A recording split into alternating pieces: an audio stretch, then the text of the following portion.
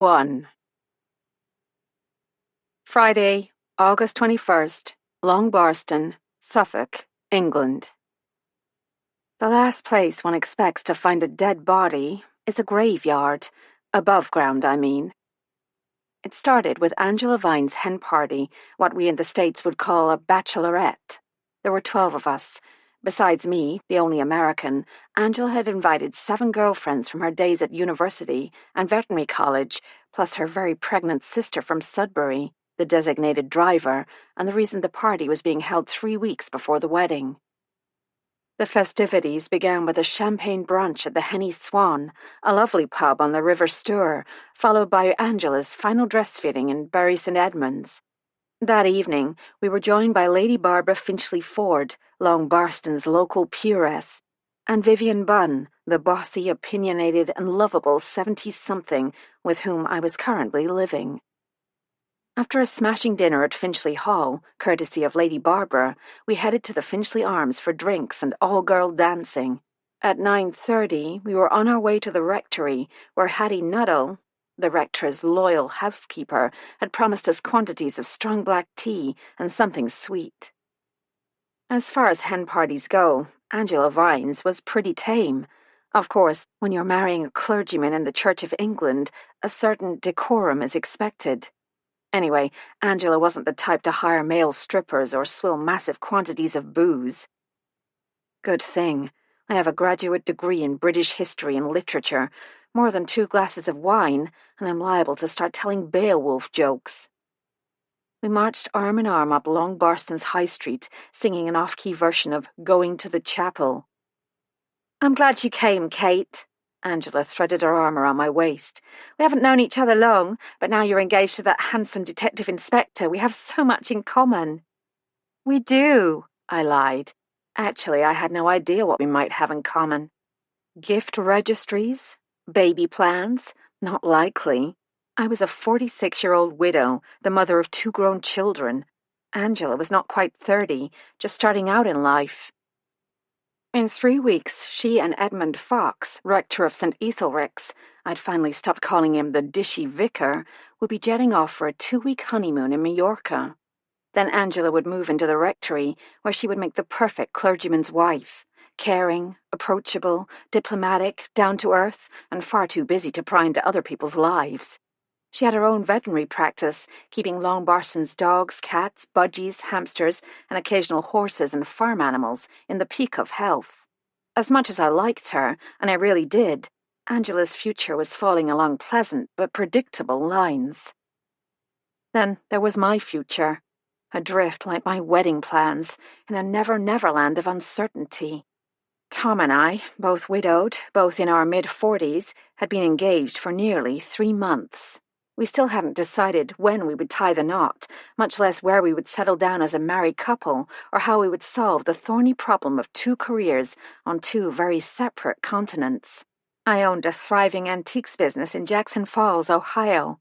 Detective Inspector Tom Mallory, soon-to-be Detective Chief Inspector, when the odious DCI Dennis Eccles departed for his new position at Constabulary Headquarters, was busy catching criminals and generally keeping the peace in the English county of Suffolk.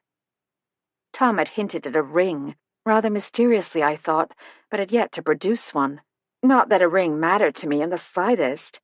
What did matter was the question of our future domestic arrangements. Tom owned a lovely period farmhouse in the nearby village of Saxby St. Clair. It came complete with a thatched roof, an inglenook fireplace, an aga cooker, a beautiful garden, and a mother-in-law, Tom's mother Liz, who, I suspected, was still plotting my overthrow. Buckingham Palace wouldn't be big enough for the 2 of us. "Come on, Angie," one of the younger women called over her shoulder.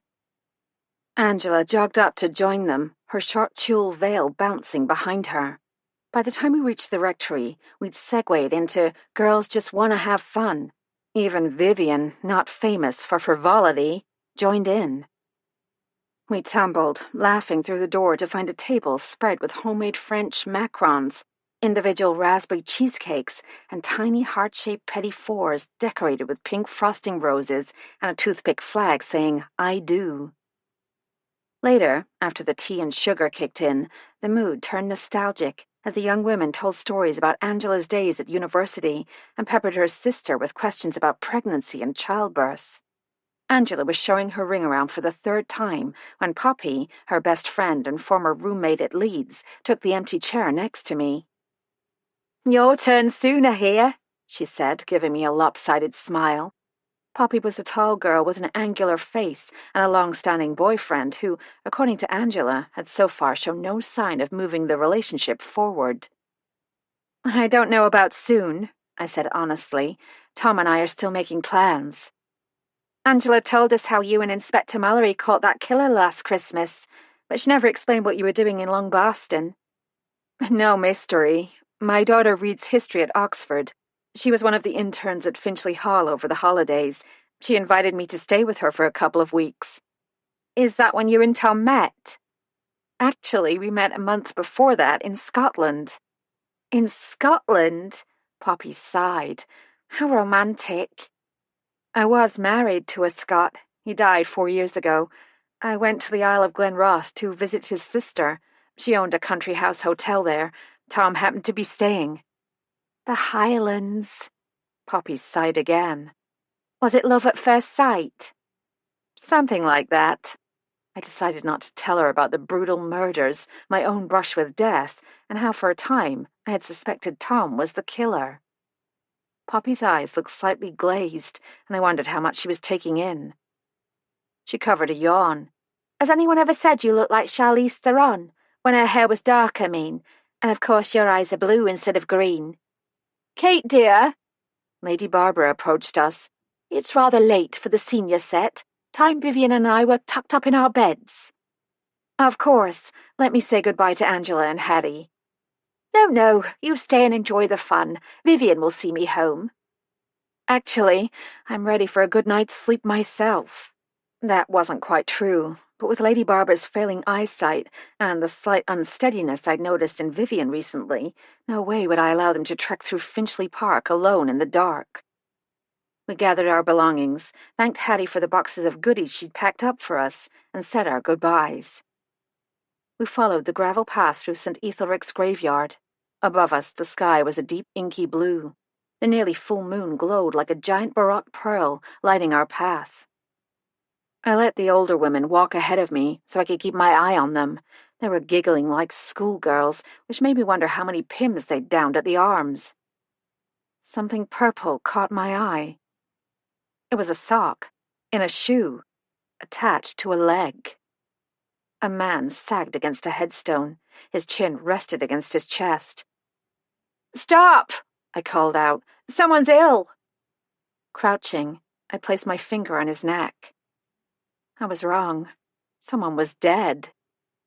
Laying just beyond the man's outstretched fingers, partially hidden by a tuft of grass, was a piece of folded paper.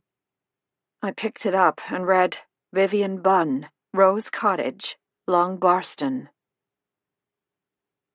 "Who is he?" I asked Vivian as we waited for the police to arrive.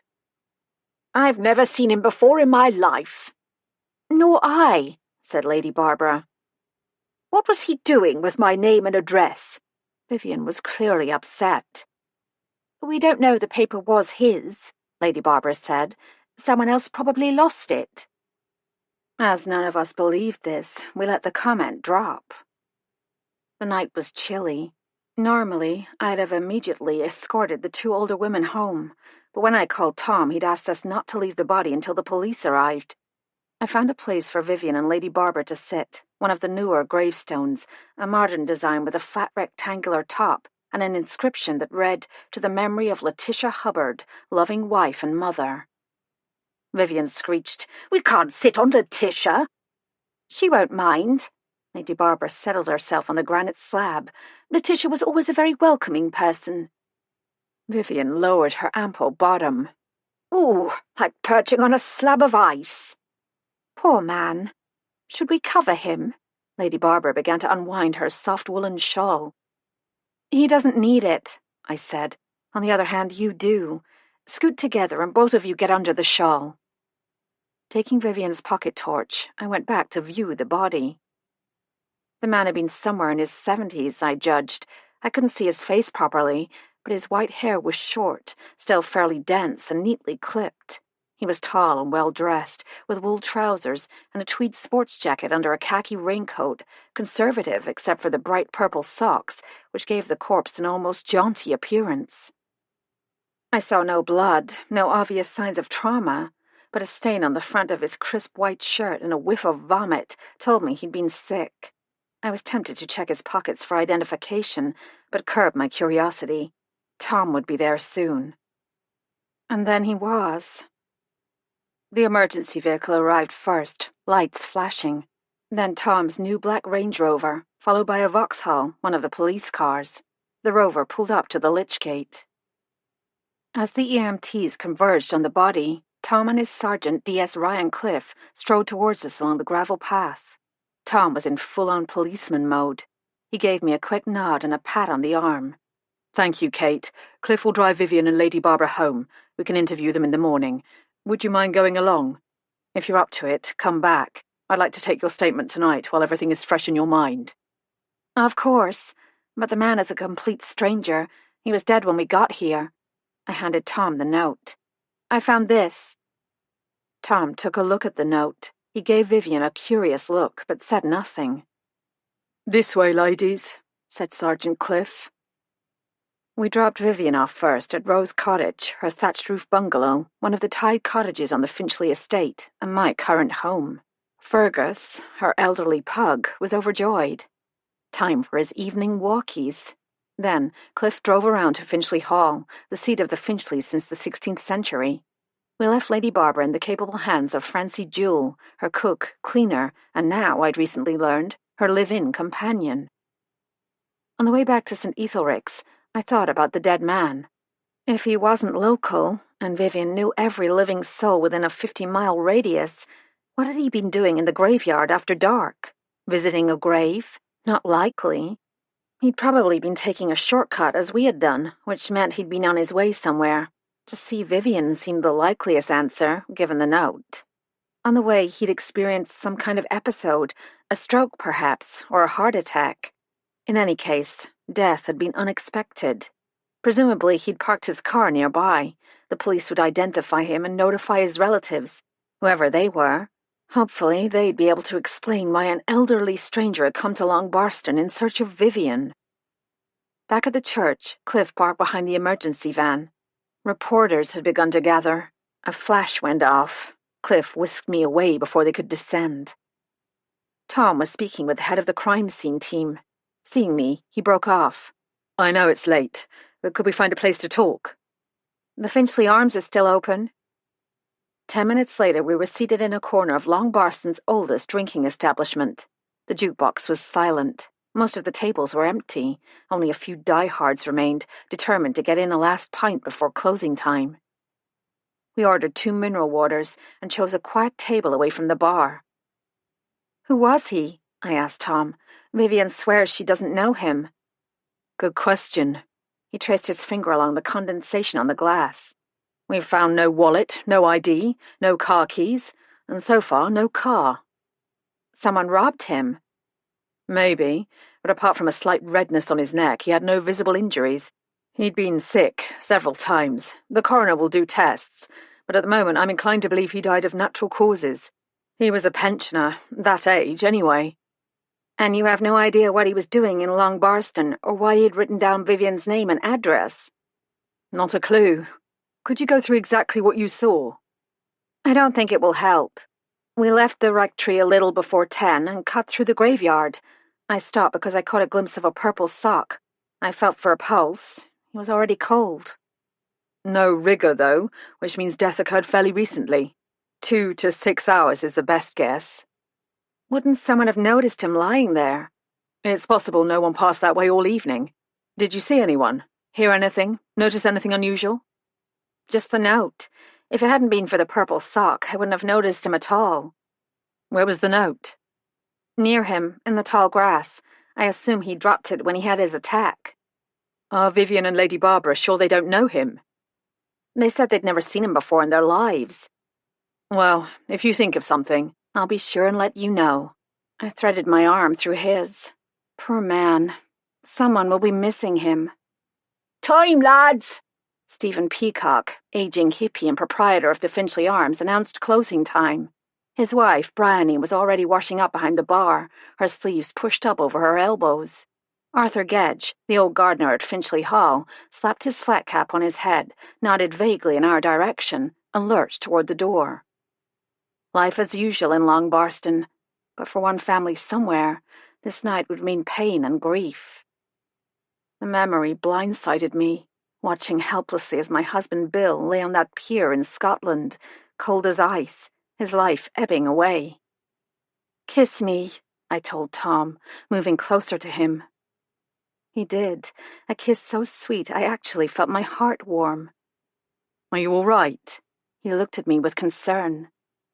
"Sometimes a girl needs a kiss." "Happy to oblige, miss. Any time." He touched my cheek. "I'd better get back. Long night ahead. Tomorrow we should have some answers." He stood and took a long last drink of his mineral water. "What are you doing tomorrow? Can we meet for dinner somewhere?" "Oh, yes, please. Better make it late, though. Ivor and I are driving to the coast to do some appraisals. I'm not sure when we'll be back." Ivor Tweedy, a dealer in fine antiques and antiquities, owned a shop in Long Barston, the Cabinet of Curiosities. We'd become friends last December when he'd helped me defend my daughter against a murder charge. And so, last May, when he'd needed someone to keep his shop open during his recovery from hip replacement surgery, I'd gladly stepped in. "You mean the Suffolk coast?" Tom asked. "A place called Miracle-on-Sea." "Old resort town. There was a holiday camp there. Long gone now, I suppose. Ivor has a client." "We hope so. Some London developers turning an old Victorian mental institution into deluxe flats and townhouses. Cliff House, they're calling it. They're selling off some of the old artwork, including what they describe as an exceptionally fine Dutch medieval painting. They've asked Ivor to do preliminary appraisals. If they like the results, he'll handle the auction." "Sounds like a great opportunity." "Yes." I couldn't help feeling skeptical. So did the sale of that ancient Chinese Hun Ping jar last May, and we all know how that turned out. "That's not likely to happen again, is it?" "No, you're right. I really had to stop being so pessimistic." We stood and pulled on our jackets. "Come on, I'll drive you home," Tom said. "Text me when you get back from the coast tomorrow. I'll pick you up at Rose Cottage. We have decisions to make." Chapter 2. Saturday, August 22nd, Miracle-on-Sea, Suffolk. I pulled my leased Mini Cooper up to the scrolled iron gates of Cliff House. A placard instructed visitors to wait, then follow signs for the visitors' parking area. I'd given my plate number in advance, and it must have been recognized by some computer somewhere, because the gates swept open, allowing us entrance into the luxury housing estate built in and around the old Victorian hospital. I stifled a yawn. I'd lain awake most of the night, thinking about the body in the graveyard. If I'd gotten there a little sooner. Ivor, having heard the news, I suspected Vivian had made a few late-night phone calls, phoned at 7, asking if I wanted to postpone the appointment. I assured him I was fine. Sad as it was, elderly people died all the time. Except this one had died alone in a graveyard in a strange village, and I'd found him. Cliff House rose before us, its public face angled toward the North Sea and the Devon estuary. The former Netherfield Sanatorium, a private lunatic asylum, yes, that's what it was called in the 19th century, stood on a low rise. The impressive high Gothic structure had been constructed of red brick, with stone dressings and stepped gables over perpendicular traceried windows. Solid, institutional, slightly foreboding. Would people actually choose to live there? Ivor sat beside me in the passenger seat. Only 3 months ago, he'd undergone bilateral hip replacement surgery and almost lost his life in the process. But he was healing well, so well he'd given up using a cane, a decision I hoped he wouldn't regret. "Shall I drop you at the entrance?" I asked him. "Certainly not." Leaving the gates behind us, we drove between lines of young oak trees, recently planted. Vast green lawns spread away from the main structure. We followed signs for visitor parking, claimed the first spot, and walked a quarter-mile or so to the main entrance. The day was bright, with a thin scattering of clouds. A stiff breeze carried the tang of salt. Gulls shrieked and wheeled above us. Since his surgery, Ivor's old rolling gait, a product of the years he'd spent in Her Majesty's Merchant Navy, had become more of a shuffle. I watched him out of the corner of my eye, ready to steady him if necessary. Overprotective? Probably. But I'd never forget the fall he'd taken, or the days I'd spent at his hospital bedside, not knowing if he'd recover. Ivor's period of recuperation had been difficult for him. Now he was back in top form, his near-encyclopedic knowledge of the antiques trade in the UK intact, who sold what and to whom, the price they got for it, and what it was really worth. Cliff House was Ivor's first important commission since spring. Several weeks earlier, he'd received a letter from the board of directors explaining that they wished to sell certain pieces of art that no longer represented the fresh contemporary ambience they were seeking to create. Among these items was a painting attributed to the 15th century Netherlandish artist Jan van Eyck. That made our eyes pop. We were instructed to arrive at 1 p.m., join the board members for a light luncheon, not the usual procedure, and then take a preliminary look at the objects. Tony Curry, chairman of the board, was our contact. "How did they come up with your name?" I asked Ivor, knowing he wouldn't take offense. A painting as important as a Van Eyck would normally be handled by Sotheby's or Christie's. Still, not everyone wanted that publicity, as I'd recently learned. "Interesting question." He raised his eyebrows. "I assume they contacted one of the auction houses in London first. Perhaps my fractionally lower commission rate attracted them." Ivor was keeping up a good pace, but I could tell it was a chore. "Why lunch?" I slowed down, but not so he'd notice. "Buttering us up." "Sizing us up, more like. Not that I blame them. If the Von Eyck's genuine, it should fetch an enormous price at auction, and," his lips curled in a smile, "an enormous commission." We climbed the steps toward the entrance, tucked beneath a vaulted stone archway. In the reception area, dark linen faux paneling created a rich backdrop for furniture and fabrics in contemporary designs and neutral colors. Over the carved oak fireplace hung a splashy, colorful landscape, not a Hockney, but that style. We were greeted by a pleasant young woman, immaculately turned out in a dark-tailored suit. "Welcome to Cliff House," she smiled. "You must be Mr. Tweedy and Mrs. Hamilton. I'm Cordelia Armstrong. Please make yourselves comfortable. There's iced lemon water in the urn. Mr. Curry will be with you shortly." Shortly was an understatement. We'd barely settled ourselves into a pair of comfortable armchairs when a man in his late 40s or early 50s strode through the double doors at the far end of the room. His dark hair was on the long side, beautifully cut and styled. He wore a light grey suit with a patent blue silk tie and handkerchief. "Mr. Tweedy." He stepped forward to grasp Ivor's hand. "Thank you for coming. I'm Tony Curry, chairman of the Cliff House Board of Directors and managing director of Pyramid Development, the construction company in charge of the project. The other board members will join us shortly in the private dining room." He turned his grey eyes on me. "You must be Miss Hamilton. I understand you had a bit of a shock last night. We heard on the news this morning. Nasty. Have they learned anything more?" "Not yet. Some resourceful reporter had pried my name out of someone." Curry led us through the doors by which he had come, along an oak-panelled hallway, and into a charming room with a table set for 6. A drinks tray stood near one of the traceried windows. "May I offer you a sherry, or perhaps a whiskey?" We opted for 2 dry sherries, which he poured from a cut-glass decanter into small glasses engraved with a capital N, for Netherfield, I assumed. The door opened to admit 2 men and a woman. "We're all here, then." Curry whipped out an index card with handwritten notes. "Today we welcome Mr. Ivor Tweedy, a dealer in antiquities, a long-time member of the British Antiques Dealers Association, the Antiquities Dealers Association, the Oriental Ceramic Society, the English Ceramic Circle, the French Porcelain Society, and a founding member of SOFA, the Society of Fine Art Auctioneers and Valuers."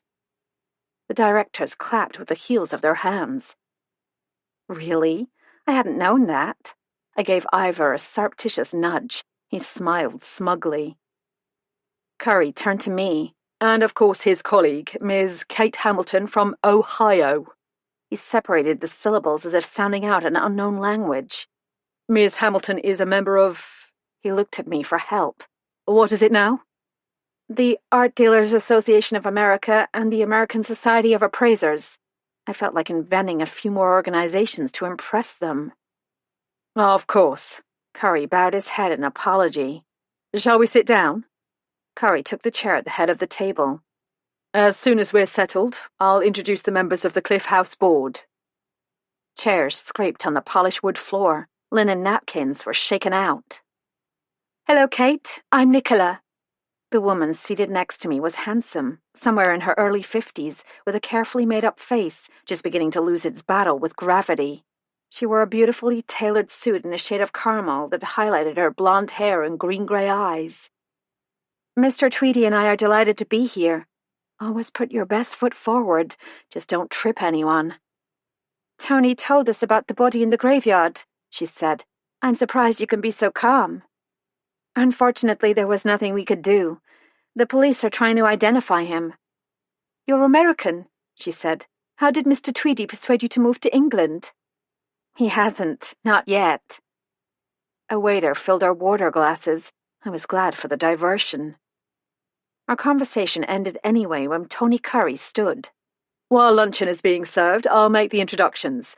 As you know, I represent Pyramid Development LLP, which has been awarded the privilege of preserving this wonderful piece of history and bringing it seamlessly into the modern world. He paused, allowing what must have been a favorite sales point to take effect. Seated on my right is Martin Lee Jones, newly appointed General Manager of Cliff House. Lee Jones got halfway to his feet, holding his napkin. He had a handsome face, with a chiseled chin and a high forehead, crowned with a mane of dark hair going silver at the temples, the kind of face that looks well in a corporate brochure. Curry continued.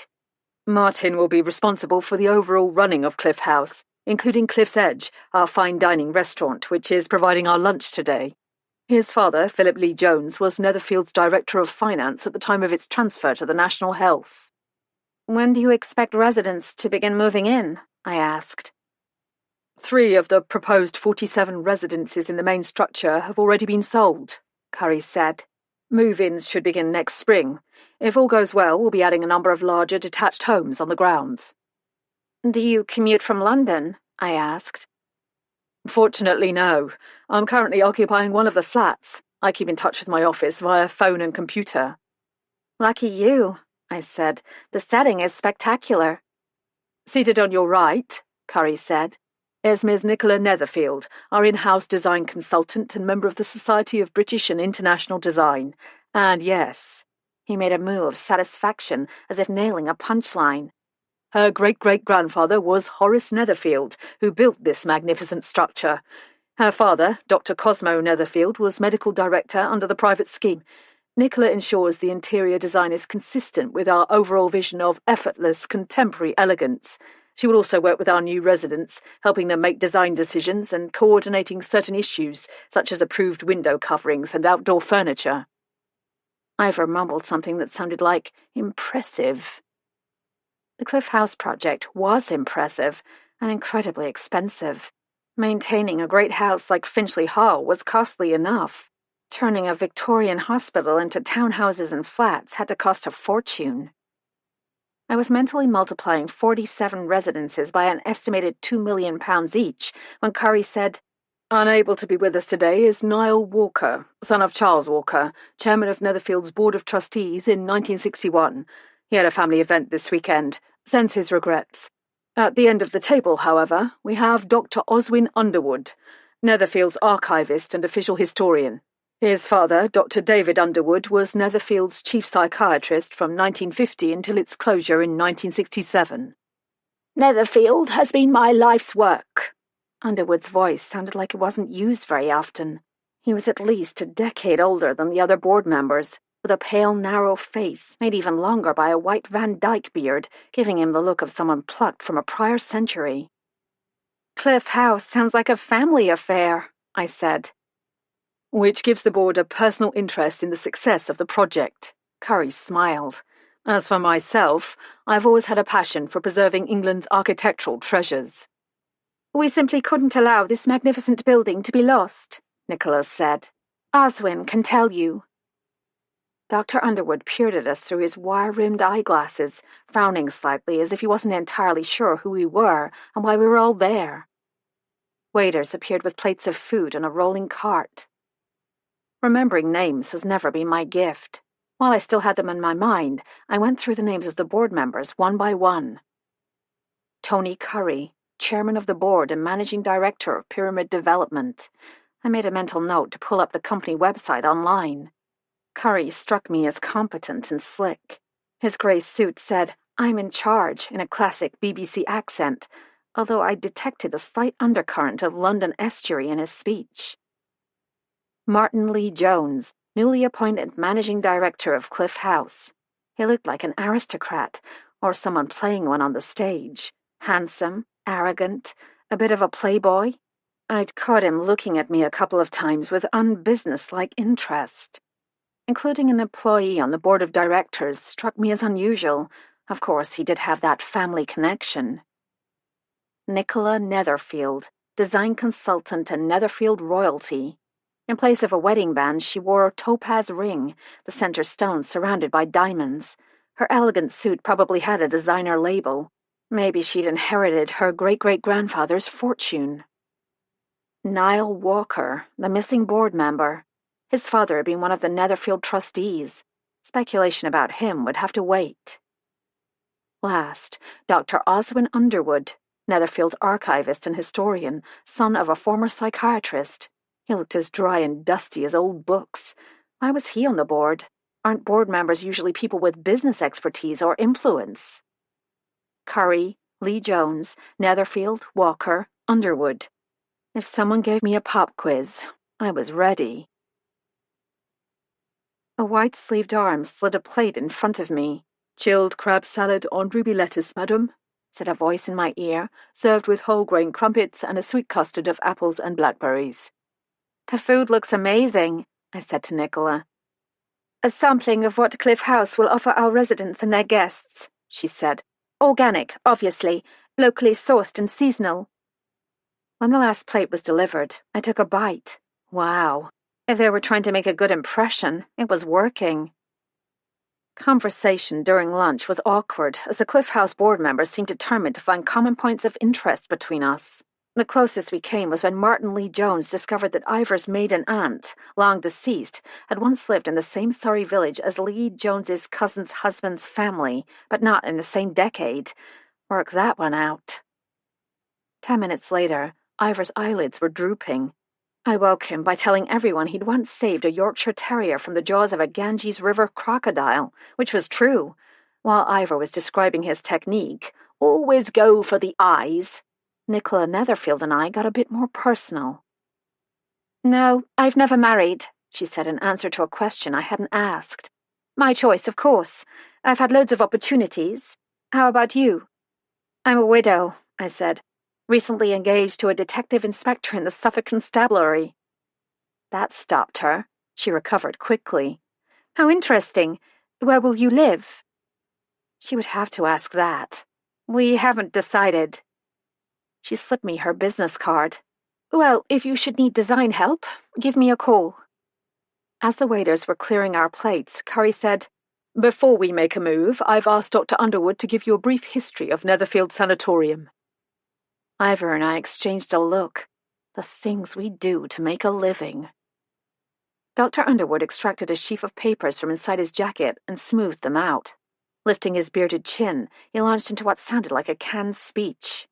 "The inspiration for Netherfield Sanatorium was born in the late 1860s by Horace Netherfield, a self-styled doctor of homeopathy who manufactured nerve pills reputed to cure a panoply of disorders, including dyspepsia, sleeplessness, headaches, social anxiety, restlessness, weak hearts, congested livers, and female neuroses.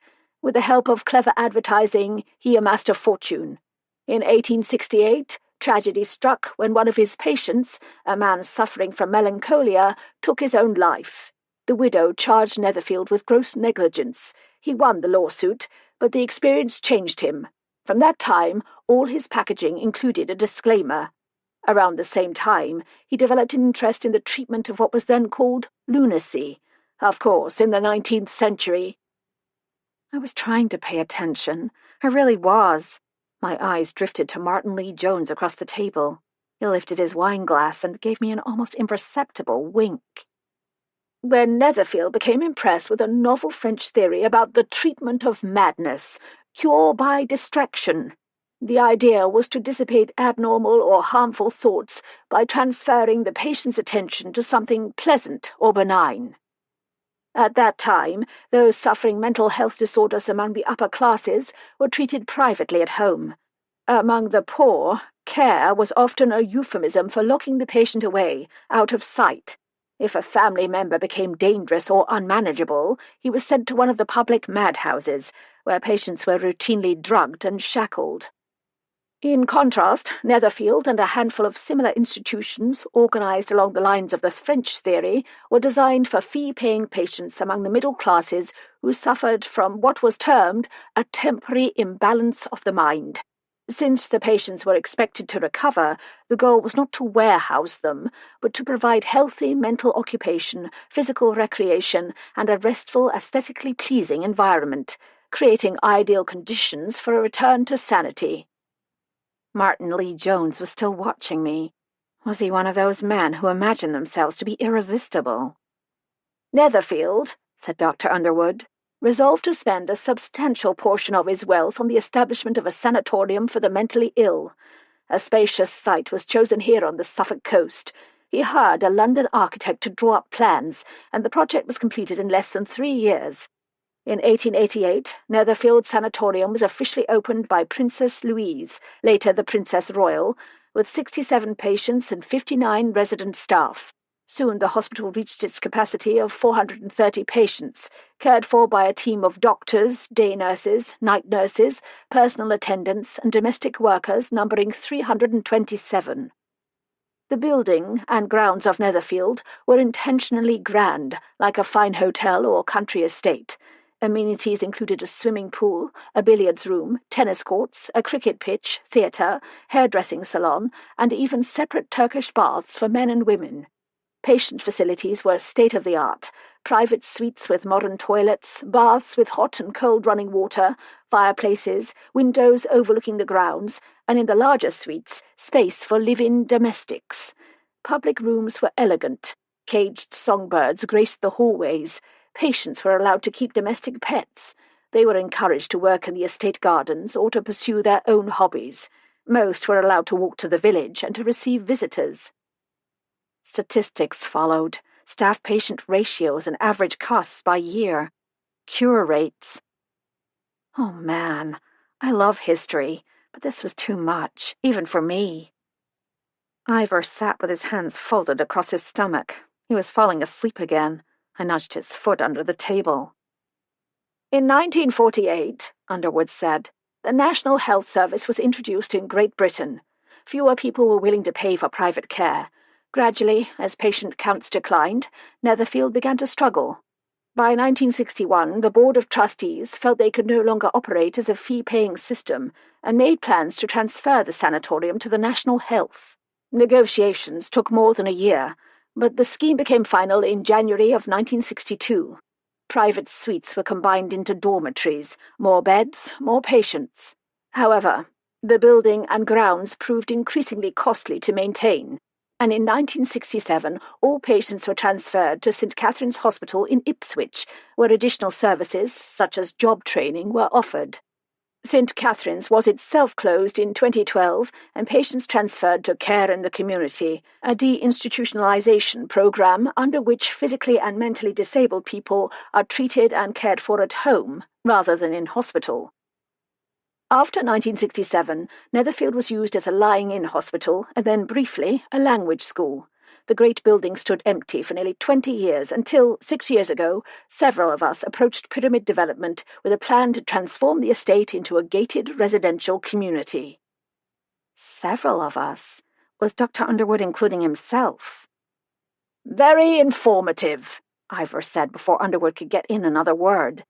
Were you planning to allow us a glimpse of the, items you wish to sell?" I looked at Ivor across the table. Cure by distraction? Chapter 3. The items intended for sale had been gathered into one of the ground floor rooms, whose original purpose became obvious when we saw Patient's Library printed in gold lettering on the door. The books and the bookshelves had been replaced by a large screen TV, a jumble of folding chairs, and a plexiglass lectern. Tony Curry held the door for me. "We use the room for presentations to potential residents. In future, the space will be an open-plan office complex." Tall windows, the lower portions mullioned, and the upper arches sectioned by quatrefoils, looked out over the front lawns. Near the lectern, a cork board displayed architectural drawings and an artist's rendering of the completed project. It looked ambitious to me. How many wealthy people would choose to live in an out-of-the-way seaside village in Suffolk? Objects from Netherfield's history lined the room's perimeter, larger items on the floor, smaller ones on folding tables. The number and variety of objects was impressive. Oak and walnut furniture, bronze and marble statuary, small alabaster sculptures, chimney pieces and fire grates, decorative art glass. What caught my eye were a collection of ornate wire and wood bird cages. Some were shaped like domes, others resembled Victorian conservatories or small Gothic cathedrals. They were charming and should bring a good price. Where was the Von Eck? I scanned the room, bracing myself for the inevitable rush of heat, the sudden pounding of my heart, the rush of blood to my face, the thirst. This is what happens to me in the presence of fine antiques of great age. It has since childhood. Don't ask me to explain, because I can't. Nor can I explain the impressions I sometimes get, of a word or a phrase, or even a sense, real or imagined, of the emotional atmosphere in which the object once existed. The summer I was 6, my parents took me to a showing of The Treasures of Tutankhamun at the Metropolitan Museum in New York City.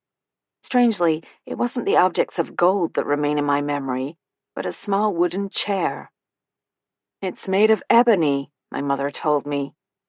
"Why is it so small?" She'd smiled. "Because it was made for the king when he was a little boy, younger than you, I imagine." We were standing there, looking at the chair, when I asked, "Why did they kill him?" She'd looked at me, startled. "What makes you think someone killed him?" I couldn't answer her. I know. The current theories favor some congenital disease or an unfortunate tumble from his chariot. Maybe that's true. All I know is I had an overwhelming impression of treachery and fear. I can't explain it. That's why I've never told anyone. Not my parents, not my husband Bill, certainly not Tom. How could I? First, I'd have to explain it to myself, and that was something I'd never been able to do. "Where's the Von Eck?" Ivor whispered. I shrugged. Was this the old bait and switch? Had the board piqued our interest by dangling a medieval masterpiece in front of us, only to renege once we were there? It had happened before. Ivor bent to examine a small bronze of David with the head of Goliath. "What do you think?" "Very nice. Is it signed?" As Ivor pulled out his magnifier, I felt my cheeks flush. Not the full-blown experience this time, but a kind of pleasurable buzz. I knew that feeling, too. The subtle but heady enjoyment of exquisite design, fine craftsmanship, and the smell of old dust. These items were lovely, mostly Victorian, in wonderful condition, but nothing here could be considered a treasure. I tucked my hair behind my ears. "What do you think of this?" Nicola appeared beside me. She was examining an inlaid mahogany long-case clock. "It's beautiful," I said. "Early 19th century. And these?" This time she wanted my opinion on a pair of parcel-gilt tea canisters. "If they're as old as I think they are, they should do very well at auction." "I thought so too," she said, cocking her head to one side. "Good size, very graphic." "Where's the Von Eck? I expected to see it today." "Oh, you will. Tony's a bit of a showman. You know what they say, sparkle and shine." Nicola's cheeks turned pink. Don't listen to me. I always say too much. Tony's grand. She wandered off, still pink. Tony was speaking to Ivor. In addition to what you see here, we have a number of small items, little boxes, very fine, a bequest. They're in a safe off-site. We'll have them delivered to you separately for appraisal. Excellent. Now for the real treasure. Curry strode to the door and flung it open. Two young men in green jumpsuits wheeled in a tripod, holding something covered by a black cloth. Ladies and gentlemen, may I present Christ Healing the Demoniac by Jan von Eyck. Curry whipped off the cloth to reveal an oil painting in a fine gold frame. I took in a breath. The image was powerful, emotional, the vibrant, luminous pigments typical of von Eyck, the incredible detail and use of space, drawing the viewer's eye toward the central figures. The scene was the countryside, more Europe than Holy Land. A crowd had gathered around the figure of Jesus, extending his hand toward a naked man writhing on the ground. The emotions on the man's face, shame, agony, despair, were transformed by a tiny speck of light in his right eye. Hope. Ivor was speechless, and he's rarely short on words. I felt the same way. This was a von Eyck, a real Jan von Eyck, painted sometime in the 15th century. I braced myself for the inevitable reactions that usually make people ask me if I need to lie down and take an aspirin. I waited. Nothing. I felt confused, disoriented. My eyes were telling me one thing, my gut another. Magnificent, Ivor was saying. Larger than I expected. The subject matter is unusual as well. I'd say this was a private commission. It's incredibly beautiful, I said. And it was. The colors had depth, intense lapis blue, rich carmine red, velvety umber, copper green. I peered closer, taking in the nearly imperceptible strokes that dragged the borders of Jesus' seamless linen tunic into the darker background, intentionally softening the edges of his garment. You can almost feel the texture of the cloth, can't you? Ivor pulled his small magnifying glass out of his breast pocket again and examined the brushstrokes. Yes. I tried again, moving closer to the painting, this time examining the craquelure, the distinctive pattern of tiny cracks that developed during the drying of the paint and the aging process. Everything looked right, exactly right. I took a breath and let my eyes linger on that luminous blue. Again, nothing. Except a niggling at the back of my brain, a shadowy, cynical sneer. And something else. Treachery. Danger. Like Tutankhamun's little chair. Now I really was confused. I stood there trying to make sense of what I was feeling. Ivor was examining the back of the painting. Wood panels. Oak, I think. Ivor, can we talk? Alone, I whispered. He gave me a puzzled look, but turned to Curry. Do you mind if my colleague and I have a quiet word? Shouldn't take long. Yes, of course. Take your time. Curry shepherded the other board members out of the room. When the door closed, Ivor said, What is it, Kate? Is there a problem? I can't explain it, I said. It's a feeling. Something's wrong with the von Eyck. What is it? Technique? Composition? All I could do was shake my head. Ivor looked at me for a long moment. What I see looks right, but attribution rests on the appraiser's instinct, her eye, her gut feeling. Are you telling me your gut tells you something's wrong? I suppose that's it. A gut feeling. There's nothing specific I can point to. Honestly, it's just a feeling, or rather a lack of feeling. That was as far as I was willing to go. You do realize, he made a small, quizzical motion with his head. Without the painting, there's not a lot going on here. And you must know, if we cast doubt on the painting's value, they may decide to offer the auction to someone else. I know. I also knew this auction would create international interest, enhancing the reputation of the Curiosity Cabinet, not to speak of the commission. Ivor's bank account was currently on life support. Could I swallow my instincts for Ivor's sake?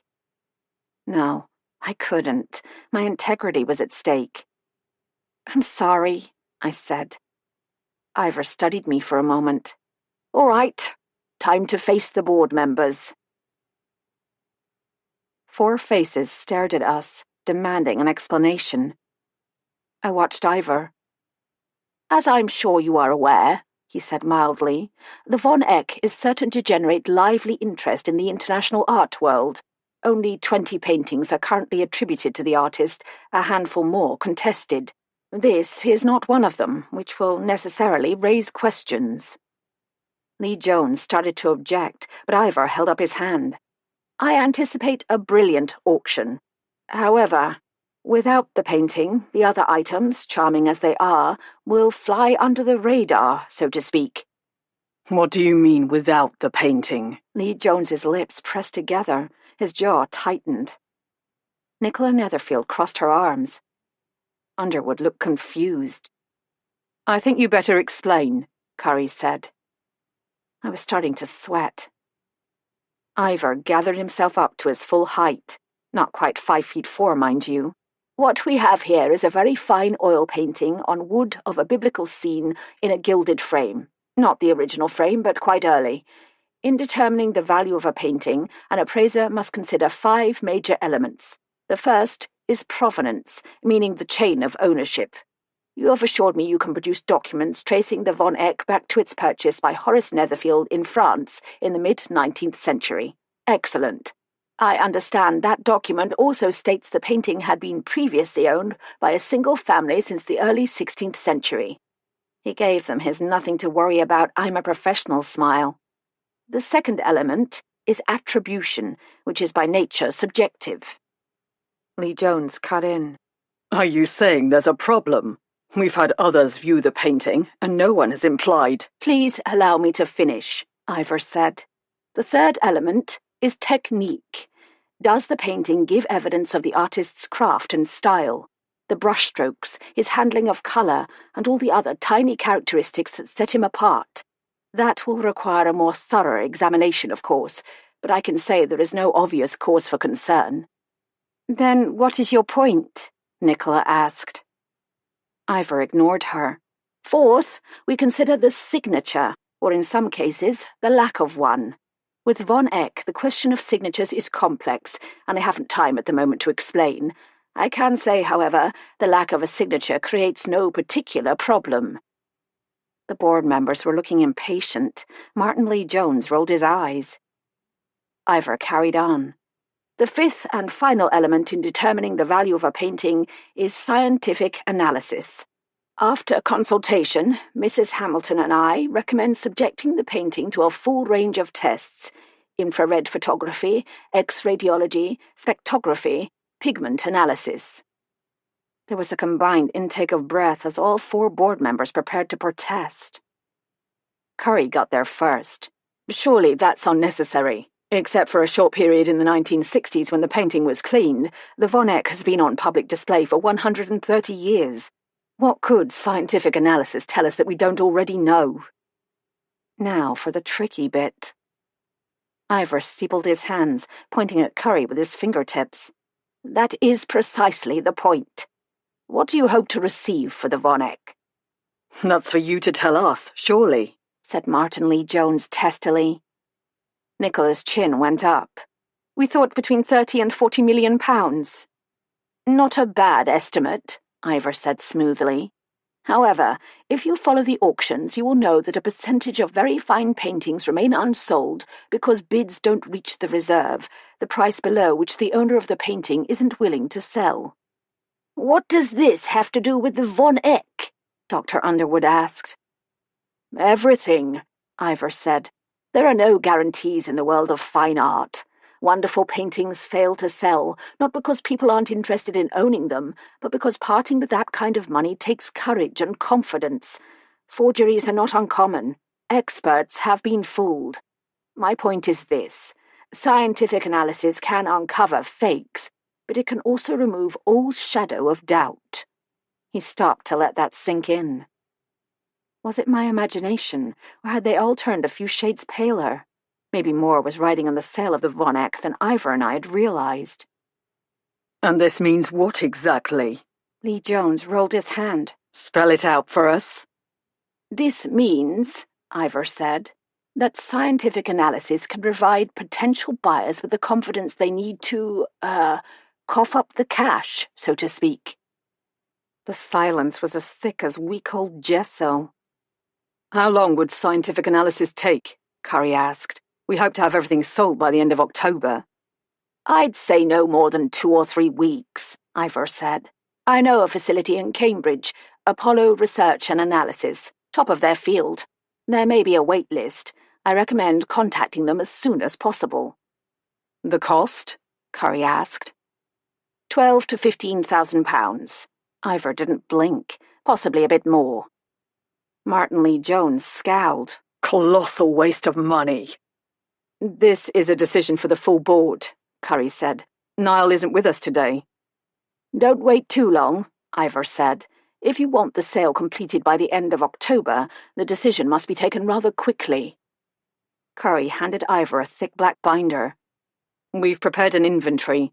Make an appointment with Miss Armstrong in reception. She'll set up times for you to examine the pieces at your leisure. If you have questions, I'll pass them along to the board. Thank you. Ivor tucked the black binder under his arm. If you wish to go ahead with the analysis, I'll arrange for Apollo to collect the painting. I caught Nicola glaring at me. I was the one who'd poisoned the well, and she knew it. After giving our details to Miss Armstrong, Ivor and I strode out into the sea-scented air. Above us, a black-headed gull spread its wings and called, "Caw, caw, caw." "I'm sorry, Ivor.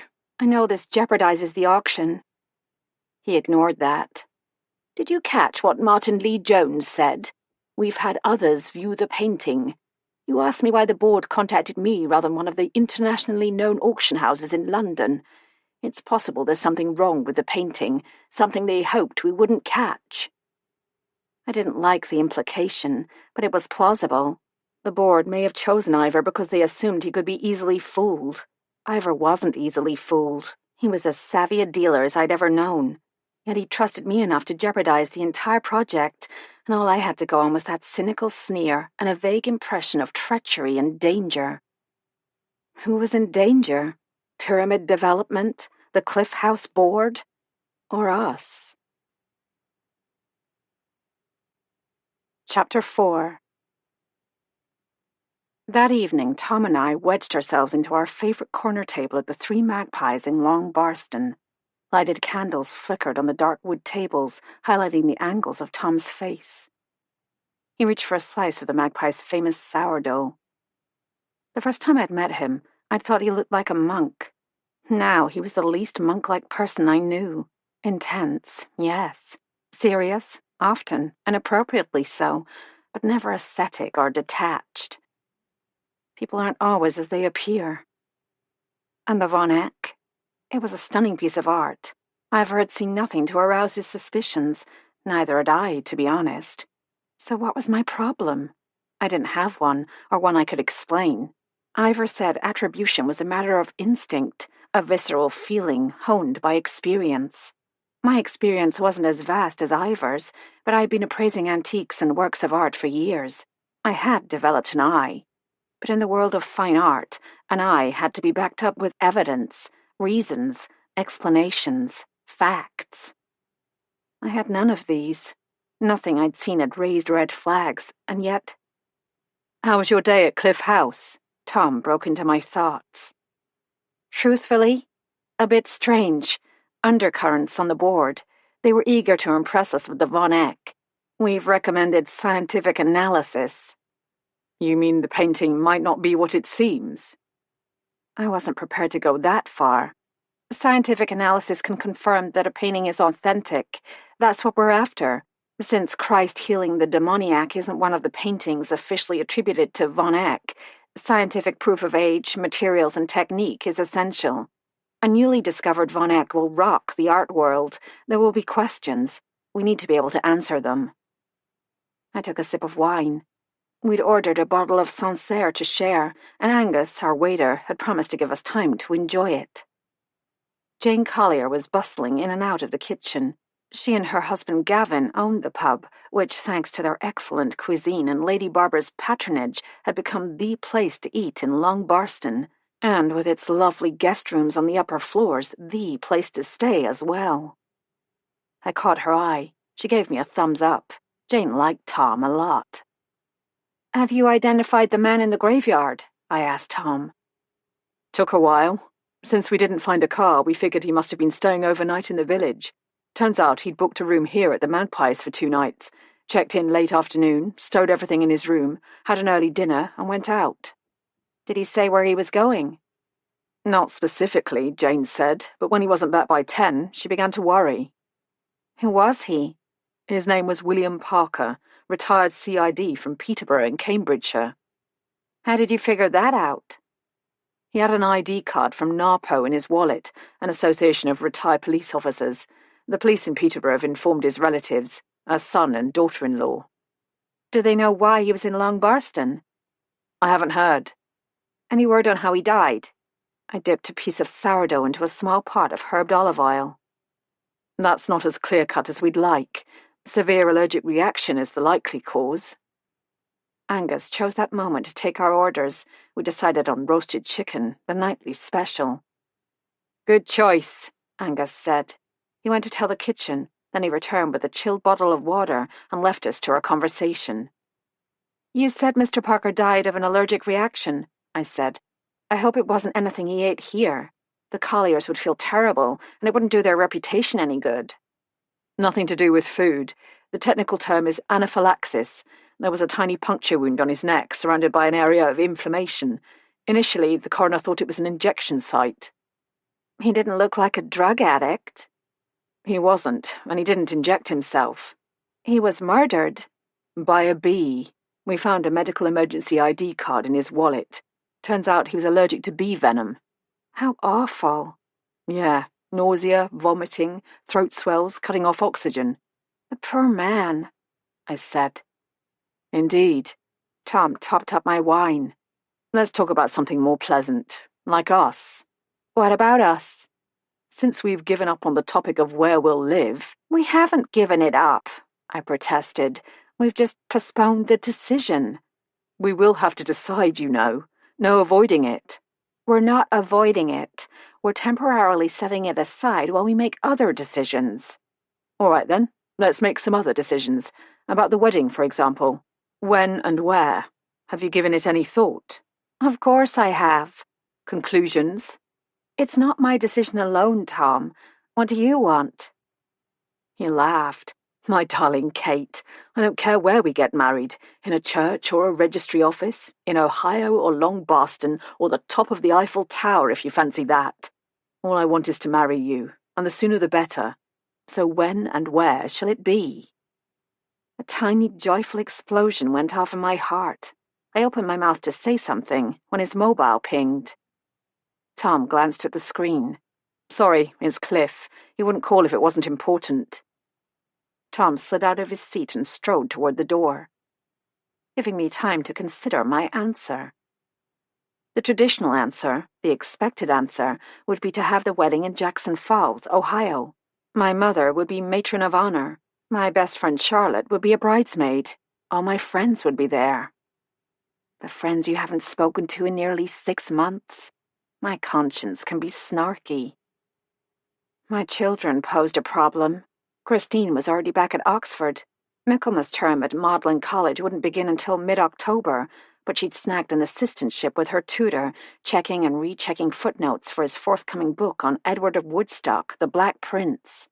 As for my son Eric, who knew where he would be, working on his doctoral thesis at Ohio State or off on another research trip somewhere. On the other hand, if the wedding were held in Suffolk, I'd have to consider my mother's new husband, James Lund. Had he recovered enough from his recent heart attack to travel internationally? Only a month ago they'd gotten married in a lovely restored barn in the Norwegian heritage community of Stoughton, Wisconsin. I'd been matron of honor. Off they'd gone on their honeymoon, and I'd started dreaming of England again. That's what I wanted to tell Tom. My children had been born in Jackson Falls.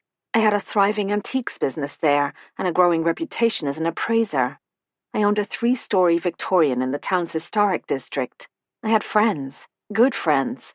All this was true. But ever since Tom and I nearly collided on that snowy road in the Hebrides, my heart had felt increasingly at home with him. Returning to Ohio for my mother's wedding, I'd rejoiced in the faces and places I'd missed in the 2 months I'd been away. But no sooner had I settled in than I began to long for Tom and for England. So yes, the traditional solution would be to marry in the church on Jackson Falls Main Square. I'd tried to picture it. I really had. But in those quiet moments when I imagined myself walking down the aisle, the picture in my head was always Long Barston's small 14th century jewel, St. Ethelrix. Sorry, Tom slid in beside me. The police in Peterborough have interviewed Mr. Parker's son and daughter-in-law. They don't know why he was in Long Barston, and they never heard him mention anyone called Vivian. The son says his father's allergy was long-standing and well-known. He always carried an epinephrine auto-injector. An EpiPen? So why didn't he use it? Good question. We didn't find one in the graveyard or his hotel room. That's ironic, Tom. The one time he needed it, he didn't have it. We'll interview the son ourselves in a day or so, Tom said. Which reminds me, I'm going to be away for several nights, starting tomorrow. Special assignment? Sorry, can't talk about this one. I felt my heart twist. Dangerous? Consequential. I shall be back Thursday or Friday. Unfortunately, I'll have to make an early start in the morning. How about dinner at my house Friday night? I'll cook. I must have looked alarmed, because he added, Don't worry, Mother won't be there. She's off to London with a friend. They go every year, see a few plays, try out the latest restaurants, shop till they drop. This was sounding better and better. Then I'll come. I traced his lip with my forefinger. He gave me a sly smile. Back to this wedding of ours. When and where? How about November? We met at that time of year, remember? But that's almost 3 months away. There's a lot to do. A dress, flowers, reception, invitations. Just because we've both been married before doesn't mean we can't have a proper wedding. Besides, November will be here before you know it. All right, early November. I'll check on flights to Cleveland. No, Tom. I took his hand. I want to get married here, at St. Ethelrix. You do? Truly? He reached for me. Unfortunately, Angus chose that moment to deliver our food. Cheers. Around 9, we pulled up to Rose Cottage in Tom's new black Land Rover Discovery. His old silver Volvo had suffered minor damage and major bloodstains in our escape from disaster last May at Hapthorne Lodge. The days were shortening. The sky was nearly dark. Through the lighted window, I saw Vivian at the kitchen table, leafing through a magazine. Do you have time to come in and say hello? I asked. She'll try to feed me, Tom said. She can't force you to eat, I pointed out logically, and she will appreciate hearing the news about William Parker if it's not confidential. All right, but just for a few minutes, and no food. As we entered through the small entryway into the kitchen, the aroma of apples and cinnamon greeted us. What a nice surprise, Vivian said, feigning astonishment. The fact that she was wearing her tweed skirt and twin set instead of her robe and slippers told me she'd been waiting up for us. She closed her magazine. Come, sit. I made a nice apple crumble this afternoon. Double cream, extra thick. Tom and I looked at each other. Resistance is futile. Sounds delicious, Tom said. A small portion for me. And me, I added. Vivian got up and pulled a heavy pan out of the Aga's warming oven. We had a lovely dinner, I said. A lot to eat. Ignoring me, Vivian spooned generous helpings of warm apple crumble onto 3 vintage ironstone plates. She topped each with a huge dollop of cream and carried the plates to the table. Tom took a bite and closed his eyes. Vivian, this is marvelous. He was right. The apples had that sweet tart flavor I love, topped with a crunchy layer of oatmeal, butter, brown sugar, cinnamon, and, I detected, a hint of clove. Early apples from Lady Barbara's garden, Vivian said, one of the heritage varieties. Heavenly, I murmured between bites. Have you identified our man? Vivian asked Tom. Did you find his car?" He'd just taken the last bite of his crumble, so I answered, "No car, but they know who he is. It took a while because he'd booked into the Magpies and left his identification in the room." Tom wiped his mouth on his napkin. "His name was William Parker. The police in Peterborough have located his son. They're going to—" Tom's sentence trailed off. Vivian's face had gone white. She clutched the edge of the table. "What's wrong?" I asked her. "Are you ill?" She ignored me. Her eyes were on Tom. "Did you say William Parker from Peterborough? Will Parker? In his 70s? "Vivian," Tom said, "are you saying you knew him?" "A very, very long time ago." Her eyes filled with tears. "I was in love with him." Later, Vivian and I sat by the fire in her small, comfortable sitting room. She changed into her grey wool robe and slippers. Fergus the pug was curled up at her feet, his head on his paws, snoring softly. "The summer of 1963, I said. "You must have been 17. She stared into the flames. That meant Vivian was, I did the math, 74 or 75. I'd assumed she was almost 80, a fact I would never utter to a living soul. "Will was 18. Oh my, he was a handsome lad." She stared off into the past. "Tall, broad-shouldered, blonde hair falling over his forehead. He looked like an American pop star." "You say you were at a holiday camp with your parents?" "Hopley's, on the coast. Hopley's for Happy Halls." She gave a little hoot. "We spent 4 summers there, my parents and I. That was our last. It's not what people want today. But you have to understand, Kate, the war was behind us. Harold Wilson would soon be Prime Minister. He told us we'd never had it so good. Fewer than half of British families owned cars then, and there was no such thing as cheap flights to Spain. The camps were affordable, and they offered everything in one go. Private chalets, meals, entertainment, organised activities, child-minding. Big, cheesy Hollywood-style variety shows every night. Cocktail dancing for the adults. Even most working-class families could afford it. The equivalent of today's all-inclusive cruise, I suppose." She wiggled her toes at the fire. "Besides Will, there were 2 boys from London in our crowd that summer. Jack, stocky, pugnacious. He reminded me of the ill-tempered bull terrier my uncle once owned. The other boy, Frankie, thin, small-boned." She furrowed her brow. "And Mary something. She was from Norwich." "Did you keep in touch?" Vivian shook her head. "My father died that next winter, and my mother didn't have the heart to go as a single." "Did you ever hear from Will?" "Oh, no. I never imagined he'd remember me. Boys don't, do they? But girls, oh my. Those first romances, the innocent ones that are mostly in our imaginations, they never leave us. Life was different then. The Beatles were singing about holding hands. My parents' main complaint was I played my record player too loud. For years I dreamed about Will. Actually dreamed. We'd be back at Hopley's, or I'd meet him on the street somewhere, and the old feelings would rekindle." She looked at me, her face serious. "I've thought about him so often, wondered what he'd done with his life." She took a shaky breath. Her eyes glistened. "And now he's dead, right on my doorstep. Why was he here, Kate? Why had he written my name? I have to know." "Maybe he said something to Jane at the 3 Magpies." "I should have thought of that." Vivian jumped to her feet, causing Fergus to yelp. "I'll call her now." "Vivian, it's nearly 10:30. She'll be in bed. We can stop in for lunch tomorrow after church and ask her in person." "You're right. Probably best."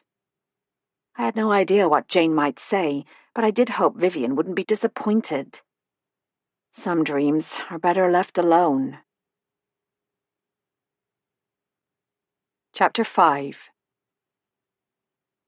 Sunday, August 23rd. The bells of St. Ethelric's pealed as worshippers streamed out of the cool stone nave into the bright morning sunshine. An overnight shower had pearled the grass and weighed down the mop-head hydrangeas blooming along the east side of the village green. Vivian and I headed for the Three Magpies, hoping to catch Jane Collier before the Sunday rush. By silent agreement, we skirted the graveyard path, which was shorter but held memories that were all too fresh in our minds. Instead, we took the paved walk through the pollarded yews, past the rectory gardens, and along a row of semi-detached cottages lining the west side of the triangular green. The sky was clear, that shade of blue that promises a fine day, but I could tell Vivian was troubled. A man was dead, a man who'd probably been on his way to see her after more than 50 years. Never one to let sleeping dogs lie, she was determined to get to the bottom of it. I'll admit to being curious as well. I've never liked mysteries. The Three Magpies opened at 11 for their traditional Sunday roast. We were among the first to arrive. We chose a table in the bar near the front windows. Outside, the planters overflowed with rosy dahlias and frothy clouds of love in a mist. A waitress I'd never seen before handed us menus. "Today's roast is bone-in prime rib," she said. "Specials on the chalkboard. The soup is chicken and white bean." "Thanks," I said, taking the menu. "Is Jane here? We'd like to speak with her if she's free." The waitress smiled. "I'll check." Moments later, Jane Collier appeared, untying her white apron and pulling the loop over her head. She flipped the bar flap and joined us at our table. "Always a pleasure to see friends." "Do you have a few minutes?" I asked. She glanced at her small gold wristwatch. 15 at the most. We'll be getting busy soon, and Gav will need me in the kitchen. She gathered up her closed menus. "Have you decided? If you don't want the roast, the butternut squash ravioli is excellent, or the summer salad with asparagus, white beans and roasted artichoke." She signaled the waitress. "Bring us a bottle of that new Jean-Claude Rosé, on me, and I'll have a sparkling water as well." Vivian and I ordered the summer salad with a cup of the soup. "Business must be good," I said. "You've hired additional wait staff." "We're not complaining." She must have noticed Vivian's face because her smile faded. "Everyone's so upset about that poor man. Shocking, especially for you finding his body and all." "I knew him years ago," Vivian said. "You knew him? Was it you he'd come to see then? That's even worse." "It looks like it," I said. "We don't yet know why." "What was he like?" Vivian's eyes misted over again. "A lovely older gentleman. I never dreamed—" Jane stopped when the waitress brought her mineral water. She took a long sip and began again. "He'd booked online, arrived late afternoon on the bus from Berry. I showed him to his room, one of the small doubles near the back. He was fit for his age." "Tom said he was ex-CID from Peterborough," I said. "Yes, I can see that. I thought at the time he must have held some role of authority in his day. You can always tell." "Did he say why he'd come to Long Boston?" Vivian asked. "Not specifically. I did ask if he had relatives in the area. He said no, he'd come to find someone." Vivian's hand went to her throat. The waitress delivered a trio of slim wine glasses and an exquisite wine bottle with a textured glass shoulder and a pretty Art Nouveau label. Jane filled our glasses with a pale pink liquid, then gave herself about an ounce. "Tell me what you think. The salesman described it as elegant with aromas of currants and oranges. I can never tell. Either I like it or I don't. It's meant to be a transitional wine, perfect for summer into autumn." We each took a taste. "Lovely," said Vivian. "Not too sweet." I agreed. Steering Jane back on track, I asked, "Did Mr. Parker say anything else?" Jane picked up her glass and swirled it. "He seemed a nice man. Looked you straight in the eye when he spoke." She furrowed her brow. "He did say one thing that was odd. We were serving dinner. I was in the kitchen with Gav when the new waitress, Jenny, came to tell me he'd sent his compliments. I went out to say hello and to ask if he'd enjoyed his walk. He'd taken a stroll around the church after checking in, to stretch his legs before dinner. But when I asked him, he said, 'I thought I saw someone I knew, someone who shouldn't be here.'" "What time was that?" I asked, making a mental note to tell Tom. "Let's see. He booked his table for 7, and he left for his walk around 6, so sometime during that hour." I glanced at Vivian. It couldn't have been her. Between 6 and 8 o'clock we were having dinner at Finchley Hall. Was he upset or pleased? I asked. Confused, I think. I took another sip of the cool pink wine. Parker could have been mistaken about recognizing someone near the church. People look alike. But what if he wasn't?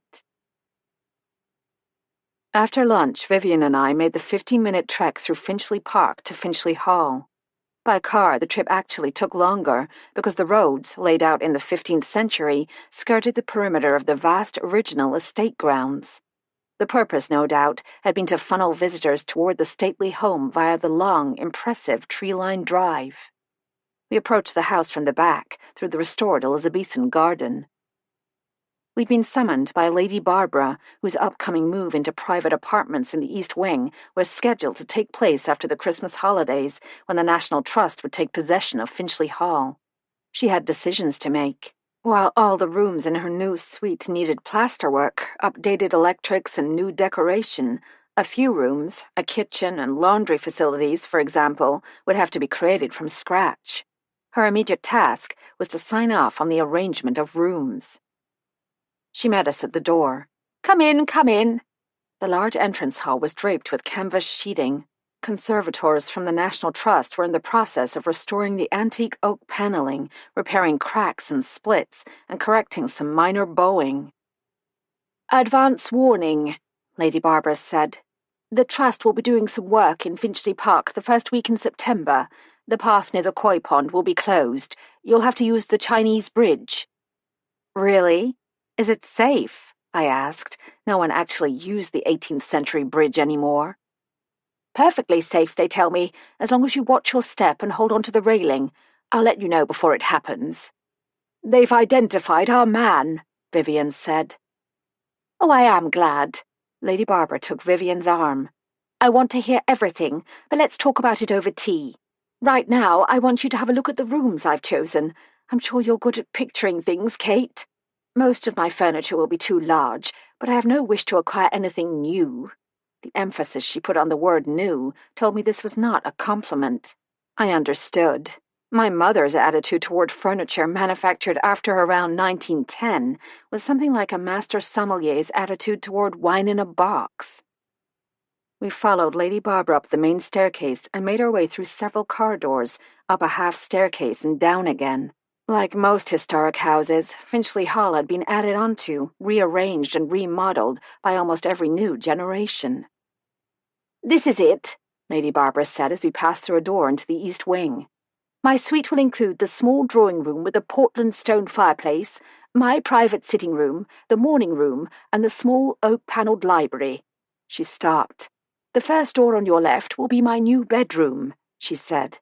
"I'm afraid you'll have to use your imagination." We stepped into a large room with windows overlooking the Elizabethan garden and the park beyond. The view was amazing, but the room itself, except for a charming oak mantelpiece incorporating the figure of a finch, the family symbol, was dark and cheerless. The wood floor was laid with a frayed beige rug, and the walls were covered with acres of heavy brown Victorian wallpaper, glued like linoleum to the four walls. Lady Barbara must have read my mind, or perhaps my face. "Don't look at the decoration, Kate. All that will go. Just picture the bones, the proportions." By that standard, the room was lovely, high-ceilinged with graceful neoclassical plasterwork. I was beginning to see the possibilities. We followed Lady Barbara into a sort of anteroom, and then another, smaller bedroom. "This will be a dressing room with fitted closets and a modern bath. Very convenient." "I hope Francie Jewell is planning to stay on." "I'm pleased to say she is. She'll have her own small apartment just across the hall, with a bedroom, sitting room, and bath. Now that her husband's gone, and good riddance, I say." Lady Barbara made a moue of distaste. "She feels quite at home here." "I hope they don't expect her to use the big kitchen," Vivian said. "It takes a full day to get there from here." Lady Barbara laughed. "The Trust will install a compact modern kitchen and laundry facilities in one of the rooms along the hall." "Will the original kitchen on the ground floor be open to the public?" I asked. "Not exactly the original. The theme will be the war years and the time of deprivation afterward. All the public rooms will be returned to their appearance at the end of the last war. Fortunately, we have photographs. We were requisitioned as a rehabilitation centre in 1941. Will the trust help financially with your private rooms? They'll pay for the plumbing, electrics, and plasterwork repair. The decorating will be up to me. And frankly, I don't know where to start. I've never made decisions like that. I've just lived with the decisions made by past generations. Like all great houses in England, Finchley Hall was an amalgam of styles, from the early Elizabethan core to the parquet floors and plain panelling of the Edwardian dining room. I've been contacted by British Interiors magazine, Lady Barbara said, her face pink with pleasure. They want to do a before and after piece on Finchley Hall, featuring my wing. You might need professional help, I said, fishing in my handbag for the card Nicola Netherfield gave me. This woman is on the Cliff House board. She's good, although her fees may be high. We'll see. Lady Barbara tucked the card in her pocket. The trust is providing a design consultant, but I'm not sure how much actual help he'll be. Anyway, come along now. Francie will be bringing tea, and I want to hear all about our man in the graveyard. We gathered around the fireplace in Lady Barbara's sitting room. The vintage wallpaper, a design of urns and flowers, was badly faded and peeling off the walls. Do you think I could find this same design? Lady Barbara asked. I've always been fond of it. I do need to feel at home, you know. You might find something similar, but it will take some looking. Francie placed the tea tray on a low table, and Vivian poured out. All right, let's hear it, Lady Barbara said. Who was our man, and how did he die? His name was Will Parker, I said. He was an ex-detective sergeant from Peterborough. Late 70s, a widower with one son. He died of a bee sting. Oh, my hat, Lady Barbara tisked. We filled in the details we knew, which weren't many. Vivian set down her cup. The thing is, Bob, I knew him years ago when I was a girl. I see. So that's why he'd jotted down your details. He'd come to look you up. I suppose so. But why? I have to know. Vivian gave a little sob, turning it into a cough. You must visit his son in Peterborough, Lady Barbara said. He'll have answers. Vivian sniffed. I couldn't do that. Lady Barbara shot her a pointed look. You'll never know if you don't ask. This Will Parker wanted to say something to you. Aren't you curious? Of course I am, Vivian snapped. But I'd be a stranger, barging in on a family tragedy. I couldn't. Yes, you could. Using a pair of silver tongs, Lady Barbara dropped a scone on Vivian's plate. Call first, of course. He'll be eager to speak with his father's old friend. Do you really think so? Vivian looked at me. Would Tom give us his details? Probably not, but he might contact the family and find out if they're willing to meet you. If they agree, would you go with me? Of course, if I can. And you, Bob? No, Lady Barbara said. I have too much on my plate at the moment. You two go. You can tell me all about it when you get back. There's a mystery there, and I want to know what it is. So did I.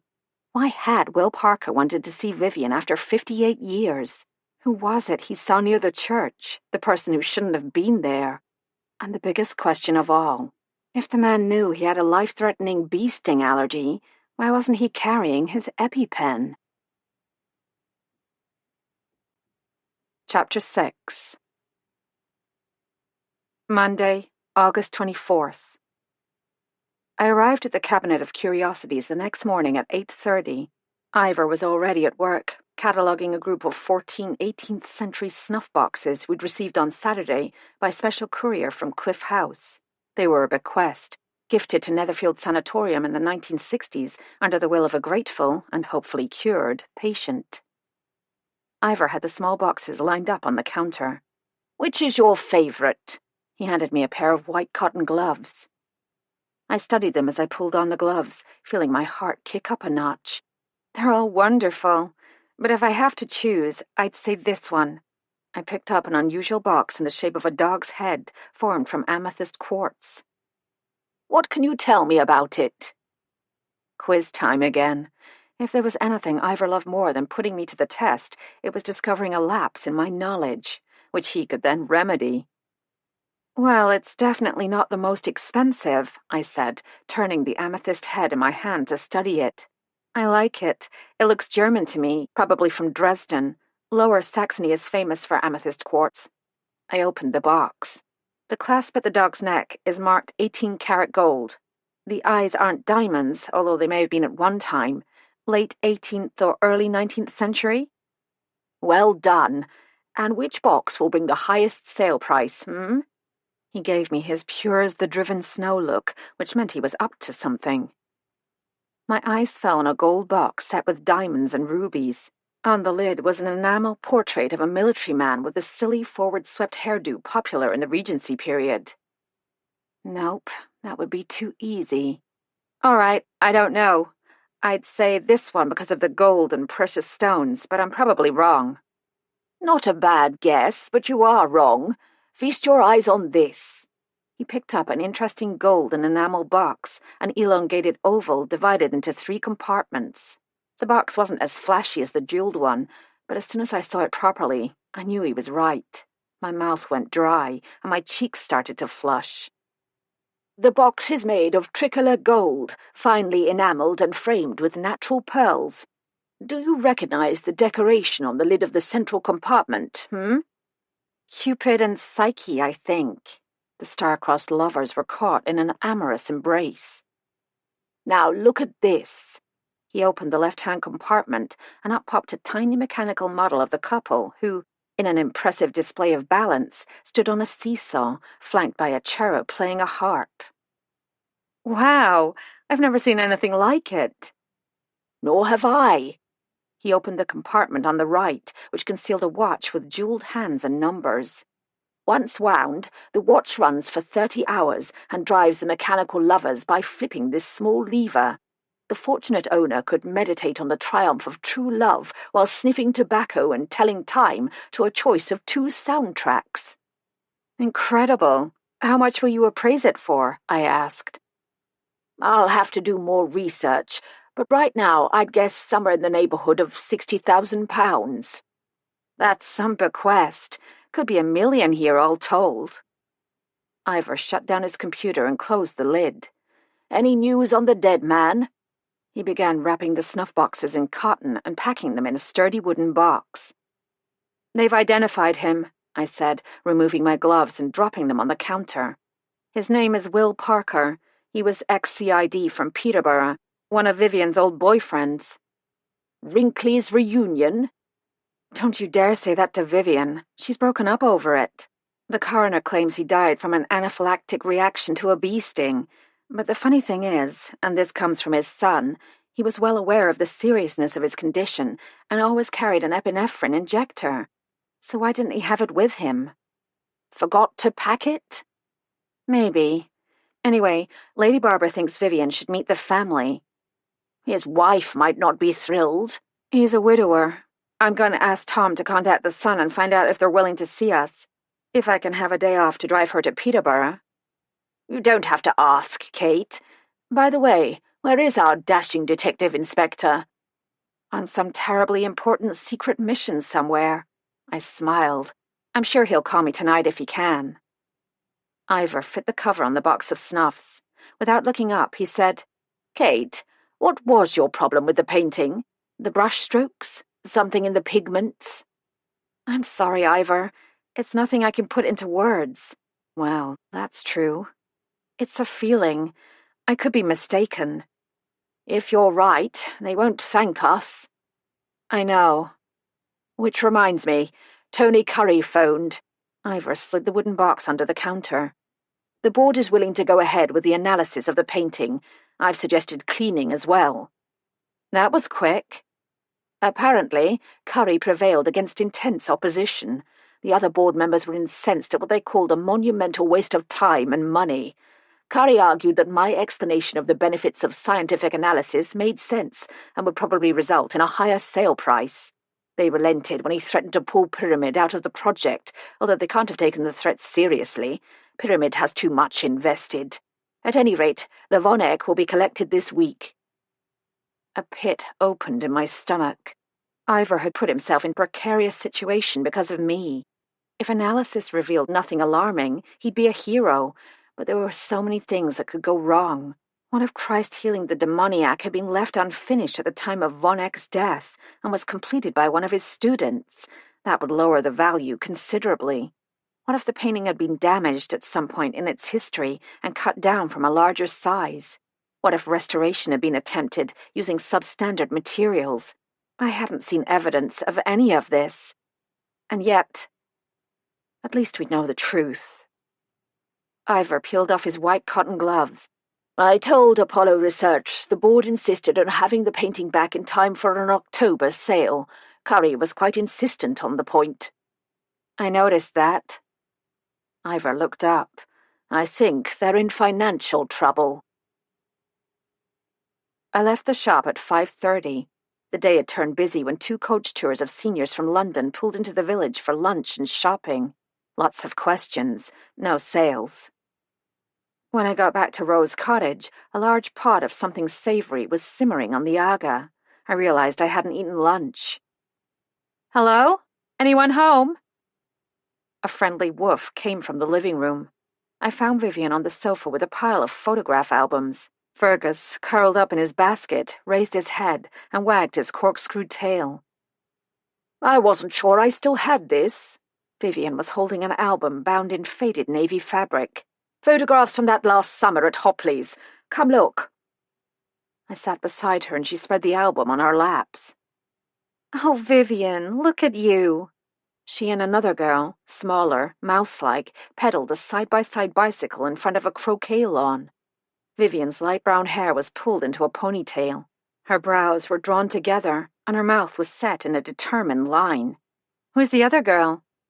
Mary, the one I told you about. You don't look happy. Vivian huffed. Mary only pretended to pedal. She peered at the photo. She was a strange little thing, secretive, sly.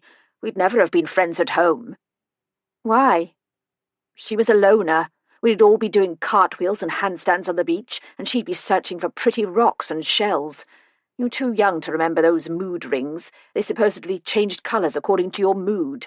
They were just cheap things, but I'd bought one with my own money just before we left for Hopley's. One day I couldn't find it, and then I saw Mary with it on her finger. She insisted she had one identical to mine, and I couldn't prove otherwise. Vivian frowned. Wonder whatever became of her. I turned the album pages, seeing more photos of Vivian, swimming in an open-air pool, playing miniature golf. In several, Mary lurked in the background, always looking away from the camera.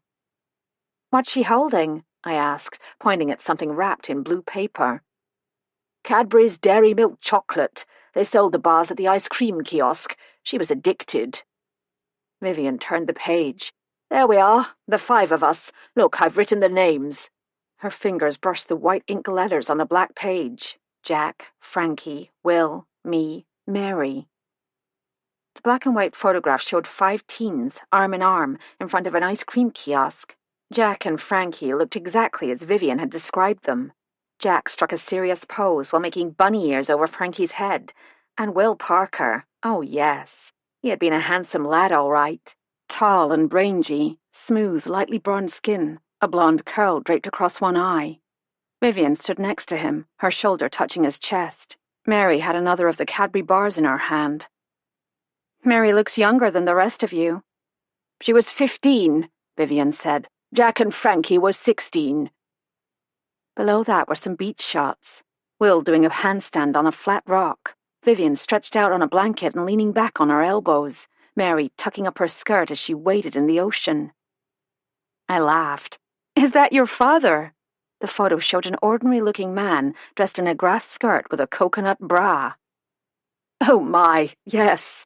Vivian covered her mouth. Fancy dress night. He doesn't look like a banker, does he? I think Mother went as a hat-check girl that year. They'd prepared for weeks in advance, assembling the costumes, planning it all out. Our week at Hopley's was the highlight of the summer for my parents. People tended to go the same week every year, so they'd meet up with the people they knew. A bit of glam, at least that's what we thought at the time. My parents danced every night under a spinning mirror ball. The cocktails came with little umbrellas, the height of sophistication. My stomach growled. Vivian looked up. I'm sorry, Kate. Going on and on. You must be starving. Something's cooking. Smells wonderful. Beef and barley stew. I made brown bread earlier. We can have it with that Wensleydale cheddar I got last week. How about a game of whist after? Oh, I'm sorry. I put my hand on her arm. I can't tonight. Computer work. If Tom calls, I'll ask him about contacting Will Parker's family. Imagine meeting Will's family after all these years. Vivian sucked in a breath and blew it out. And then I remember he's dead. After dinner, I climbed the stairs to my room under the thatch. The computer work I'd mentioned to Vivian involved searching online for whatever I could find about Pyramid Corporation and the Cliff House Board of Directors. People take it for granted that clients check up on antiques dealers and auction houses, and they should, but we investigate our clients as well. Our professional reputations are at stake, after all. Delving into confidential financial reports would require access I didn't have. Still, very little happens these days that goes unnoticed on the web. There would be something. Bypassing Tony Curry for the moment, I'd get to him when researching Pyramid Corporation, I began by plugging in the names of the other board members, expecting to find the shiny online profiles people pay to maintain. When I typed in Dr. Underwood, the first thing that popped up was a Wikipedia article on the history of the euthanasia movement in Britain. Confusing until I realized the Underwood mentioned as an early proponent wasn't Dr. Oswin Underwood, but his father, Dr. David Underwood, the psychiatrist. When I added Oswin, all I found was an advertisement from the Miracle Library inviting guests to a lecture series on local history every Friday at 7 p.m. Underwood was described as an expert on the history of Victorian lunatic asylums and the author of a brochure about Netherfield Sanatorium written for the Tourist Board. Nicola Netherfield turned out to be a well-known interior designer. There'd been a spread on her in one of the British architectural magazines when she designed a London flat for Tony Curry and his wife. That was interesting. The photos showed a sleek contemporary living area, glassed in on two sides, overlooking the London skyline. I was impressed with the design, not so impressed with Curry's wife. 20 years his junior, tall, blonde, and dressed in an off-shoulder peasant dress with bare feet. At first, all I found on Martin Lee Jones was an announcement to the effect that he'd recently been appointed general manager of Cliff House, and that I knew already.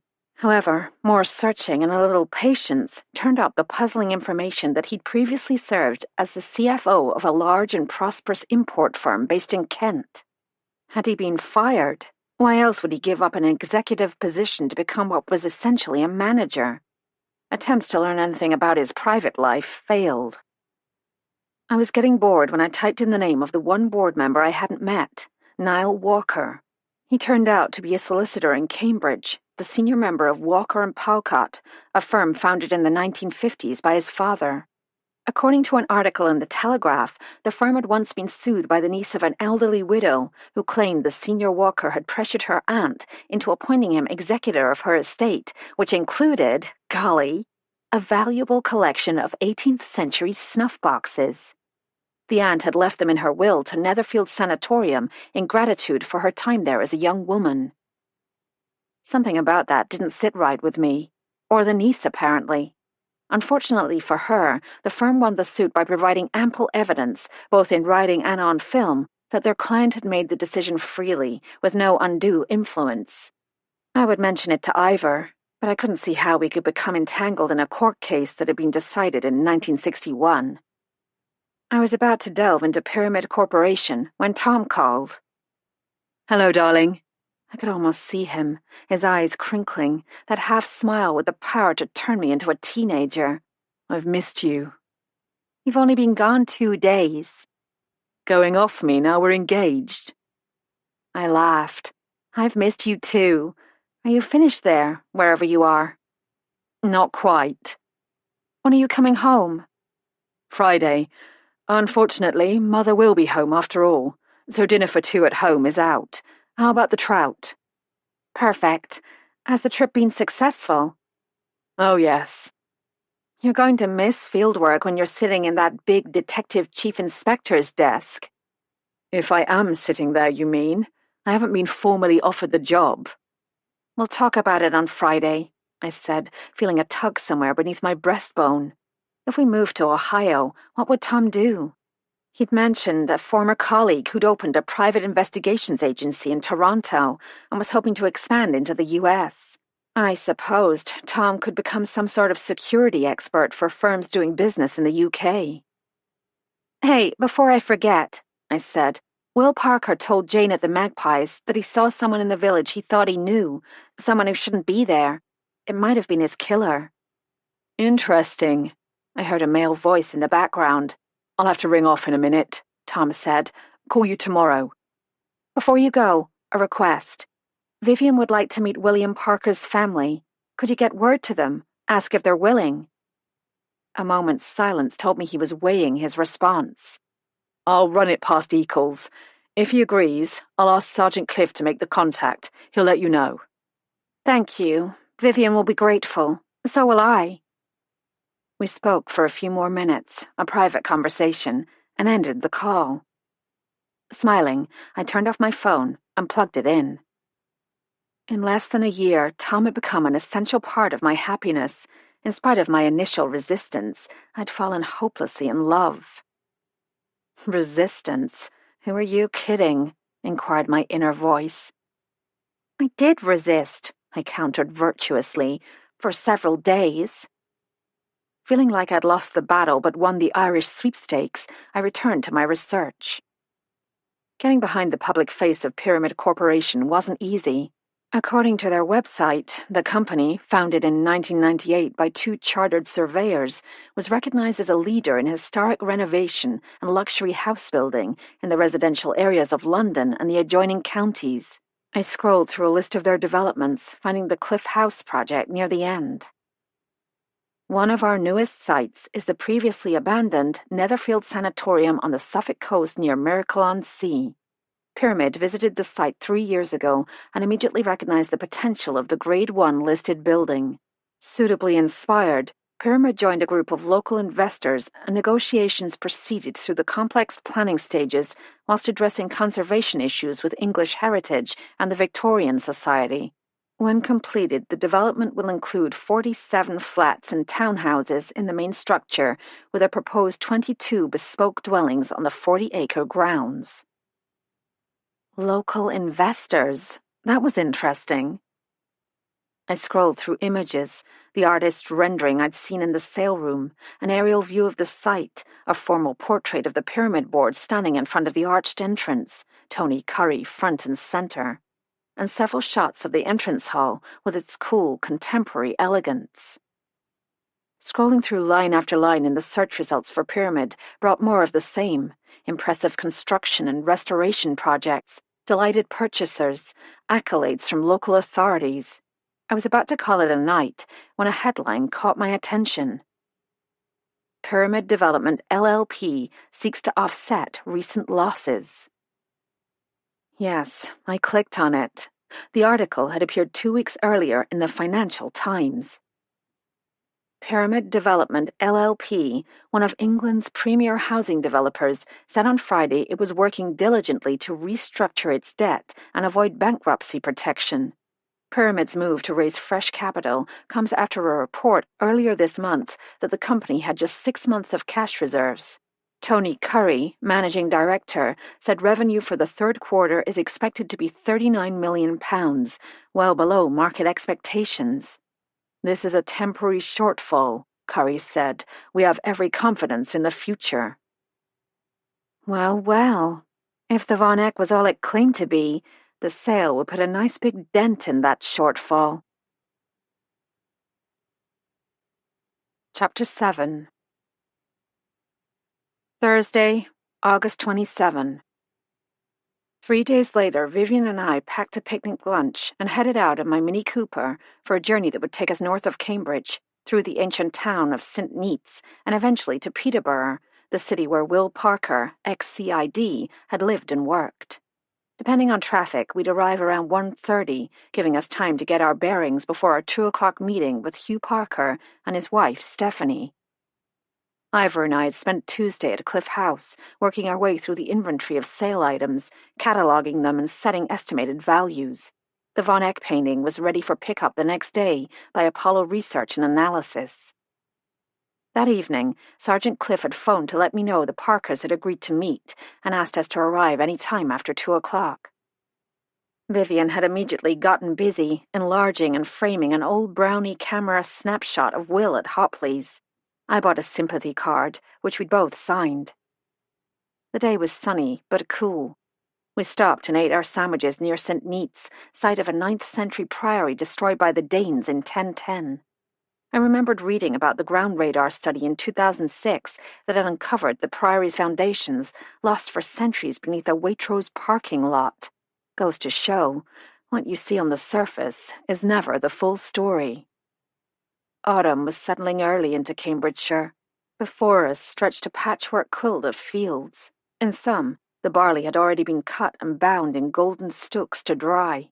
Wood pigeons circled above, gathering seeds for their larders. In the hedgerows, hedgehogs were fattening up on creepy crawlies in preparation for their winter hibernation. We entered the A1 north of St. Neots, exiting 20 minutes later at Yaxley and following the GPS to a new housing estate south of Peterborough.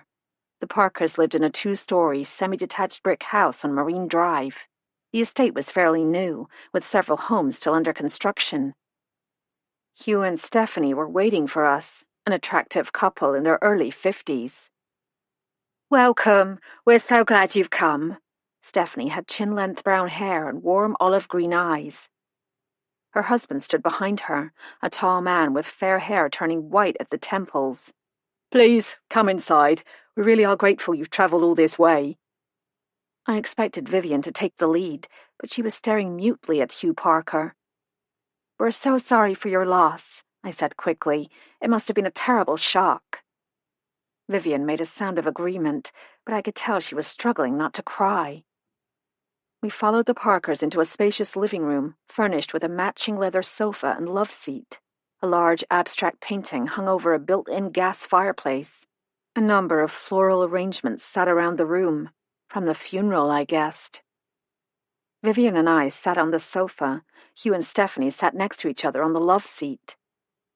"We appreciate your willingness to meet with us so soon after your father's death, Mr. and Mrs. Parker," I said. "Hugh and Stephanie, please," he said. "And I'm Kate." When Vivian still said nothing, I added, "Vivian met your father at Hopley's when they were teenagers." Vivian pinned her upper lip with a knuckle. "Are you all right?" Hugh Parker asked her. "Can we get you something?" "No, thank you. It's just you look so much like your father." "People always say that," Stephanie agreed. "Hearing from us must have been a surprise," I said. "We didn't know what to think when D.S. Cliff phoned us." Stephanie's brow creased. "To hear that someone who knew Will more than 50 years ago just happened to be there when he died, well, it's just such a coincidence, isn't it?" "Dad always said there was no such thing as a coincidence." Hugh reached for his wife's hand and looked at us. "He was a policeman. CID. I think you know that." "I could have predicted it," Vivian said. "Truly, even back then he was playing detective." "His father was a detective constable. Dad was a detective sergeant," Hugh said. "Retired at 70. He'd been rather at loose ends since. Never one to put his feet up." Vivian pulled the photo from her handbag and handed it to Hugh, along with the card. "Thank you." He gave her a twisted smile and gave the card to his wife. "I took the photo myself," Vivian said. "I'm sorry the quality's not better." "Well, it's lovely, isn't it?" Stephanie leaned over to view the photo. "We don't have any of Dad at this particular age." She looked up. "My goodness, he was a handsome lad." She got to her feet and placed the photo on the mantel beside one of a white-haired man holding up a plaque. "Is that a recent photo of your father?" I asked. "Taken the day he retired."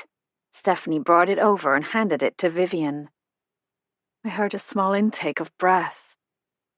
The photo showed a handsome, older man, the man I'd seen in the graveyard, standing in the middle of a group of officers.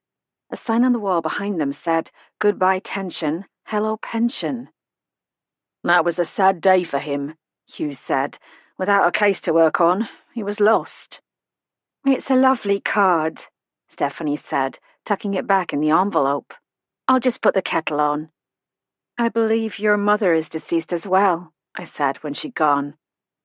She died soon after Dad retired, Hughes said. We offered to have him live with us, but he wouldn't hear of it, said he was better off on his own. We saw him mostly at the weekend. He'd come over for Sunday dinner and then stay for a few hours to watch something on BBC4. Dad loved documentaries, all sorts. Did he live nearby? 15 minutes. When he retired, my parents sold their home and moved into a flat within walking distance of the shops. Easier for Mum to run, they said. She'd been poorly for a few years, arthritis and bone cancer, as we learned later. Did your father tell you why he travelled to Long Barston? Vivian asked. To find you, I should think. The police showed us the note. It was his handwriting, all right. Did he happen to mention why he wanted to find Vivian? I asked. You must understand, Hughes said. Dad was independent. All he said was it had to do with an old investigation, a cold case, I assumed. I wondered why he was getting involved. I wish now I'd asked more questions. Stephanie entered the room, carrying a tray with a teapot, cups, and a plate of small fluted tea cakes. "Baked fresh this morning," she said. "My daughter-in-law's recipe." "How many children do you have?" I asked, as Stephanie poured. 2 sons. Hughes spooned sugar into his cup and stirred. "That's our oldest on the left." Stephanie pointed out 2 framed photographs on the side table. "He works for British Air in Montreal. His wife is Canadian. We see them and our 2 granddaughters once a year when they fly over for their summer holes. Not nearly enough. Our younger son lives in London. He's a constable with the Met, about to take his sergeant's exam." "I'm sorry it was you who found my father's body." Hugh held his teacup, but hadn't yet taken a sip. "I just wish we'd found him sooner," I said. "The coroner said he died from a reaction to a bee sting." "And that puzzles us," Stephanie said. "Dad knew he was allergic to bees, had been for years. He always carried one of those injector things, just in case. At first we assumed he must have been trying to inject himself and couldn't manage it, but the police said they didn't find an injector at the scene or in his room at the pub." "Could he have forgotten to pack it?" I asked. "We checked his flat first thing," Hugh said. "It wasn't there. Then we wondered if he'd been due for a replacement and had forgotten to pick it up. He got a new one every year like clockwork. But when we contacted the chemist, we were told it wasn't time." "A bit late for questions." Stephanie spread her hands. "Still, it does bother us." "More to the point, it would have bothered Dad," Hughes said. "He didn't like unanswered questions. That's why he was such a good copper." He placed his teacup on the coffee table and addressed Vivian. "I understand you met at Hopley's holiday camp. I don't remember Dad mentioning Hopley's." Vivian's eyes flicked. "No reason he should. There were 5 of us around the same age that week, so we spent time together. 2 other boys from London and a girl from Norwich." "What was Dad like, then?" Hugh asked. Vivian's face softened. "Oh, he was a lovely boy. Tall and blonde, like you." She flushed. "I had a crush on him, in case you haven't guessed. Of course, I'm sure he didn't remember me." "I'm sure he did remember you," Stephanie said kindly. "We always remember our first love, don't we?" "Actually, that's partly why we've come," I said. Vivian's cup rattled in the saucer. "It's just, if your father travelled all the way to Long Barston to find me, I can't help wondering why." "I wish I could tell you," Hugh shrugged. "All we know is the trip had to do with the past. Well, it would if he'd gone to look you up, wouldn't it? Other than that, we have no idea." "There was that package," Stephanie said. "Remember, the trip thing came up after that." Hugh looked at his wife. "Well, that's right, I'd forgotten." He turned back to us. "Dad received a package in the mail sometime before his trip. He seemed disturbed by it. Well, not disturbed, so much as puzzled. It was after that he told us he was going to Long Barston. At the time, I didn't connect the two events. Who was the package from? I asked. He never said, and he never told us what was in it. He only said he'd received a package, and it reminded him of an unsolved mystery, his exact words. Did you mention the package to the police? I asked. Why would I? Hughes shrugged. Dad died from a bee sting, what he always feared. What I want to know is why he didn't have his EpiPen with him. He carried it for more than 30 years. We drove him to the station that morning. Stephanie wiped away a tear. He seemed a bit distracted, like he used to get when he was working a case. That was the last time we saw him. She took her husband's hand. We're going to miss him terribly. If you find anything to explain the trip, will you let us know? I handed her my card. That's my mobile number at the bottom. Call any time. The Suffolk nights were growing cold. That evening at Rose Cottage I made a fire in the hearth. After supper, Vivian and I carried small glasses of port into the sitting room. Fergus, as usual, curled up in his basket. Vivian had been unusually subdued on the ride home from Peterborough. I understood. Finding Will Parker's body in the church graveyard had ended a fantasy she'd clung to for nearly 60 years. I watched her now, lost in the past with her memories. Vivian was a deeply private person. In all the months I'd known her, she'd never once mentioned a lover. If she wanted to talk about Will, she would. The crackling fire and the port did their magic. It's funny how a single week in your life can stay with you. Vivian propped her feet on the ottoman and gazed into the flames. I'm embarrassed to admit how often I've thought of Will these past years. Don't be. I lay back and put my feet on the ottoman beside hers. It was all so innocent, Kate. Holding hands at bonfire night, kisses behind the ice cream kiosk. I feel silly dwelling on it. I turned my head to examine her profile, backlit by the flames. Will Parker had been her first boyfriend, with all the emotions and fierce drama that entailed. Vivian dabbed at her eyes with a hanky. In my heart, there was always the possibility we'd meet again somewhere. I don't mean start up a romance. I realized he must have gotten married, had a family. But I always imagined I'd see him again, just once. Did it help meeting his son? A little, but now I'll never know why he came to Long Barston. His son said it had to do with a cold case. In Long Barston? Until you arrived, we hadn't had a serious crime in 30 years. I laughed. You're saying I brought crime to rural Suffolk? Of course not. It's just... My cell phone rang. I pulled it out, thinking it might be Tom. It was Stephanie Parker. I hope we're not intruding, but you did say to call if we found anything. After you left this afternoon, Hugh drove over to his father's flat. We were curious about the package he'd received. I'm going to put him on now. I'll put you on speaker, I said. That way Vivian and I can both hear. I might be making more of this than I should. Hugh's voice came through the line. But you got me thinking about that package. I found it in his closet. A small box, no return address. What was inside? A gun. No, not a real one, he said, hearing me gasp. One of those cigarette lighter things. Vivian yelped and grabbed my arm. Was it small, curved dark, with a brass barrel and fittings? I heard that, Hugh said. Yes, exactly, like a toy derringer, but heavy and well made. I know that gun.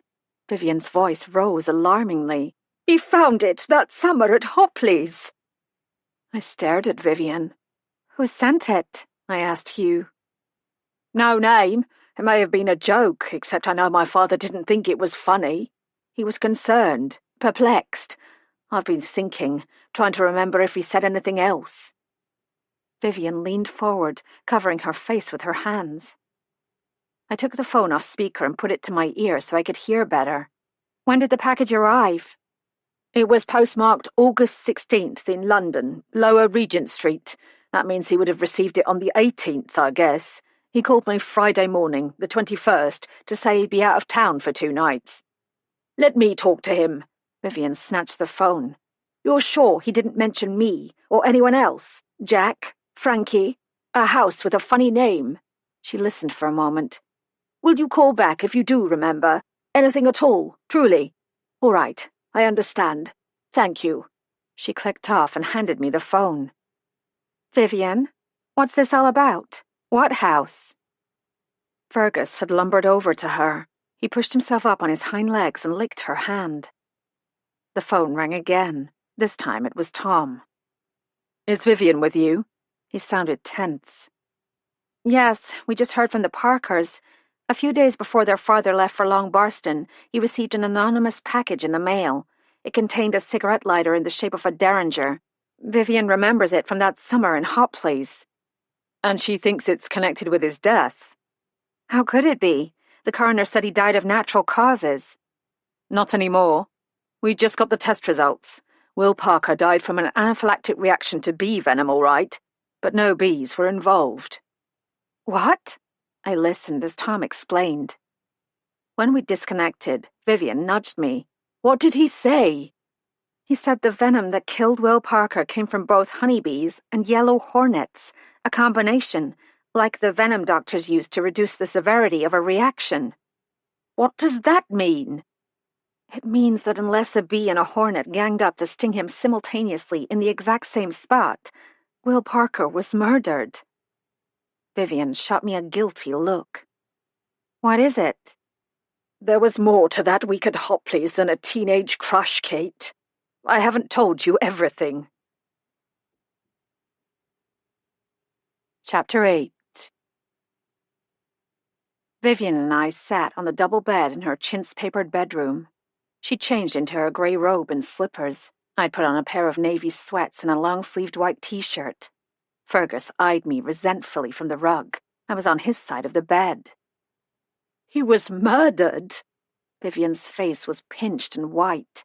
"How can that be?" "All I know is it's been confirmed. The bee venom used to kill Will Parker is readily available and injectable." Ribbons of steam rose from our mugs of strong tea, laced with lemon, honey, and a shot of whiskey. Vivian's all-purpose cure for headache, sore throat, chill, shock, fright, boredom, disappointment, rainy days, and missing out on Tesco's weekly half-price promotions. "Who would have done such a thing?" Vivian took a sip, then another. "And how could they know he'd react that violently?" "His allergy wasn't a secret." I settled myself more comfortable against the pillows. "I think you better tell me about Hopley's." "I don't know where to start." "At the beginning." I took a sip and felt the warm liquid slide down my throat. Vivian crossed her ankles. "I picked him out right away. Cutest boy in camp.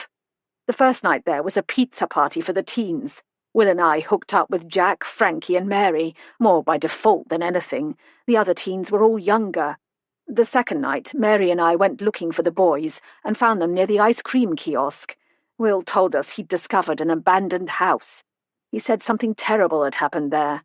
They were planning to investigate. He asked if Mary and I wanted to go along."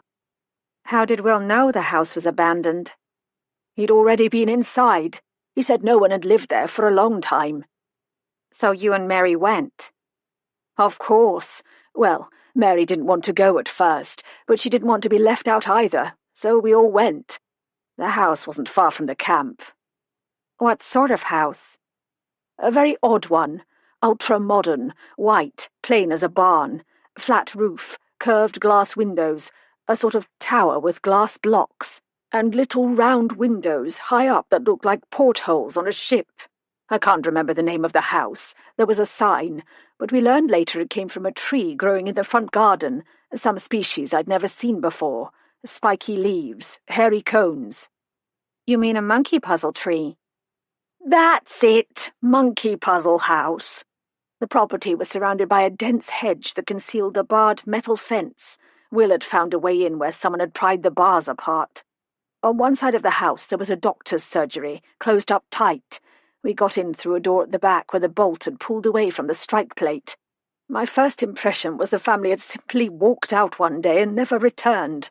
There were dishes on the drainer, an ironing board and irons set up, a dog's bowl with something furry and horrible. But then Her voice faltered. But then? We saw the drawing room. She folded her hands, rubbing one thumb along the other. Will was right. Something terrible had happened there. Furniture was overturned. Drapes had been pulled off the rings. A glass ashtray lay smashed on the floor. The worst was the blood near the fireplace, all dried up and black, but unmistakable, and bloody handprints and footprints, as if someone had fallen in it and struggled to get away. And there was something else, too. Vomit, maybe. She shuddered. Someone had been murdered. That's what Will thought. Why didn't you notify the police? Kate, we were teenagers. Mostly we didn't want anyone to know we'd been there. Will made us swear we'd never tell anyone, ever. She gave a mirthless laugh. I'm breaking my promise. And you thought you could figure out what had happened? Will did. The other boys thought it was a bit of a laugh, but he was serious. Now I understand why. He'd grown up with crime and investigations. It sounds gruesome. It was at first, but Will made it into a kind of game, a challenge. He said whatever happened in the house had happened years before. It was a crime scene. All the clues were there. We just had to find them and figure it out. And you went along with it? I just wanted to be with Will, and it was thrilling in a way. He made it seem like an adventure, a mystery to be solved. The drawing room was the only room with actual evidence of violence. Everywhere else, it was just weird. In the library we found a book lying open, like someone had gotten up to do something and planned to come right back. The kitchen looked as if someone had finished cleaning up from dinner, but hadn't had time to put the dishes away. In the largest bedroom, upstairs, we found a wallet, car keys, and eyeglasses on the bedside table. Who leaves those behind? And there was a suitcase on the floor, filled with men's clothes. In another bedroom, a young girl's clothes had been tossed on the bed as if she had just changed. In another, a bouquet of dead roses sat in a glass vase. Towels hung on a rack in the bathroom. The whole thing was creepy, like one of those old horror films where the slasher jumps out of a closet. Weren't you afraid someone would find you in the house and charge you with trespassing? Not after that first time. We were young, invincible, you know, and it was obvious the house had been abandoned for a long time, just as Will said. We found a calendar in the kitchen from May 1961. The last date crossed out was May the 19th. Will said that was a clue. Whatever happened had happened on that day or the next. Let me get this straight. You were there in July of 1963, but whatever happened to the family had happened in 1961, 2 years earlier. That's right. I didn't think about it at the time, but someone must have been maintaining the exterior. The taxes must have been paid. But we felt sure we were the only ones who'd been inside since it happened, whatever it was. She took a drink of her whiskey-laced tea. What about the cigarette lighter gun? I'm getting to that. We went back every night that week. We'd meet right after the evening meal and head for the house, making sure we were back in camp before they locked the gates at 9. It was getting dark by then anyway, and there was no electricity in the house. We began splitting up, going through each of the rooms, making a list of clues. Then we'd sit in the library, that was the room least affected, and propose scenarios, what each of us thought had happened to the family. But we had to defend our theory with evidence. Will kept track of everything in a notebook. It was exciting, like we were actually doing something important, and people would find out later that we'd cracked the case, like Cluedo. Cluedo? You know, Miss Scarlet in the drawing room with a candlestick. Oh, you mean Clue. In England, it's called Cluedo. It was really popular just then, so we patterned our investigations, that's what Will called them, after the game. We each chose a weapon to be our game piece. Will's was that cigarette lighter shaped like a gun, which the boys thought was cool. My game piece was a rope, really a twisted silk curtain cord we found hanging on a hook by the window. She furrowed her brow.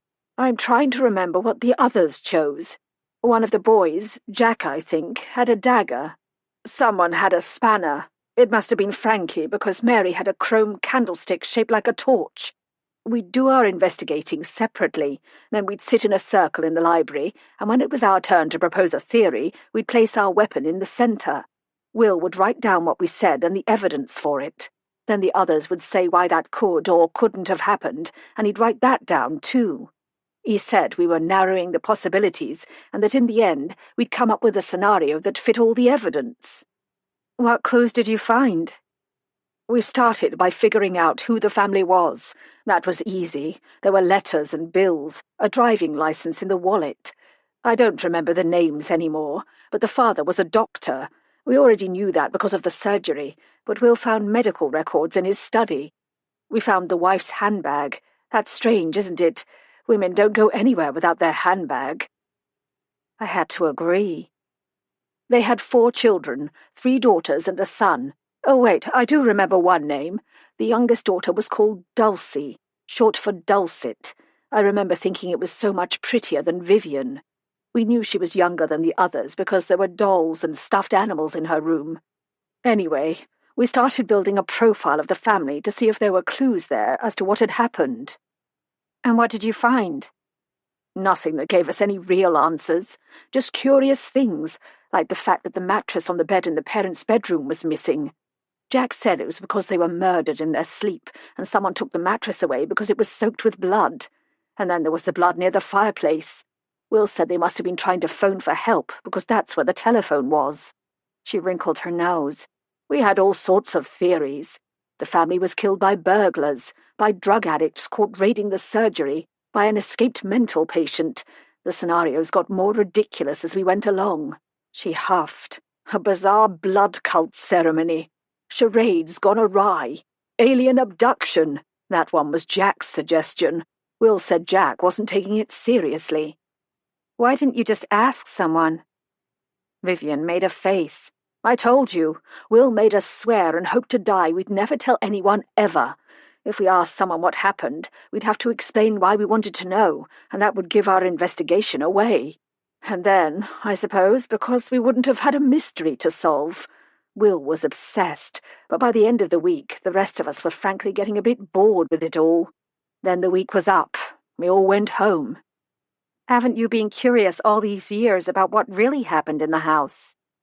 I wasn't all that curious then. I mean, I was, but the big draw for me was Will. I just wanted to be with him, Kate. I was besotted. He was all business. He really thought we could figure it out and enlighten the world or something. When I heard he was CID, my first thought was, of course, what else? So you went every night and played the game? It was exciting, doing something our parents wouldn't approve of. Every night, Will would write down what we'd found, and he'd rank the theories according to the evidence. He made us swear, too, that we wouldn't take anything out of the house.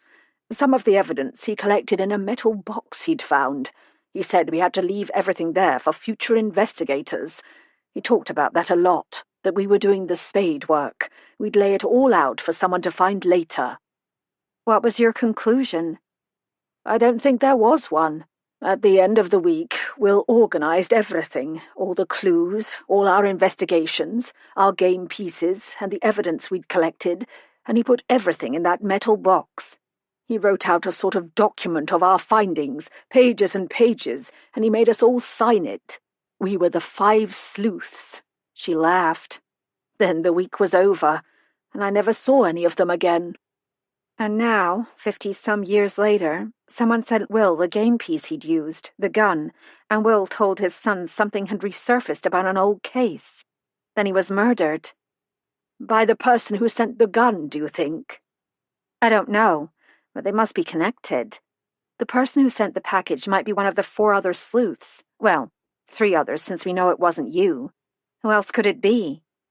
You're saying either Jack, Frankie, or Mary returned to the house, located the box with the game pieces, and sent the gun to Will? Why? Well, someone found the metal box. Where did Will hide it? He wouldn't tell us. Said it was better we didn't know. Will Parker's game piece arrived in the mail, and just days later he travelled to Long Barston to see you. I glanced at Vivian to see her reaction. Did he think I'd sent the package? Maybe. Or maybe he wanted to know if you'd received a package too. And let's not forget what he told Jane Collier. I think I saw someone I know, someone who shouldn't be here. That couldn't have been you, because we were having dinner at Finchley Hall. Have you ever seen any of the others in Long Barston? You must be joking. After nearly 60 years, I wouldn't recognize them if I had, or them me. We're all in our 70s. She downed the rest of her tea and set the cup on the bedside table. I would like to know what happened to that family. I would too. It may be the key to Will Parker's murder. I slid off the bed, causing Fergus to woof hopefully. Let's see if we can find out. Okay, where was this holiday camp? I settled back on Vivian's bed with my laptop and logged on to her Wi-Fi. Miracle on Sea. What? I stared at her. That's where Ivor and I went last week, to that Victorian mental hospital. Why didn't you say something? You never told me you were going, did you? But now you mention it, I remember the sanatorium. You could see it from camp, the towers anyway. What was it called? Netherfield. I remember. I typed Miracle on Sea into the search bar and added Monkey Puzzle House. A series of articles popped up, and images. Is this the house? I turned the computer screen toward Vivian. She sucked in a breath. Yes, I told you it was strange. The house, with its plain white surfaces and aerodynamic design, looked like a steamship in dry dock. I scanned the first article. Seems the exterior of the house was used in some films and TV series. Listen to this. Monkey Puzzle House on the Suffolk coast has been selected as an exterior for the film version of the classic British mystery An English Murder by Cyril Hare, slated for release later this year. The house, built in 1932 and unoccupied since the early 1960s, is a stunning example of the streamlined modern or modernist architectural style, representing the final phase of Art Deco, when Britain faced a worldwide depression and architects embraced a new aesthetic focused on functional efficiency and industrial design. The film's director, Paul Gorey, said, "The moment we saw the house, we knew we had to use it. We spent a packet on exterior renovation, but feel certain the expense will be worth it." When was the article written? Vivian asked. April of 2002. I continued reading. Due to a legal battle over ownership rights, the home of the late Dr. Simon Beaufoy. Beaufoy, that was the name of the family, Vivian said. Go on. Has been sealed up for more than 40 years. We were denied access to the interior, Gorey said, so we can only speculate about what one might find within. Monkey Puzzle House is no stranger to the visual arts. The house was featured in a 1992 documentary about the architecture of the early 20th century. The exterior has also been used as a location for several television dramas, including the 1997 miniseries based on Agatha Christie's The Little Grey Cells of Hercule Poirot, and the more recent Dr. Thorndyke detective series by Austin Freeman. Nothing about the family and why they abandoned the house. I'm looking. I scrolled through the search results. Oh, here's an article from the same newspaper, and it's more recent, last year. The historic Beaufoy house near Miracle on Sea is on the market after the executrix of the estate, Justin Beaufoy, died at the age of 79. After decades in legal limbo, the Monkey Puzzle house near Miracle on Sea is finally for sale. The house was abandoned after the tragic poisoning deaths in 1961 of Dr. Simon Beaufoy and his wife, Mrs. Nancy Beaufoy. I looked at Vivian. Poisoning deaths? You said there was blood. There was blood. You don't forget a thing like that. But it says deaths, not murders, I said. That implies accidental poisoning. Vivian huffed.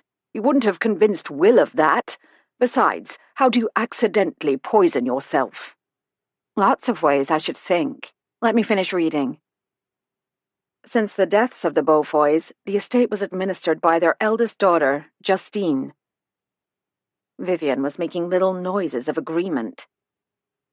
Who, with the support of her younger sister Millicent, blocked the attempts of their brother to force a sale. Grayson Beaufoy, second oldest of the siblings, died in 2010 at the age of 66 in a boating accident off the Suffolk coast. After Justine's recent death, the surviving sisters, Millicent, 72, and Dulcet, 68, contacted a local estate agent. Although the house is in a derelict state, the architecture and period furnishings reveal what the once grand home must have looked like in its heyday. Inside, prospective buyers will find 6 bedrooms, 3 bathrooms, and 6 living spaces. The property includes an attached doctor's surgery, as well as a garage and utility space. Also included in the sale is a 1959 Bentley saloon. Surrounding the home are 4 acres of gardens and trees. Fordyce estate agents are handling the sale. Up until March 25th, prospective buyers are invited to place their best and final offers for a chance to renovate this historic property. "I want to see the house again," Vivian said. "I'd like to see it too, but I'm more interested in finding out what happened to the Beaufoys." I was about to Google the name Beaufoy when my cell phone rang. I glanced at the caller ID. It's the Parkers again. "I suppose you've heard," Stephanie said. "Will was murdered. Hugh is in shock." "I'm so sorry." I scrambled to think of something to say that didn't sound lame. "You were right to be skeptical about the EpiPen." "Thank you, but I didn't call for sympathy. Something else has turned up. We'll notify the police tomorrow, but in the meantime, we thought you should know. When Hugh was at the flat today, he found his father's laptop and decided to bring it home. We had quite a time figuring out the password. It turned out to be the date he entered the police force as a constable, 2/11/64. I'll let Hugh tell you what else he found." "It's Will's computer," I whispered to Vivian and turned the phone on speaker again. "We haven't gotten very far," said Hugh Parker, "but I checked Dad's search history and found several lines of research we thought you'd want to know about. At the top of the list was Monkey Puzzle House. Ring any bells?" "Like Big Ben," I said. "And 4 names. He'd made a list. Jack Kavanagh, Vivian Bunn, Frank Keane, and Mary. No last name, just some question marks. It doesn't appear he found anything for Frank Keane, but he did find a Jack Kavanagh who once owned an industrial cleaning service near Stansted Airport." "That proves it," Vivian said. "Will Parker was investigating the deaths at Monkey Puzzle House." "Was there an address or contact information for Jack Kavanagh?" I asked. "Sorry, no. I'll keep looking." "And you still haven't found the EpiPen?" "Not a trace.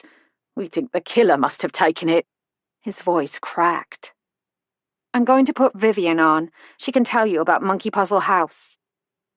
I clicked off speaker, handed Vivian the phone, and she began to tell her story. As she did, I thought about the 3 remaining sleuths, Jack, Frankie, and Mary. Surely they couldn't be murderers, not at their age. But one of them could very well be the next victim. Chapter 9. Friday, August 29. Tom arrived home late the next morning and phoned to say he'd pick me up at 7 for dinner. The day seemed never-ending. No customers at the shop, not even browsers. Ivor busied himself checking the online auctions. I perched behind the counter and thought about Will Parker. I'd felt unsettled ever since the conversation with his son and daughter-in-law the night before. Stephanie had proposed a theory that someone her father-in-law put behind bars might have sought revenge. That was possible. But I couldn't ignore the connections to Monkey Puzzle House, the anonymous package with the game piece, Will's cryptic suggestion that the package was connected with a cold case, the names of the 5 sleuths on his computer, his trip to Long Barston to find Vivian. Had Will Parker believed Vivian sent the package, or had he come to warn her? In my mind, everything hinged on the identity of the person Will Parker saw the night he was murdered, the one he thought he recognized. Long Barston is a relatively small village. Someone else might have noticed a stranger in town that night. 2 strangers, actually. I pulled out my phone and tapped a message to the Parkers. "This is Kate. Would you text me an image of the photograph taken the day Will retired? Someone here might have seen a stranger that night. I'd like to ask around." I had other questions, too. How easy would it have been to inject Will Parker with bee venom? Who knew the severity of his allergy? Most important, was Vivian in danger? Maybe the police had learned something. If they had, How much could Tom tell me?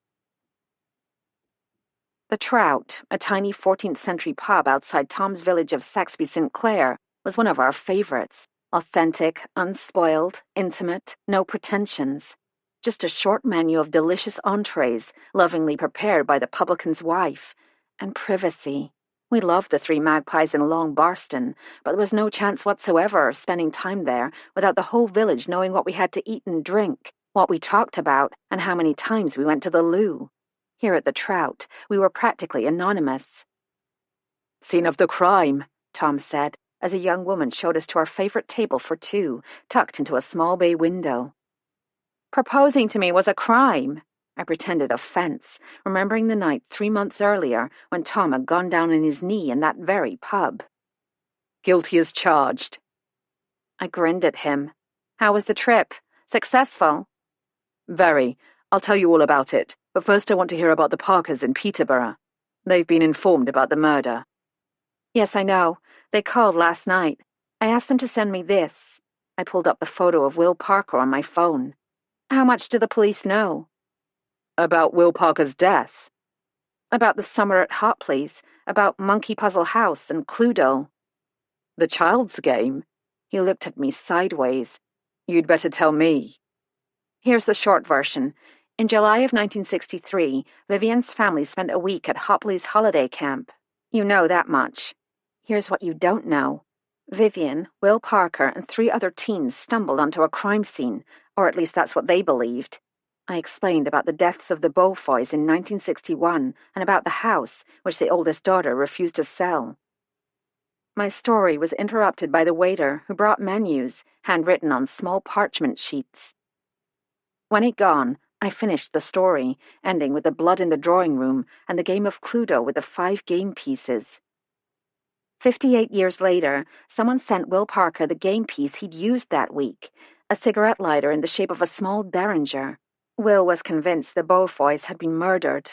The night before they were to leave Hopley's, Will put the gun, the dagger, the candlestick, the spanner, and the rope in a large metal box he'd found and hid it somewhere in the house, along with a list of motives and some pieces of evidence he considered important. He made each of them sign their names. They called themselves the 5 Sleuths, for the benefit of what he called future investigators. Tom's eyebrows drew together. Something's on your mind, I said. According to my source in Peterborough, D.S. Parker earned quite a reputation for himself over the years. They called him the Pit Bull, because once he got his teeth into a case, he wouldn't let go. After a few years of retirement, I can imagine how receiving that game piece in the mail would have fueled his old instincts. What bothers me, I said, is how the killer knew about Will Parker's allergy to bee venom. That suggests someone who knew him personally, someone who knew he'd have an EpiPen with him and made sure he couldn't use it. But I can't figure out what any of this has to do with Monkey Puzzle House. We don't know Will Parker's death was connected with Monkey Puzzle House, Kate. I have great respect for your intuition, as you are well aware, but in this case you may be on the wrong track. What do you mean? Assuming one thing is the cause of something else, like saying your parents nicknamed you Lammy, therefore they must be sheep farmers. Go on. It's more likely Will Parker was murdered by someone with a grudge against him. A criminal, for example, who'd felt unjustly convicted, even a relative who blamed him for not making his wife get treatment for her cancer earlier.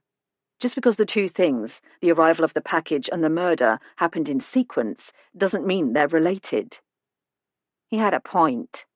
But how does the missing EpiPen fit in? He always carried it.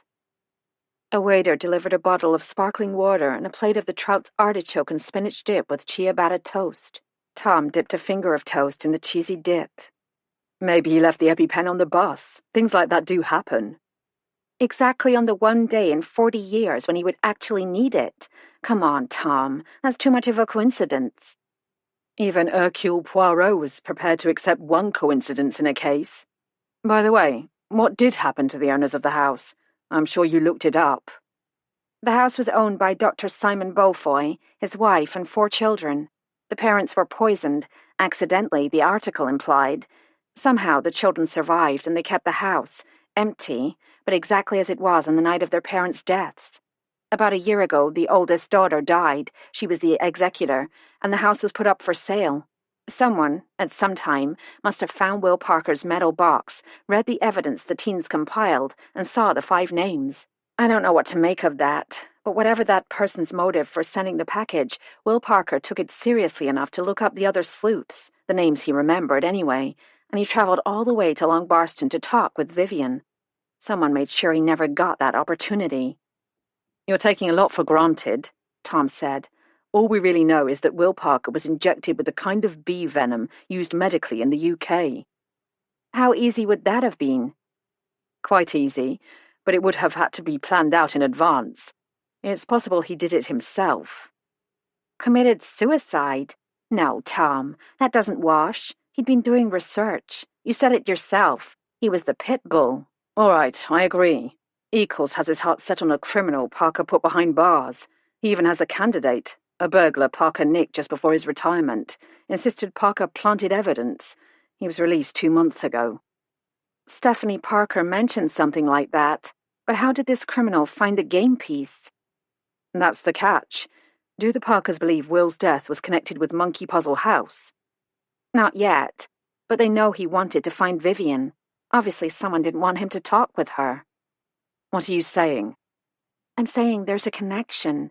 And don't say, here we go again. There are too many unanswered questions. I won't. There are unanswered questions. But I'm paid to investigate crimes, Kate, not coincidences. We start with what actually happened. Murder by bee venom. Unusual, I admit. Then we trace it back in time, looking for motive and opportunity. But not 6 decades back in time. If I tell DCI Eccles I'm investigating a potential crime that occurred in... when was it? In 1961. But I'm not asking you to investigate. Just listen. You mean listen and then do a little research in the police databases, right? He signaled for the waiter. Would you? Kate, you know I'd do anything for you. Well, outside of something illegal or immoral. You are my best friend, my love, my reason for living. Have I ever told you that? Not in those precise terms. I was melting. Any moment I'd slide into a puddle of goo on the floor. Well, you are. So how can I help? Is there any way you can find out what really happened to the Beaufoy family in 1961? I didn't come up with anything online except the bare bones. The Beaufoys were poisoned, and the article made it sound like a tragic accident. But what if it wasn't? He was a doctor, after all. Why didn't he recognize the symptoms and call for help? And why was there blood near the fireplace? What if someone knows it was murder and wanted to make sure Will Parker never talked with Vivian? Kate, we're talking 58 years, 60 if you go back to the actual event. That's longer than either of us have been alive. Even if the deaths in 1961 were suspicious, what happened to rake it up again so long after the fact? I was about to say I couldn't imagine when I had one of those unexpected mental leaps. If you mean what changed, I can answer that. The house was put on the market. People had access to Monkey Puzzle House for the first time since 1961. I think the killer found the metal box and realized those long-ago children were onto him, or her. All right, look. Tom shook his head. I do have a few favors to call in. I'll see what I can find. But don't expect anything startling. People are accidentally poisoned all the time. By food, household cleaning agents, pesticides, their own medications. Thankfully, most cases have nothing to do with murder. The waiter chose that moment to arrive. Have we decided? We both ordered the house speciality, grilled fillet of Scottish salmon. As Tom scanned the wine list, I reflected on the joys of life. You reach a fork in the road that requires a choice, a new path. My mother had chosen the path that led to Dr. James Lund. Now they were off on an extended honeymoon.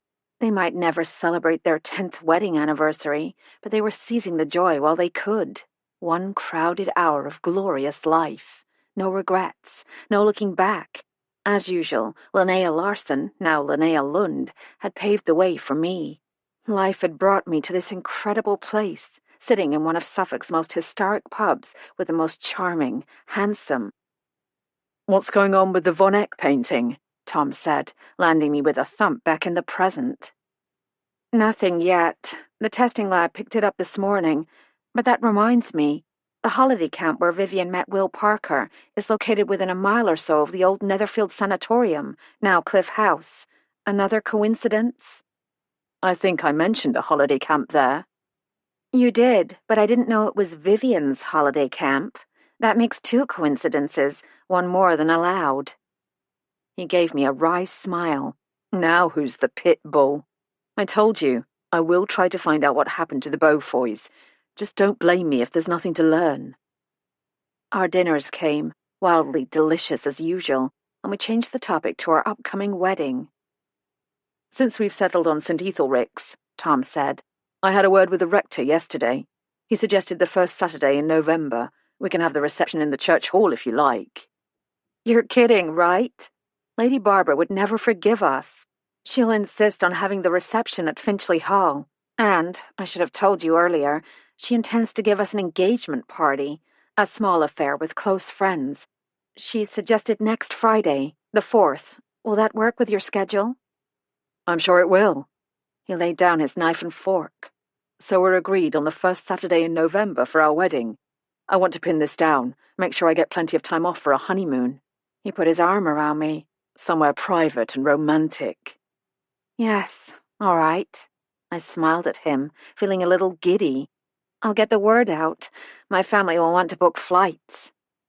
Now we're on a roll. Let's push on to the honeymoon. Beach, mountains, African safari, cruise to the North Pole, whatever makes you happy. I don't care in the least. Let's not rush that decision, I said. Let's wait until the perfect idea occurs to us. All right. He poured me a glass of Pinot Noir. We're really knocking the decisions out now. Where shall we call home? He shot me a sidelong glance. Oh dear, the decision I'd been avoiding. Believe me, it wasn't because I had any reservations about spending the rest of my life with Tom. But the question of where we would live as a married couple brought up two thorny issues. First was the possibility of Tom giving up his promotion to DCI and moving to a small town in Ohio where he knew no one and had no connections. No matter how hard I tried to picture it, I couldn't. The second issue was even thornier. Tom's house in Saxby St. Clair. Could I live in England? Absolutely. I'd come to love this small corner of Suffolk and the people now very dear to my heart. My mother wasn't alone anymore. My children were about as likely to remain in Jackson Falls as I was to take up train hopping as a hobby, and there were such things as airplanes. The problem was Tom's mother. I knew for a fact she couldn't afford to buy a place of her own, and Tom would never ask her to leave. Did that mean if I agreed to settle in Suffolk, I'd be sharing a house with Liz Mallory? That wasn't just a bridge too far. That was the bridge over the River Kwai. Explosions to follow. When I didn't respond, Tom said, I've already told you. I'm willing to move to the States. More than willing. Just tell me what you want. A small dark cloud took up position over our heads. Chapter 10. After clearing our dinner plates, the waiter delivered small bowls of pavlova, the baked meringue dessert with fresh raspberries, my absolute favorite. The problem is, Tom, I don't know what I want. I don't know what you want. More to the point, I don't know what will make us happy. We've already made the important decision. We want to spend the rest of our lives together. Where on the planet that takes us is secondary. He took my hand. How about narrowing things down? Which countries are out of the running? My Spanish is appalling. How about yours? Mine too, and we're probably too old to learn Russian or Chinese or Finnish, so we'll have to rule those countries out. Probably best. I took the first bite of the pavlova. Oh my. We're making progress, Tom said. Nowhere in Asia or South America then, or France. Why not? Your French is quite good. It's France. He took a bite. How's your German? Excellent, as long as I converse with children under the age of 3. Now I can recite a poem in Norwegian, but that's probably not enough, is it? Probably not. I suppose the North and South Poles are out. Let's say nowhere within 5,000 miles of the polar ice caps. Too cold. Not too close to the equator either. I don't like to sweat. Australia? New Zealand? Poisonous snakes, poisonous spiders. By the time the waiter arrived, we were laughing like a couple of teenagers. Coffee and cognac by the fire? I gathered up my handbag. Tom slid his phone into the pocket of his jacket. A few small logs were burning in the grate. We put our feet up on the low bench. Tom put his arm around me, and I leaned against him on the ancient leather sofa. Coffee and drinks arrived on a tray with 4 squares of gourmet chocolate. This really is the scene of the crime, Tom said. This is where I proposed, right here. And where I said yes. He smiled at me. So, I can't think of a more perfect place to give you this. He reached inside his jacket and pulled out a small black box. I felt a lump forming in my throat. He lifted the lid, and there, nestled inside, was a ring. A diamond ring, a square Asher cut on filigreed platinum. When I could speak, I said, "Tom, it's beautiful. It's antique, Art Deco." "Do you like it?" he asked, looking suddenly unsure. "I know it's old-fashioned. We can have it reset if you like." "No, please. It's perfect." My great-great-grandfather Hartley purchased the centre diamond in South Africa in the 1880s. His son, my great-grandfather, had it set in 1921 for his bride. Later, my grandfather gave it to my grandmother. I remember her wearing it. Uncle Nigel always planned to give it to his own bride. Unfortunately, he never succeeded in narrowing the field. Now it's mine, to give to the most beautiful, fascinating, intelligent, and charming woman I've ever known. I blinked away tears. I thought your cousin was Nigel's heir. He is, as far as the house and the estate are concerned. Four Oaks is an old estate, entailed on the eldest male heir. But Nigel has a sizable fortune of his own, Kate. Turns out he was rather good at investments. He's free to leave his personal property to whomever he chooses. That's where I've been, to Four Oaks. Nigel summoned me. He's in the process of making a new will. The ring is mine, and now it's yours, darling Kate. It's a family heirloom, with great sentimental value for me, but that means nothing if you don't like it. Truly, Kate, if you don't, you must say so. May I try it on? He pulled the ring out of the box and slipped it on my finger. I love it. I sniffed and wiped my eyes. It's beautiful. It's stunning. It's big. I broke off, wondering if a thief might consider it worthwhile to chop off my finger. Too big? I know you're not one for ostentation. No, I had to smile. It's not too big. It's perfect. I kissed him, then I kissed him again. Does it fit? Tom asked. Almost. This feels like a 7. I wear a 6. I know a jeweler in Berry. I'll have it resized, if you're sure. You are sure, Kate, aren't you? You're not just saying you like it to please me. Tom, I held up my left hand, watching the stones sparkle in the firelight. You told me once, love isn't measured in diamonds.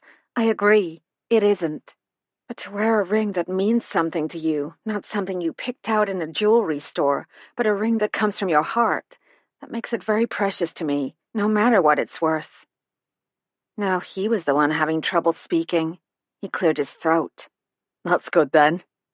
Let's not tell anyone about the ring until I can actually wear it, all right? Of course, whatever you want. We can unveil the ring at Lady Barbara's party. Yes, let's do that. As soon as I said it, an unpleasant thought reared its unpleasant head. If it's a family ring, why didn't your mother get it? Long story, Kate. Uncle Nigel didn't approve of my father, on solid grounds as it turned out. He was never faithful. He had designs on the inheritance he assumed my mother would get. It all came out later. As head of the family, the ring belonged to Nigel, but when Mother announced she was engaged, he offered the ring to her, along with several other pieces of their mother's jewelry. She said no, Kate. In fact, she refused to take anything from him, even a wedding gift. She was that bitter, and that determined to prove my father wasn't after her money. Nigel's never mentioned it, but I think her refusal hurt him deeply. She still resents the fact that he was right. Over the years, Nigel's done all he could for her, and for me. He's been the father I never had.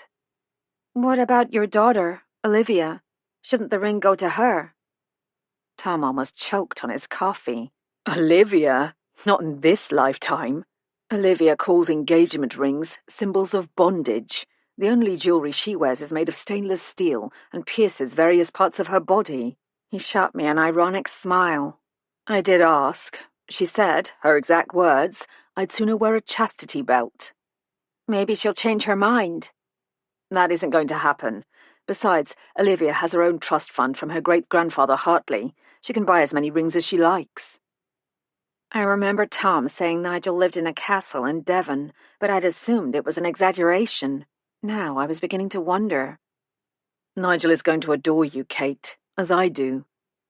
After all Tom had said about Uncle Nigel, I was pretty sure I was going to adore him too. "And you're positive your mother won't mind about the ring?"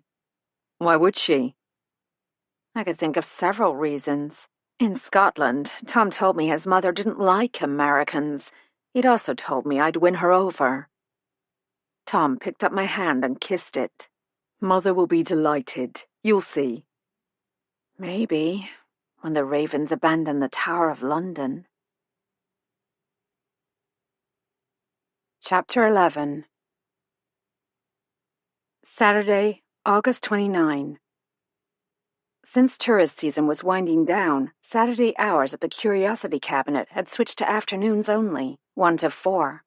I met Ivor there just after 12:30.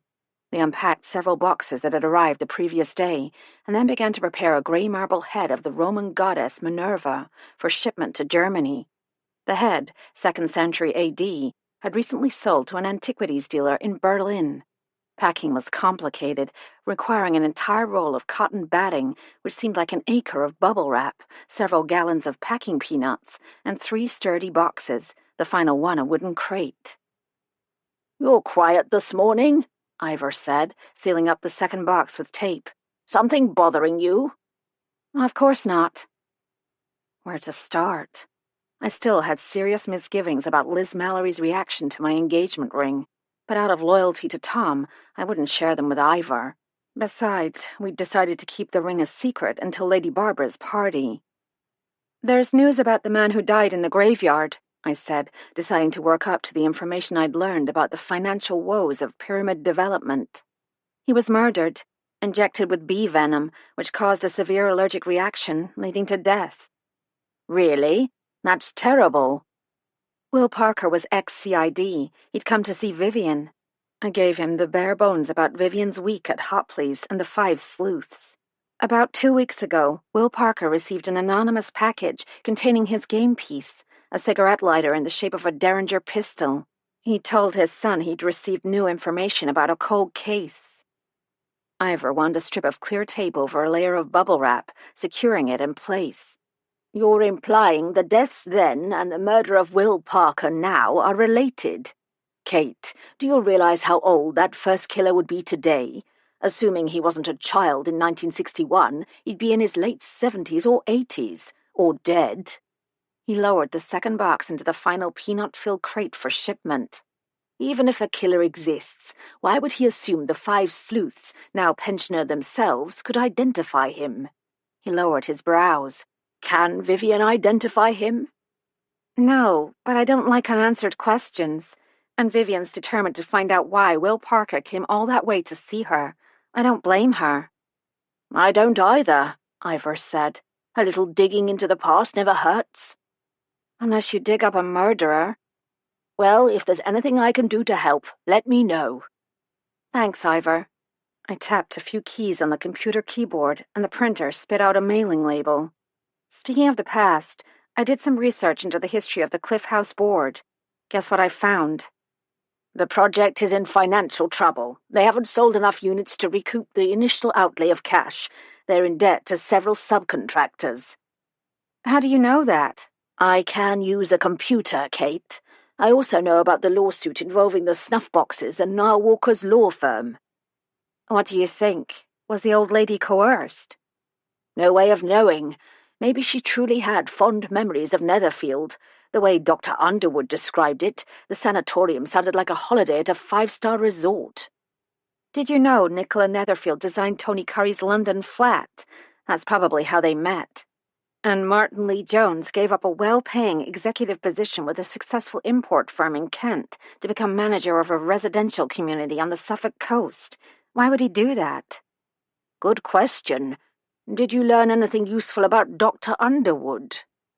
Just that he's an expert on Victorian mental hospitals and wrote a pamphlet on Netherfield. Oh, and his father was an advocate for euthanasia. But why is Underwood on the board? Did he invest money in the project? The Pyramid website mentioned a group of investors. Nothing to do with us, Kate.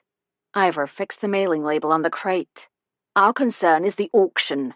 Apollo Research promised to have preliminary results on the Von Eck by Monday. A pang of guilt seized me. I hope the painting is genuine. Have you seen the original sale documents?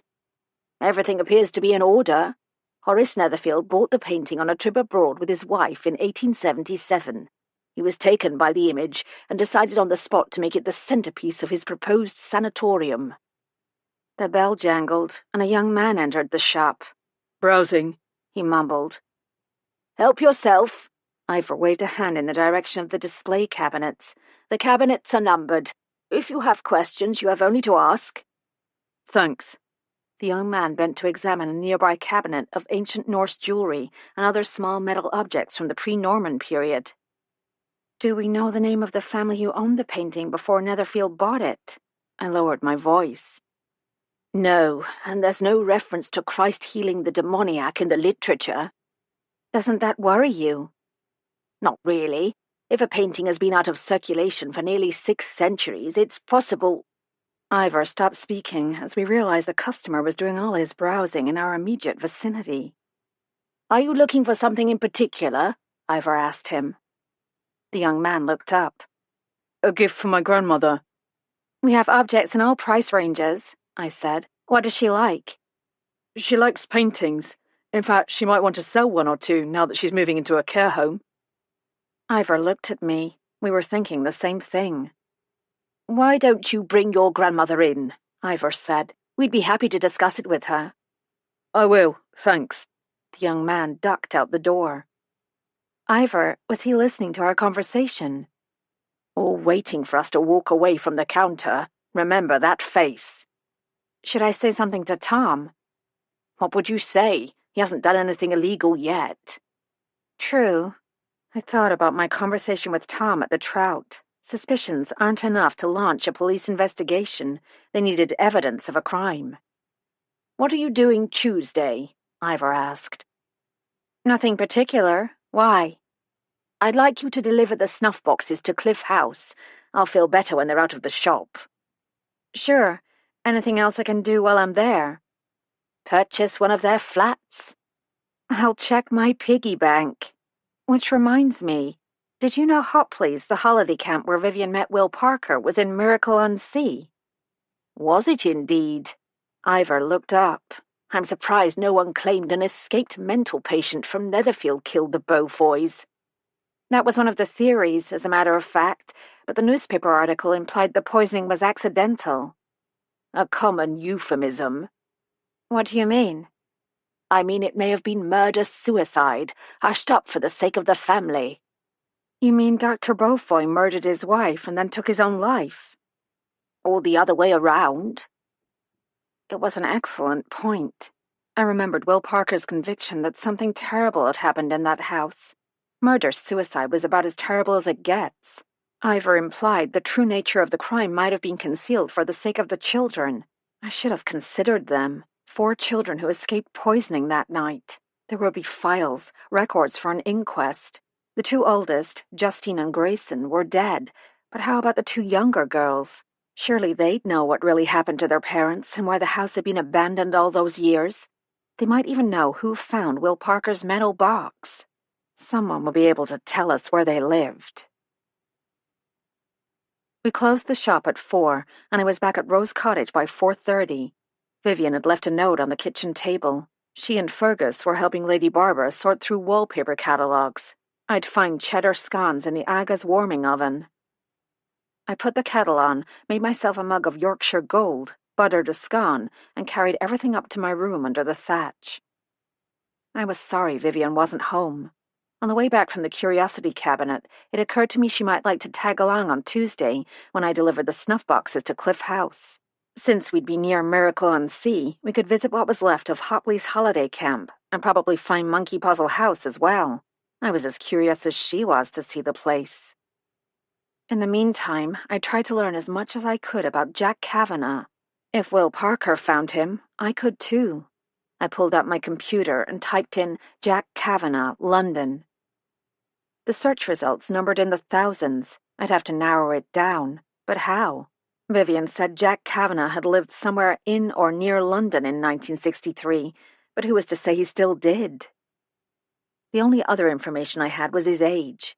He'd been 16 in 1963, which meant if he was still alive, he'd be 74. 2 years younger than Will Parker. I could always pay one of those people finder services, but last May when I'd done a background check on the rector, Edmund Fox, I'd gotten the information I needed through Yahoo UK. It could work again. On the Yahoo site, I typed in Jack Kavanagh, age 74. This time the results numbered in the hundreds rather than the thousands. Then I remembered one more piece of information. Hugh Parker said Jack Kavanagh once owned an industrial cleaning service near Stansted. I added that to the search bar and pushed enter. One entry popped up, an obituary, recent. Suddenly, on 16th of August, Jack Kavanagh, aged 74 years, former co-owner of Bright Star Cleaning Services, survived by wife Helen, daughters Susan and Cheryl. Funeral service to be held at Marchmont Crematorium on Wednesday, 19th of August at 10:30 a.m. No flowers. Donations to Cardiac Research UK. All inquiries to Just Cremations, West Ealing. I read it again. Jack Kavanagh was dead. Another coincidence. Donations to Cardiac Research UK. A 74-year-old man dying of heart failure isn't headline news. And yet, what were the chances of Jack Kavanagh and Will Parker dying within a week of each other? The sound of a door opening below told me Vivian and Fergus had returned. I heard Vivian urging Fergus to stand still while she cleaned his paws. "Vivian," I called down the stairs. "Can you come up here for a minute? I found something on the computer." She lumbered up the stairs. "Look at this." I showed her Jack Kavanagh's obituary. She pursed her lips in thought. "You know I never pry into people's personal affairs, but I think we should phone Jack Kavanagh's wife." I was momentarily silenced, wrapping my head around Vivian Bunn and never pries in the same sentence. What would we give as a reason for calling? Vivian huffed. "An old friend, wishing to extend condolences." "First of all, you're not an old friend, and second, we don't have the phone number." She waved at the computer. "It's in there somewhere. Look in the British Telecom white pages." I did, and sure enough, there was the number. Jack Kavanagh, Asbury Gardens, West Ealing. "Use your mobile," Vivian said, "so she can't trace my number." Little chance of that. Vivian's landline was still listed under the name of her old boss, Cedric Finchley Ford. Still, it wasn't worth arguing. "Fine, but when she answers, I'm handing the phone to you, old friend." I dialed, but the number went immediately to a recording.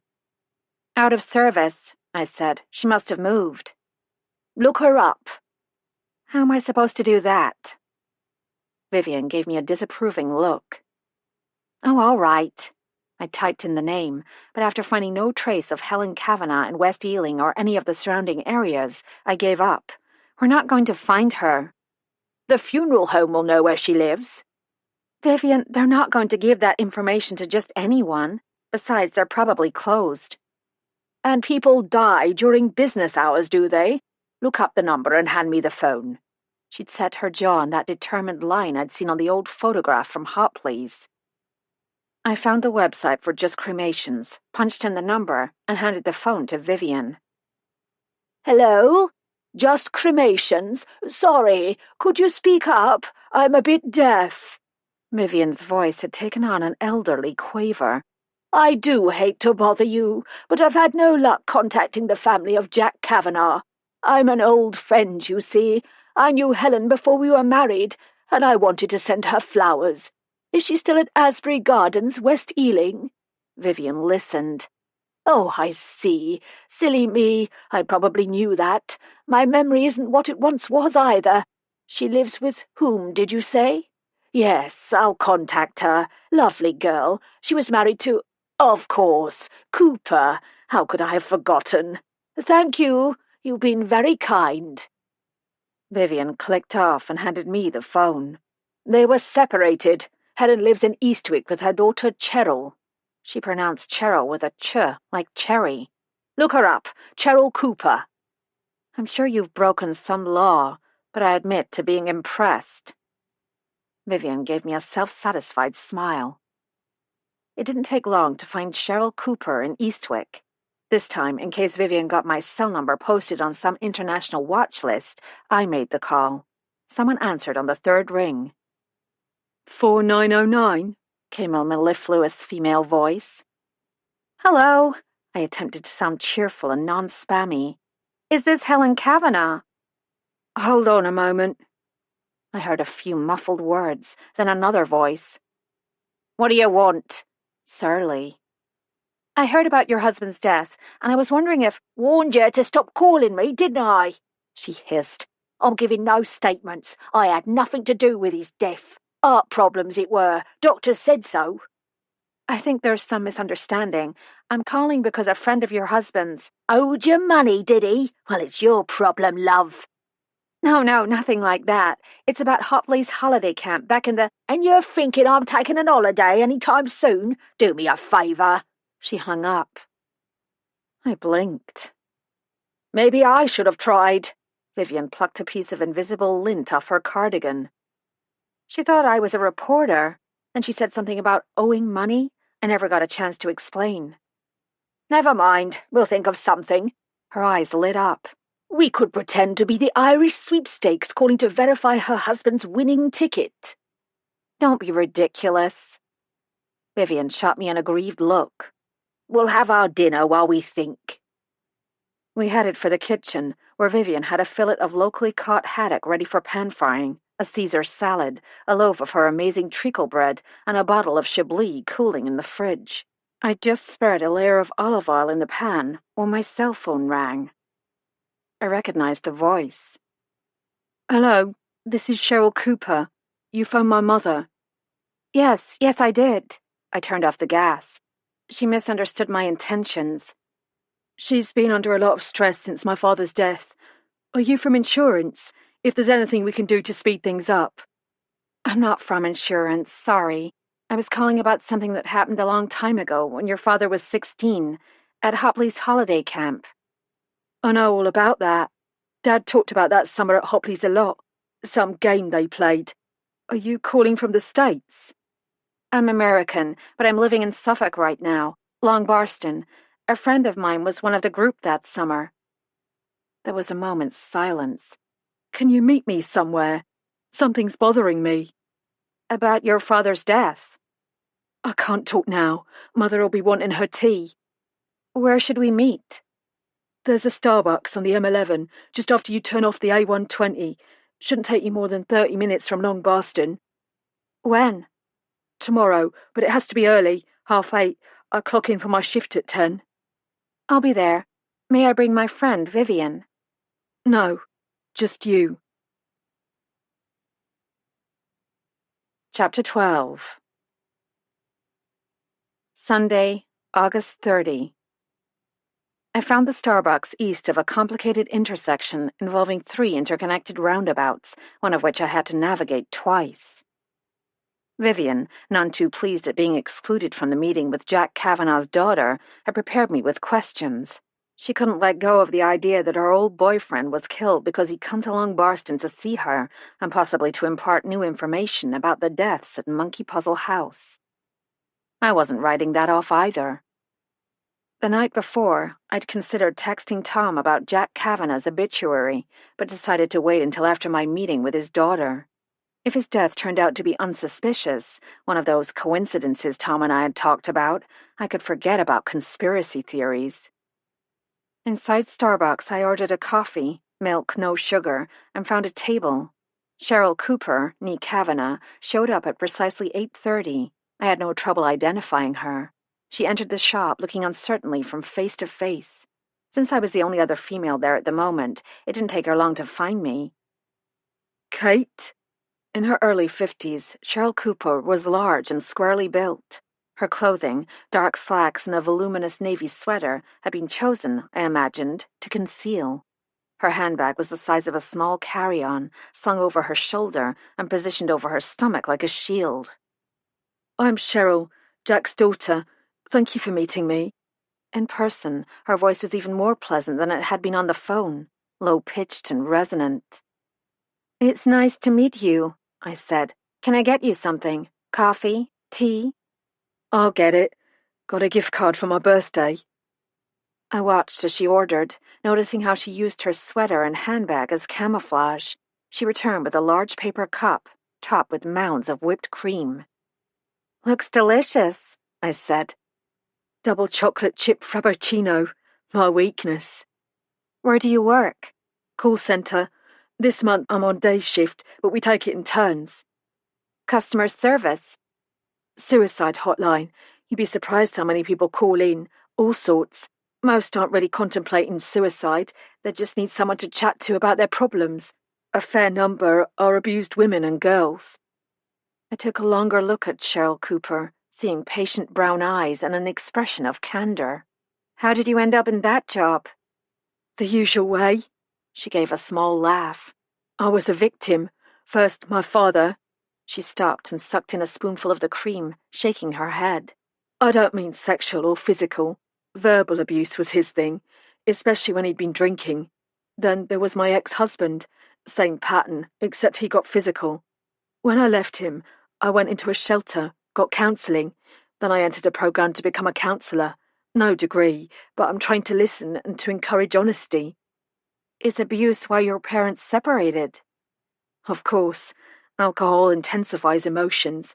My father chose to take his anger out on the women in his life." She spooned more cream into her mouth, then took a long sip on the straw. "How about Susan? She's the oldest, right?" "Suze flew under the radar. Dad wasn't drinking as much in those days, worked all hours. Susan left home at 17. She was 10 years older, so we hardly knew each other. Later, the business failed. Dad's partner cheated him. That's when the anger and the alcohol took control." "Do you mind telling me why you wanted me to come alone?" I asked. Cheryl gave a slight shrug of her shoulders. "We'd spoken on the phone.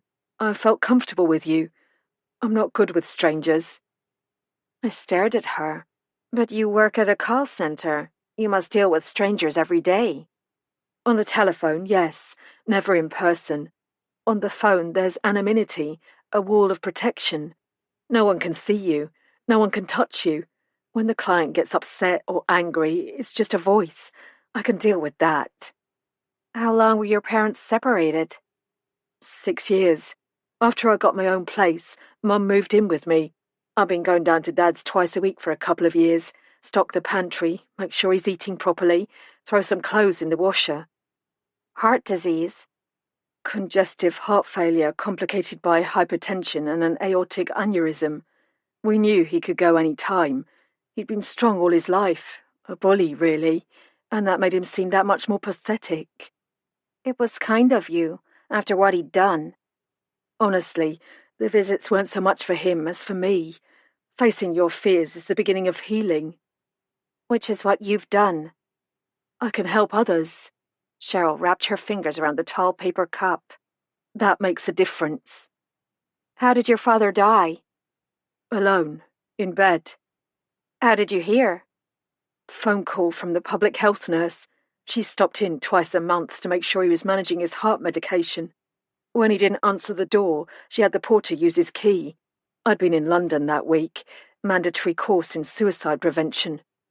"He died of a heart attack." She nodded. "They said he must have mixed up his pills or something, but I'm having a hard time with that. In spite of all the alcohol he'd consumed, my father's mind was sharp. He organised his own pill minder every week, never let me do it for him." "Your mother mentioned something about him owing money." "Dad did a bit of gambling down the pub. Mum's afraid someone's going to pressure her to make good on his bets." She stirred her frappuccino, swirling the remaining cream into the liquid. Removing the straw, she tipped back the paper cup and took another long drink. "Cheryl, why did you call me back? You didn't have to." She looked up, froth on her upper lip. I told you.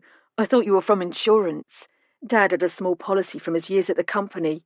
They've been delaying, implying he might have taken his own life. Is that possible? Absolutely not. Cheryl squared her shoulders. He was afraid of dying, terrified he'd die alone in his sleep.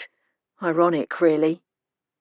Cheryl drained the cup and glanced at her wristwatch. She'd have to leave for work soon, and all I'd learned was that Jack Kavanagh had died of a massive heart attack at the age of 74. Why had she wanted the meeting? Cheryl, I'm sorry for your loss, but I shouldn't take any more of your time. Frankly, I had wondered if your father's death had something to do with the summer of 1963 and an abandoned house near the holiday camp. Obviously, that's not the case. Her answer took me by surprise. Are you sure? Because I'm not. Cheryl was using her thumbnail to score vertical lines along the rim of her cup. I didn't tell you the truth just now. It wasn't insurance on my mind when I called you. The day before my father died, something odd happened. I'd phoned him from London to check on him. He said he'd had a phone call, someone who'd asked questions about the old days. I could tell he was disturbed, Kate, but I don't know why. Was the caller a man or a woman? I didn't ask. I was late for a session and had to ring off. Next morning, the nurse found him dead. That's the real reason I wanted to meet today. I needed to tell someone, and since she mentioned Hopley's, she shrugged. What did this caller want to know? Dad mentioned a house near Miracle-on-Sea. That's all I know. Monkey Puzzle House. She stared at me. How do you know that? My friend Vivian Bunn and your father were two of 5 teenagers who explored that abandoned house in 1963. One of them, Will Parker, a retired CID officer from Peterborough, had recently been looking into the case. Something happened that made him suspicious. I explained to her about Cluedo and the game pieces. Could Will Parker have been the one who called? I don't think so. She furrowed her brow. In fact, it couldn't have been. Dad said the caller was someone he didn't know. I think what frightened him was the fact that this person seemed to know things about him, like they'd done research. Did the caller say what he wanted? I should have asked. Cheryl's chin trembled. There's something else. I think someone searched Dad's flat. It wasn't torn up or anything, but I could see things were out of place. Dad was a creature of habit. He put things back where they belonged. Was it as simple as that? Someone talked his way into the flat, intending to rob him, and Cheryl's father died of a heart attack in the process. Was anything missing? I don't think so. Had your father received a package recently? It was a shot in the dark, but the look on Cheryl's face told me I'd hit the mark. She opened her large handbag and pulled out a brass letter opener with a carved jade handle. I found this paper knife in his desk drawer. I'd never seen it before. There was an empty box in his rubbish bin, no return address. Did you keep the box? No. Do you remember where it was postmarked? I'm sorry, no. Did your father keep a daily diary or jot down appointments somewhere? You mean, did he write down the name of his visitor? It would help. I didn't see anything. The flat is cleared out now. Why don't you ask that detective? Maybe he knows something. I'm afraid that's not possible. Will Parker was murdered a week ago Friday. Murdered? Cheryl's mouth slackened. 2 of the 5 sleuths were now dead, both recently and both after receiving anonymous packages. I wouldn't suggest it to Cheryl Cooper, not until I had proof, but I couldn't rule out the possibility that her father had been murdered too. If so, the killer had made sure it looked like another natural death.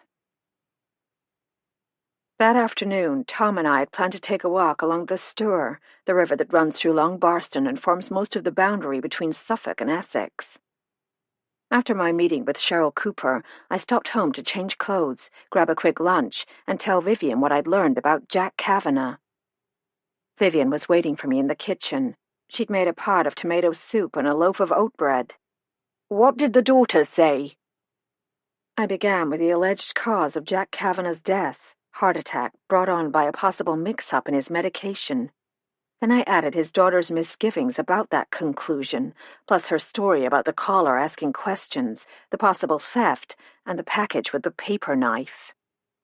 Vivian had been ladling soup into 2 large bowls. The ladle clattered against the pot. "Did you say a paper knife?" "Brass, with an etched design and a carved jade handle." "Another one of the game pieces." She nodded. "That was the dagger I told you about. Something nasty's going on, Kate." She leveled her gaze at me. "Will was right. Something terrible happened in that house. Will's death, maybe Jack's too, is connected with those poisonings. I'm sure of it." I wasn't sure of it, not yet, but the look on Vivian's face told me we were thinking the same thing. "Vivian, if anyone comes around asking questions about Monkey Puzzle House, do not let them in." Chapter 13. The day was perfect for a hike, sunny, cool, and dry underfoot. From the church, Tom and I walked down the high street, past the shops and the Suffolk Rose Tea Room, to the Stour Bridge.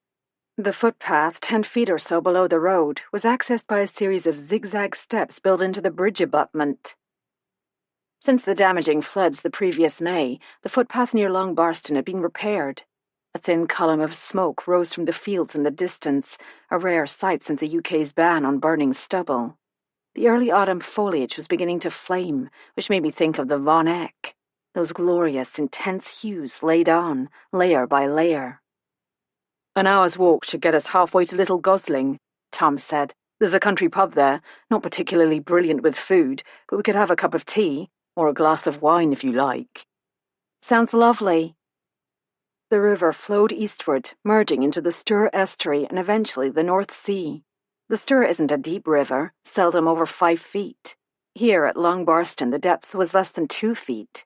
Clear olivine water sparkled in the sun as it washed over fallen branches and divided around rocks. I breathed in the scent of wet moss and rocks. The path was narrow, making conversation difficult. We tramped along in companionable silence, listening to the murmur of flowing water. After 10 minutes or so, we stopped to watch a heron, perched on one leg amid a stand of purple loosestrife. "Are you going to tell me about Jack Kavanagh's daughter?" Tom asked. "Sure, but first tell me what you learned about the Beaufoy deaths." "You won't be pleased." Tom pulled 2 water bottles out of his pack and tossed me one. "The poisonings were never considered a crime. I learned that much. Actually, that's all I learned." "Why?" I took a drink and handed the bottle back. "Because there's almost nothing to learn. Come on, let's keep going. I'll explain." The path widened, allowing us to walk together. I didn't expect to find anything in the police records. Most non-criminal files were purged years ago. But I had hoped to learn something from the records of the coroner's court in Ipswich. That's where the inquest was held. "And?" "The Beaufoy files are missing, except for a summary, which lists the date of decease, 20th of May, 1961. The verdict, accidental poisoning, and the names of those who gave evidence." "What does that mean?" "It means someone removed the files." He pushed a branch out of the way to let me pass. "Removed?" "Old files, those before 2017, are stored in the archives at the Suffolk Records Office. Assuming the inquest files weren't suppressed, they were either misfiled or accidentally destroyed." He gave me a sidelong glance. "Or someone stole them." "Who gave evidence?" "The 2 oldest children, Justine and Grayson. They didn't depose the younger daughters, 15 and 11. Others gave testimony as well, the cook, the gardener, a doctor from Netherfield Sanatorium where Beaufoy worked." "Hold on a minute." I stopped walking. "You're saying Dr. Beaufoy worked at Netherfield Sanatorium?" "Beaufoy had his own practice, but he also performed admission exams at Netherfield and took care of minor physical complaints among the patients and staff. Digestive problems, broken bones, concussions, all that was recorded in the summary." "Did they suspect the cook?" "Her name was Alice Evans, a young woman of 22. It doesn't appear she was a suspect, although without her actual testimony, I couldn't tell you why not." "And no one at the coroner's court today knows where the documents ended up?" "Not a clue." To be fair, it's been 60 years, Kate. No one working in the coroner's office today was even alive in 1961. So the records no longer exist? I didn't say that. They may have been misfiled. I made a non-committal sound, but a case of simple misfiling sounded unlikely to me. Who would have had access to the files? Anyone deemed an interested person. Law enforcement, next of kin, involved organizations. Like someone at Netherfield? I suppose so. Disclosure would be determined by the senior coroner at the time. In the 60s, that would have been the senior partner at the law firm from which the coroner was always appointed. When a coroner retired, the post was simply handed down to the next in line. What was the name of the law firm in 1961? I can probably find out. The path narrowed again, and Tom strode ahead. At least I had a name. Alice Evans, the family cook. The police were investigating the murder of Will Parker, not the poisoning deaths of the Beaufoys 60 years ago. But for Vivian's peace of mind, I had to do something. And in the absence of the inquest files, the least I could do was talk with someone who actually knew what happened that night. One of the surviving Beaufoys, for example, or Alice Evans. If she'd been 22 in 1961, she'd be 82 now. According to my mother's new husband, 80 is the new 60. I could also find out if any of the Cliff House board members remembered hearing about the Beaufoy deaths from their parents. Everyone in the area must have talked about the case for months. I might also try to locate Frank Keene and Mary, if Vivian ever remembered her last name. Maybe they'd been contacted by a stranger too, asking about that summer, or one of them had sent the packages. The wind picked up, dappling the sunlight through the trees and casting shifting patterns on the footpath. I zipped up my lightweight jacket. Tom said once that I see patterns and connections others don't. This time the connection seemed to center on Netherfield Sanatorium. Dr. Beaufoy worked there at the time of his death. 4 of the Cliff House board members had relatives who worked there in 1961 as well. And then there was Monkey Puzzle House, barely 2 miles from Netherfield. That's where the 5 sleuths played Cluedo and Will Parker hid the metal box. Was I imagining patterns, like those people who see a human face in an automobile grill or the image of the Virgin Mary in a grilled cheese sandwich? Something. Pareidolia, that was it. I'd read about it once. Scientists say we're primed to see faces in the natural world, and once we see them everywhere. Had I imagined a pattern because I wanted the events of the past week to make sense? I didn't think so. Miracle-on-Sea was a small community. Someone knew what happened that May night in 1961. Someone found the metal box with the game pieces. Someone murdered Will Parker, and maybe Jack Kavanagh. Tom, I said, catching up to him. If Dr. Beaufoy worked at Netherfield at the time of his death, the parents of the Cliff House board members would have known him pretty well. Some of them were doctors themselves. They worked with him. Maybe one of them removed the inquest files. Why? Because the information was incriminating? Are you suggesting someone on the Cliff House board murdered Will Parker to conceal a 60-year-old murder? Not really. The path circled an ancient hollow oak tree. If the evidence pointed to a killer, that person would have been arrested and tried. My point is, I stopped to run my hand over the gnarled old bark. Someone on the board might know the story. They might be able to fill in some of the blanks. Back to Jack Kavanagh's daughter, Tom said. How did you find her? Her name is Cheryl Cooper, and I found her online through her father's obituary. Jack's estranged wife lives with Cheryl in Eastwick. The couple separated 6 years ago. What did the daughters say? I started with the basics. Jack Kavanagh's failed business, the cheating partner, the drinking, the anger, the verbal abuse, the gambling. Then I got to the point. He died of a heart attack while Cheryl was away at a conference in London. He'd had a bad heart for years, but I knew there'd be a but. Just listen. Sometime before his death, Jack Kavanagh received an anonymous package containing the game piece he'd used all those years ago at Monkey Puzzle House. Just like Will Parker, Tom. But in Jack's case, it was a brass paper knife shaped like a dagger. The day before his death, he got a phone call. He told his daughter because it upset him.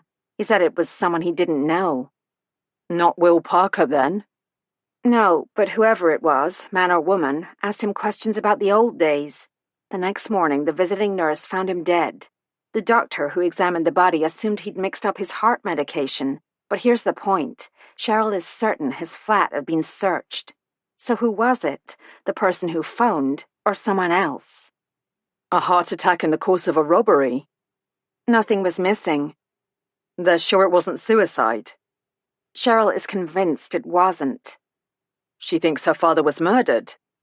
She didn't say that, but I know she's suspicious, especially when I told her about Will Parker's murder. You said someone asked her father about the old days, but how do we know which old days he meant? Maybe someone was interested in the old days when Jack Kavanagh ran his industrial cleaning business. He might have been involved in something shady. Oh, maybe, I groaned, startling a man fishing on the riverbank. I can't prove it, but something's going on, and Vivian is involved. She wants to see Monkey Puzzle House again. And do what? Just see it. Someone recently bought the house. We probably can't get inside, but I know Vivian. She won't let it go. I can't stop you. Don't say that. I took his arm and turned him toward me. I'm not asking permission, but I would like your approval. Or at least your surrender? No, your help. He blew out a breath. What do you want me to do? I tried to find information on the Beaufoy family. That was a dead end. Agree with me that it's odd enough to look into. We are looking into it. An elderly man, an ex-policeman, was murdered on our patch. We're doing everything we can to find his killer. That's good, but how about Jack Kavanagh? How about Frank Keene and Mary something? Tom turned to look me in the face. You're afraid Vivian's in danger, aren't you? I didn't have time to answer. My cell phone rang. It was Ivor. Kate, I just got a phone call from Apollo. They already have preliminary results on the Von Eck. There are concerns. Should we turn around? Tom asked when I told him. We could be back by 3. I shook my head. The reports were preliminary. No sense panicking. But I was panicking, a little. If the tests proved the painting was a fake, Ivor and I would have to break the news to Tony Curry and the Cliff House board. Then I reminded myself we didn't have the final results yet. There was still a chance the bad news would turn out to be a botched cleaning job or some heavy-handed overpainting that would have to be removed, which meant I didn't have to deal with it yet. Besides, Tom was leaving again for a few days of meetings at constabulary headquarters in Martlesham Heath. I decided to forget about medieval pigments, missing files, and conspiracy theories and spend the rest of Sunday with him. Good choice. Chapter 14. Monday, August 31. When he arrived at the shop, Ivor was behind the counter, using a soft horsehair brush to clean a set of Wilkie Collins' first editions. Each of the books would be cleaned, interleaved with special paper to absorb odors, and stored in acid-free clamshell boxes. Good morning. He laid the brush in a square of white cotton fabric. Tell me about the test results. They analysed the pigments, all of which were consistent with 15th century pigments and the heat-bodied linseed oil Von Eck was known to have used. That's good, right? Except for one tiny problem. Ivor pulled off his white cotton gloves. The blue. I stared at him. You mean it wasn't natural ultramarine? Ultramarine is one of the oldest known pigments, used by artists for at least 1,500 years. A brilliant, intense blue made from lapis lazuli, rare and thus expensive. A synthetic was developed in the 1830s, identical in composition and structure, but detectable under a spectroscope. No, it was natural ultramarine, all right, but they also found traces of something that shouldn't be there. That's all I know. They said they were going to repeat the test in case there had been contamination. The head of forensics wants to meet us at the lab next Saturday to go over the final results in person. That's not such bad news. I felt relieved. A long time to wait, though. True. He placed the book he'd been working on in one of the clamshell boxes and slipped the soft brush into a white cotton bag. Cliff House tomorrow, right? I told them you'd drop off the snuff boxes. You're to text Martin Lee Jones when you're 15 minutes away. He'll meet you in the lobby to take possession. I emailed you his contact information this morning." I got it. I'll pick up the boxes on the way out of town. By the way, Vivian is going with me. We're going to have lunch in Miracle-on-Sea and do a little time travel. Time travel? He waggled his eyebrows. There's a day in 1965 I'd like to live over again. Why is that? I crossed my arms and grinned at him. Ivor's exploits in the Merchant Navy were the stuff of legend. Long story. Let's just say it involved a public bathhouse in Singapore, a shipment of faulty bath salts, and an invasion of snakes. I can't wait, I laughed. In the meantime, I assume I shouldn't say anything to Lee Jones about the spectrography. If he asks, tell him the tests are incomplete and leave it at that. Fine with me. I do have news, though. Ivor smoothed the top of his head where his hair used to be. I have a client in London, an investment banker. I asked him to take a look at pyramid development in the Cliff House project. Did he find anything interesting? More than interesting, given the connection of the current board members to the final Netherfield Board of Trustees. Ivor slipped the box of books behind the counter. They have a personal interest in the success of the Cliff House project. Not only a personal interest, Kate, a financial interest as well. Ivor eased himself onto one of the stools behind the counter. When Netherfield was placed in the care of the NHS, a contract was drawn up, unusual even then, stipulating that if the facility was ever permanently closed, ownership would revert to the board members or their survivors. So that's why Underwood and Lee Jones are on the board. They're part owners. Not only that, Kate. According to my source, each of the board members chipped in a sum of cash for the startup. Tony Curry insisted on it before he agreed to take on the project. I can't say I blame him. If Cliff House fails, Pyramid won't be the only loser. No wonder the board balked at testing the Von Eck. They're counting on the proceeds to put Cliff House in the black. That's why Tony Curry pulled rank. As majority shareholder, he understood what the others didn't, that given our recommendation, the only path forward was to remove any doubt about the painting's authenticity. He's got a lot riding on the project himself. It's a stunning building, but do you think wealthy people are clamoring to invest millions in a home on the Suffolk coast? Curry must think so. He's something of a legend in the city, Kate. Real rags to riches story. Came from nothing. As a lad, he was in one of the East London gangs, had a string of arrests by the time he was 15, on his way to hard time. What changed? Wised up, according to my friend, decided to put his intelligence to good purpose. He started as an apprentice to a chartered surveyor and clawed his way up the ladder, stepping on a few toes in the process. There are people who would like very much to see him fail. Under that polished exterior, he's a scrapper, a street fighter, but insecure. Out to prove something, maybe to himself. What about his personal life? 2 ex-wives. From all accounts, the current Mrs. Curry is working her way through his fortune at a clip. I pictured the photo of the couple in their trendy flat, the designer dress, the bare feet. I wonder if the marriage is in trouble. Curry told me he's living at Cliff House.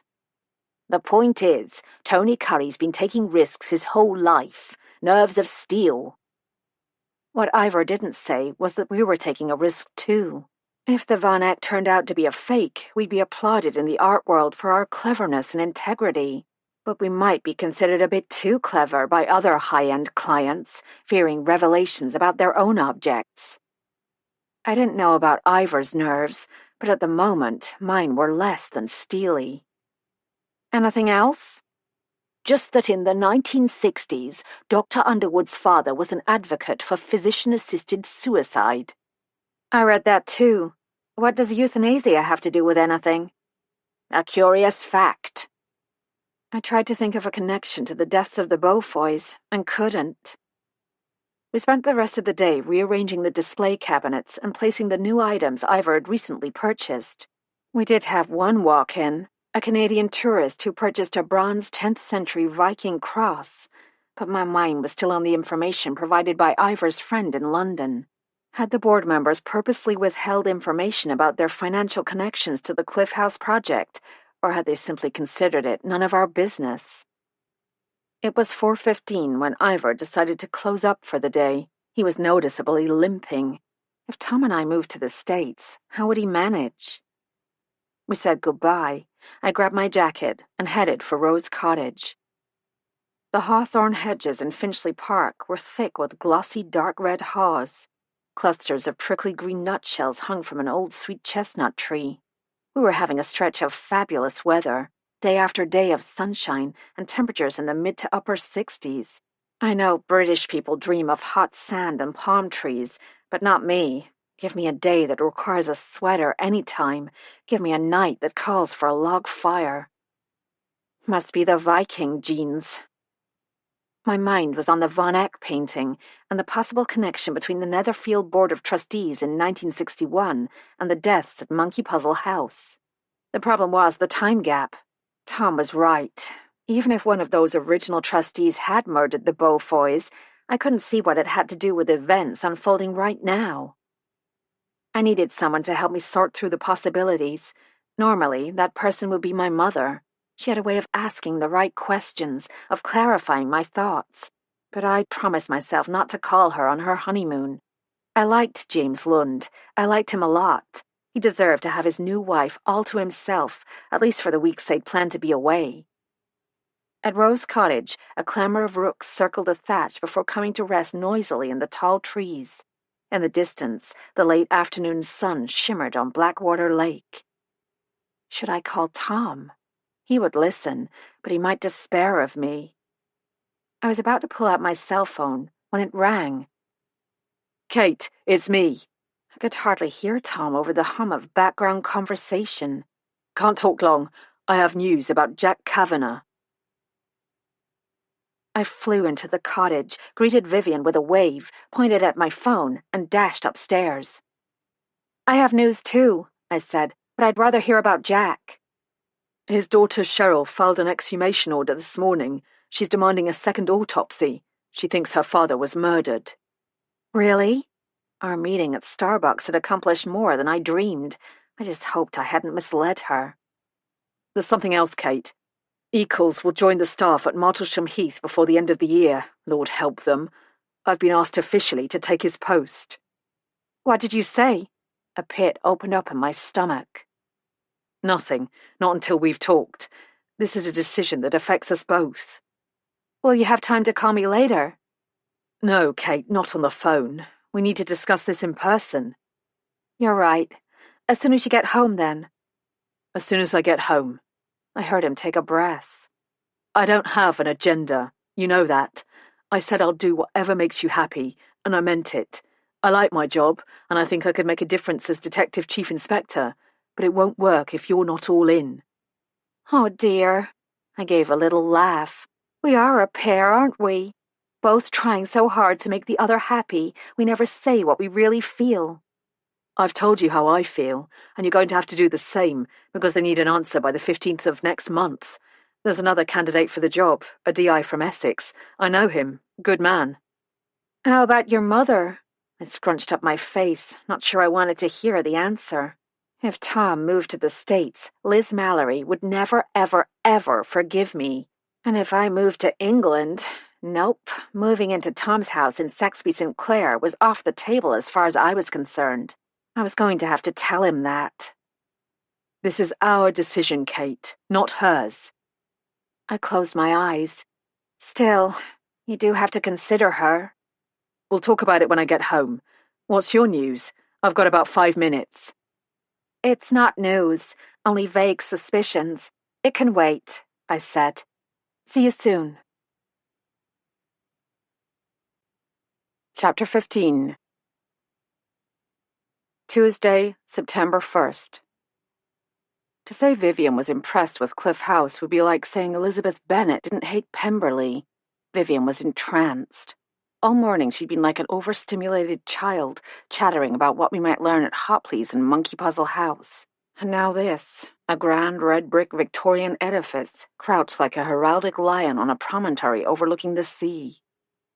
The gates swept open. This time I hardly had to tap the brakes. Do you think they'd give us a tour, or at least let us see one of the finished townhouses? We can ask, I said. What Cliff House needed was a few dozen like Vivian Bunn, but with much bigger bank accounts. Once inside, we stood in the grand entrance hall, awaiting the arrival of Martin Lee Jones. The receptionist, Cordelia Armstrong, eyed the box I was holding and asked if I'd like to leave it on her desk. No way would I pass off the snuff boxes to anyone but a board member. Miss Hamilton? He came striding through from the office wing and greeted me with a tight-lipped smile. I handed him the box. They're wonderful. Exceptional, actually. Ivor's estimates are inside. Any word on the Von Eck? I knew he'd ask. Nothing definite. We'll let you know as soon as we get the final report. When will that be? Soon. In the meantime, let me introduce my friend Vivian. She's familiar with this part of Suffolk. Her family vacationed at Hopley's. Hopley's closed years ago. I know, Vivian said. We're having lunch in town. I hope to see what's left of the old camp. And we'd like to find a house. Maybe you know it. Monkey Puzzle House. His head jerked back. I'd caught him off guard. Yes, of course I know it. I was raised in the area. Then you must remember the tragedy that took place there in the early 60s. The poisonings. The house was recently sold. Vivian and I read a newspaper account. You can hardly expect me to remember the deaths. I was 2 years old when it happened. Interesting. He placed the year exactly. I understand your father and Dr. Beaufoy worked together at Netherfield. In different areas of the hospital. How well did he know the Beaufoys? I couldn't say. His eyes narrowed in suspicion. Why do you want to know? Curiosity? I let him absorb that. So, about the snuff boxes.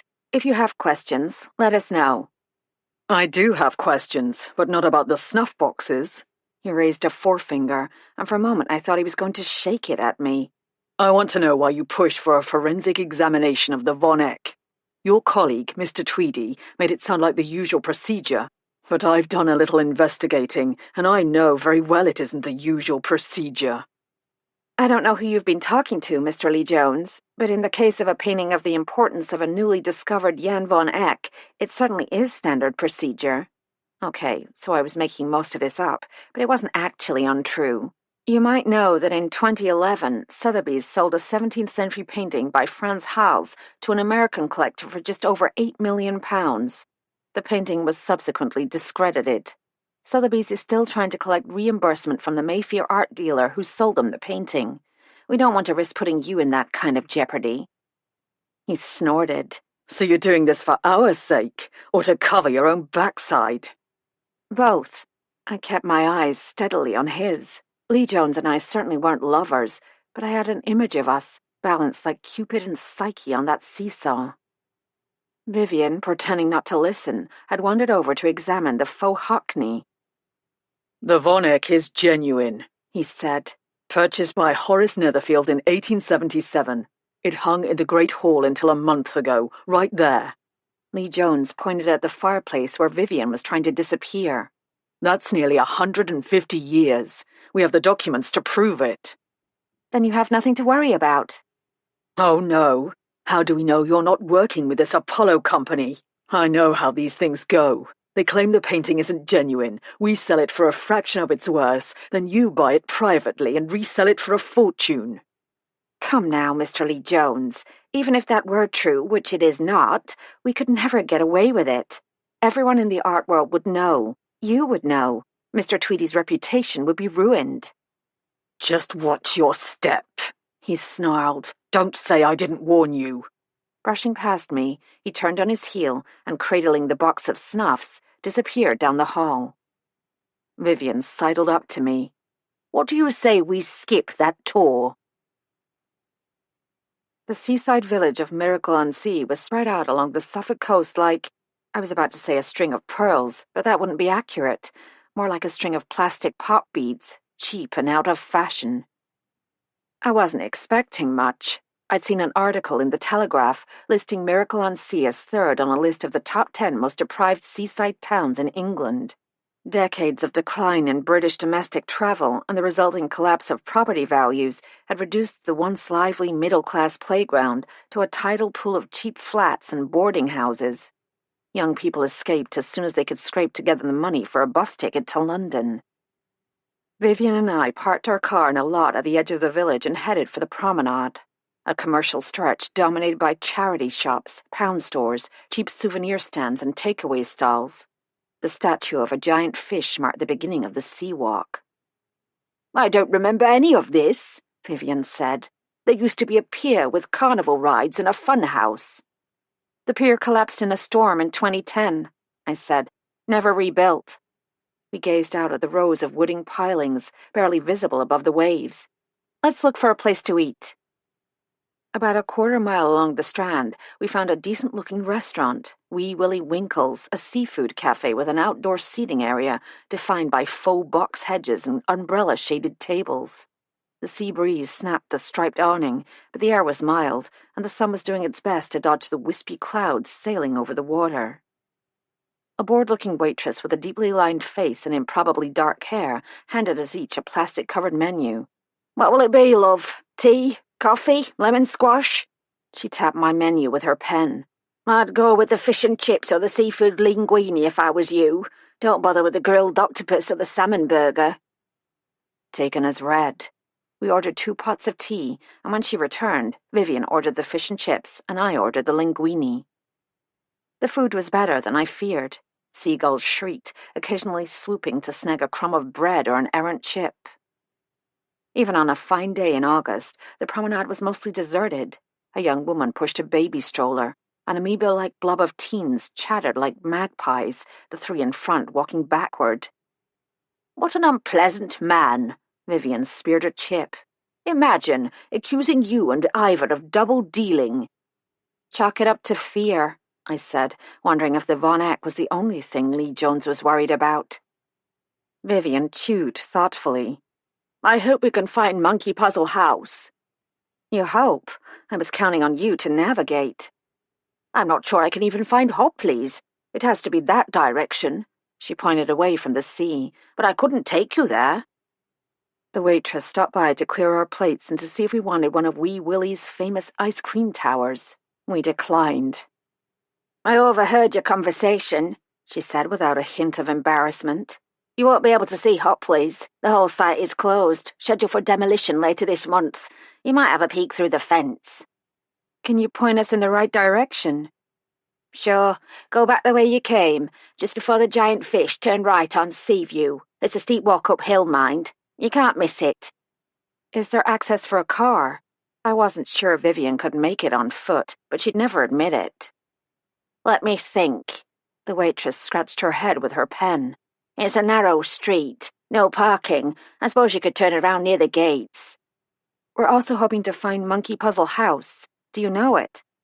"Where those people died back in the 60s. There was an article in our local paper not long ago, when the place was sold, although I can't imagine what the new owners want with it. Needs tearing down, if you ask me.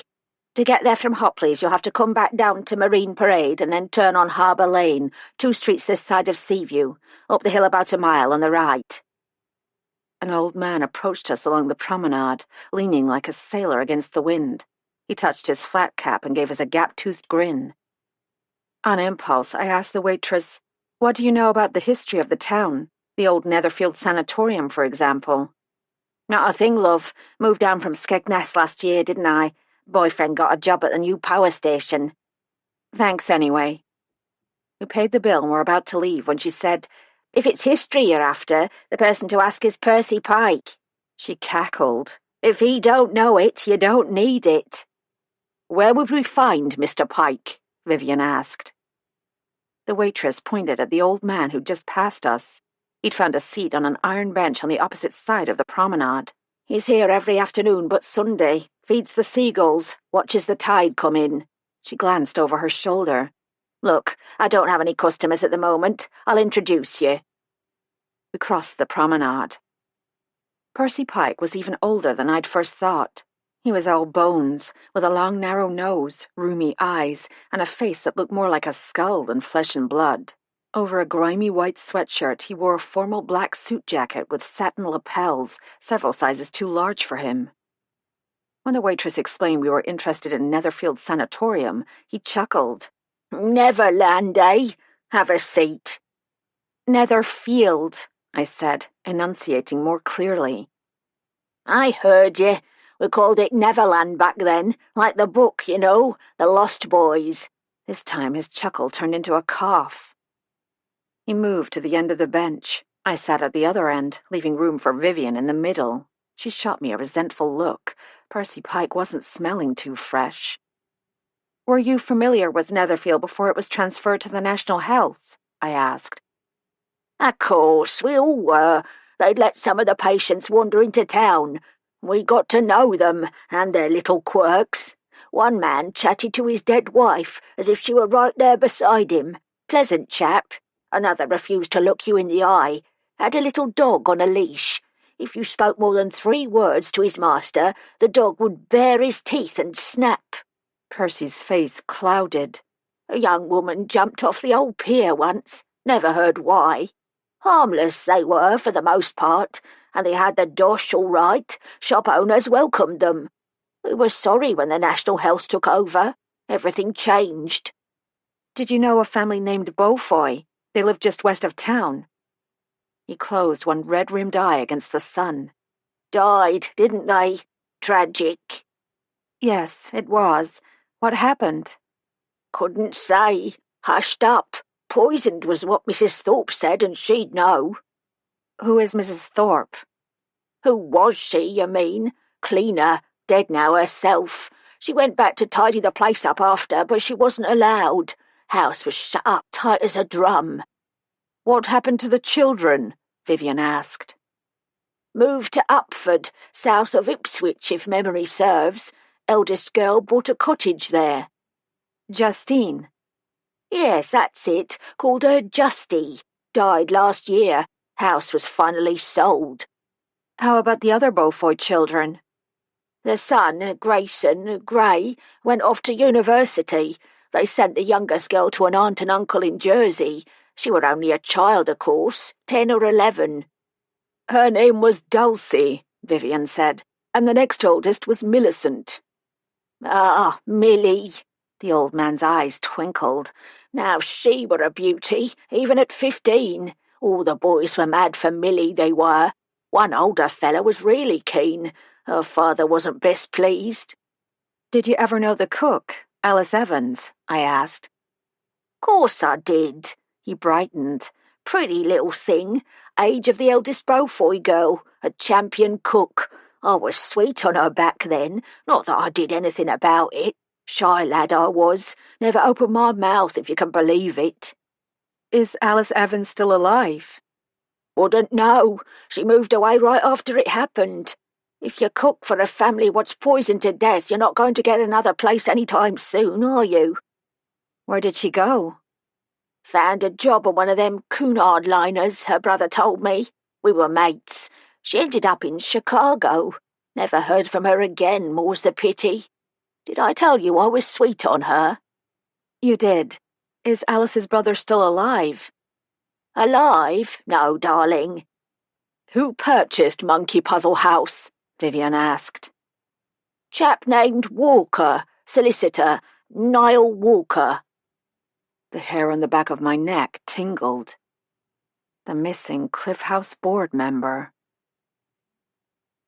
"You say Niall Walker is on the Cliff House board?" Vivian clicked her seatbelt as we made a left turn out of the parking lot. "I suppose it's not surprising. Maybe he's a history buff or a fan of Art Deco." "Could be," I agreed. Monkey Puzzle House was an architectural treasure, and the prices paid by media companies for the privilege of filming there might offset the cost of renovation. Still, this whole business was beginning to look like a web spun by a directionally challenged spider. "Funny that Lee Jones chap didn't mention it." I'd been thinking the same thing. We found Seaview Terrace. I turned west. "Kate," Vivian turned toward me. "do you think Jack Kavanagh was murdered?" "I don't know." I hadn't told her about the exhumation yet. Why add fuel when the fire's already ablaze? I wish I'd paid more attention back then. Maybe seeing the house will jog your memory.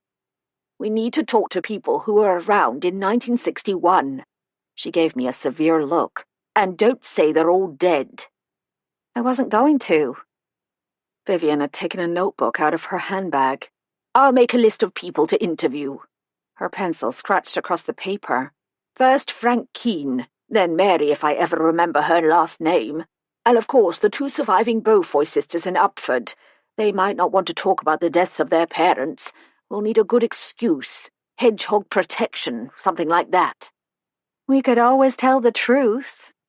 I pulled left to avoid a dog trotting up the lane. I suppose so, Vivian said, completely missing my irony. As a last resort. I put the car in low gear.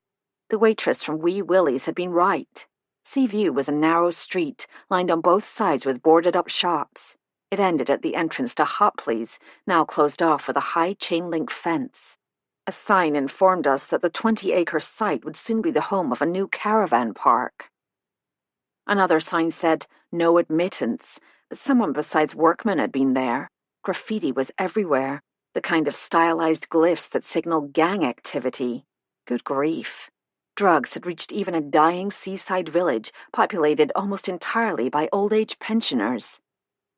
I parked beside a commercial waste receptacle, and we got out of the car. Inside the fence to the right of the main drive, I could see the remains of a concrete swimming pool, partially filled with slimy green water. A sign atop a low building declared, "It's Heaven at Hopley's," in peeling paint. The windows were boarded up with plywood. That was the dining hall and games room, Vivian said. It seemed so glamorous then, and luxurious. Everything free except alcohol. The drinks came with little paper umbrellas, height of sophistication. She planted her walking stick in the scrubby grass. You could just see the chalets, there on the right. Each one had a loudspeaker. Every morning, 7 a.m., we'd hear that voice. "Good morning, campers. Rise and shine." I don't know what I'd been expecting. With a name like Chalet, something alpine maybe. The reality was a long row of identical pebble-dash boxes, inches apart, with overhanging porches and corrugated metal roofs. Most of the windows were broken. Some of the roofs had fallen in. "It has been a very long time, hasn't it?" Vivian stood with one hand on her walking stick. She turned to me, her chin trembling. "Let's get out of here." Chapter 16. Like Hopley's, like most memories when we try to revisit them, Monkey Puzzle House turned out to be a disappointment. We parked in the lane behind a transport van with its rear cargo doors open. Inside we saw a jumble of coiled electrical cords, folded canvas drop cloths, and an array of workmen's tools. The hedge Vivian had described was overgrown but still thriving. Someone had hacked through it at the front, removing the fence and creating a wide access over which chunky gravel had recently been laid. "It's smaller than I remember," Vivian said. We stood gazing at the plaster-like exterior. The once pristine surface was crumbling and stained. Near a bank of curved glass blocks, a large chunk of the sand and cement mix rendering had broken off, exposing yellow brick. "Looks more like a candidate for demolition than renovation," Vivian said. I knew better than to take her arm, but I stayed close as we picked her way across the gravel. Pounding noises came from inside the house. I was about to suggest we take a few photos and get back in the car when a young woman in khaki shorts and a navy t-shirt appeared in the open door. "This is a construction site. I'm afraid you'll have to leave." A young man, also wearing shorts, followed her out. Both were covered in what looked like plaster dust. "This is private property," he said. "We're not open for tourists." I stared at him, amazed to recognize the face I'd memorized in the cabinet of curiosities. "I saw you in Ivor Tweedy's antiquities shop last Saturday." His mouth opened. "Oh, yes. What a coincidence, eh?" He attempted a smile. "You were looking for a present for your grandmother. Did you find one?" The young woman turned to him, frowning. "Your grandmother?" "I meant your grandmother," he said. "Doesn't she have a birthday coming up?" "Not until November." Early bird and all that, eh? The young woman, realizing more was going on than she understood, let it drop. She smiled apologetically. As Terry said, the house isn't open for tourists. I suppose you could take a few photos as long as you're here, but it's really not safe. We are sorry, I said, in what my husband used to call my butter wouldn't melt voice. I'm Kate Hamilton. This is Vivian Bunn. We saw an article on the house, and we've come all the way from Long Barston to see it. It is amazing. Her manner softened. We're the Walkers. I'm Zara. This is my husband, Terry. My father-in-law owns the house. Light dawned. Your father-in-law is Niall Walker. We heard he'd bought the property. I know him, or know of him, to be accurate. Do you have a particular interest in the house? Terry asked. The architecture, of course, I said, trying to sound knowledgeable. I came here when I was young, Vivian said. We were vacationing at Hopley's holiday camp. I've been curious to see it again after all these years. An older man, medium height, burly, with close-cropped grey hair, strode out of the house. He wore jeans and a light denim shirt with the sleeves rolled up. What's going on? The question was addressed to his son. Who are these people? You must be Niall Walker. I held out my hand. I'm Kate Hamilton. I'm helping Ivor Tweedy with the appraisals at Cliff House. I was sorry you couldn't be there for our meeting. Family social event. Couldn't be helped. This is my friend, Vivian Bunn. She visited the house a couple of years after the tragic deaths in 1961. Nice to meet you, Walker said, his belligerence melting away. The house made quite an impression, Vivian said. A classic example of streamlined modern. I squinted up at the curved windows and flat roof. I understand the exterior has been featured in a number of films and TV shows. Are you planning to continue that? We hope so. Zara slipped her hand through her husband's arm. We might open the interior for filming as well. Right now, we're trying to determine if that's possible. My son is a remodeling contractor, Niall Walker said. We're keeping costs down by doing as much of the preliminary work as we can. He turned to Vivian. You say you came here as a child? From his tone, I wasn't sure he believed her. Were you friends with the Beaufoys? Nothing like that. Vivian shook her head. The house was abandoned by the time I knew it. We were campers at Hopley's, July of 1963. There were 5 of us who knocked around together that week. She gave him a conspiratorial smile. I'm afraid we were trespassing. I don't suppose the police would prosecute after all these years. Your secret is safe with us. Niall Walker grinned at her. Would you like to see inside? His son looked puzzled. Dad? There's no real danger. Just watch where you step. Walker took Vivian's arm. I'll be fine, she said. I wasn't so sure. We followed the Walkers through the open door into the reception hall. Terry and Zara excused themselves, saying they had to get on with their work. A freestanding staircase with curved metal pipe railings occupied the round tower created by the glass block window. I'd seen a similar staircase in TV episodes of Hercule Poirot. Here, many of the glass blocks had cracked, allowing creepers to trail along the floor and climb the wall. Dust and debris lay thickly on every surface. An archway led to a large living room, panelled exactly as Vivian had described, with fitted slabs of honey-coloured wood. Maple was my guess. Those on the outside wall were ruined, as the ceiling over the curved picture window had partially fallen in.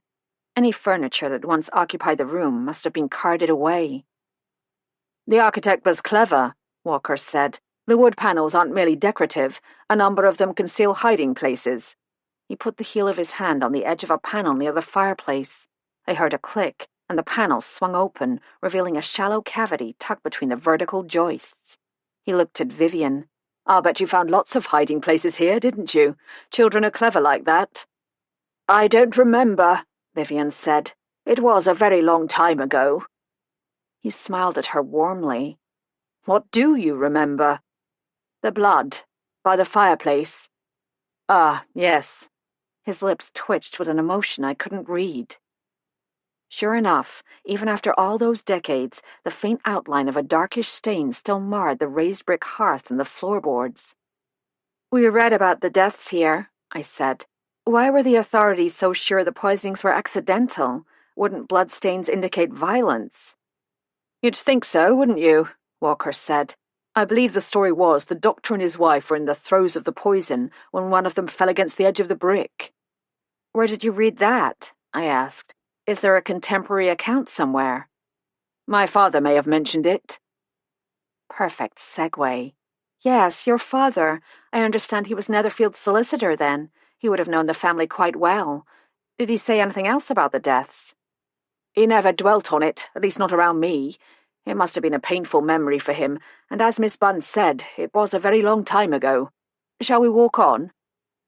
I stayed where I was. This was my chance to find out what the board members knew about the deaths, and I wasn't going to squander it. Did you know any of the Beaufoy children? I heard they moved away, and of course they would have been a few years older than you, but perhaps you met them. I don't believe I ever did. Do you know what kind of poison killed them? Perhaps your father mentioned it. He didn't.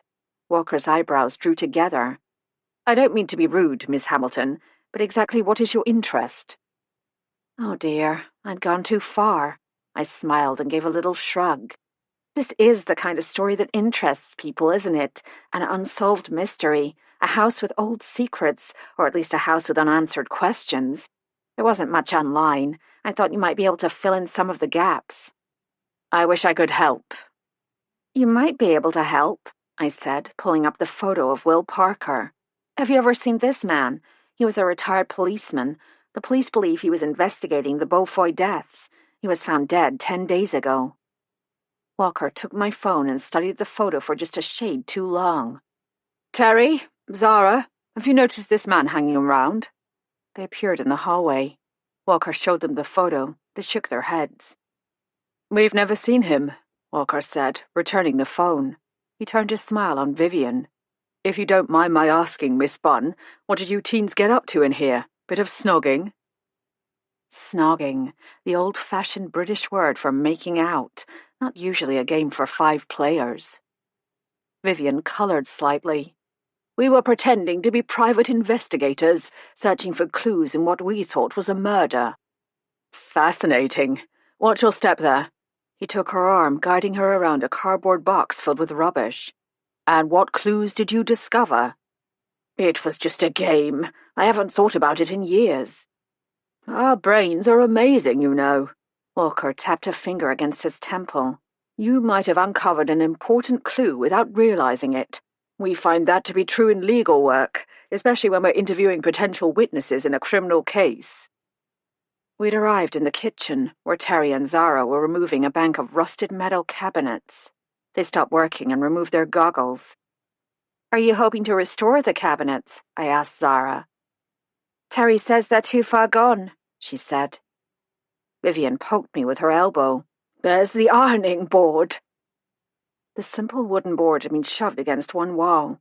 A small black-handled iron lay on its sole plate, the braided fabric cord draped over the dingy board cover. Careful where you step, Walker said. Some of the floorboards were rotten. Most of the original linoleum tiles had been pulled up, exposing a rough wooden subfloor with several portions cut out. Quite a project, I said, wondering if Walker was funding it personally, banking on potential TV and movie contracts to come. He was chatting with Vivian. I do remember the library, she said in answer to a question I hadn't heard. Let's go there next, then, he said, although there's not a lot to see.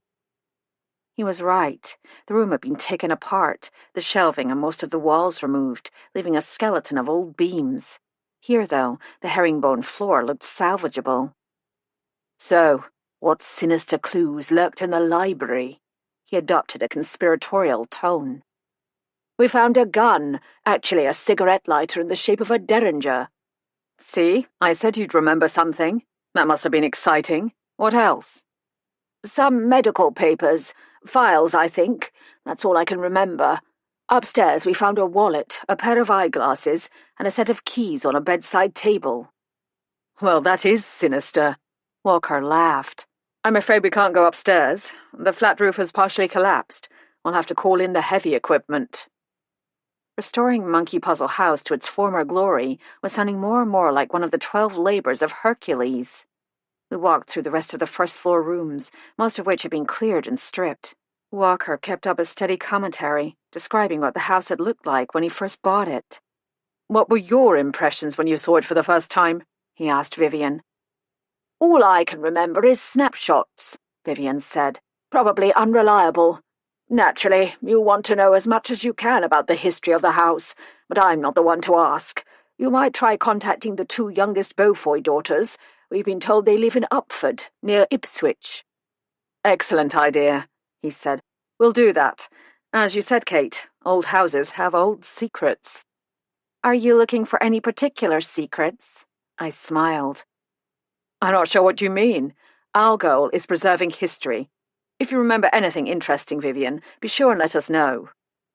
The tour was over. Back at the car, Vivian and I were surprised to see Zara. She glanced over her shoulder toward the house. "You weren't fooled by that grandmother business, were you? I thought I should explain. Niall heard about your recommendation to have the Von Eck analysed. He wanted to check you out. He sent Terry. That's all there was to it. As I'm sure you've guessed, my husband isn't the cleverest liar in the world." I pulled up the photo of Will Parker. "You're sure you've never seen this man around here? He may have been asking questions." Zara blinked at the photo. "No, I don't think so. In fact, I'm sure I haven't." She wasn't the cleverest liar in the world either. "What did you think of Niall Walker?" I asked Vivian once we were back in the car.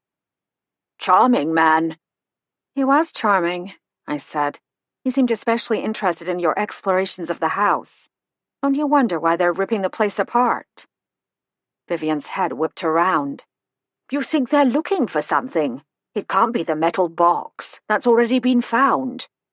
"They're looking for something, and Walker was pumping you for information."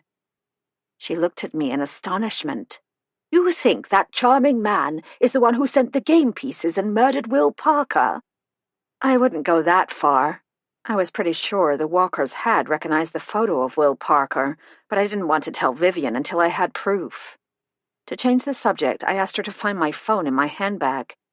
"Would you mind checking my messages and phone calls?" She found my phone and clicked it on.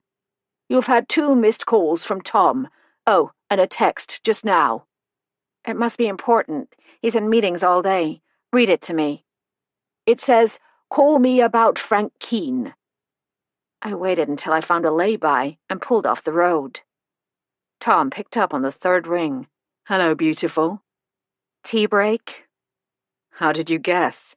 We gather again in 5 minutes." "What did you learn about Frank Keene?" I held my breath. "Is he dead?" "He's alive, living in Stevenage. I have a friend in the Hertfordshire Constabulary." "Pays to have friends. What did he find out?" "You mean what did she find out? D.I. Pippa Harmon.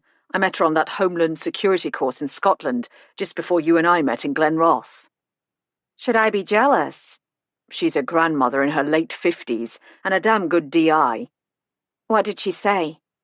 "Turns out Frank Keene is a retired accountant, in the early stages of dementia, but otherwise in pretty good health for his age. His wife is the caregiver." "Tom, thank you." "Almost forgot.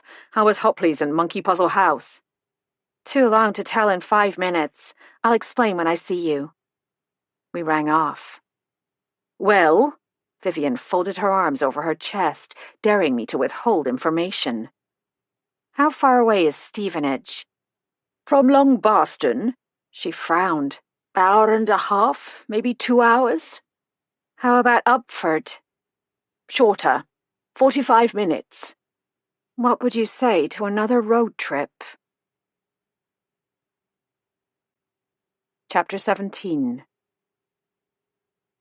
Thursday, September 3rd. I opened my eyes Thursday morning to another beautiful, clear September day. The evening before, I'd made contact with Frank Keene's wife. She'd assured me her husband would be delighted to receive visitors and suggested 11, just after his morning nap, when he'd be most alert. I'd also found Millicent and Dulcet Beaufoy in the British Telecom white pages. They still lived in Upford, a village about 8 miles south of Ipswich. That was the good news. The bad news was that they never answered their telephone. I tried several times. No voicemail kicked in asking us to leave a message.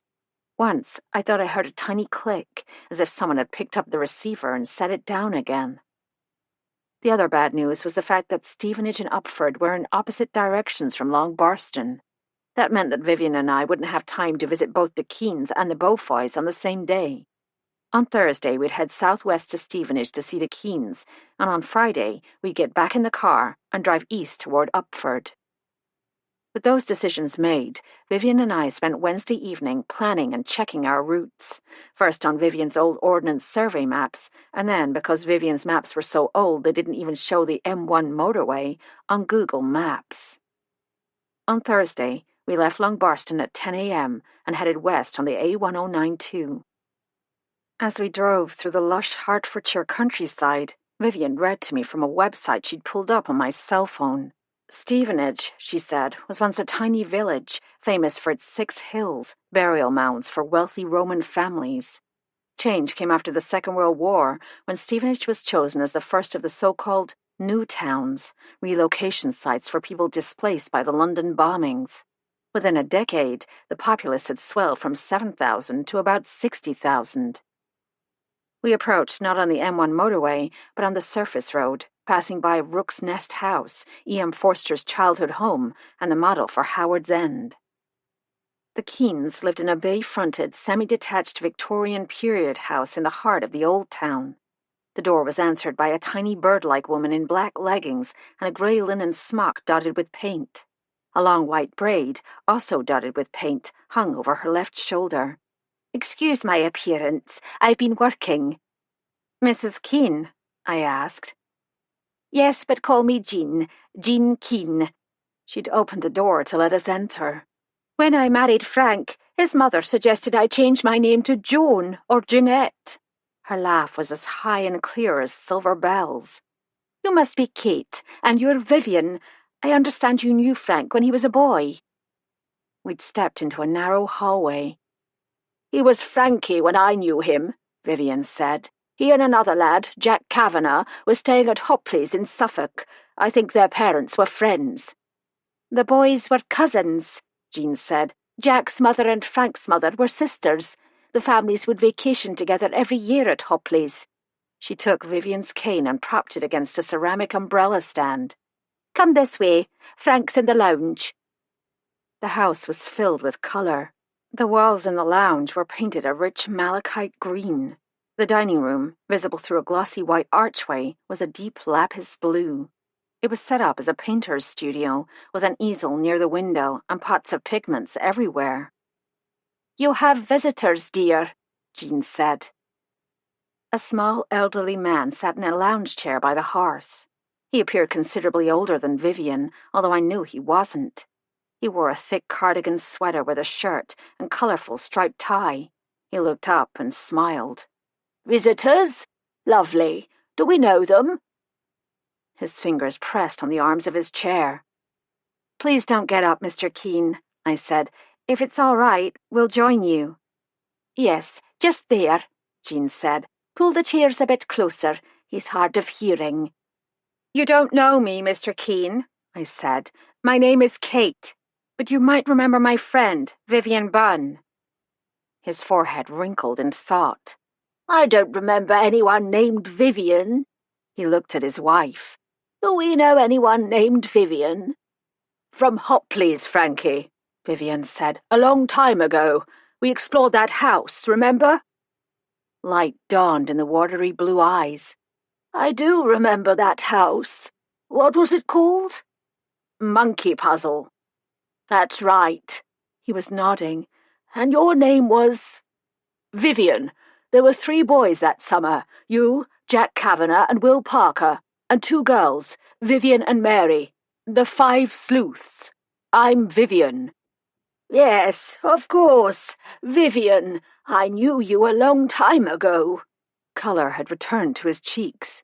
"Jean, I knew this woman a long time ago. At Hopley's. Have I ever told you about Hopley's?" "Many times." She laid her hand on his thin shoulder. "I'll make tea, Frank. You'd like that, wouldn't you?" "Lovely. Or maybe our guests would care for something stronger." Early for that, dear, Jean said. We haven't had lunch yet. Haven't we? He looked puzzled. Frankie, is it all right if I call you that? Vivian asked. I've been telling Kate about Hopley's, the summer of 1963. Do you remember? You don't soon forget something like that, do you? That house, I don't mind telling you now, I was scared silly. Jack was too, although he'd never have admitted it. It was that older boy. What was his name? The one who got us inside. Will Parker. Did you know he became a police officer? CID? Did he? I can't say I'm surprised. Quite an adventure we had. I haven't thought about it in years. Jean, did I ever tell you about Hopley's? Yes, you have, many times. What a place, eh? He looked at Vivian. Remember the train? Hop on the Hopley's train! Ha! And that voice on the intercom every morning, do you remember? Good morning, campers! Rise and shine! They said it in perfect unison. About that abandoned house, I said, attempting to steer the conversation back on track. And the game you played, Cluedo. That's it, Cluedo. He raised a shaky finger. Jean, did I ever tell you about that summer at Hopley's? Yes, you did. A great adventure. She smiled at him. You had a game piece, Mr. Keene, I said. Do you remember what it was? A spanner. Found it in the garage. Did someone post it to you recently? Did someone? His eyes clouded again. He closed his mouth and looked at his wife. I'll put the kettle on now, shall I? She said. Kate, why don't you help me while Vivian and Frank chat about the old days? I gave Vivian a meaningful look. She inched her chair closer to Frank's. Do you remember the ice cream kiosk? They had a special ice cream treat on a stick with layers. The fruit pastels, yes, of course. I liked the chocolate cornettos best. I preferred the toffee bars. Their voices faded as I followed Jean through her studio. She'd been working on an abstract design in bright yellows and reds. The light from the east-facing window brought out a shimmer in the yellow. Are these watercolors? I asked. They're so vibrant. I use them full strength, much richer than the pale wash of hues you often see. What causes the shimmer? She laughed. Pearl powder. I'd be blackballed from the local academy, but I'm doing this to please myself, so why not? She opened a door into the kitchen. The cabinets were white, the countertops black, painted concrete, very chic, and the walls a lively robin's egg blue. You mentioned the spanner, she said, filling the electric kettle. Frank still remembers the past. It's the present that doesn't seem to get recorded in his brain. She opened a tall cupboard door and brought out a small rectangular box that had been unwrapped. He received this a couple of weeks ago. Setting the box on the table, she unfolded the flaps. Inside was what Americans call a wrench, dark metal, about 12 inches long. Who sent it? I asked. We don't know. Look at the postmark. Marylebone, August 16th. There was no return address and no note of explanation inside. Did Frank recognize the spanner? Yes, right away. Was he upset? Worried? He was pleased. He thought it was his birthday. She measured out tea leaves into a perforated silver infuser. Did Vivian receive a package? No, but the other two men did. Jack Kavanagh and Will Parker. Anonymous packages with the game pieces they'd used at Monkey Puzzle House. Her eyes opened wider. Why would someone do that? It might have been a joke. There's one person in the gang that summer we haven't been able to contact, the girl named Mary. Has Frank ever mentioned Mary? I don't think so. She opened a tin and arranged a few biscuits on a plate. We heard Jack died recently. The family hasn't been close in decades. The sisters had a falling out years ago, but Jack's oldest daughter, Susan, sends us notes every once in a while. His younger daughter, Cheryl, found the package, but not until after his death. I considered telling her about Will's murder and Cheryl's suspicions, but decided there was no reason to worry her until we'd gotten the results of the second autopsy on Jack Kavanagh. Has your husband received any visitors recently, wanting to talk about Hopley's? Jean laughed. Yes, he has. You. She poured boiling water over the tea leaves, swished it around, and capped the pot. I laughed too. No one else? She shook her head. I don't think so. A neighbour, Mrs. Harker, comes over several times a week to stay with Frank while I do the shopping or attend my painting class at the Arts Society. Sometimes I just take a walk. I can't leave him on his own any more. He has a tendency to wander. I'm sure she would have said. Let's go back in, shall we? I handed Jean my card. If someone does show up, will you let me know? On the drive back to Long Barston, Vivian was unusually quiet. Are you sad? I asked, imagining it had been difficult seeing someone her own age in such a fragile condition. I'm thinking. She took a swig of tea from her thermos. About the passage of time? Good Lord, no. About murder. Someone threatened Will, Jack, and Frankie. Why? We don't know the game pieces were meant as a threat.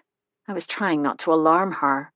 Will Parker may have been murdered because of something that happened when he was on police duty. And Jack Kavanagh's death may have been accidental after all. People have been known to mix up their pills. And maybe St. Paul's Cathedral was built by a race of giants from another planet. She jammed the cap on the thermos with the heel of her hand. I wish you could remember Mary's last name. She's the only one of the 5 we haven't found. Maybe she sent the packages.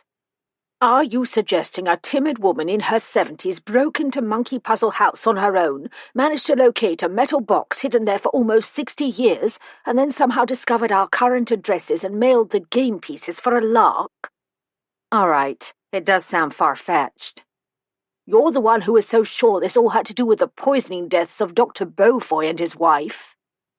Actually, it was her, but I let it go.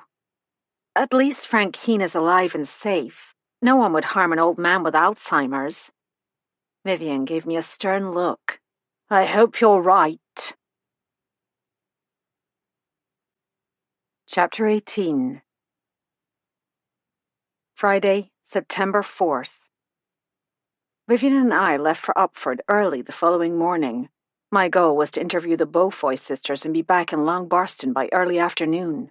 Tom had promised to pick me up a few minutes early for our engagement party. I had a lot to tell him. The fields swept past. The grain crops, wheat and barley, had already been harvested. In some fields, the farmers had turned their chickens loose to gobble up the fallen heads. In other fields, the autumn ploughing had already been completed, leaving furrows of fine, sandy loam.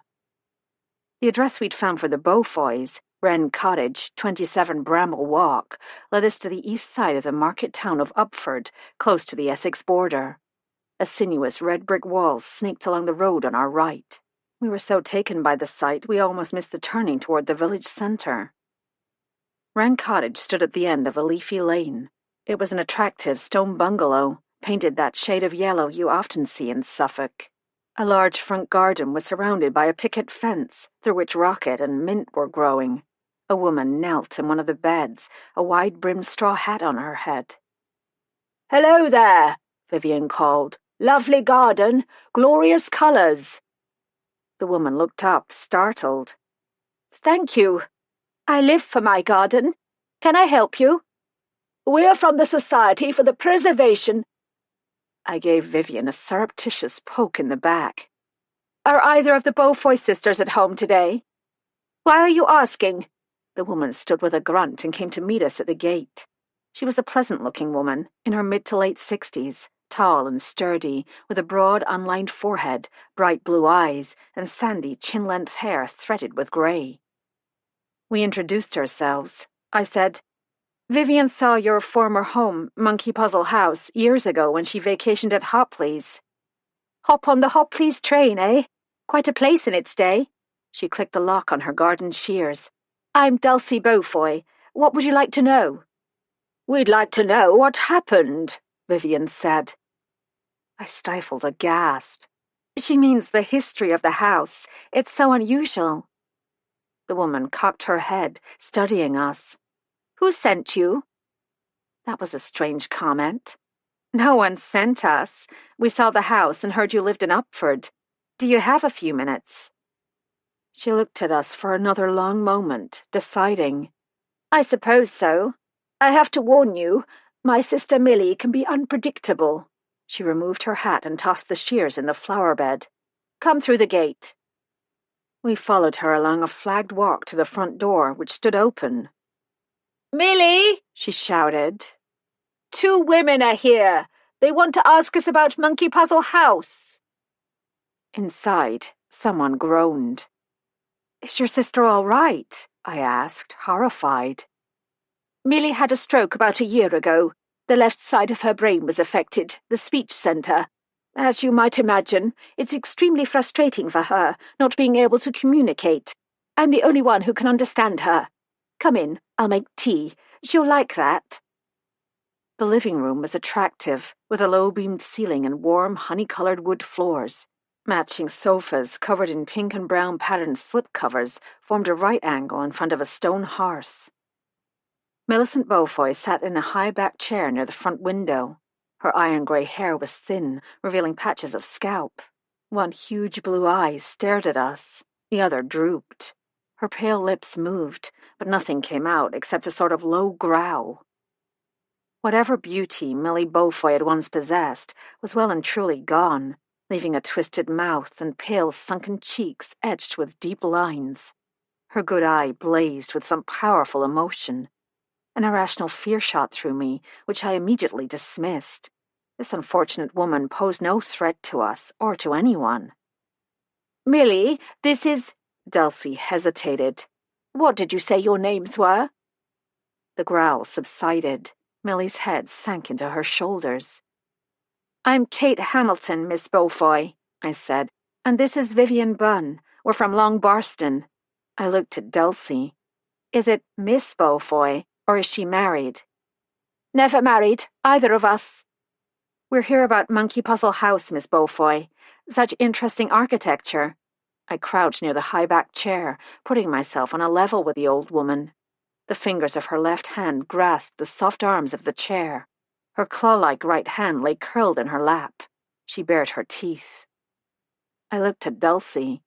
Are you sure she doesn't mind we're here? She likes company. We don't get many visitors these days. Please, take the sofa. Yes, right there. Millie has trouble hearing, so you'll have to speak up. Dulcie moved a wooden chair next to her sister and sat. She took Millie's paralyzed hand in hers and kissed it. Our oldest sister, Justy, died about 1.5 years ago. 6 months later, Millie had the stroke. Even before that, she wasn't in the best of health. She's diabetic, so she needs daily injections. I have to give them now. She's totally dependent on me. I don't mind. It's my purpose in life, tending my garden and caring for my sister. She smiled at her sister and patted her hand. She and Justy took care of me when I was a child. I was the tag-along, unplanned. My sisters practically raised me. The groaning started again. It was almost hostile, was the word that came to mind. Millie's left arm shot out, missing Dulcie's face by inches. Millie, it's all right. Dulcie grabbed her sister's arm and lowered it. We always have tea around this time. I expect she's afraid we'll miss it now you're here. She leaned toward her sister. I'll put the kettle on in a minute, dear. You can have one of those jam tarts you're so fond of. When did you move back from Jersey? I asked Dulcie. Jersey? We heard you were sent to live with an aunt and uncle on the Isle of Jersey after your parents' deaths. The groaning started again. I know, dear. Dulcie patted her sister's papery cheek. It was sad, but Kate's right. I was sent away. She turned to us. Justy didn't think she could manage with all of us. I don't hold it against her. She was only 20 when our parents died, and I was a bit of a handful. Was Millie often violent? Dulcie seemed to be coping, but it couldn't have been easy caring for someone in that state. To answer your question, Dulcie said, I came back to this house in 2002. My sisters needed me. What did you do in Jersey? Computer work, mostly. How about your brother, Grayson? You seem to know a lot about the family. Dulcie's eyes narrowed. I read an article in the newspaper, Vivian said, about the house being sold. I see. Well, poor Gray died in a boating accident at sea. I'd like to ask about the house, Vivian said. I saw it in 1963, 2 years after your parents' deaths. I've always wondered why you kept it unoccupied all those years. Yeah! Millie shook her head. She was trying to speak. Gray wanted to sell, Dulcie said. Justy refused point blank. She wouldn't let anyone near the house. The cleaner managed to salvage some of our clothes. That was it. I understand the house was used as a film location during those years, I said. If you've seen it, you know it's unique. The money was helpful. Our parents left us a trust fund, but it isn't unlimited. We've had lots of inquiries over the years, people wanting to buy the house. A few were quite insistent. Justy always turned them down. Millie let out a screech. That's true, Dulcie told her. There were break-ins as well. Was anything taken? How would we know? Justy refused to have the incidents investigated. She never even reported them to the police. A strange reaction, unless Justy was hiding something. So after Justy died, the house went on the market, I said. Millie and I agreed it was time. As I said, our parents left us an income, but it can't last forever. Did you visit the house during those years? It occurred to me the sisters might have found the metal box, although why they would send the game pieces to the 5 sleuths, I couldn't imagine. I never did. Of course, I wasn't here for most of that time. Millie's left hand was pounding softly on the arm of the chair. I could almost feel her frustration. Your sister is trying to say something. She is, Dulcie agreed. I think she's trying to say she went to the house a couple of times with Justy. Isn't that right, dear? Millie's shoulders sagged. The effort of trying to speak was exhausting her. Did she ever find a metal box? I asked. Ask her yourself, Dulcie said. She understands everything. Millie, I leaned forward and spoke into her ear. Did you find a metal box at Monkey Puzzle House? Millie looked blank. Either she hadn't understood me, or she didn't know what I was talking about. There was something else I wanted to ask, but I couldn't remember what it was. Do you have any questions, Vivian? I never learn. Yes, why didn't you and your siblings die with your parents that night? Oh, golly. The faces of both sisters changed. Millie's good hand closed in a fist. The noises began again. Oh! Saliva ran from the corner of her mouth. You don't have to answer that, I said quickly. It's none of our business. There's a simple answer, Dulcie said. We went home. The travelling fair came every year in May. Horse races, games, rides, kiosks selling food on the pier and promenade. Millie should have been home that night. Isn't that right? She took the paralysed hand again. She'd gotten herself grounded. A boy, naturally. She flashed us a smile. Millie was always the pretty one. Anyway, the rest of us had gone to the fair. Millie sneaked out and went to the fair anyway. Lucky for her, or she'd have died too. What kind of poison killed your parents? Vivian asked before I could stop her. Dulcie shrugged. No one told me anything. Without warning, Millie's good arm shot out again. I think she'd been aiming for her sister, but she ended up delivering a glancing blow to the side of my head. I'd had enough. Our visit is obviously distressing your sister. You were kind to invite us in, strangers, asking questions, but we won't stay for tea. We really should be going anyway. Come on, Vivian. As I stood, Millie grabbed my arm with her left hand. Her short nails bit into my flesh. I pulled my arm away. I'm sorry we've upset you by talking about the past. Millie snarled and jerked her hand away. Dulcie walked us out to our car. I'm sorry, Kate. Millie isn't usually violent. I'm sure she didn't mean to hurt me, I said. Can you really understand what she's trying to say? Truthfully, Dulcie ran her fingers through her thick hair. Not always, but I think it helps Millie with her frustration. Before we go, may I show you a photo? The man in it, Will Parker, was murdered recently. He was an ex-policeman. We think he was investigating your parents' deaths. Really? I wonder why. Elsie took a long look at the photograph. He was a handsome man. I feel sorry for his family. Do you remember ever seeing him? Her blue eyes held mine. No, I'm sure I haven't. No one ever comes to see us. We got in the car and drove away. What was it I'd wanted to ask? You don't have an unspoken thought, do you? I glared at Vivian. You could see how upset Millie was, and you had to go and bring up their parents' deaths. Millie probably feels guilty. If she'd been there that night, she might have been able to call for help. If she'd been there, she'd be dead. Vivian pulled down the visor and patted her hair. I sighed audibly. What do you think was going on with Millie? She was frustrated. She was enraged. Did you see her pounding the arm of the chair? When she grabbed my arm, she dug her nails into my flesh. I held up my arm so Vivian could see the red marks. Why would she do that? I don't know, unless she didn't want Dulcie giving us all that information, especially about the poisoning. Millie was a girl back then, Vivian said, thwarted in love. Maybe she poisoned her parents because they'd grounded her, served them right and all that. Or maybe, I said, remembering what old Percy Pike had said, it was the older boy, the one her father didn't approve of. Maybe they were in it together. Wouldn't that have been the first thing the police suspected? Vivian asked reasonably. Anyway, where would a young boy get poison?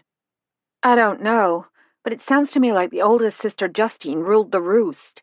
If one of them was guilty and she knew it, she probably told him to keep quiet and tell the police the same story. She couldn't have forced the coroner to lie. No, but she might have tampered with the evidence or concealed it. I thought again about the missing inquest files. Justine was of age. As an interested party, she'd have had access to the records. I could see her removing the files to protect her sister, but would she have done it to protect an older boy her parents disapproved of? That seemed less likely, unless they were in it together. I almost forgot, Vivian said. Lady Barbara said to remind you the path through the park will be closed starting next Monday. We'll have to take the bridge.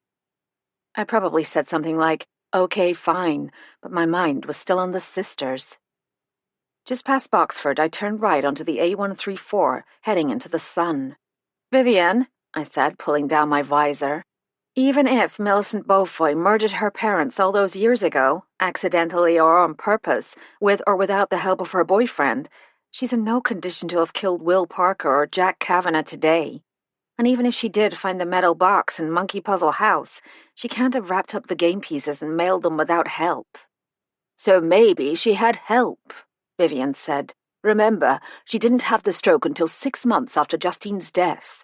With the older sister dead and out of the way, either of the two surviving sisters could have entered the house at any time. Dulcie denied it.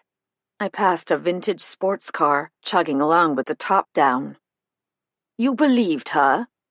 Why wouldn't I? It sounds to me like Justine was afraid someone would find incriminating evidence in the house. Did the 5 sleuths find any proof of murder? I wish I could remember, Vivian said, not bothering to argue the point. You're probably right about Dulcie. She wasn't shy about giving out information. It's probably never occurred to her that Millie could be guilty of murder. Of course, she was shielded from all of it, sent away to live in Jersey. I held the wheel with one hand, rubbing the red marks left by Millie's nails. 2 questions nagged at me. However did Dulcie cope? And was she safe? Chapter 19. I stood in front of the full-length mirror in Vivian's bedroom, admiring my dress, chosen by Charlotte, my best friend and fashion guru, a garnet red, watered silk affair with black grosgrain straps and sash. She really did have a gift for fashion. I'd done my part, smoothing my hair into a ponytail and pulling out a few tendrils as Charlotte had taught me. I'd even applied a layer of red lipstick over my usual cherry lip gloss. The engagement party was set for 7 p.m. Vivian and Fergus had gone over early to help Lady Barbara and Francie Jewel put the finishing touches on whatever they were doing. Tom and I had been instructed not to arrive even a minute early. Tom's car pulled up to Rose Cottage at 6:30. He met me at the door. "You look beautiful. That dress reminds me of the one you wore to the tartan ball in Scotland when we first met." "You mean the one I borrowed from a teenager with a 24-inch waist? I thought I was going to pass out." Yes, I remember." He smiled absently, opening the car door for me. "Where's Liz?" I slid into the passenger seat of his Range Rover. "Mother said she'd meet us at the hall." He snapped his seatbelt. "We have a few minutes to spare. Fill me in. You and Vivian did a little time travel, if I remember." I told him about our visit to Miracle-on-Sea. Percy Pike, who's quite a character, told us Millie Beaufoy had an older boyfriend her parents didn't like. "Did Percy Pike know the name of this boyfriend?" "He didn't. Maybe the cook will remember, if we can find her." I paused, deciding how to phrase what I had to say next. Vivian wonders if Millie and/or the boyfriend killed her parents because they were trying to break up the romance. "What's her evidence?" "She doesn't have any, but we both have a feeling there's something the sisters don't want us to know." "Like what?" I shot him a look. "Like whatever it is they don't want us to know." He laughed. "Back up a bit. Tell me about the visit to Monkey Puzzle House." I filled him in on the Walkers and their plans to renovate the property. Niall asked Vivian all kinds of questions about the 5 sleuths and what they'd uncovered. I think the Walkers are looking for something in the house. "The metal box." "Someone already found that, remember? Which reminds me. No, I'll tell you about that in a minute. I want to finish the Walkers." "What are they looking for?" "I don't know, but I showed them a photo of Will Parker. They denied ever seeing him, but I'm pretty sure the daughter-in-law, Zara, recognized him. Then you called about Frank Keane, so we went there on Thursday. And what do you think? Frank Keane received a package too. The spanner he used as his game piece, just like Will Parker and Jack Kavanagh. He doesn't remember much, but he does remember Hopley's and Monkey Puzzle House." "When did you visit the Beaufoy sisters?" "Yesterday. They live in a cottage with a huge garden, which seems to be Dulcie's main interest in life. Millie had a stroke that left her paralyzed and unable to speak. She needs constant care. And she's a diabetic, which means Dulcie Beaufoy knows how to give injections." "Let me get this straight. Vivian suspects Millie of killing her parents because she had a boyfriend her parents didn't like, and you suspect Dulcie of killing Will Parker because she knows how to give injections." I had to smile. Put that way, no. The whole setup just felt odd. I kept trying to think of something I wanted to ask them. I stopped. Oh, I just remembered what it was. When we first got there, Dulcie asked if someone had sent us. I thought that was a strange thing to say. Why would she think someone sent us? I should have asked. "Did you learn anything?" Dulcie knows her parents were poisoned. I think that's all she knows. She seems naive, sheltered, but then she grew up on an island away from her siblings. Millie, on the other hand, was extremely agitated. Maybe she didn't like our questions, or maybe she was afraid Dulcie would blurt out more than she should. She nearly bashed Dulcie in the head, and she took a swing in my direction at one point. I checked my lipstick in the mirror. I know strokes can affect different parts of the brain. Millie's stroke affected the left side of her body and her speech center, which has to be frustrating for her, but maybe it damaged some other part of her brain, and she's not capable of controlling her emotions. "Time to go." Tom started the engine and slipped it in gear. "You know, none of this is enough to reopen a 60-year-old closed case. To do that, we need proof of wrongdoing." "Will Parker's murder isn't enough." "To open an inquiry into his death, yes. To look into deaths that took place in 1961, no." As we were pulling through the Finchley Hall gates, I said, "When will they do the second autopsy on Jack Kavanagh?" "We haven't heard yet. But Kate, Frank Keane is alive and well. So is Vivian." "I'd feel a lot better if we could find Mary and make sure she's okay, too." "Let's put this behind us, just for tonight, okay? This is our engagement party." It was precisely 7 when Tom knocked on Finchley Hall's huge front door. Francie Jewell answered. This was one of the rare occasions when she donned her proper black maid's uniform with the frilly white apron.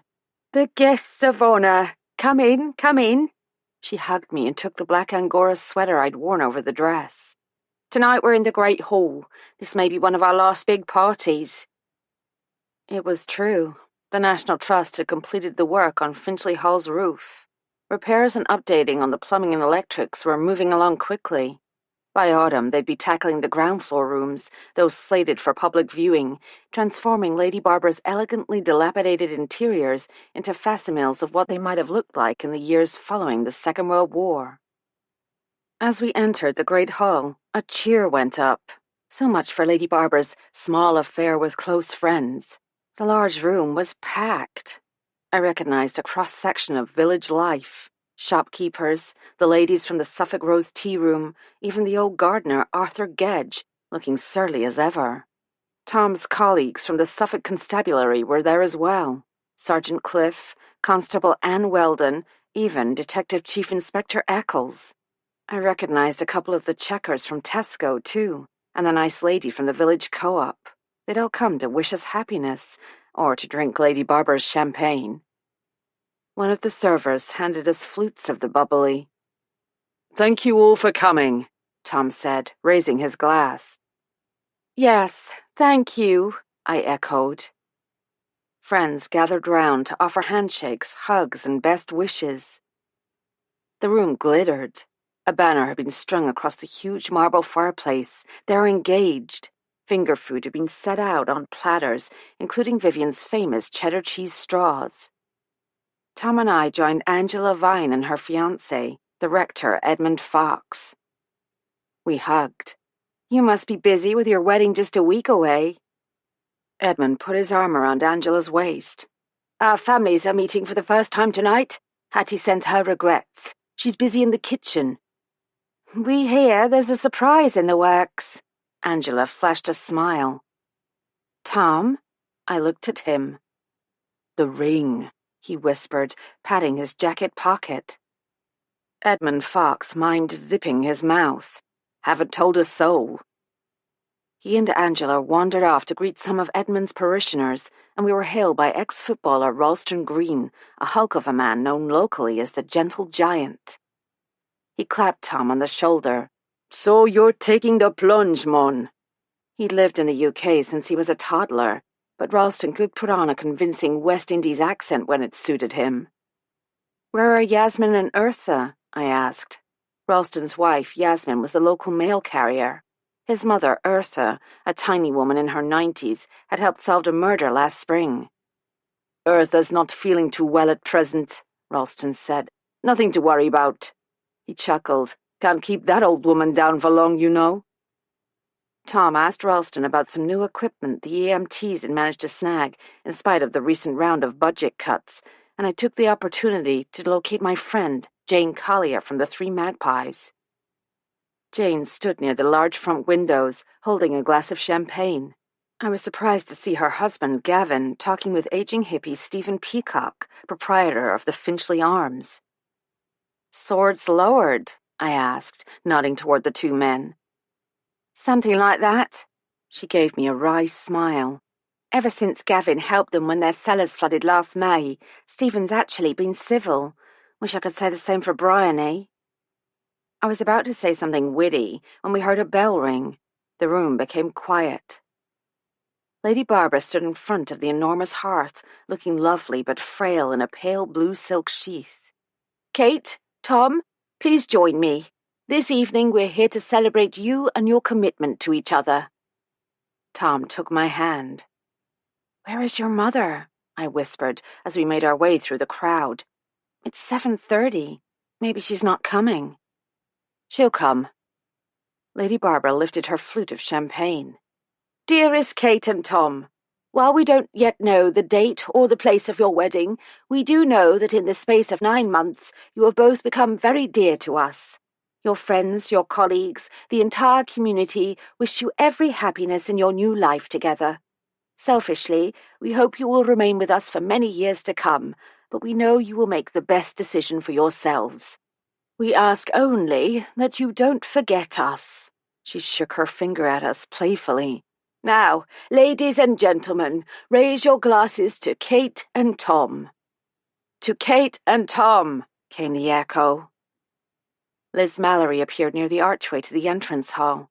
She wore a little black dress, elegant with her slim figure and silver hair. She's here, I whispered. Tom reached into his pocket, pulled out a small leather box, and opened it. The Art Deco ring dazzled in its platinum setting. He slipped the ring on the fourth finger of my left hand. Kate, may this ring remind you always of my love, my trust, and my unwavering loyalty. A sigh rippled through the crowd. People lined up to admire the ring and wish us well. My word, ever so lovely. Thrilled for you, my dears. You make a good pair, the two of you. We do hope you'll settle nearby, Kate. Don't forget about us. Liz Mallory stood before us. You made it, Tom said. We were beginning to worry. I held out my hand to show her the ring. Liz, it's the most beautiful ring I've ever seen. I'm so honored to wear it. The words died in my throat. Her mouth was set in a hard white line. How could you do this? She hissed at Tom. What are you talking about? I felt his body tense. That ring belongs to Olivia. The words came through clenched teeth. You had no right to give it to her. No right at all. She turned on her spiky black heels and left. Somehow, I made it through the final 45 minutes of the party. What saved me was the old gardener, Arthur Gedge, who by a random turn of events had been the only one standing near enough at that moment to hear Liz Mallory. Miserable old cow, he'd said under his breath. I could have kissed him. Blinking to hold back tears, I'd set my teeth and smiled as people kept coming, offering their congratulations and best wishes. You can do this, said my inner voice, supportive for once. By 9, the last of the guests had said their goodbyes. Vivian insisted she was staying to help clean up. Francie Jewell would walk her home. Tom and I escaped to his car. At last, we were alone. Kate, darling, I'm so sorry. His voice was thick. I'd never seen him cry. The last thing I want is to come between you and... I stopped, unable to go further. Between me and my mother, Tom huffed. No, darling. Between you and your daughter. You haven't. You won't. He turned to face me. Olivia isn't like that. She's kind. He lowered his chin. I talked to her, Kate, before any of this. She's happy for us. She's happy you'll be wearing the ring. He pressed his fingers to his forehead. I'll never forgive her. I tried to slip the ring off my finger. Maybe we should take a step back. Our engagement. The look on his face nearly broke my heart. No, silly. The ring. It doesn't matter. You matter. He grabbed my hand, stopping me. Leave that ring where it is. She's not winning this one. Not this time. Winning? Tom was silent for a moment. Then he slumped in his seat. When Sarah died, my mother moved in with us, with Olivia and me. It was the only solution. My job doesn't run to regular hours. Olivia was only 12, a vulnerable age. She needed someone to look after her. She needed a woman. I know that, Tom. It was a good decision. Good for Olivia, maybe. But little by little, my mother began taking over, deciding things, establishing rules and routines as if it were her house, as if Olivia were her child. At first, I was grateful. I'm ashamed to admit it. But I had no emotional energy left to do anything except work and make sure Olivia was all right. I understand that. But gradually, our lives fell into a pattern I never fully recognized until tonight. She's been arranging my life, or trying to, for 12 years. Tonight, it stops. He pulled his Range Rover around in the hall's courtyard and headed for the long tree-lined drive and the gates.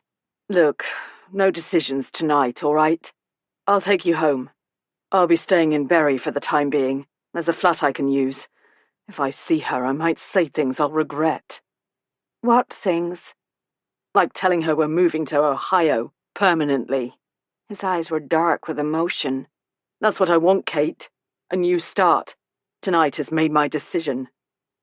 I put my hand on his, feeling the warmth of his skin. No decisions tonight, remember? Chapter 20. Rose Cottage was dark. Tom stayed to make sure I got the door unlocked and the lights turned on. In the kitchen, he took me in his arms. You're right. The decision is ours, not mine. Are you free in the morning? Afraid not. Ivor and I have an appointment at Apollo Research in Cambridge. Too bad. I'm in meetings all afternoon. I could meet you for dinner at the Trout. Good plan. But don't meet me. I'll pick you up here at 6:30. He was leaving when I asked, "When will you talk to your mother?" I don't know. Soon. He kissed me. The door closed, leaving me alone. Well, almost alone. Fergus lay in his basket by the fire. He gave a questioning woof, "Where's Mummy?" and trundled into the kitchen, where his leash hung on an iron hook. "Come here, you," I said, bending down to attach the leash to his collar. "Mummy will be home soon." He cocked his head. His corkscrew tail twitched. Outside, wispy purple clouds stretched across the coral-pink horizon. A few stars already winked in the fresh ink sky. St. Ethelric's square tower, a solid black silhouette, rose above the treetops. "You had no right to give it to her!" Liz's words were stuck in my brain. I'd never had an enemy before, someone who actually wished me harm. Tom and I had enough complications in our relationship. We didn't need this. We didn't deserve it. The more I thought about Liz's behavior at the party, the angrier I got. And the angrier I got, the more I wanted to talk with my mother. "All done, Fergus." The solid little pug led the way back inside. Once I'd hung up his leash, doled out the treat he deserved for being a good boy, and refilled his water bowl, I headed upstairs to my room. I kicked off my heels and lay on the bed, my head on the big square Euro pillow and my cell phone in my hand. I'd promised not to call my mother on her honeymoon, my idea to be fair, not hers. How long does a honeymoon last, officially speaking? They'd been gone 2 months. In a week or so, they'd return to Oak Hills, the senior living community where they'd met, and get busy shoehorning the furniture from 2 separate apartments into their new 3-bedroom. We had communicated during this time. I'd sent regular texts, updating her on life in Long Barston. She'd answered back, interested, chatty. But you can't have a real conversation by text, can you? You can't pour your heart out. I looked at the phone, bit the edge of my lower lip, and dialed. She answered on the 3rd ring. "Linnea Lund speaking," smooth as silk with her new name. "Hi, Mom. I'm sorry to call." "I'm glad you did. I know you're busy, but it's been a long time since we've really talked." "How are you? How's James?" "We're both fine, having a wonderful time. We'll be back at Oak Hills Sunday night. On Monday, our friends are throwing us a party." I could hear her smiling. "That's wonderful, Mom. I'm happy for you." "I know you are, darling. How was your party? Tonight, I think." "Yeah, it was tonight." "Kate, what's wrong?" I'd never been able to fool her. "Liz Mallory." She made a small, irritated sound. "What's she done now?" That was all it took to bring tears. I grabbed a Kleenex and told her. "I'd never take something that belonged to Olivia." "Of course you wouldn't. That woman." It wasn't easy to push Linnea Lund to anger. "Tom's staying in an apartment in Berry tonight. Maybe until the wedding. Liz is going to blame me." "Probably." "What do I do?" "My darling girl, you do nothing." "Should I give the ring back?" "What?" "Give the ring back." "Are you out of your mind?" "But if you give the ring back, she'll have won, Kate. Is that what you want?" "Of course not. All I want is to enjoy this time with Tom, making plans for the future, looking forward to our life together. I want to live my life without her in it. That's not going to happen. Liz is Tom's mother, Olivia's grandmother. The line went silent for a moment. What you really want, darling, is for her to love you. Was it that simple? When I said nothing, she continued, Have you heard the old saying, beware the naked man who offers you a shirt? What's that supposed to mean? It means you can't accept something from someone who's in no position to give it. So what do I do? You do whatever you and Tom decide together. You will have a mother-in-law, you know, the real thing, not the picture you've painted in your head. Speaking of paintings, Ivor and I find out tomorrow if the Von Eck is the real thing. I was wondering about that. What's your gut feeling? Her question took me by surprise. Truthfully, I think there's something wrong with it. It's brilliant, stunning, in fact, but the definitive answer will come from Apollo research. Perhaps you already have it. That wasn't what I wanted to hear. Give James my love. And Tom mine. I'm so glad you found each other. Don't let Liz spoil your happiness. Downstairs, Fergus barked joyfully. Vivian was home. Kate, where are you? I heard her calling from downstairs. Kate! I jumped out of bed and dashed into the hall in time to see her trundling up the stairs. What is it? She patted her chest, sucking in air. After you and Tom left, Bob and I were chatting about your ring. She swallowed and took a breath. All of a sudden, I knew. Know what?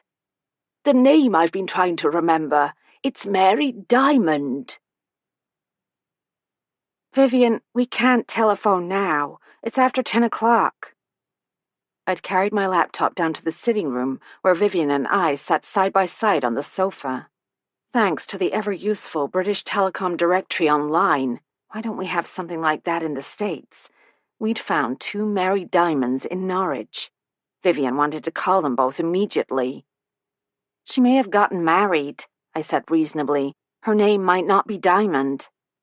But maybe it is. We'll never know if we don't call. Why don't we look up the 2 addresses first? Maybe that will tell us something. I got busy with Google Street View.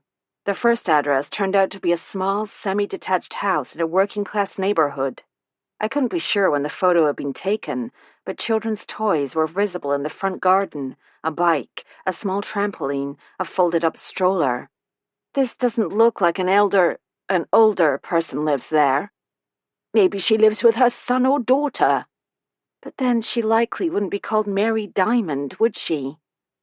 Okay, fine. What's the second address? The second address turned out to be a residential care home, Sunny Shores Care Home, located near one of the green zones along the Yar River. That was possible. Mary Diamond had been 15 in 1963, which meant she'd be 73 now. Not old by modern standards. Of course, she could be in poor health. Or then again, she could be married, and this would prove to be another person entirely. There's the phone number. Vivian pointed at the large numerals under the words call to schedule your visit. I told you, it's too late. Someone will answer. They're bound to have people on duty round the clock. Besides, that's a main number. It's not going to ring in her bedroom, is it? What good will it do if we can't talk to her? We can find out if she's able to talk to us. We can ask if she's in good health, that kind of thing. Oh, all right. I handed her the phone. Vivian dialed. Someone must have picked up almost immediately, because she said, Oh my, I expected to leave a message. That quavery voice again. I'm an old friend of Mary Diamond, and I was wondering if my daughter could drive me over sometime this weekend to visit. She gave me a guilty look. Mary won't remember me, but I... She stopped talking. What did you say? When? I see. Well, yes, I suppose I could. Thank you. She hung up and looked at me. Well, Mom, I said. Mary died 2 weeks ago. They want me to collect her things." I buried my head in my hands. "Give me the phone. I have to text Tom." Chapter 21. Saturday, September 5th. Cambridge isn't the city of dreaming spires. That's Oxford. But it might be. The spires are there. So are one-way streets, pedestrian zones, and traffic control bollards. Ivor and I made our way at a snail's pace into the center of town. We were lucky to find a parking garage on Chesterton Lane, only a block or so from our destination. Apollo Research and Analysis occupied 2 terraced Georgian townhouses in a mostly residential area northwest of the university proper. We rang the bell and were admitted by a young man who introduced himself as Gregor, a third-year student from Slovenia studying art history at Fitzwilliam College. He made a phone call, and within minutes a tall man with ox-yoke shoulders appeared. He wore a pristine white lab coat and a pair of safety goggles atop his partially bald head. "Welcome. I'm Dr. Philip Zechner. If you come this way, we'll get started." He had a slight Germanic accent. "Thank you for meeting us on Saturday," Ivor said, as we made our way through a warren of offices. A blue light glimmered over a door with a sign reading, "Do not enter, radio spectrometry in progress." "We try to work with our clients' schedules as much as possible." Zechner ushered us into a small conference room where a flat monitor and what looked like a doctor's X-ray reader hung on the wall. A laptop and a green file folder sat on a faux wood table. "If you don't mind," Zechner said, pulling off the safety goggles and stashing them in the pocket of his lab coat. "Before we get to any questions you might have, I'd like to present our findings. Since this will be a high-level report, I'll use non-technical language. Our printed report contains all the details. We've prepared copies for you and for each of the Cliff House board members, along with our bill, of course." We agreed. He opened the file, extracted some papers, and began. "Our standard policy is to use less expensive, non-invasive methods first, resorting to more sophisticated testing and cost to our clients only if necessary. If it looks like a duck and quacks like a duck, no need for DNA testing, eh?" He chuckled at what was probably a standard joke. "We began with the frame," he said. "This one is early 18th century, gilt oak with mitred corners, in the continental style typical of the period. If the painting was indeed made in the 15th century, the original frame was replaced at some point. Regrettable, but not surprising." I could see Ivor's left knee starting to bounce. Just tell us if it's a forgery. But Zechner wasn't about to be rushed. "Next, we consider the support medium. In this case, Baltic oak panels typical of early Netherlandish painting. Using dendrochronology, the scientific dating of tree rings, we were able to determine that both the upper and lower planks were felled sometime during the final quarter of the 14th century CE. This is the earliest possible date, mind you. Allowing for an uncertain number of years for seasoning, we are prepared to say our findings are consistent with an early to mid-15th century date." I wanted to ask how in the world they were able to establish the date so precisely, but decided not to rock the boat. I'd read the report. "Finally, we examined the painting itself," Zechner said. Ivor shifted in his chair. "I'm sure you know that von Eck signed and dated several of his paintings on the frame, along with his motto, Als ich kann, translated roughly, as well as I can. Since the only known example of a signature on the painting itself is the famous Arnolfini portrait, we didn't consider the lack of a signature here to be significant.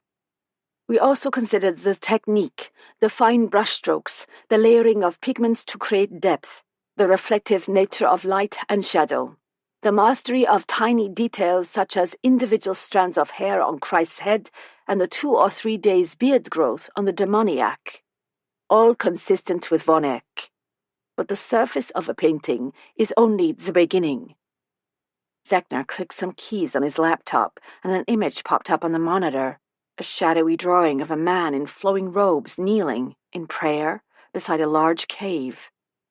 The image you see was produced by a technique called infrared reflectography, which reveals what lies beneath the surface of a painting. Underdrawings, for example, or pedimenti, the revisions an artist might make during the process of creation. Here we discovered an underlying painting of an unidentified man, probably a saint.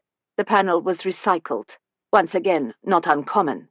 Oak panels weren't cheap, and if a painting didn't achieve what the artist was aiming for, or if the painting was done by an apprentice, the panels were simply painted over. Zechner punched a few more keys, and the image became a complex network of fine lines. This is where things can get interesting, because infrared reflectography also reveals the depth and pattern of the craquelure, the distinctive pattern of cracks that appear over time in the skin of a painting. This is often the smoking gun, because craquelure is almost impossible to reproduce, generally resulting in cracks that are too regular. There are techniques, however, using formaldehyde and a special baking process that have been known to achieve rather remarkable results, especially when a new painting is layered over an old one in which the craquelure is already well developed. Complicating this further is the fact that craquelure on Baltic oak tends to be fairly regular anyway. Nevertheless, the fact that the panels were recycled opens the possibility that the underpainting of the praying saint was already centuries old when Christ healing the demoniac was begun. I felt rather than saw Ivor stir. Exactly how old is difficult to determine, as craquelure depends partly on age and partly on variables in the drying process. Our report goes into greater depth, but the bottom line is this. Our tests were inconclusive. And the pigments? Ivor did that hand-rolling, hurry-up thing. If Zechner noticed, he didn't show it. Early pigments were tempered with egg yolk, which dries quickly.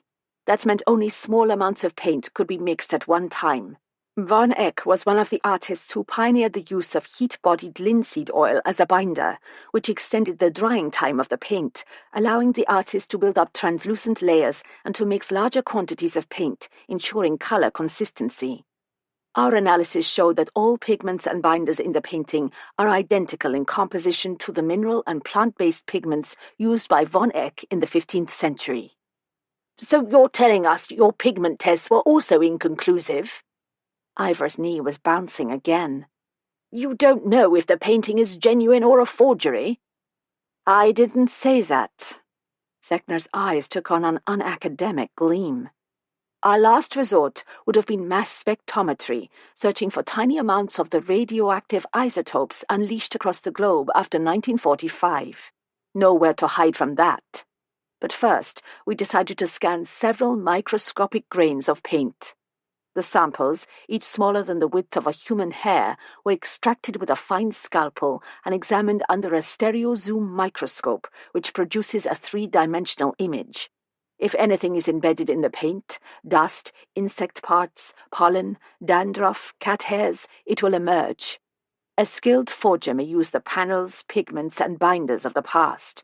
It's the present he can't control. Something from the modern world is bound to attach itself in some form to the painting. That's when I notified you of an anomaly, something that shouldn't be there. We repeated the test to ensure there'd be no cross-contamination, and we found the same thing. Embedded in a speckle of blue paint was a tiny fiber. He changed the image on the screen again. This time we saw what looked like a rod with irregular striations, extending diagonally from the bottom left corner of the screen to the upper right. We isolated the fiber and subjected it to infrared spectroscopy. What is it? Ivor's voice had risen a notch. Polyacrylon nitrile, acrylic fiber. Zechner folded his arms over his chest, grinning. I picture the forger in his studio somewhere. Italy, perhaps, wearing an Orlon jumper. Not Italy. Ivor shook his head. There's only one man who could have pulled off such a masterpiece, and he lived in a small village in the French Alps. You're kidding. Tom held his menu toward the light of the candle burning on our corner table at the Trout. As simple as a stray fiber. If only our presentation to the Cliff House board could be as simple. They're not going to be happy. I handed my menu to Tom. Actually, that's an understatement. They're going to flip out. I'm sure Ivor can handle it. You're probably right. I made a face. He claims he once held off a gang of pirates with an old lady's walking frame when the crew of the pleasure boat they were on jumped overboard. Where was this? Off the coast of Suriname. Anyway, Ivor says the only person who could have reproduced something as magnificent as Christ healing the demoniac was a French artist, Gerard Bibot. He's known to have forged dozens of old Dutch masters, including Frans Hals, Jan Steen, and Peter Bruegel. When was he caught? He wasn't. He died of natural causes in the 1960s, a heart attack in his studio. That's how they knew.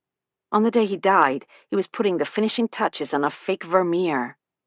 But you said the painting in question was purchased by Horace Netherfield in... when was it? In 1877. I know, it doesn't add up. I gazed into the candle flame. I'm sorry, Tom. I'm rambling on about work, and you're living in a police-provided bedsit. My decision. I don't think I can have a conversation with my mother right now without losing my temper. What she did was unforgivable. Have you told her you've moved out permanently? Not yet. Won't she be worried? That's the least of my concerns. Our conversation was interrupted by the pub owner, who took our order, the evening's special, his wife's famous coq au vin. What is your main concern right now? I asked. You, Kate. You are my main concern. You are my future. What I need is a complete new start with you. I'm ready to contact my friend in Toronto, the one with the private investigations firm, and tell him it's a go. I can live anywhere. Why not Jackson Falls, Ohio? You can keep your business going. Eric and Christine still need a home base between terms. Your mother isn't far away. I know I'm going to love her. And she's going to love you too.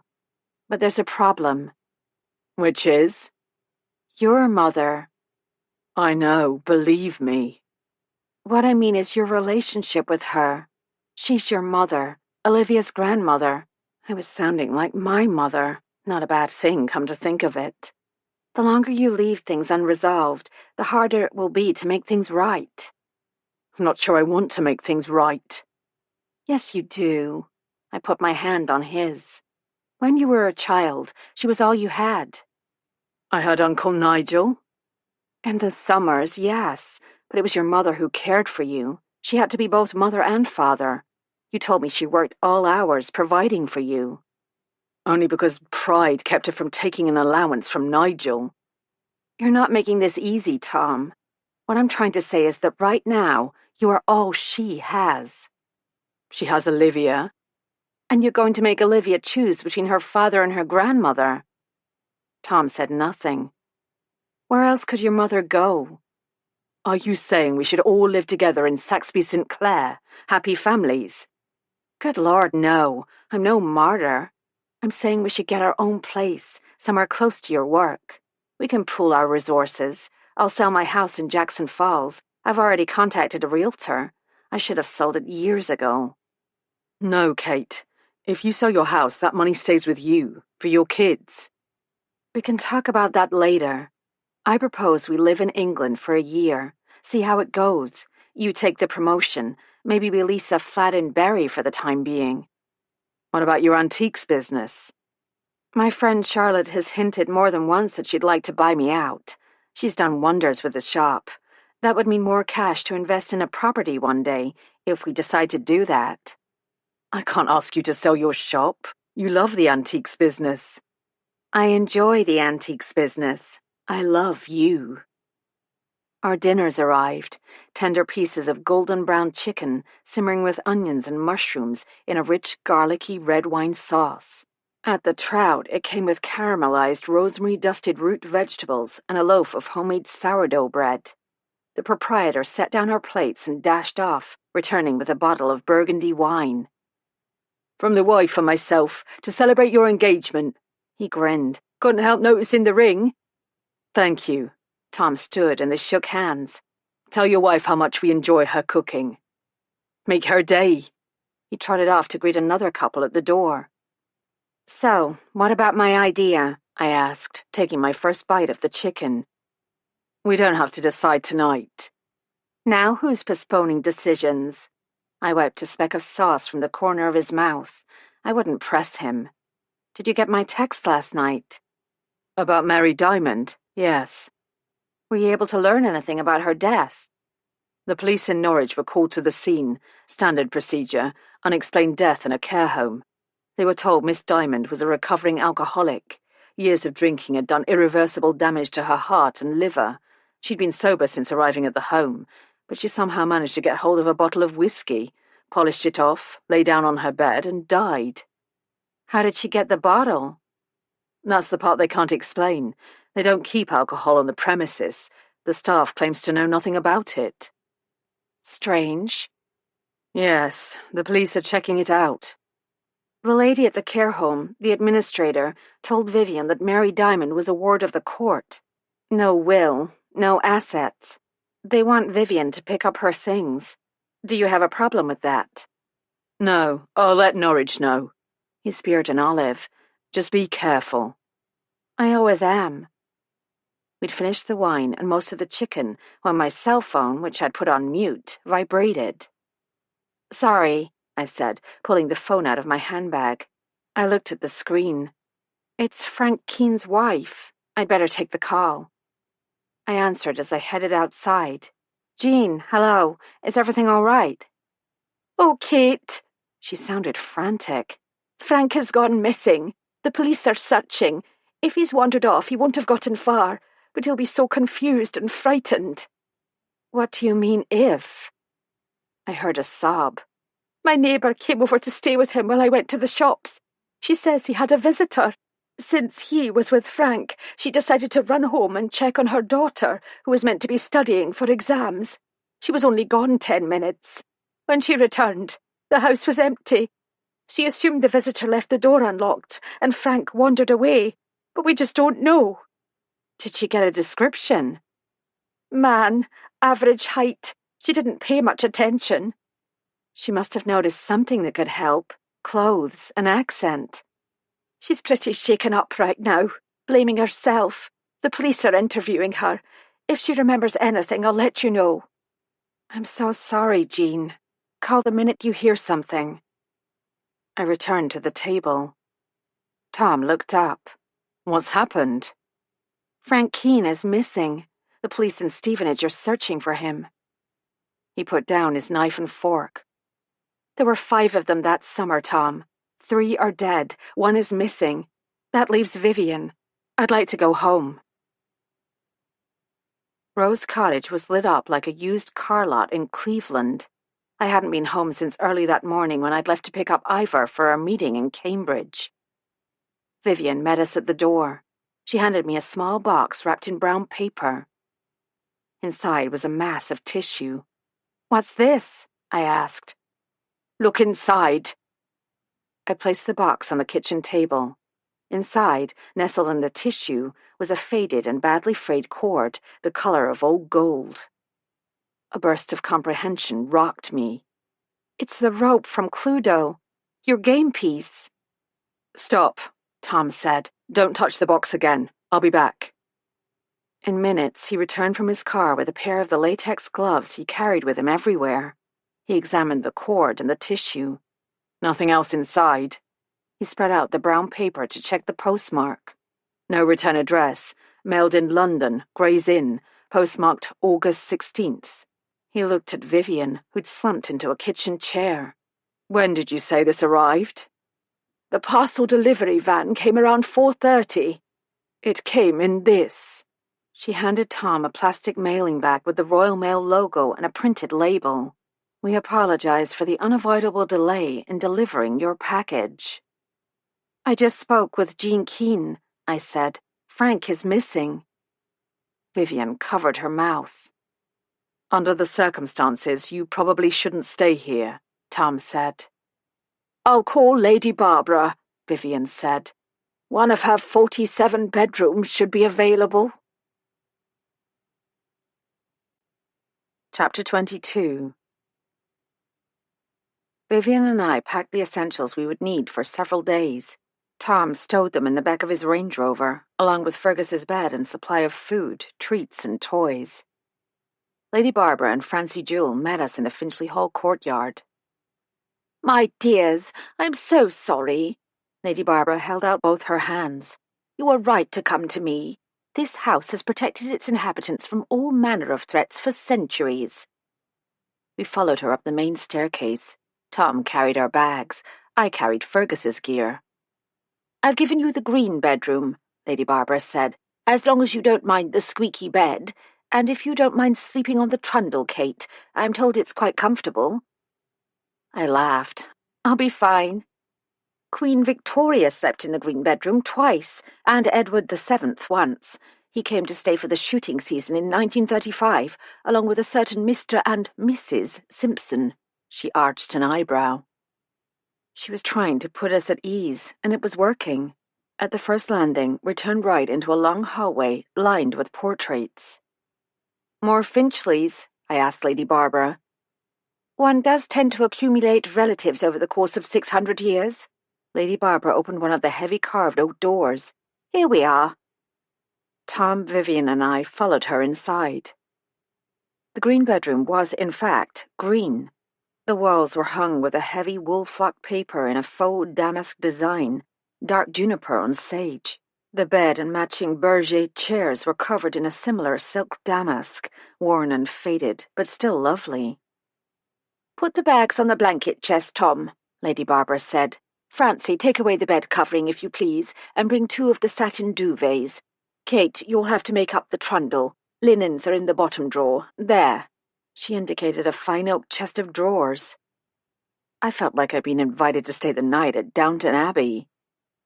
"Come along, Tom," Lady Barbara said. "We'll leave Kate and Vivian in Francie's capable hands." She turned toward the door, allowing her fingertips to brush the top of a chair, the edge of the armoire, and finally the door frame. It was subtly done. If I hadn't known her eyesight was failing, I wouldn't have noticed. "Get settled, you two. When you're ready, meet us in the sitting room. I want to hear everything." Francie Jewel rolled the old silk bed cover expertly over the long bolster pillow. "Water closets and sinks through that door." She pointed with her free hand. "Bath is the next door on your left. Let the tap spill for at least 10 minutes. It's quite a run from the boiler. I'll bring up towels."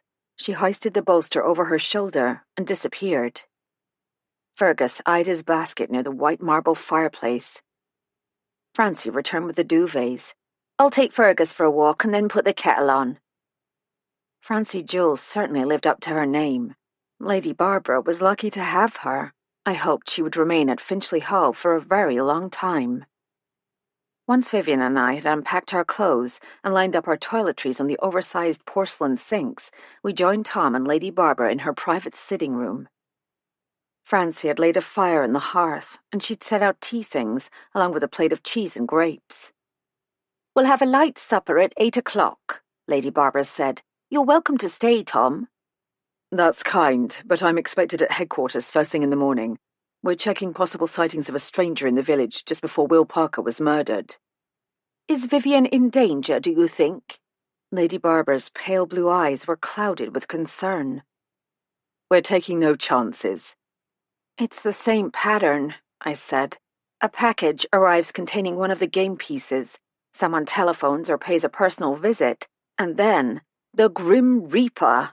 Vivian finished my sentence. She reached down to pat Fergus's head. He'd curled up at her feet, still panting from the exertion of climbing the staircase. "That's not going to happen again," Tom said. "With your permission, Vivian, I'll arrange to have CCTV cameras installed at Rose Cottage in the morning. If someone comes looking for you, we'll get an image." Vivian shook her head. "What is the world coming to?" What the world was coming to, I couldn't have said. But if something or someone was coming for Vivian, they'd have Tom to contend with. Tom and I left Vivian and Lady Barbara in the sitting room and wandered downstairs to the library. We needed to talk, alone. The library, one of the formal rooms on Finchley Hall's ground floor, was a huge oak-panelled vault with walls of leather-bound volumes, and in a domed glass case, the Finchley Cross, a stunning gold and garnet Anglo-Saxon pectoral brooch, dug up along with the rest of the Finchley hoard in 1818. After the tragic events the previous May, Lady Barbara had donated the hoard to the Museum of Suffolk History in Bury St. Edmunds, but she'd kept the cross. It had been part of her childhood. The library would be on public display when Finchley Hall opened for visitors.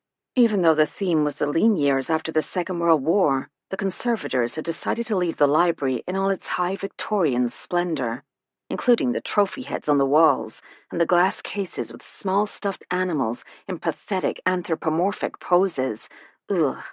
So intense was the Victorian craze for taxidermy, it had been considered chic to pin a dead animal on your hat and call it haute couture. Tom and I sat on a buttoned leather sofa in front of the cold fireplace. The light from an amber mica lampshade cast a glow, but no warmth in the cavernous room. "Did you ever locate that criminal Will Parker put behind bars?" "It wasn't him. He's been in hospital for a month. Ruptured appendix." I pulled my quilted jacket around me and tucked up my feet. I can't stand the thought of Frank Keene out there alone in the dark. It's supposed to get down to the low 50s tonight. He must have been a lovely man, Tom. I always think you can tell what people are really like when they get old. The filters go. Everything distills down to the essentials. "I checked with the police in Stevenage an hour ago. Every available cop is out searching. They'll find him." "Will they?" Jack Kavanagh died unexpectedly on August 16th. 2 days later, Mary Diamond was found dead. 3 days after that, Will Parker was murdered. Now Frank Keene is missing. He may be dead too.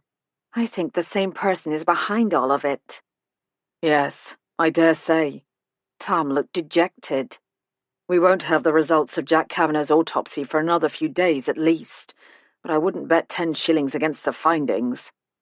Serial killers kill for the sake of it, don't they? This person is eliminating a small group of elderly people for a reason. We have to figure out what that reason is. "He's clever, I'll give him that. Will Parker had a severe allergy to bee venom. Jack Kavanagh had a serious heart condition. Mary Diamond was an alcoholic in poor health. They all died of natural causes. End of story, until you noticed the connection between them." Thanks to Vivian. And now Frank Keene, an elderly man with Alzheimer's, wanders off. Oh, Tom, I hope they find him alive. Tom stroked my hair. "The minute I hear something, I'll text you." I'm freezing. He put his arm around me. "Come on, I'll warm you up." I nestled into his solid warmth. If there was a killer, I couldn't help wondering what he was planning for Vivian. "The time gap still bothers me," Tom said. "If someone murdered the Beaufoys in 1961, why would the killer suddenly worry he'll be caught?" New evidence must have come to light, something Vivian and the others found but didn't know was important. But what did they find? Evidence pointing to a killer who may be dead himself. That's what stops me in my tracks, Kate. I just don't see it. Remember what Sherlock Holmes said? When you've eliminated the impossible, whatever is left, however improbable, must be the truth. So what's the improbable truth in this case? That's what we need to find out. We know this much. The evidence the 5 sleuths collected in 1963 was placed in a metal box that lay hidden for years. Someone recently found it. It's the only explanation. They must have read through the evidence and realized the clues pointed to the killer. For some reason we've yet to discover, that person feels compelled to eliminate the people who know the truth. I can almost believe that, Kate. Except the 5 sleuths never knew the truth, did they?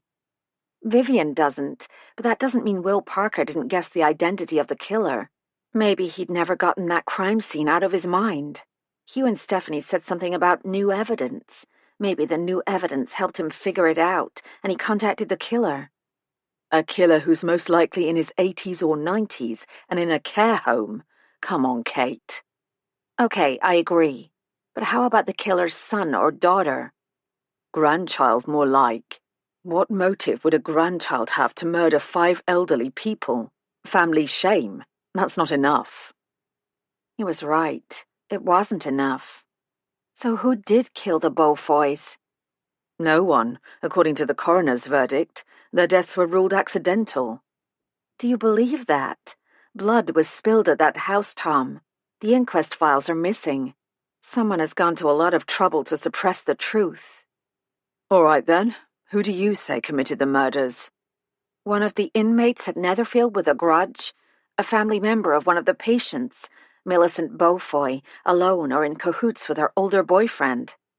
Cahoots? Do Americans really use that word?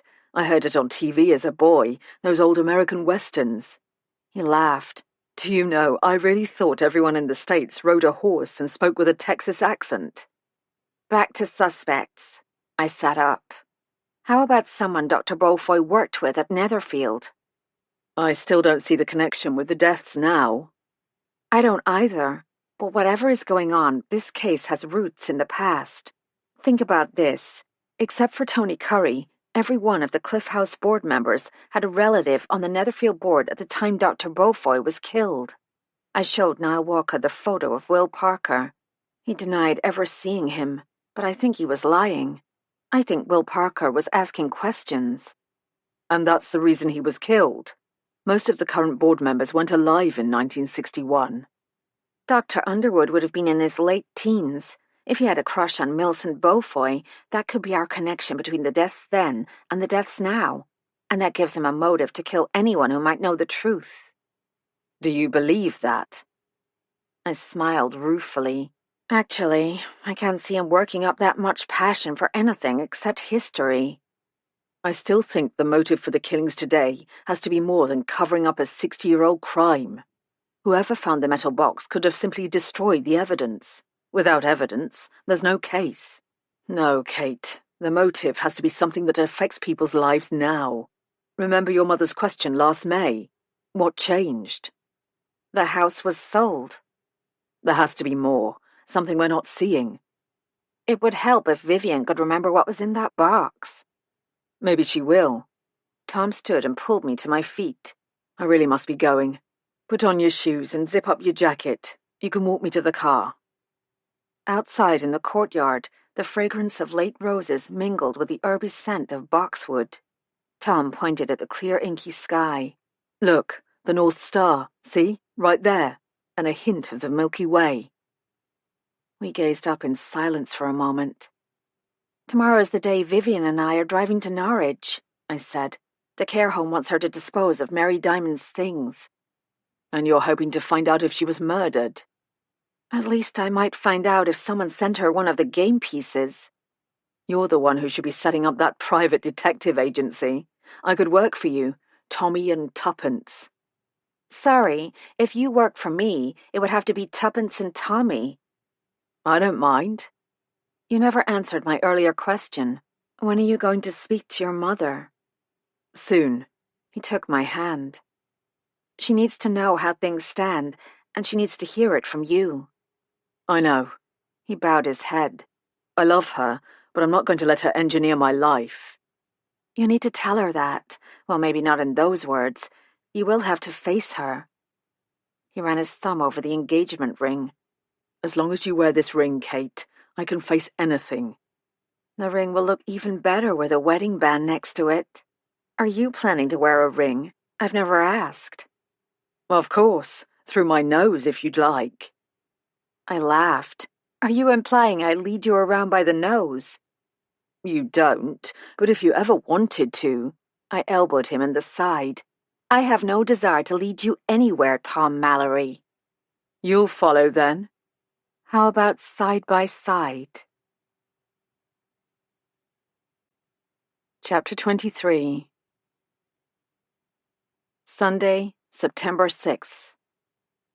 The next morning, while Vivian was getting ready for our trip to Sunny Shores Care Home, I wandered down to the breakfast room and found an urn of coffee, a tiered plate of toast and muffins, a bowl of hard-boiled eggs, and Nicola Netherfield. What are you doing here? I immediately put up my hand in apology. Oh, I'm sorry. That sounded rude. I'm just surprised. You shouldn't be, she laughed. You're the one who gave Lady Barbara my card. I'm only too happy to help. Several large wallpaper books and heavy rings of fabric samples lay spread out on the floor and the sofa. The door opened. Lady Barbara entered, carrying an embroidered Chinese silk jacket. This is the color I was talking about. Oh, Kate, thank you for recommending Nicola. She's already been a great help. I was wondering how much Lady Barbara would have to pay for this help when Nicholas said, "There's nothing much going on at Cliff House these days, as I'm sure you've noticed, Kate. I told Lady Barbara I'm waiving my usual fee. All she'll have to pay for is the cost of whatever paint and fabrics she chooses." "That's very generous." Could it be true, or was there a catch? "The truth is," Nicholas said, "this project will mean publicity for me. A magazine spread, news coverage, priceless." She stuffed one of the fabric rings in a heavy canvas carry-all and picked up 2 of the wallpaper books. "Actually, I was just leaving." "Let me help," I said. "What else goes?" "Those 2 rings on the sofa. I'm leaving the others for Lady Barbara to consider." She turned to her client. "I know exactly the color you're after. I'll be in touch." I picked up the 2 heavy fabric rings and followed Nicola downstairs and out to her car. She loaded everything in the back of a sleek white Lexus SUV. "I appreciate the help, and thanks again for the recommendation." "It must be hard, dividing your time between Cliff House and London," I said. "I have the use of a flat at Cliff House, but I do get down to London frequently. Actually, I was in London the entire week before our initial meeting. New client. I had to take the early morning train back on Friday." "Tony Curry must commute to London as well." "He does. As a matter of fact, we were on the same train that day. He gave me a lift from the station." "Do you have another minute or 2? I'd like to ask you about Netherfield." "Sure, but I don't know what I can tell you." The breeze loosened the tendrils of her hair. "Dr. Underwood is the expert." "Vivian and I visited Monkey Puzzle House last Tuesday." I mentally crossed my fingers, praying she wouldn't ask why I was bringing it up. "Yes, I heard. You met Niall and his son. What's your opinion on the feasibility of saving the house?" 50-50. Niall's pretty determined. He usually gets what he wants. "About Netherfield, your father must have known the Beaufoys quite well." "Of course. He was medical director, an administrative job mostly, but he and Dr. Beaufoy were great friends. All the doctors were close. They shared the Netherfield vision. Martin's father too, Philip Lee Jones. He was the financial man, but they were all friends. He's still alive, you know, 92. "How about Niall Walker's father?" "He was Netherfield's solicitor, led them through the divestment process when the National Health took over. They all knew him, of course, but he wasn't part of the inner circle." "And Dr. Underwood's father? Dr. David Underwood?" "Oh, that," she said, as if I knew. "Yes, very sad." "Tell me about it." I smiled sympathetically, inviting her to confide in me. "You didn't know. He shot himself." "He did?" "He'd been charged with assisting the death of one of the patients at Netherfield, a man who'd struggled with depression for years. This was just before the National Health took over. The family sued him for malpractice, lost his license, his career, his reputation, his house, everything. Apparently, he couldn't live with the shame." "When did you say this was?" "The hearing, 1962. Oswin was in his 2nd year of medical school. My father and the others stepped in to make sure he could continue." "Dr. Underwood is a medical doctor, not an academic." "He had a small practice in Miracle, retired now. His real love is history." She tucked the stray strands of hair behind her ear. "Look, don't mention this to him, will you? Oswin's a sweet man, a little dithery at times, but harmless. He's quite sensitive on the subject." "But the other doctors were all good friends." "Well, there was some kind of a falling out between Martin's father and Dr. Beaufoy at one point, but I couldn't tell you what it was about." "Serious?" "Yes, for a while, according to my father. I think it had to do with a disagreement over treatment or something. They must have made it up, because Philip Lee Jones was a tremendous help with the Beaufoy children after the tragedy. Don't mention that either, if you don't mind." She rolled her eyes. "I always say too much and end up regretting it." "How do you know all this if you weren't born yet?" "Father was a bit of a talker too. Family trait, I guess." She laughed, then turned solemn. "My parents never thought they'd be able to have children, and then I came along, born when they were in their late 40s. My father liked telling stories about Netherfield. It is our heritage, after all." "Do you mind looking at a photograph?" I pulled Will Parker's photo up on my phone and showed it to her. He was investigating the deaths of the Beaufoys. Nicola studied the photo. I think I saw him at Cliff House. It would have been, several weeks ago. Why would he be investigating those deaths now? That's what we're trying to figure out. Someone murdered him. She took in a breath. That's the body you discovered in the graveyard, isn't it? I saw a spark of fear in her eyes. How terrible. Poor man. The police think his death may be connected with Netherfield. I can't imagine why it should be. She opened the car door. I'd best be on my way. Tony is expecting me before lunchtime. I watched her drive off, wondering if they were a couple, and why Nicola Netherfield was afraid. The Sunny Shores care home was nowhere near the shore. It was near a river, though, the Wensum, which coils through Norwich like the Thames coils through London.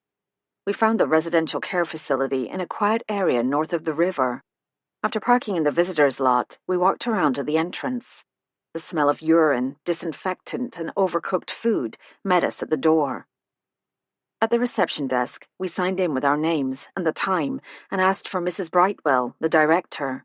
She was finishing a care conference with one of the families, we were told, so we settled into a pair of uncomfortable chairs in the lobby. Vivian looked exhausted. The drive from Long Barston had taken an hour and a half, including a stop for coffee at the Wild Bean Cafe and the BP station just off the Thetford bypass. Vivian hadn't suggested packing a hamper, which worried me, as she packs hampers for trips to Poundland in Berry. She probably hadn't slept well. I hadn't either. A snippet of a dream, a nightmare actually, circled through my brain. I was driving a car, from the back seat, which was inconvenient. A sharp bend in the road appeared. I couldn't turn fast enough, and off I went, sailing through the air, knowing this was it, my death. I'd woken up, out of breath and tingling with dread. Was that how Will Parker had felt, knowing his body was shutting down? Was that what Jack Kavanagh had felt with the first searing chest pain? And Mary Diamond? Maybe her death was easy, just giving in to the alcohol and oblivion.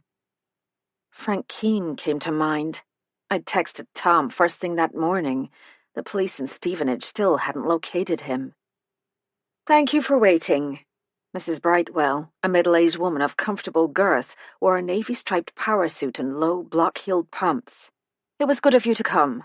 We always wait at least 2 weeks before disposing of possessions, in case a friend or relative turns up. Miss Diamond didn't own much, poor thing, but we hate to turn everything over to the charity shop if there's someone who cares." Vivian shot me a guilty look. We couldn't truthfully claim to have cared about Mary Diamond, but I supposed Mrs. Brightwell hadn't cared much either. "How did Mary end up at Sunny Shores?" I asked. "She was well known to the authorities. Alcoholism, shoplifting, vagrancy." "Was she homeless?" "She had a council flat, but she spent most of her time on the street. The alcohol had taken a toll. The council stepped in, made her a ward. They're the ones who decided she needed looking after. When the social worker dropped her off, all she had was a few items of clothing. We burned them, they were that horrible, and a paper sack filled with her collection." "A collection of what?" Vivian asked. "Nothing in particular, but it was important to Mary.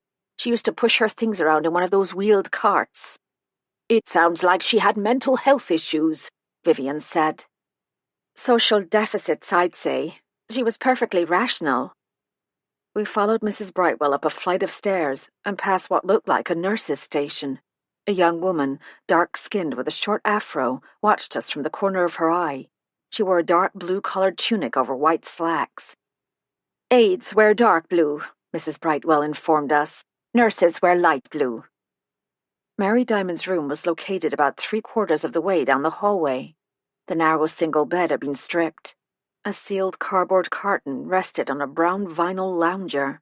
A striped tote bag, sealed with paper tape, sat beside it on the floor.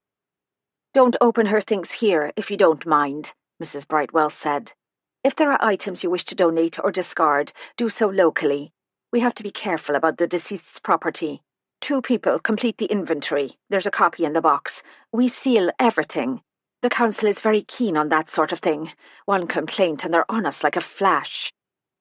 I couldn't blame Mrs. Brightwell for her concern, yet she seemed less bothered about the death of one of her patients than she was about potential legal liabilities. Maybe she had reason to be. "What was Mary like?" Vivian asked. "Would you be offended if I said strange? Recently she wasn't getting around too well. Before that we had a terrible time with her.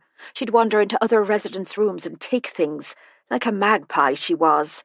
We had to search her room periodically. Obviously it didn't make her popular with the other residents."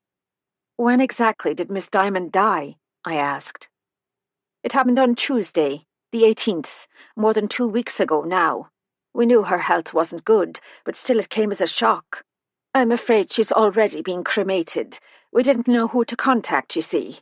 She had no next of kin." "Did Mary say anything before she passed away?" Vivian asked.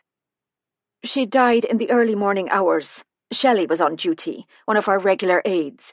She didn't mention anything, and I would remember. The family always asks." "Is Shelley here today by any chance?" "I believe she is. Would you like to speak with her? She's not what I'd call a chatty girl, but I'm sure she'll tell you what you want to know." Mrs. Brightwell left the room, returning with a painfully thin young woman with spotty skin and way too much eye makeup. She wore one of the dark blue tunics. "Shelley, these women are friends of Miss Diamond. They'd like a word." She smiled at us. "I'll leave you to chat. Lots to get on with. Thank you again for coming, and if there's anything you need—" She left the sentence hanging. Shelley chewed on her lower lip. "What do you want to know?" Vivian shifted into her "I'm just an old dear" persona, hunched back, quavery voice. "Mary was such a lovely person when I knew her." She wiped away a fake tear. "I know she had her problems, but I was wondering if she left any message behind. Last words, something to hold on to." "She died very peacefully, ma'am. Quiet like, no words." "Did she have any visitors near the end? I'd hate to think she was alone. I don't drive, you see, but if I thought I was the only person who—" Vivian broke off and pulled a handkerchief from her handbag. "No visitors that I know of, ma'am. Sorry." "That is distressing. And you were with her when it happened?" Vivian whispered the last word. "Yes, of course." The answer came a little too quickly. "We're required to check the patients in this wing every half hour at night. As I said, she died peacefully, Mom. I'm afraid that's all I can tell you." "And you're sure no one came to see her in the last few days? Left something, perhaps? A package?" Was it my imagination, or did Shelley look frightened? "You'd have to ask Mrs. Brightwell about that." Shelley glanced at the door. "I really should get back." "Of course," Vivian said. "Thank you for your time." "One more question," I said, stopping her. "You have no idea where Miss Diamond got the whiskey?" "None at all. We don't serve alcohol here. Company policy." "So you didn't know she'd drunk an entire bottle?" "No idea, ma'am." "But you said you'd check on the patients every half hour. Wouldn't you have smelled the alcohol?" Shelley blinked. "Well, I didn't, smell her breath." "What alerted you to the fact she was dying?" The girl had paled. "I heard her snoring, funny like, so I checked and found her unconscious." "Did you call for help?" "Oh, I did, right away, but she was gone before help arrived." She checked the watch pinned to her tunic. "I really must go." She trotted out of the room. Vivian straightened her back. "That girl is hiding something." We heard a small cough. Standing in the doorway was a tiny, wizened woman in a quilted pink robe. Her claw-like fingers clutched the handles of a Zimmer frame, a walker. "You should have come earlier," she said in a high-pitched voice. "Should we?" I asked, giving Vivian the "let me handle this" look. "Why is that?" "You might have said hello to her son." "Mary Diamond's son? I didn't know she had one." "Didn't she?" The woman's forehead wrinkled. "Why don't you come in?" I said. "We'd like to hear about Mary. Was she a friend?" I moved the cardboard carton to the floor. "You can sit here." The woman looked awfully frail. She shuffled in and sat down. "I haven't seen you before." "I'm Kate. This is Vivian." We sat facing her on the blue-striped mattress. "What's your name?" "Helen. At least that's what they tell me." Was that a joke? I didn't dare laugh. "Now, what's this about Mary's son? Did he come often?" "I don't think so." Helen cocked her head. "At least he saw her before she died. More than I'll get." "Your son doesn't visit?" "I don't think I ever had children.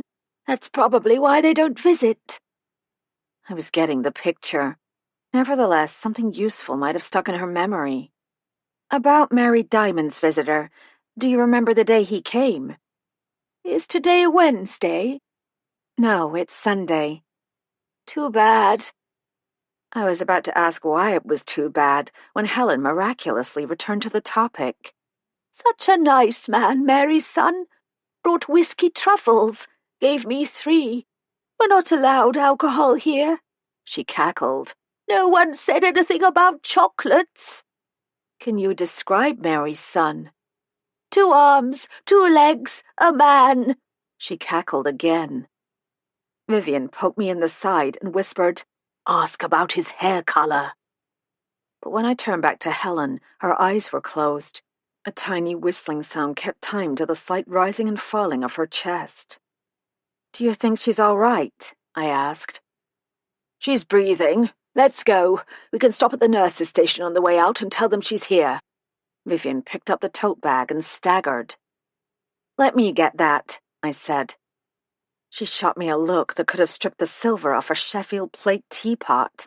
"I'm not too old to carry a tote bag." I picked up the box. Back in the lobby, the receptionist pushed the guest book toward us. "Don't forget to sign out with the time. Clock's on the wall."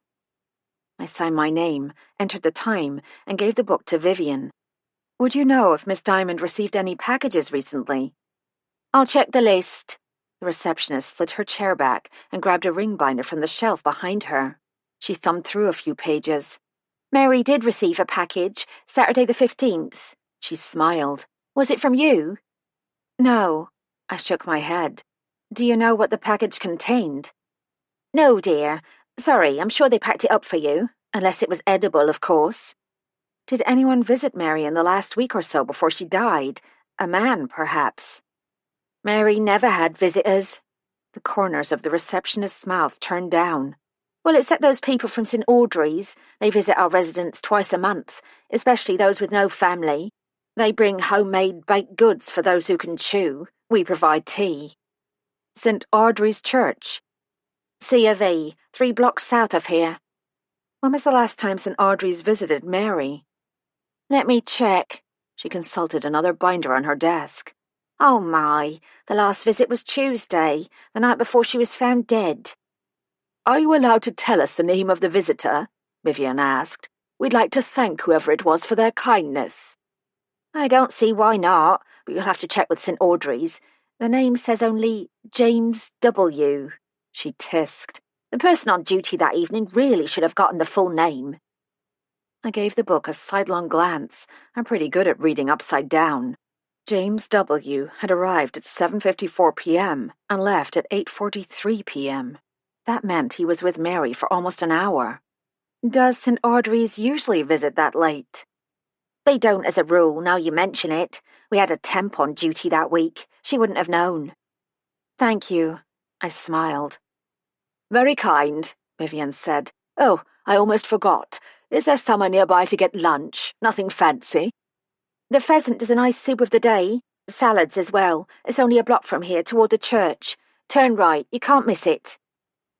As we exited Sunny Shores, I noticed an old silver hatchback with a dented rear quarter parked across the street. The driver raised a newspaper in front of his, or her, face before I could get a proper look. Were we being watched?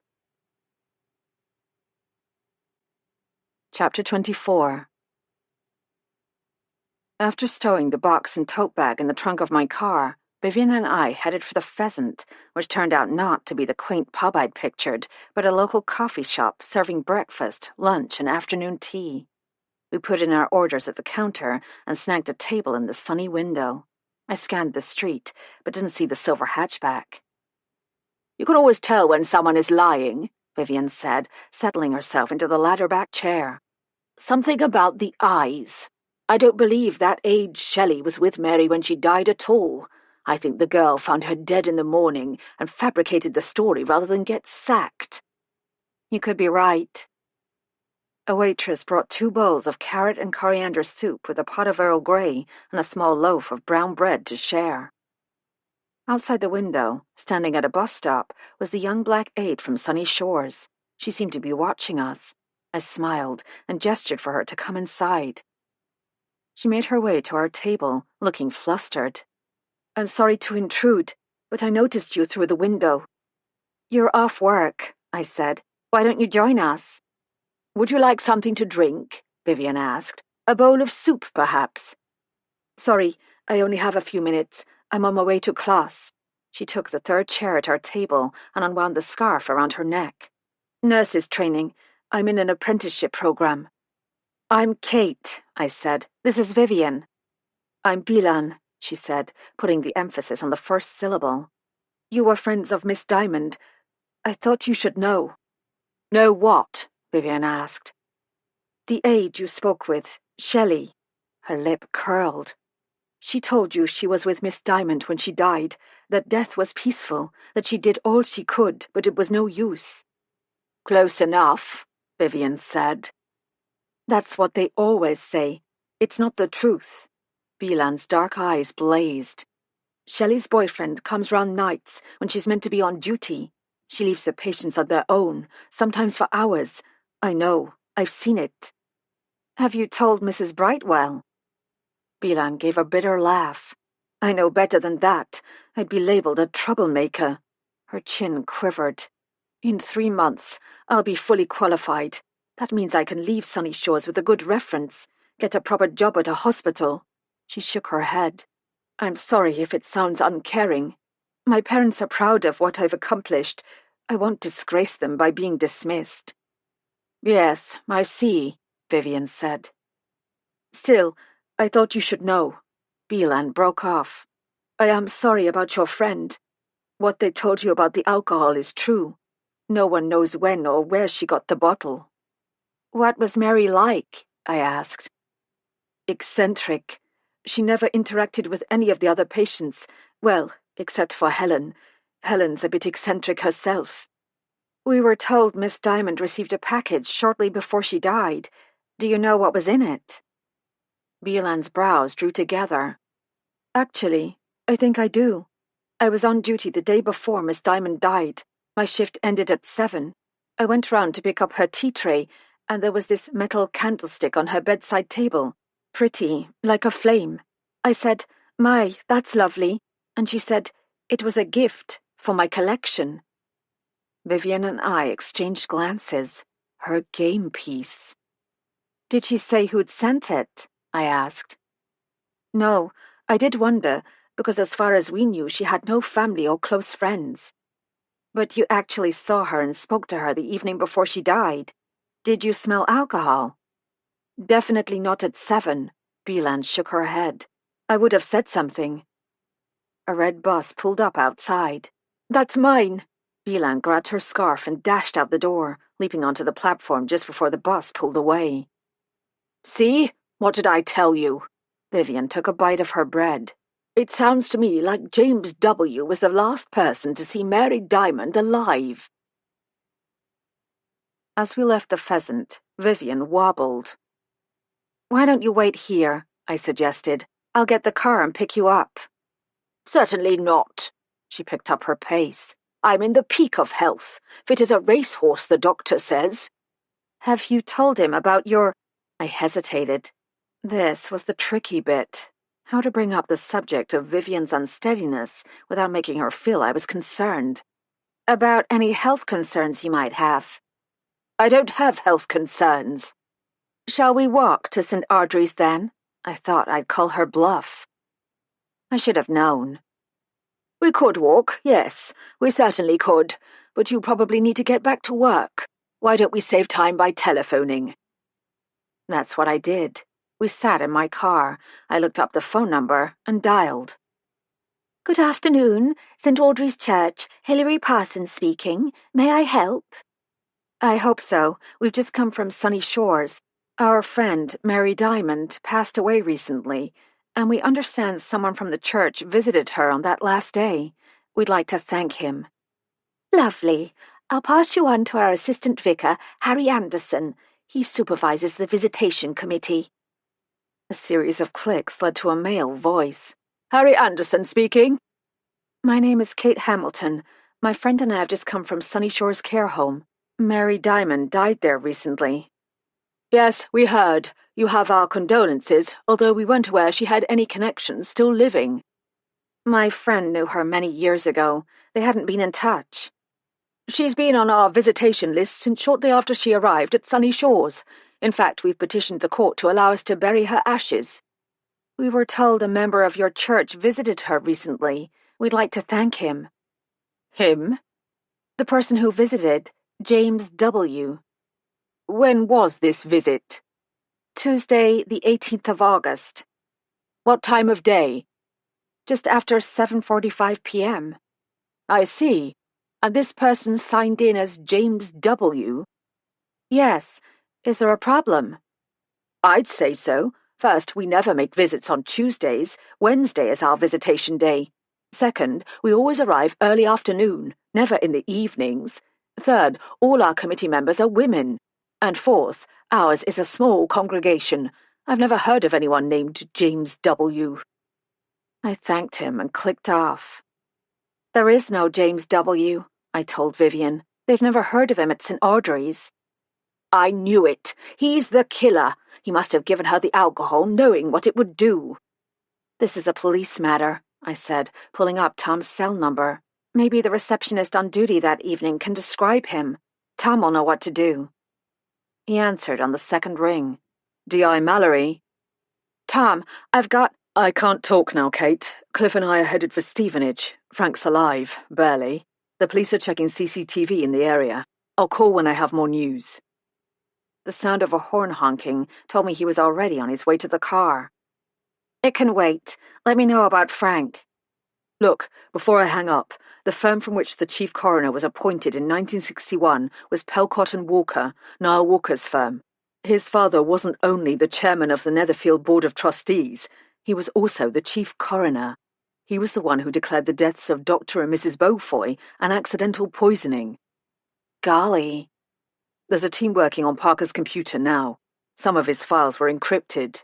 A car door shut, cancelling most of the street noise. I heard the engine start up. Gotta go. I slipped the phone in my bag. Frank Keane's been found alive. Thank heaven. I pulled out into traffic, glancing in my rearview mirror as I did. An old silver hatchback pulled out behind us. Someone's following us, I said. Hang on. I'm going to try to find out who it is. Vivian turned around in her seat. That's the car I saw last week in Long Boston. It was driving slowly, and I assumed the driver was checking post numbers or something. But then I realized the driver was watching me. Why didn't you say something? Switching lanes, I pulled in front of a white Ford Focus, blocking the hatchback. Then I made a swift right-hand turn.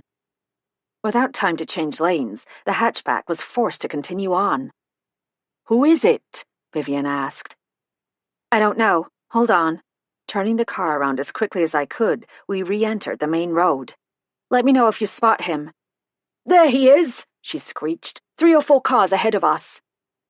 I sped up, passing several cars to catch him. The driver must have seen me because he sped up too. Now he was the one being pursued. Serves him right, the creep. Man or woman? I asked Vivian. Can't tell from here. It's just the driver, though. One head. I followed the hatchback out of Norwich and onto the A11. Watch out, Vivian said. Speed cameras everywhere. Good. If he gets a ticket, the police will have his photograph. A puff of smoke from the hatchback's exhaust told me the driver was pushing the old car to its limit. I pressed down on the accelerator, shortening the space between us. Get his license number. There's a notebook and pen in my handbag. Vivian scrabbled on the floor. How long are you going to follow him? As long as it takes, until he runs out of gas. Or you do. We approached a multi-lane roundabout. The silver hatchback shot into the circular traffic, leaving me at a complete halt. Cars whizzed by. By the time I was able to move into the circle, the hatchback was gone. "Did you get the plate number?" I asked. "Most of it," Vivian said. "Most of it?" "I need new glasses. The first part was AX63, then M something." "Take my phone and text it to Tom, and tell him about the incident in Long Barston." Chapter 25. "Just like Top Gear." Vivian gave me a satisfied smile. "I think we deserve a nice tea when we get back. Francie made cranberry scones." "Do you mind if we stop at the Curiosity Cabinet first?" I asked. "We're meeting with the Cliff House board tomorrow, and I'd like to know if Ivor has a plan." "Fine with me."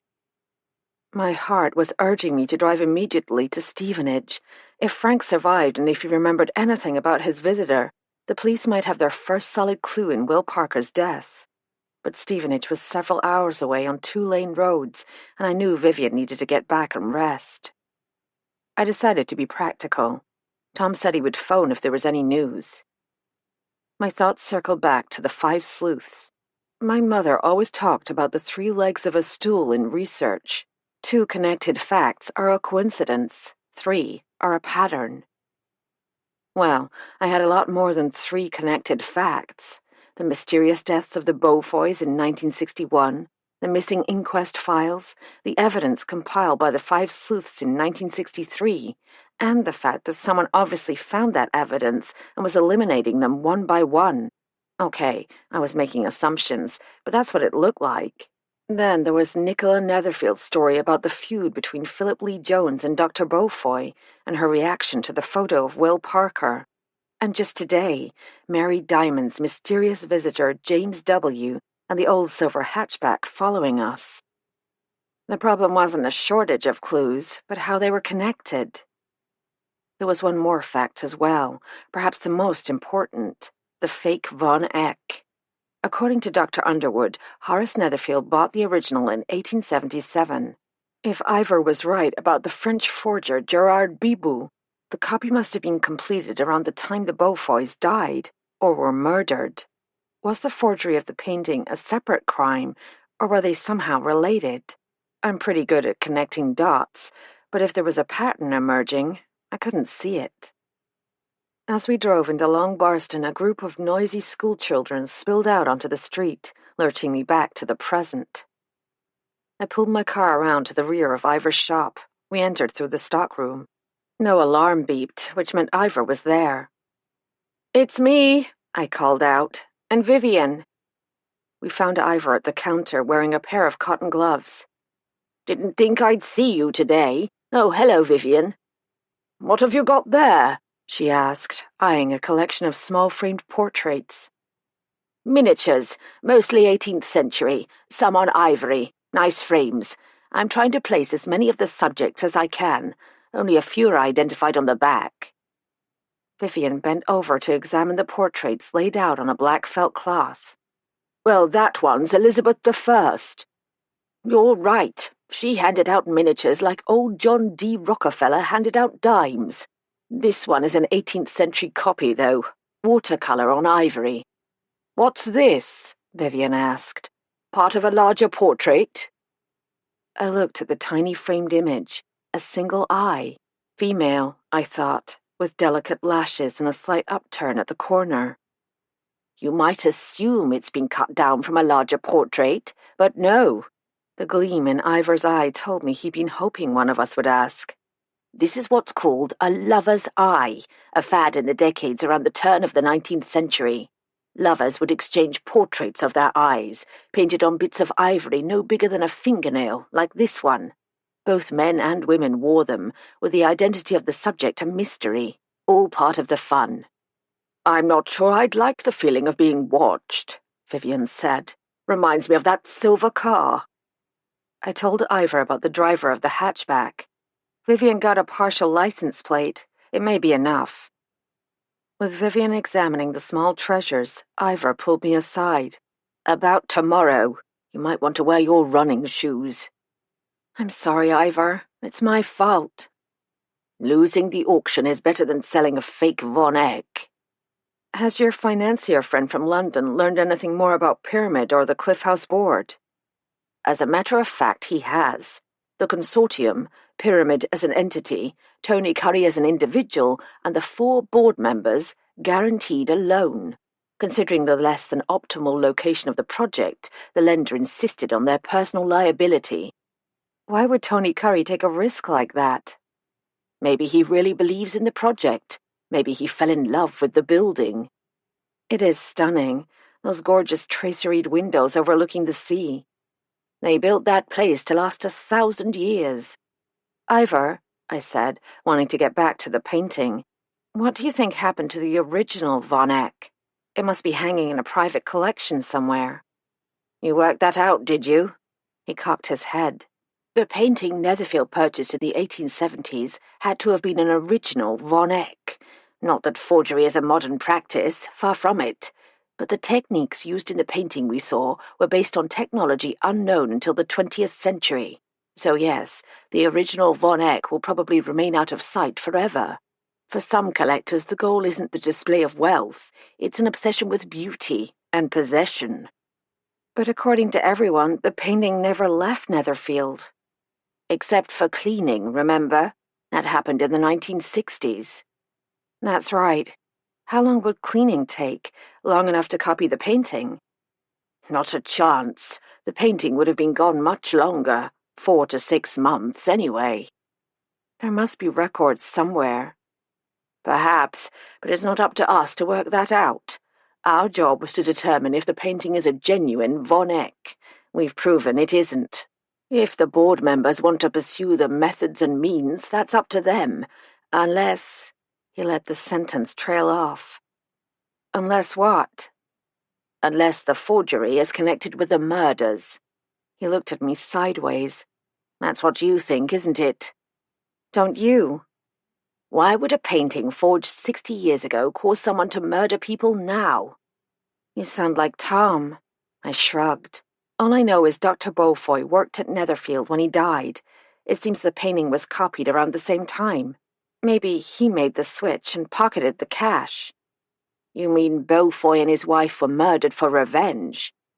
I don't know. It's a loose end. I don't like loose ends. Ivor regarded me with interest. There's more, isn't there? I told him what Nicola Netherfield said about the old Netherfield Board of Trustees. She insisted they were all great buddies, except one of them was murdered, another committed suicide, and a third had a previous serious disagreement with Dr. Beaufoy over the treatment of a patient. It would help if Vivian could remember what was in that metal box. Has she tried to go back to that week in 1963?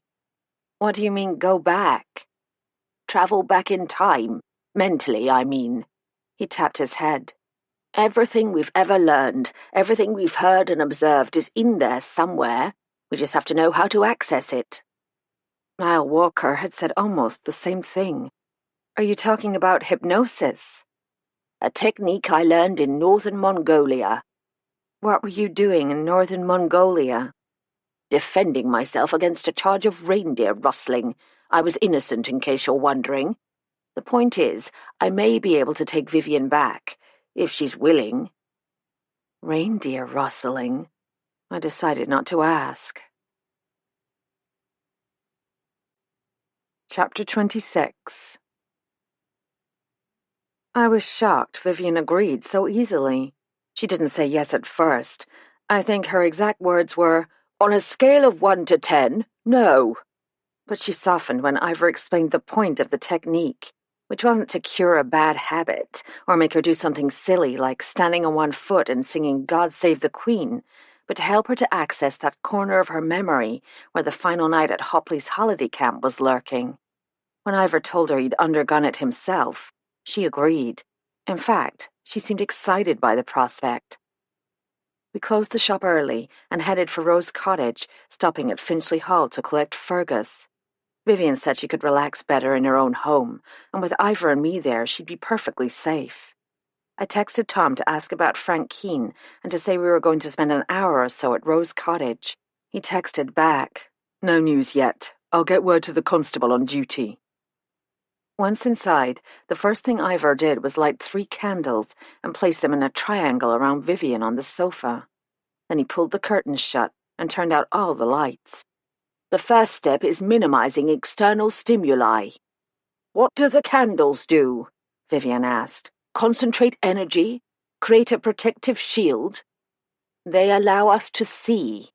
Now, put your feet up, that's right, head on the pillow, close your eyes and relax. Fergus watched the proceedings with mild curiosity. Ivor began. Vivian, are you comfortable? She nodded. All right, put all thoughts out of your mind. He made a soft humming sound in the back of his throat. This was getting weird. Picture yourself in a bubble, Vivian, a bubble lifting you up, away from everything and everyone. He hummed some more. You're alone now, above time and space, perfectly comfortable and relaxed.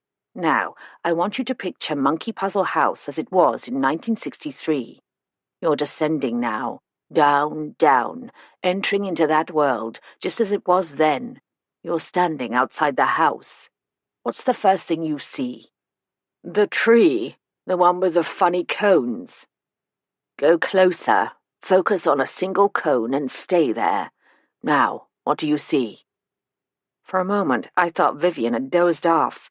Then she said, The cone sits at the end of a branch. It's covered with these spiky things, green tipped with gold. Are they sharp? I don't know. Try touching one. Oh, they're soft. I remember. Keep your eyes on the cone. What kind of shoes are you wearing? What? Shoes on your feet. Brown leather. Look at the cone again. Now look at the house. We're going inside. If you say so. Where shall we go, Vivian? Which room? The library. Why? That's where we play the game. Good choice. Tell me about the library. It smells like my father's briefcase. Do you like it in the library? Not really, but Will is here. Where are your parents right now? At the dance with their friends. I couldn't imagine what Ivor was doing.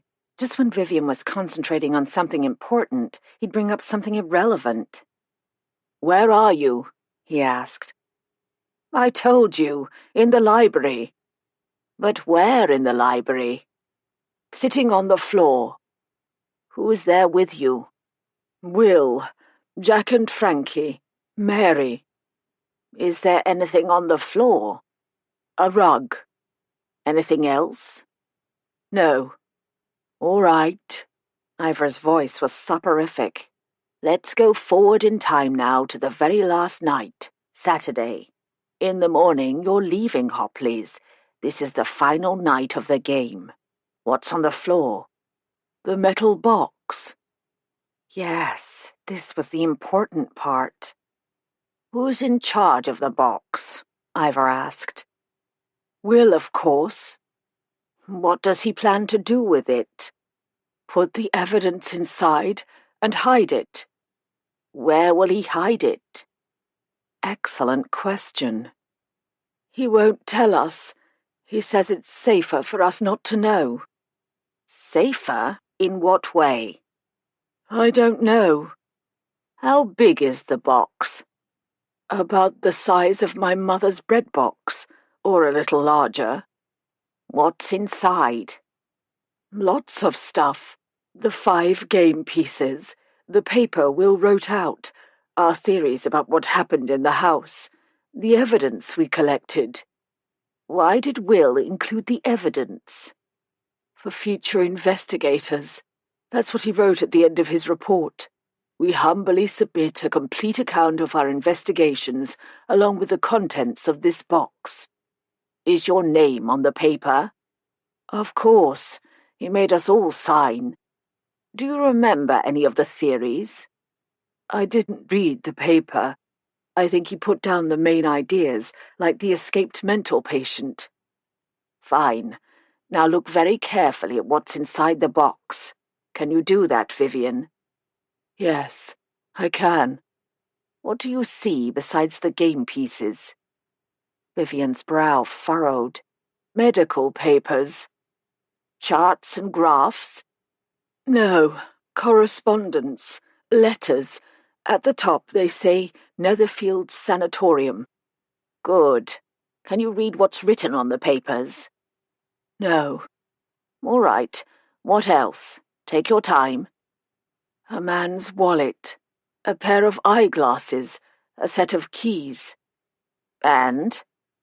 A ticket stub, like for a train or a bus. A packet of matches from a hotel. What's the name of the hotel? Sydney Villas, Dover. Excellent. What else do you see? Some soil and fibres in a tin can. A few pebbles. A small silver key, separate from the ones on the ring. Soil and fibres? What kind of fibres, Vivian? Little roots or something. Will told us not to touch them. Tell me about the pebbles. Can you describe them? Like from a rock garden or a fish tank. Oh, and there's a leather pouch. She hadn't mentioned a leather pouch before. Have her describe it, I whispered. Can you describe the pouch? It's like the one my brother keeps his marbles in. Soft leather with a red drawstring. Why did Will include those particular things? I don't know. He didn't tell us everything. Tell me about the silver key. What does it unlock? I don't know. Not a door. Something smaller. Like a suitcase or a lockbox? Maybe. What else do you see? A bottle of paregoric. A photograph. No, 2 photographs. A letter to Dr. Beaufoy, typed on onion skin. Can you see the photographs? What do they show? People. Men. I don't recognize them. Who was the letter from? I don't know. It's in French. My breath caught. Gerard Bibeau. Is that everything? Focus on the contents of the box. The pace of Vivian's breathing had picked up. You see something else, don't you? Tell me what it is. A tiny squeak. A towel, stained with blood. He let that sit for a moment. Is that everything? I think so. Let's go back outside Monkey Puzzle House. Are you ready? Yes. Her eyes remained shut. Take a breath. That's right. Now another. A second or two later, he added, Relax. When you feel ready, open your eyes. Vivian lay there, silent and still. For so long I was becoming alarmed. Vivian? Her eyes opened. She sat up. I need a whiskey. A large one. Now, please. I lay on the trundle bed in Finchley Hall's green bedroom. Vivian was asleep, snoring softly. Fergus lay curled up next to her, his large head and short square muzzle nestled into the pillow. The list of items she'd remembered circled through my brain. The soil and the fibres, the book of matches, the letter in French. The clock on the mantel ticked away. 9:30. Quietly, so as not to wake Vivian, I got up, pulled my sweatshirt over my pajamas, and tiptoed into the adjoining bathroom. I closed the door, hearing it click, and flipped on the lights. Lowering the toilet lid, I sat and dialed Tom's number. Kate? Were you sleeping? No, going over phone logs from Jack Kavanagh's mobile. Find anything interesting? Nothing. He only used the phone to call his daughter. Heard anything more about Mary Diamond? She wasn't murdered, Kate. Wasn't she? Let me tell you what Vivian and I learned yesterday. You can decide. Mary died of alcohol poisoning, except Sunny Shores is teetotal. Someone slipped her a bottle of whiskey, knowing she couldn't resist. Not only that, Tom. A week before she died, she received a package. A chrome candlestick, her game piece at Monkey Puzzle House. All the packages were mailed from London. Tom started to say something, but I forged ahead. There's more. The day she died, Mary received a visitor, someone who signed in as James W. from the visitation committee at St. Audrey's Church. He was with her for about 45 minutes, from just before 8 p.m. until almost 9. There is no one at St. Audrey's by that name. Did anyone get a description of this mystery man? The receptionist on duty that night was a temp. They're trying to contact her. I'll alert the police in Norwich. We're following up on the silver hatchback, by the way, but honestly, there's not enough to go on. We've put out a description of the car to all police units. If the guy shows up, we'll get him. I hope you're not sleepy, because I've got even more. Remember the day Vivian and I went to Monkey Puzzle House? I told you I thought Zara Walker recognized the photo of Will Parker. Even though she denied it. Well, this morning I showed the photo to Nicola Netherfield, and she said she was pretty sure she'd seen him at Cliff House. She also told me the staff at Netherfield were tight. Dr. Beaufoy, Dr. Underwood, her father, Dr. Cosmo Netherfield, and Philip Lee Jones, the medical director. Until there was some kind of feud between Lee Jones and Dr. Beaufoy. What about?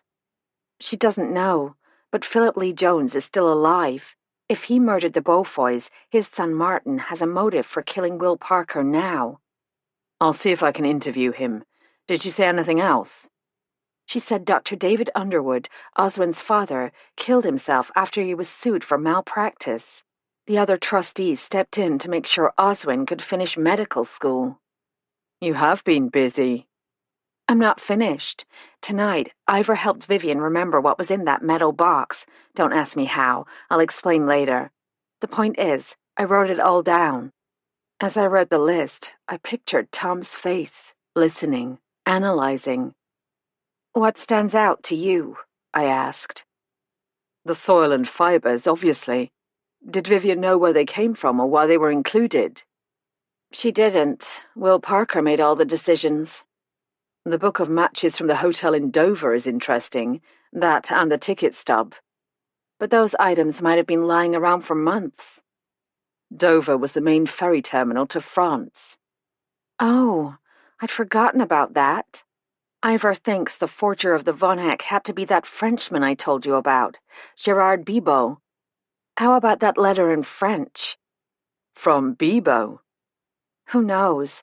The thing is, Tom, I'm really beginning to think there's a connection between the forged painting and the deaths of the Beaufoys. What connection? I don't know. Beaufoy stole the painting and pocketed the cash? That would make someone mad. Or someone else arranged the forgery and Beaufoy threatened to tell. Or, that's all I can think of at the moment. Well, good luck tomorrow. We need more than luck, Tom. We need a miracle. Chapter 27. Monday, September 6. Ivor and I left Long Barston in a drizzling rain. Temperatures hovered in the mid-50s. The rain ceased halfway to Miracle-on-Sea, but as we approached the coast, the wind picked up, buffeting my small car and threatening to sweep it off the road. We'd postponed the weekly appraisal day at the Curiosity Cabinet. I'd hung a sign in the window informing those interested that it would be held on Tuesday instead. I hoped no one would be upset. Ivor was uncharacteristically quiet. I gave him a quick glance. I'm sorry things have turned out this way. If the painting had been genuine, the auction would have attracted international attention. As is, I let the sentence drop.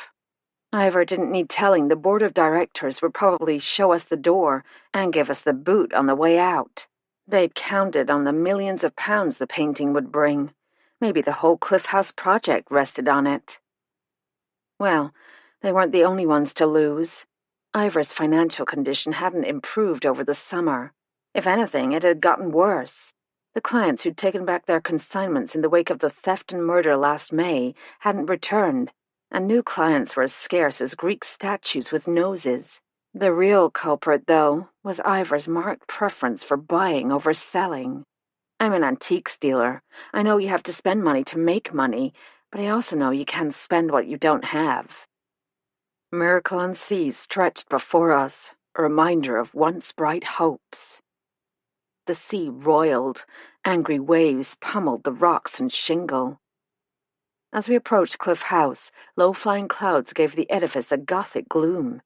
Dr. Underwood's glowing descriptions notwithstanding, admittance to Netherfield Sanatorium hadn't been anything like spending a holiday at a posh resort. For those poor souls who passed through its gates, Netherfield had been a prison. A 5-star prison, perhaps, but a prison nonetheless. I'd been taken in by the picture he'd painted. The visitors' parking area was empty. We took the first spot and buttoned our jackets against the strong sea breeze. Even Miss Armstrong, the receptionist, was chilly. She greeted us with a smile that looked as genuine as a newly discovered Shakespeare play. "Mr. Curry will be with you shortly." No offer of coffee or tea this time. We took seats near the fireplace, where the logs are burned down to embers. "Everything will be fine," Ivor said. "We may be the bearers of bad tidings, but they don't shoot messengers anymore, do they?" "Not recently." Ivor had his briefcase with him.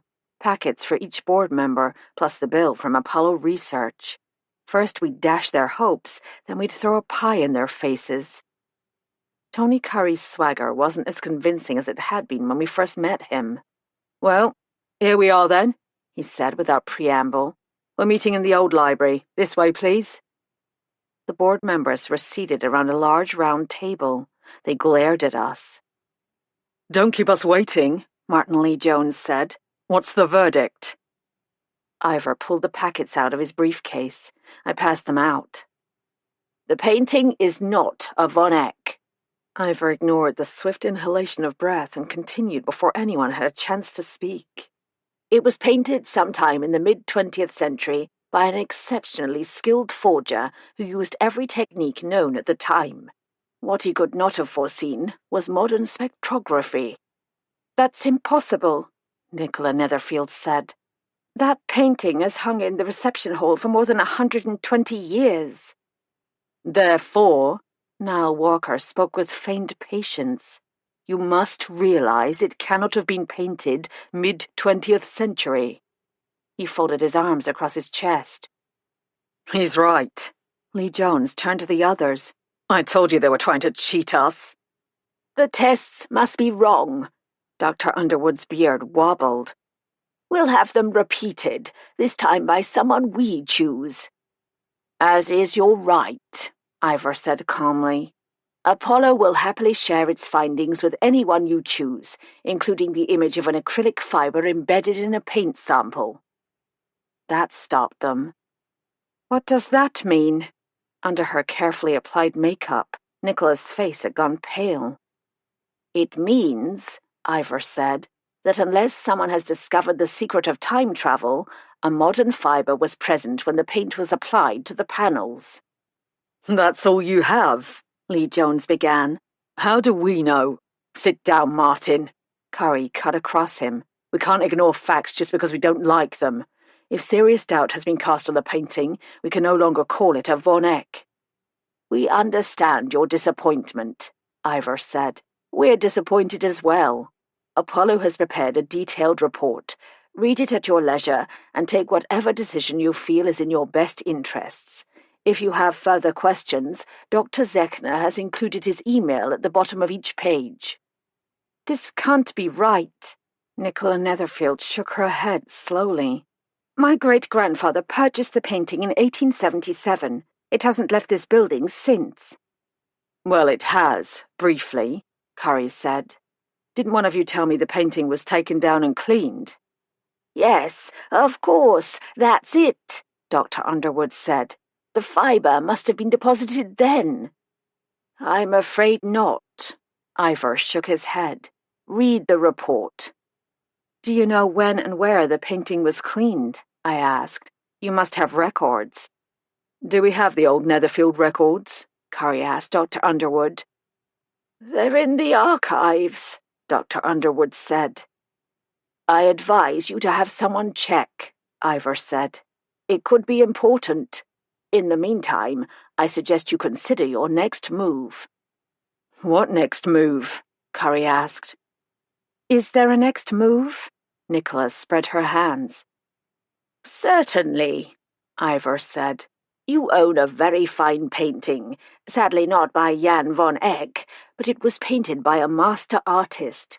Based on my research, I believe that man was Gerard Bibot, a French artist from a small village in the French Alps. He studied at the famous École des Beaux-Arts in Paris, but became resentful when his talent wasn't recognized by the international art critics.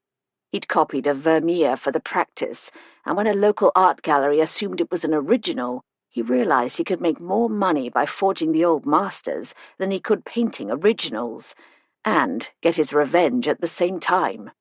He was active for a relatively short period, from the mid-1950s until his death in early 1963. He copied many artists and styles, but specialized in Netherlandish artists, including Van Eyck. 23 paintings are known to have been completed by Bibot. Twice that many may hang undetected in museums and private collections. At the time of his death, 2 paintings were left unfinished, the fake Vermeer and the Portrait of Salon by Huss von Gent, which still has experts wondering how he hoped to switch it for the real painting in the Louvre. Since Bibot was skillful enough to fool the experts, it's impossible to say without evidence that he was responsible for your painting. However, I feel comfortable labeling it as an extremely fine copy of Jan van Eyck's Christ Healing the Demoniac, attributed to the French artist Gerard Bibot. It isn't illegal to copy a painting or to own one. It is illegal to sell that copy as the real thing. The real thing exists somewhere. One day the owner may come forward. For now, if we can prove the painting was done by Bibot, it has value. Not as much as a Van Eyck, but certainly worth putting up for auction. How much are we talking? Lee Jones asked. The atmosphere in the room had changed. They were listening. Perhaps as much as $1 million or more. It all depends on publicity and marketing. Wow, I was seeing a whole new side of Ivor Tweedy. This man was a genius. How do you suggest we handle publicity? Curry asked. Issue a press release now, something that plays up the mystery of the painting and the lengths to which the Cliff House board went to learn the truth. Newly discovered art forgery stuns with its beauty, something like that. Go on television, get one of the London magazines to do a piece. I'm sure Pyramid has plenty of contacts in the media. Lemons to lemonade. Yes, of course. We could contact... I know a woman at... How about Architectural Digest? We could combine the painting with the history of... They were talking over each other in their excitement. In fact, when Ivor presented the bill from Apollo, they hardly blinked. Ivor sat back in his chair. Smug was the word that came to mind.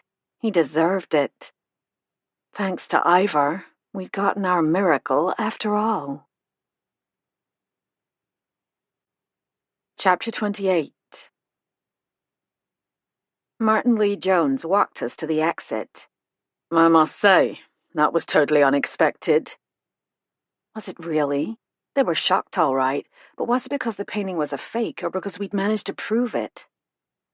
You do realize, I said, throwing caution to the wind, that if the original Van Eyck was copied by Bibot, it happened before his death in early 1963. And that suggests it happened before or around the time of Netherfield's transfer to the National Health. And that means someone at Netherfield organized it. Impossible. I've been told your father was close friends with the Netherfield doctors. Are you sure he knew nothing about the forgery? Don't you dare bring my father into this. Lee Jones's voice had taken on a dangerous edge. He's an honourable man. He would never have agreed to such a scheme. I wasn't accusing him, but he's the only one of the trustees still alive. It's possible he remembers something. Of course, he is in his 90s. People do forget. He doesn't get around much these days, but there's nothing wrong with his memory. If we can pin down the provenance, it would help the sale. I'll ask, but it'll do no good. Ivor was pretending to examine one of his fingernails. I was channeling Vivian. I understand there was a feud between your father and Dr. Brofoy. Do you know what it was about? A feud? Lee Jones stiffened. I have no idea what you're talking about. They were friends, very good friends. Why, after the Beaufoys died, my father and the other doctors took the Beaufoy children under their wing. That was a difficult time for Netherfield. Yes, it was. My father was lucky. When the National Health took over, he was hired as an administrator. Not everyone was so fortunate. Like who? It would have been a blow for Walker and Palcott, wouldn't it? Netherfield was their largest client. And of course, Dr. David Underwood, Osmond's father. What happened to him? As if I didn't know. He left the profession, took his own life. I don't think it had anything to do with Netherfield per se, but the family lost everything. Osmond's always been bitter about that. Before we go, I wonder if you'd look at a photograph. I pulled it up on my phone. This is the man whose body was found in Long Barston the night before our first meeting. His name was Will Parker. He was murdered. The police think he was investigating the deaths of the Beaufoys. Lee Jones stared at the photo, his lips a pale line. I don't recognize him. That's odd, because I've been told he was here at Cliff House, asking questions. He didn't ask me. That's all I can tell you. Do you live in Miracle-on-Sea, Mr. Lee Jones? My family lives in Ipswich. So you drove in from Ipswich for our meeting on the 22nd? He flinched, jerking his head back. Are you implying I had something to do with that man's death? I shouldn't bother answering, but I will.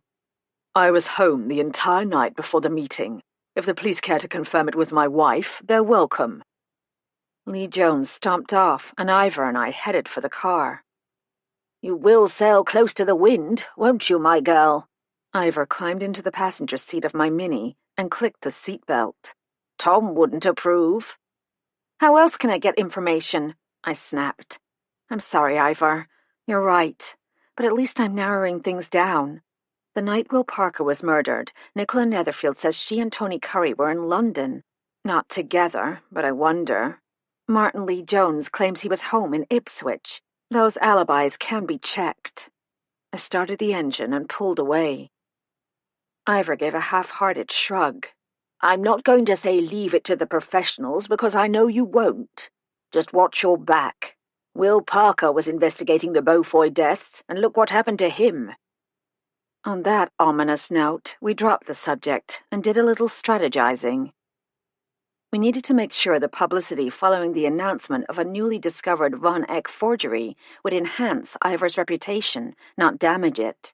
What we needed were a few facts about the history of the painting since 1877, how the forger was contacted, when and how the original painting was delivered to a village in the region of Mont Blanc, how much the forger was paid, and how much the seller received from whoever had purchased the original. I hoped the Netherfield records, if they existed, would give us those answers. Something niggled at the back of my mind. Had one or all of the trustees in 1961 known about the switch? Were they victims or co-conspirators? Ivor, I said, do you think the current board members knew about the forgery? His eyebrows went up. You're a sharp one, you are. Maybe they were fooled. The painting was stunning. It fooled me at first glance. They seemed willing to let us see the Netherfield records. At least Tony Curry was. If there is incriminating evidence, they've probably already removed it. You think so, Ivor gave me his angelic look. If they did remove evidence, I'll bet my last pre-Ptolemaic coin they put it back. There were no coins in Egypt before the Ptolemies. He grinned at me. Okay, why would they put incriminating evidence back? Because nothing can change Apollo's report, Kate. They can't pretend it doesn't exist. Curry was savvy enough to recognize that. But they do have a fine copy with an intriguing history. You're the one who said it. Their best bet now is to document the forgery if they can, and then feign shock. Even if it throws their parents under the bus. Blood may be thicker than water, my girl, but you can't buy anything with it. I dropped Ivor at the curiosity cabinet before stopping at Finchley Hall to inform Vivian and Lady Barbara that I wouldn't be home until 6 or 7. Then I headed for the hospital in Stevenage. I was afraid Vivian might insist on going with me, but she and Lady Barbara were knee-deep in the fabric and wallpaper samples Nicola Netherfield had left. The drive took an hour and a half in light traffic. The hospital, a modern glass and steel building, was part of a larger NHS complex on the northwest edge of Stevenage. Frank Keane, I was told, had been transferred from A&E to a room on the 4th floor. There, in a visitor's area, I found Jean Keane and a younger woman who was crying. "Jean, I hope I'm not intruding. Tom told me what happened. I'm so sorry." "It's my fault." The younger woman looked up, her eyes red-rimmed. She looked incredibly young, with a baby face and fine light brown hair held back with a pink-dotted headband. "Nonsense." Jean took her friend's hand. "Kate, this is my neighbour, Pearl. Pearl, this is Kate. She's the one who brought Frank's old friend from Hopley's." "That's just it." Pearl Harker pressed her hands against her cheeks. "You said Frank got such a boost seeing his old friend. And here's another old friend, I thought, and I—" She broke off, weeping into a handkerchief. "You couldn't have known," Jean said. "If anyone's at fault, it's me. Kate warned me, and I should have said something to you." She put her arm around Pearl's shoulders. "I was only going to be gone for an hour or so, Kate. Pearl came over to sit with Frank, and when the man showed up at the door, she popped home to check on her daughter. When I got back, the door was off the latch, and Frank was nowhere to be seen." Fresh tears sprang into her eyes. "Can you describe the man?" "I've been trying to think." She shook her head. "He wasn't young, I know that. Medium height. He wore a hat, one of those brimmed caps pulled down over his face. He was all wrapped up, coat collar up, scarf around his face. It was a chilly night." "And the porch light was burned out," Jean said. "Do you remember an accent, a smell, facial hair?" "I know it sounds stupid, but I wasn't paying attention. I heard a knock on the door. The man was standing there. He said he was an old friend of Frank's. He just walked past me and said, 'Hello, Frank.' Frank brightened up right away. He said, 'How lovely to see you. Jean, put the kettle on.' And I said, 'I'll be back in a mo.'" "Frank knew him?" "Not necessarily," Jean said. "He's learned to cover his memory loss by going along with things. He'd have wanted to appear as if he remembered." "Did you see a car?" I asked Pearl. "Yes, actually. I told the police. I passed it on my way across the street. Some kind of SUV or hatchback, light-coloured paint, nothing that would stand out." I wasn't liking the sound of this. "The make?" "I don't know cars." "You didn't happen to notice the number plate?" "No, sorry." The corners of Pearl's mouth went down. "Has Frank said anything since they brought him in?" I asked Jean. "Not yet. He sleeps most of the time, which I suppose is good. The doctor's main concern is the hypothermia. And, of course, shock. They found him curled up under some shrubbery near the park entrance. He'd been out there on his own all night." Her voice broke. "You couldn't even tell them his name." "Do they have any leads?" "They're checking CCTV for a light-coloured car in the area. It's not much to go on." "I'm going to leave now, Jean, but please let me know if anything changes, or if Frank says anything. Pearl, it was nice meeting you." "Likewise. I wish I could tell you more." I did too. As I left, it struck me again that if these deaths did turn out to be murder, whoever was targeting the 5 sleuths had taken advantage of each victim's existing medical condition.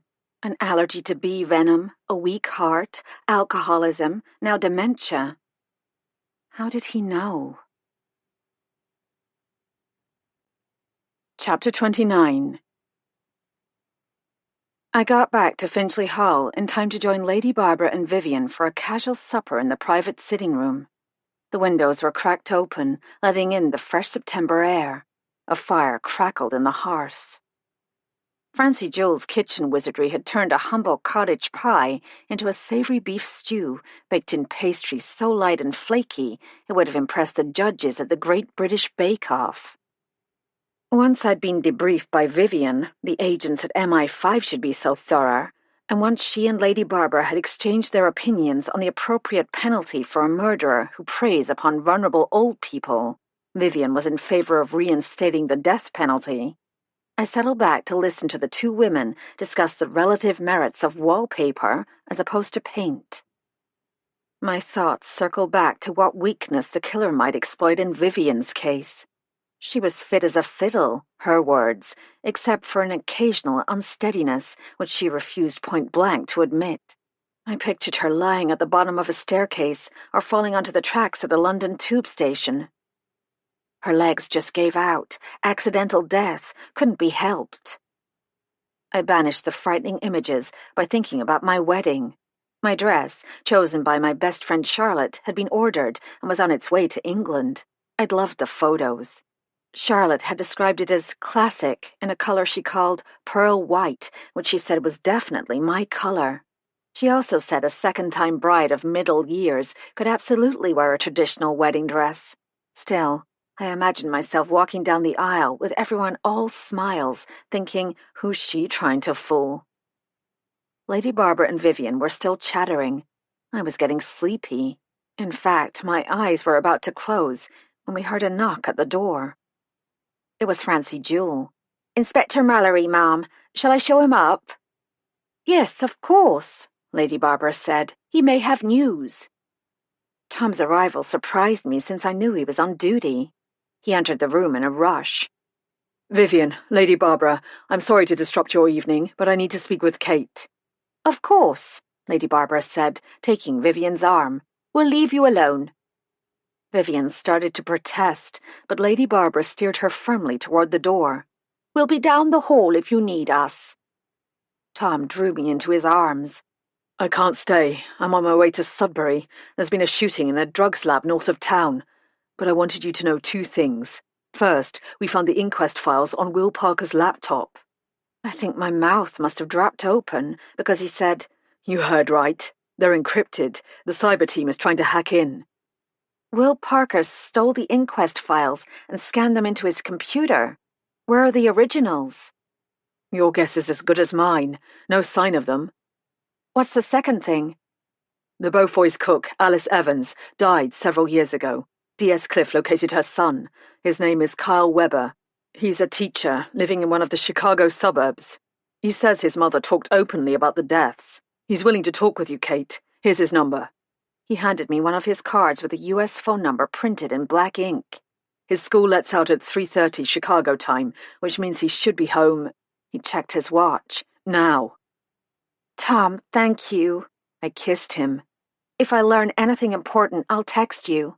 I kissed him again. "Oh, be careful tonight."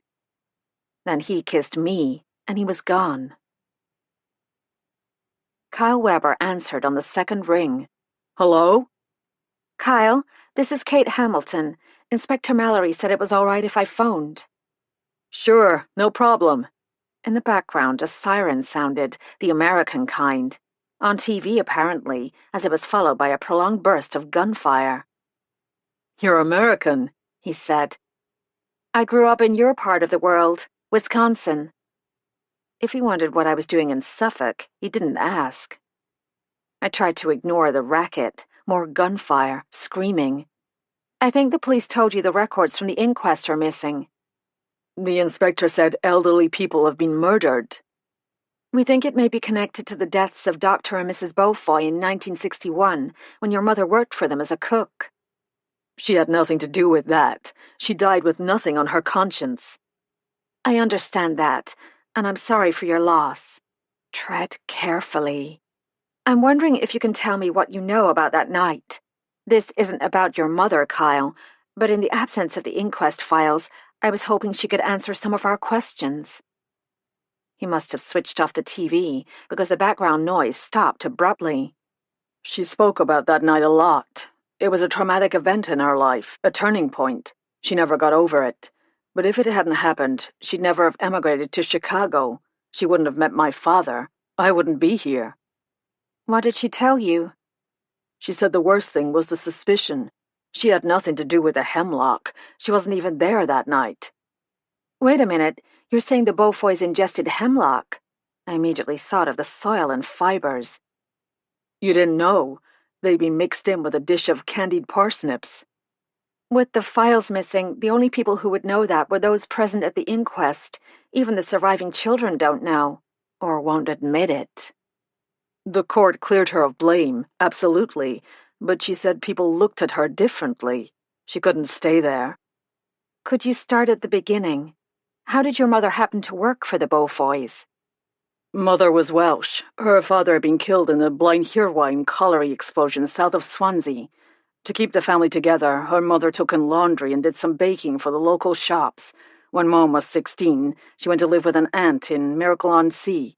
Her aunt had married a Suffolk man during the war. They ran a boarding house. Mom helped with the cooking.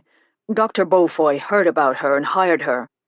Mom said Mrs. Beaufoy wasn't much for the kitchen, focused on her charities.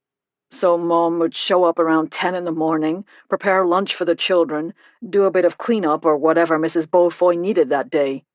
Then she'd cook the evening meal and leave after the dishes were washed and put away. Later they offered her a room in the house so she wouldn't have to ride her bicycle in bad weather. What about the night of the deaths? Mrs. Beaufoy had given her the evening off. The fair had come to town, and Mother had been asked out by one of the local boys. She made lunch as usual and left around 3. Mrs. Beaufoy was happy to let her go. Her husband had just returned from a business trip, and since the Beaufoy children would be at the fair as well, she was looking forward to an evening alone with him. But one of the children was home that night. That's right, but it was a last-minute thing, a punishment for something. I don't remember what. Dulcie had said an unsuitable boy. Why didn't she die too? I asked, wondering if his account would agree with Dulcie's. She was angry, refused to eat with her parents. In fact, she sneaked out of the house and went to the fair after all. Did your mother mention a boy, someone her parents didn't approve of? I don't remember that. What did she tell you about the poison hemlock? She said the gardener had been turfing out some wild hemlock plants growing along the back of the property. He'd laid the brush on a tarpaulin, warned the family not to touch the plants or burn the rubble. He was planning to return, take everything to the landfill, spray the area with herbicide. How did the hemlock get into their food? That was the big question. No one ever knew. Mrs. Beaufoy told my mother she wanted to have a nice dinner ready when her husband got home. His favorite dish was candied parsnips. She said there was something she needed to discuss with him, and she wanted him in a good mood. Somehow, hemlock roots got mixed in with the wild parsnips she'd harvested. They do look alike. Soil and fibers, like little roots. Was it murder-suicide after all?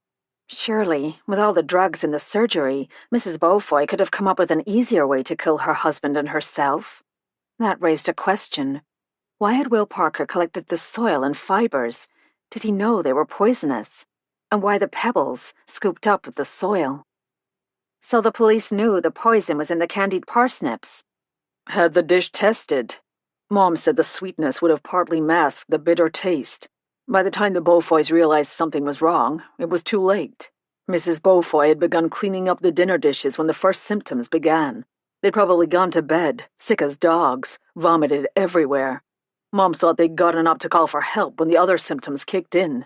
Cramps, hallucinations, confusion. They'd been dead for a couple of hours when the kids got home. What a terrible shock. I thought of little Dulcie. When did your mother learn of the deaths? Almost immediately. She was still at the fair when the cops picked her up and took her to the police station. She was the prime suspect. Questioned her for hours. First, they accused her of killing the Beaufoys because they caught her stealing from them, which wasn't true. Then they said she'd fallen in love with Dr. Beaufoy and killed them when he rejected her. She protested, of course, but they didn't believe her until the oldest Beaufoy girl, can't remember her name, corroborated her story. None of it was true. Of course not. Mom was as honest as the day is long. She owed her life to that daughter. If Justine Beaufoy had protected Millie from a charge of murder, at least she hadn't done so at the expense of a young Welsh girl. Did your mom ever say anything about the daughter who was grounded that night? Oh, did she ever? A right handful, she called her. Unruly, vindictive. One moment she'd be out of control. Then, in the blink of an eye, she'd be docile, repentant. You couldn't trust her. Never knew what was going on in her brain. Mom said she was a pretty child. Too pretty. Mom felt sorry for the doctor and his wife. They were at the end of their rope over that girl. I remembered Millie's left hook and the red nail marks on my arm. Even nearing 80, she was strong. Had Justine protected her all those years, kept her from harming herself or others? And then Justine died, leaving the role of caregiver to Dulcie. So your mother left Suffolk? At the time, Cunard was trying to compete with the airlines as a transatlantic option. They were hiring more ship staff. Mom was in the right place at the right time. But after a couple of years, she decided to take her chances in the States. Ended up in Chicago, lucky for me. We chatted for a few more minutes, but there was nothing more he could tell me. I thanked him and disconnected. I tapped out a text to Tom. Just got off phone with Cook's son. I think Will P. collected the soil and fiber samples because he knew or suspected it was the source of the poison. Was Parker familiar with hemlock? Ask his son. The response came in seconds. We will. I hit reply. Justin B. stuck up for Alice when she was suspected. Was she also covering for Millie? But Em couldn't have killed Will and the others. Not possible with her stroke, unless she had an accomplice. We need those inquest files. I was so focused on the case, I almost forgot to ask about the shooting. I tapped out, "Did you make an arrest?" Yes. Good. Love you. Sleep well. Love you, my darling. Talk tomorrow night at the Trout. Chapter 30. Tuesday, September 7. Tuesday morning at the Curiosity Cabinet was given to appraisals, a weekly event that was becoming increasingly popular in the area and beyond. We'd gotten some valuable consignments as a result. Mostly, though, people brought family mementos, worth more in their imaginations than in reality. One lady brought her father's extensive stamp collection, 20 books filled with stamps that had been cancelled and steamed off envelopes. Another brought a vampire hunter's kit, complete with a pearl-handled derringer, a bottle of holy water, garlic, a wooden cross, and silver bullets, which turned out to be pewter. She'd been planning to buy a condo in Spain with the proceeds. We had to tell her it was a fake and show her scores of similar kits selling on eBay for an average of £100. She left in tears. Appraisals are always tricky. If you quote top retail prices to please a client, they expect you to back it up with cash. I've always told the truth, not that truth makes you popular. Some are offended, others crushed. A few, a very few, are delighted. This time there was no delight, just the usual lot of run-of-the-mill old things, as if time alone could confer value. If that were true, rocks would be priceless. We ended the appraisals at 2, and Ivor told me to go home, or rather to Finchley Hall, which was my home until the police found the guy in the silver hatchback. I set out through Finchley Park. As I passed Rose Cottage, I noticed a panda car parked in the drive. 2 uniformed policemen seemed to be examining something in the gravel. "Is there a problem?" I asked, squinting into the sun. "I'm Kate Hamilton. I live with Miss Bunn." "Are you indeed?" The older policeman, balding, 50-ish, grinned at me. "Lucky chap, the gov." The younger policeman nudged the gravel with the toe of his boot. "Tire tracks. CCTV caught a silver hatchback turning around here. We picked it up again at the church. It parked for 10 minutes, then drove off." "Sounds like the same car that followed us in Norwich," I said. "Does Miss Bunn know?" DS Cliff informed her. "Not much to go on with, miss. Lots of silver cars on the road." "Did you get the plate number?" "Unfortunately not. Wrong angle." "Thank you for your vigilance," I said, and strode off toward Finchley Hall. As the path was now off limits, the whole area between the koi pond and the lake was under construction, I crossed the Chinese bridge. It creaked ominously. The old boards were uneven and slick with countless layers of shiny red paint. It really wasn't safe. I found Vivian and Lady Barbara having afternoon tea. "Just in time," Lady Barbara said. "Francie's made a lovely lemon seed cake."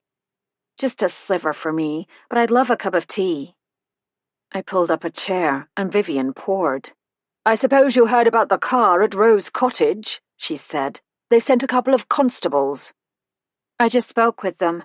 They weren't able to get a plate number, but it has to be the same car. If he's trying to frighten me, it isn't working. Vivian raised her chin. Another old boyfriend? Lady Barbara said. They laughed, which I thought was highly inappropriate. You should be taking this seriously. Vivian could be in danger. Tom will find him, Vivian said. In the meantime, we've been choosing wallpaper. You can help, Lady Barbara said. This is the one Nicholas says will work best. What do you think? A wallpaper book was propped open to a design that looked remarkably like the faded urns and flowers currently on the walls.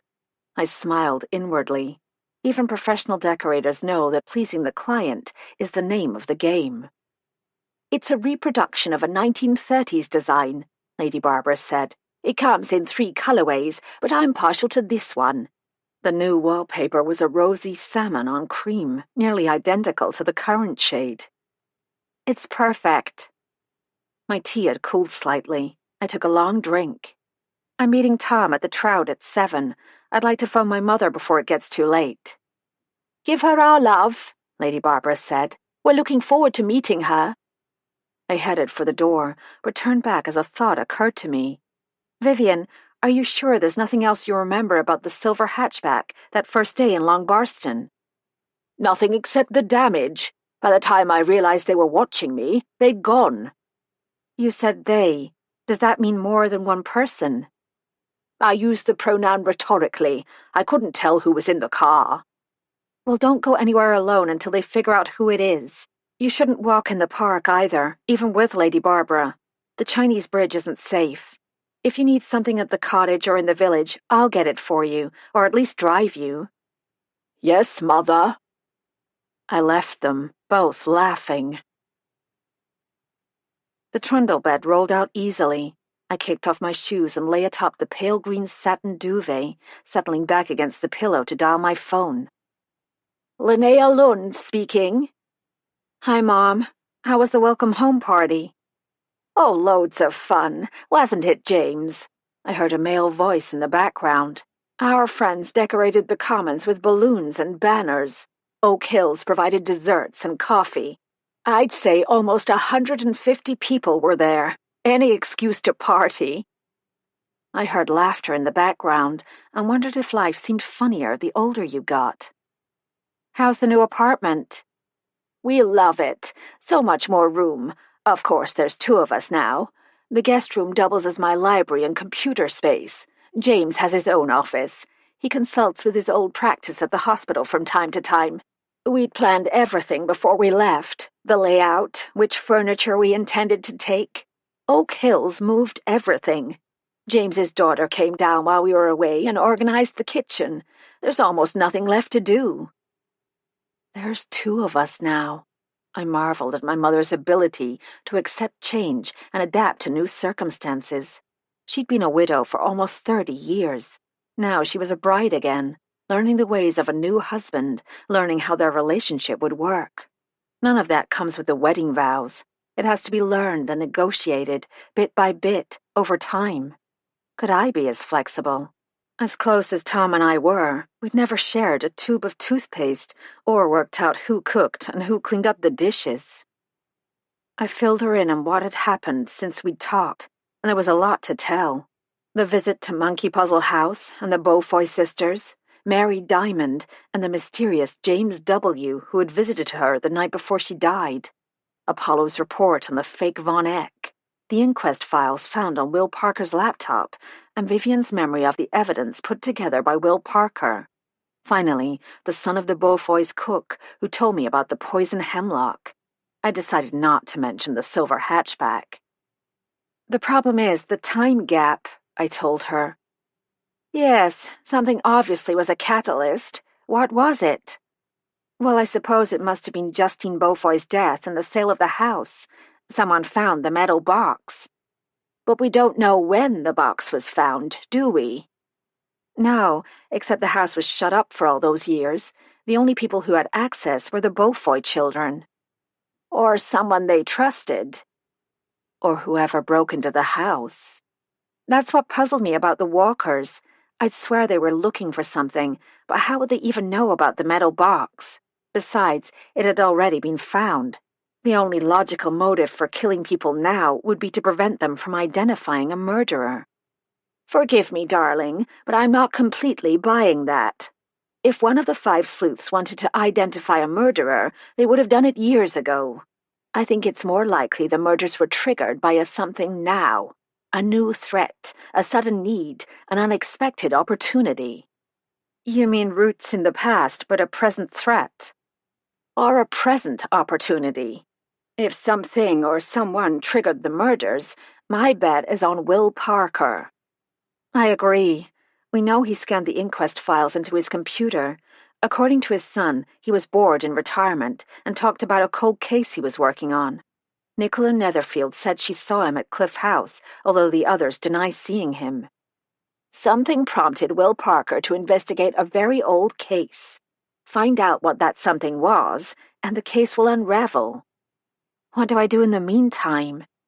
Go over everything you think you know, Kate, piece by piece. Question every assumption. Is it true? How do I know it's true? Can I prove it? Remember that mourning locket containing the braided strands of President Lincoln's hair? How could I forget? The woman who sold it to you was a Lincoln descendant. Not directly, through his mother, Nancy Hanks. She could prove her connection to Lincoln anyway, and the locket was definitely Civil War era. The woman had photos of her grandmother and great-grandmother wearing the locket. The hair color matched the last known photo of Lincoln. We asked every question we could think of, except the one that mattered. Was the hair human? That's right. I laughed. The hair came from a nanny goat.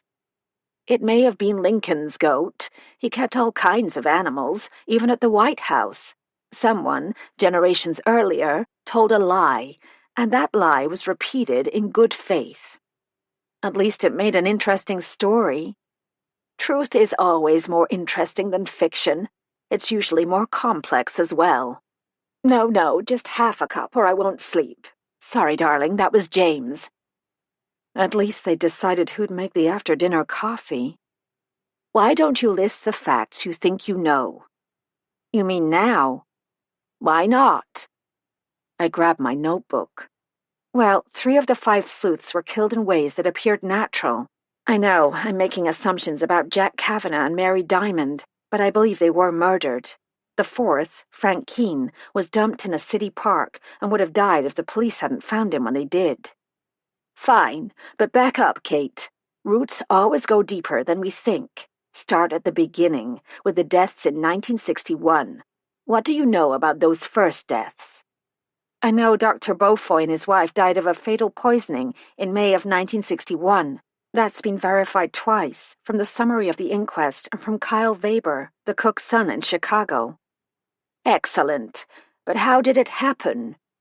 According to Kyle's mother, Mrs. Beaufoy accidentally mixed poison hemlock roots in with the wild parsnips she dug up for dinner. That's an assumption. She might have done it on purpose, or someone else might have done it, but we'll go with that for now. Stay with the timeline. What happened that night, and in what order? Dr. Beaufoy had been away on a business trip. Mrs. Beaufoy gave the cook the evening off. She wanted to make a special dinner, her husband's favorites, because they were going to have the evening to themselves. The children were going to a fair on the Miracle Pier, and they needed to talk. Which night? Do you know there was a fair on the pier? I can check. That's what I mean. Don't take someone's word for something you can check yourself. People lie. People are mistaken. They repeat what they've been told. What else can you say? At the last minute, Millie Beaufoy was grounded because of a boy she wasn't supposed to be seeing. She was kept home as a punishment. She was angry and refused to eat with her parents. Instead, she slipped out of the house and went to the fair anyway. That saved her life. Lots of assumptions, Kate. How do you know all that? The old man Vivian and I met on the Miracle Pier said an older boy was crazy about Millie. The rest of it came from Dulcie and Kyle Weber. See what you can verify. What next? The children came home and found their parents dead. Presumably that will be confirmed by the inquest files when they're unlocked. After that, Dulcie was sent to live with an aunt and uncle on the Isle of Jersey. Why? I don't know. Maybe Justine didn't feel capable of raising her, or she wanted Dulcie to grow up somewhere without horrific memories. Maybe the aunt asked for her. At any rate, she returned to Suffolk in 2002 because Justine was getting older and her sisters needed help. How do you know all this is true? Dulcie told us. Something else to verify. Why did Monkey Puzzle House remain unoccupied and unsold all those years? Justine was the executor of her parents' estate. She refused to sell. I don't know why, but it was confirmed by a newspaper article I read. I imagine none of the children wanted to live in the house anymore. Question everything, Kate. Who were the aunt and uncle in Jersey? Why was the house kept like that? I'm not saying these things aren't true, but somewhere in this story there's a key. Find the key, then turn it and see what you find. I thought about the small silver key in the metal box. Should I go on? No need. It's the process I want you to understand. Apply the same logic to each fact. Find the flaw. But what if I'm not asking the right questions? You can't always know the right questions to ask, but if you keep asking, keep verifying, something will eventually turn up and change the narrative. Until you know what's false, you can't know what's true. By the time we disconnected, I was practically vibrating. I love puzzles. I love research. What could I find out myself with only my computer and a little patience? I had 2 hours to kill before leaving for the trout, and decided to make good use of them. Someone told a lie, and it was repeated in good faith. Chapter 31.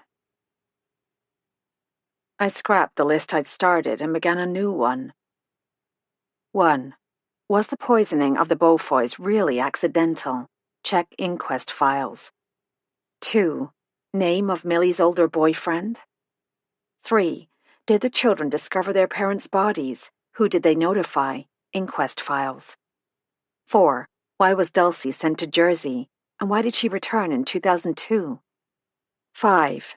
Was there anything suspicious about Grayson's death? I paused to think, to go deeper. 6.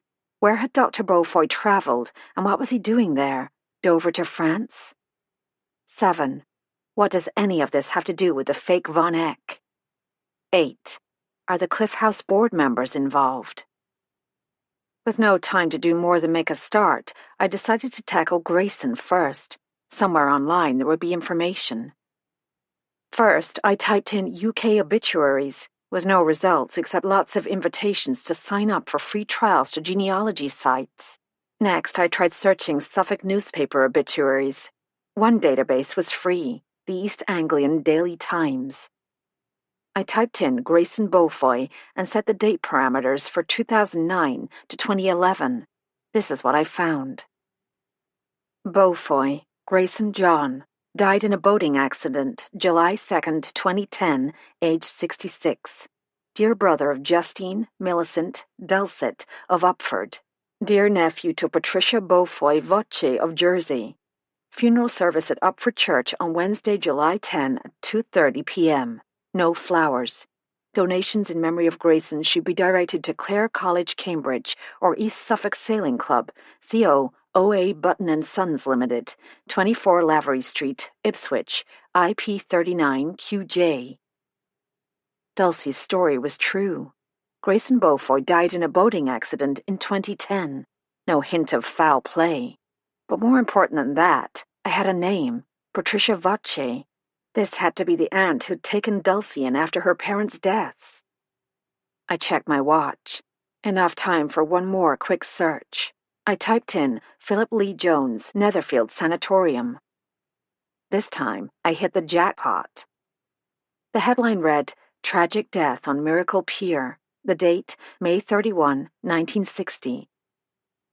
Last Friday, May 27, Mrs. Marilyn Lee Jones, 28, a patient at Netherfield Sanatorium, jumped from the pier at Miracle-on-Sea. Her body was found the following day, washed up on the beach near the estuary. An inquest returned a verdict of suicide whilst the balance of the mind was disturbed. She climbed over the barrier, said an onlooker who wishes to remain anonymous. By the time we got to her, it was too late. The victim's husband, Philip Lee Jones, said that since the birth of their first child the previous year, his wife had been given to fits of depression. I ran my thumb along my chin.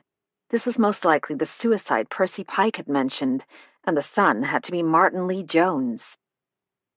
A source at Netherfield said Mrs. Lee Jones had appeared to be improving. The decision to allow her outside the gates was taken after careful consideration by her doctors. Could this have been the source of the feud between Lee Jones and Dr. Beaufoy?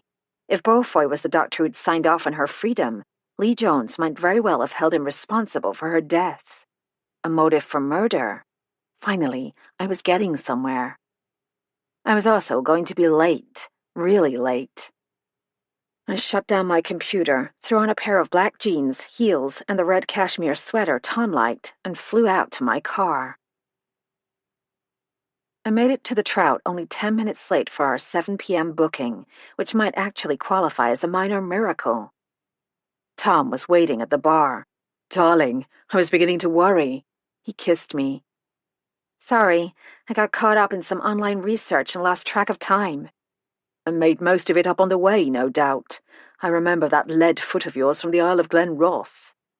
"I didn't want to miss even 5 minutes with you." "I'll accept that."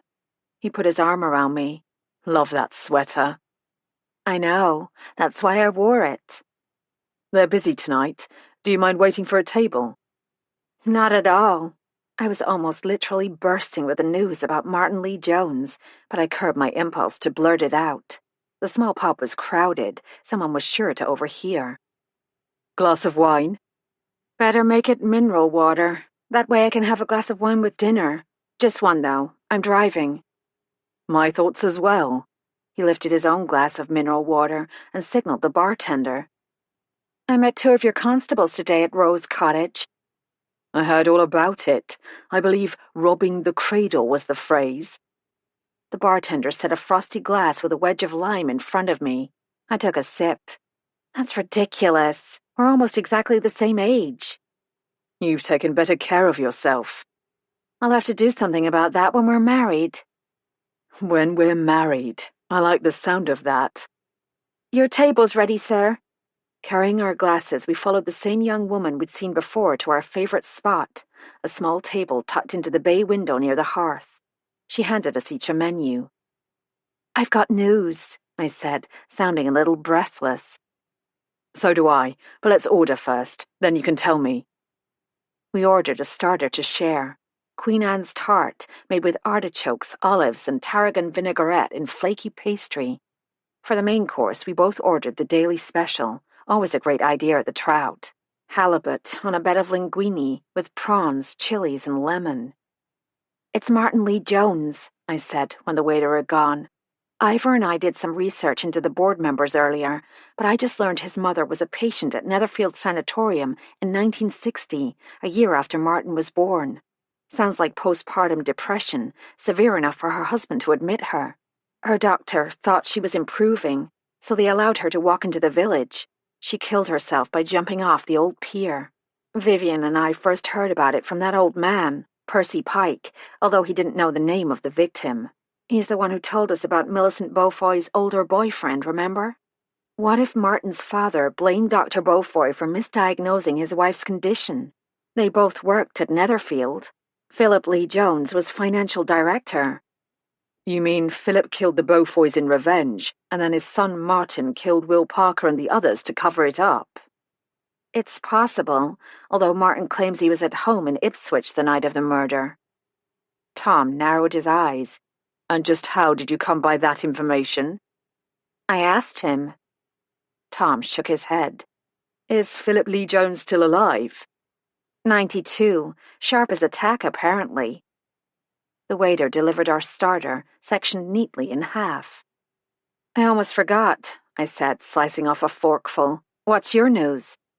"The cyber team found a file on Will Parker's computer that wasn't encrypted. They flagged it because he'd named it Christmas card list, a ruse people often use to hide important information. Dead giveaway." "I'll have to remember that.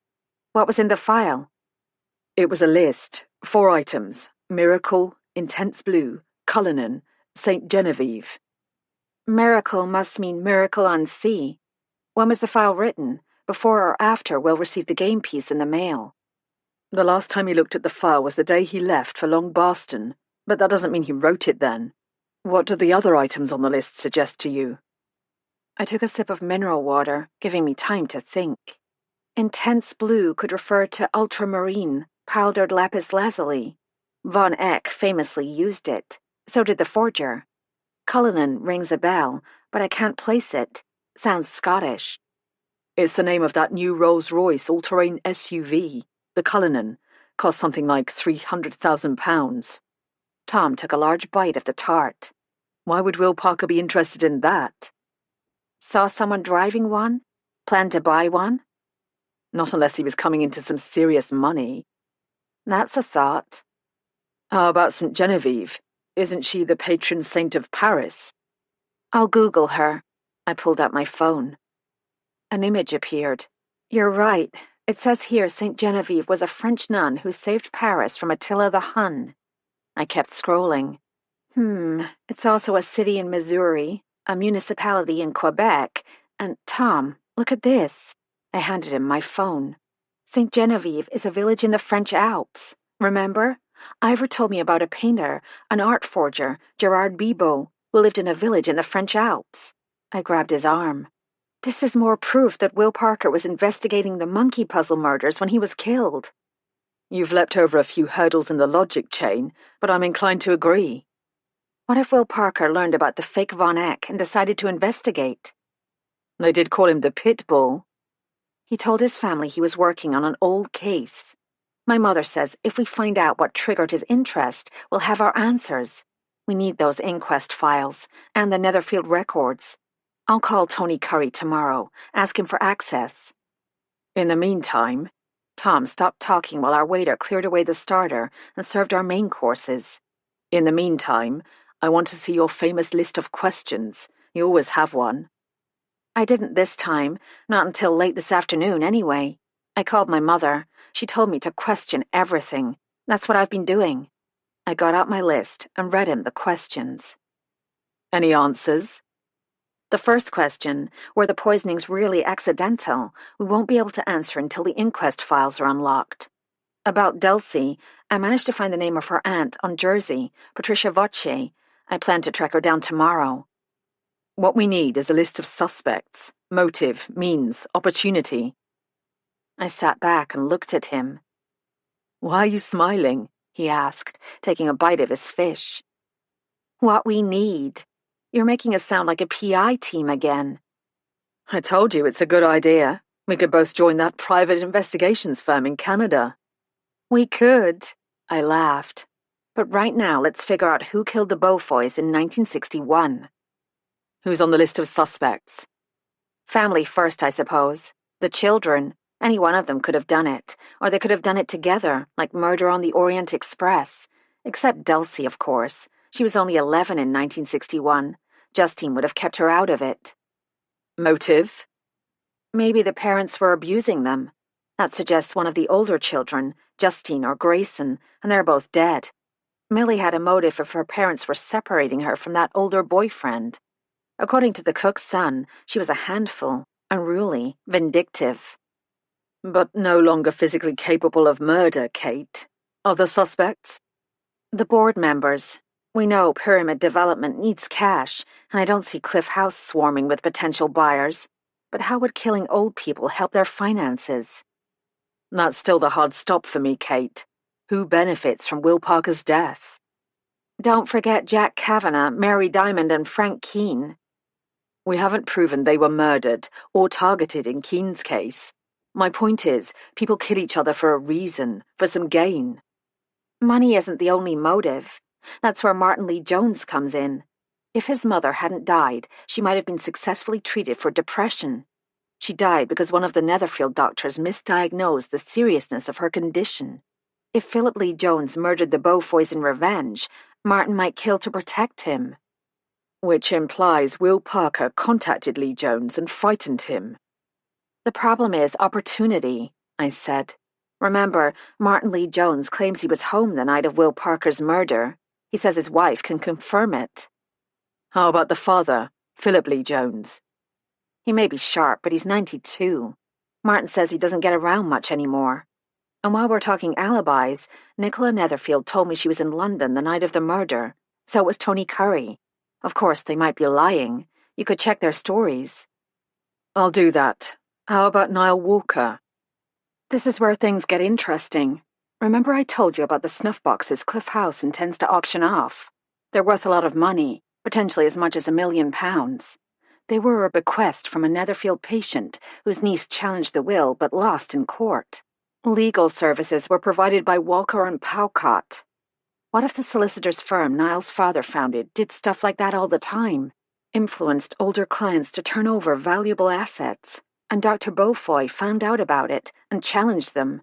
That would be a motive for murder. I'll check to see if any other wills involving Walker and Palcott have been contested. How about that historian chap, Oswin Underwood? We talked about that. He could have been Millie Beaufoy's older boyfriend. Could have been. There's no proof he was. The families knew each other, Tom. Both fathers worked at Netherfield. They must have met.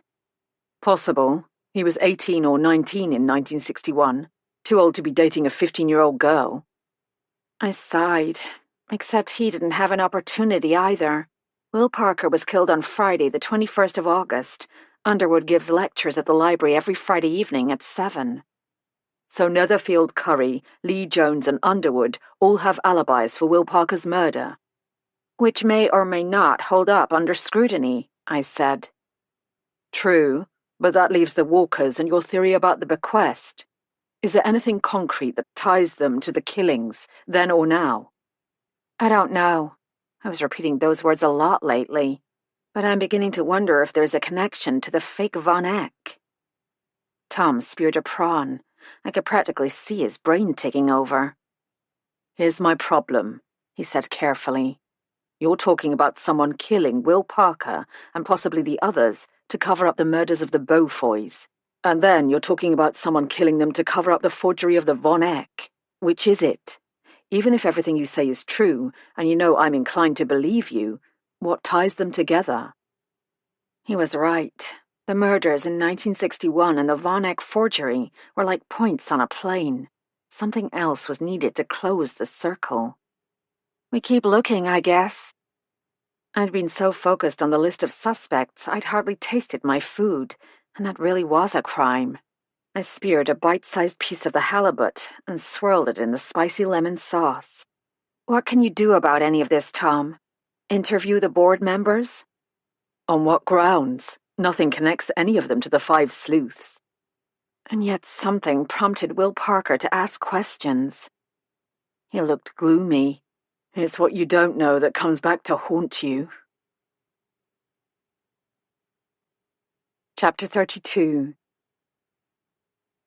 I made it back to Long Barston in just over 25 minutes, obeying the speed limit with the diligence of a 16-year-old taking his driver's test. Since Tom was living in Berry now, it wasn't practical for him to pick me up and take me home every time we met at the Trout. Depending on traffic, the trip would add an hour and a half to his day. Truthfully, the police flat was a huge inconvenience, but I wasn't about to complain. Tom's current living arrangements, and our future arrangements for that matter, were complicated enough. Our wedding was now a mere 2 months away, and we still hadn't decided where we'd live. Strangely, I wasn't worried about it.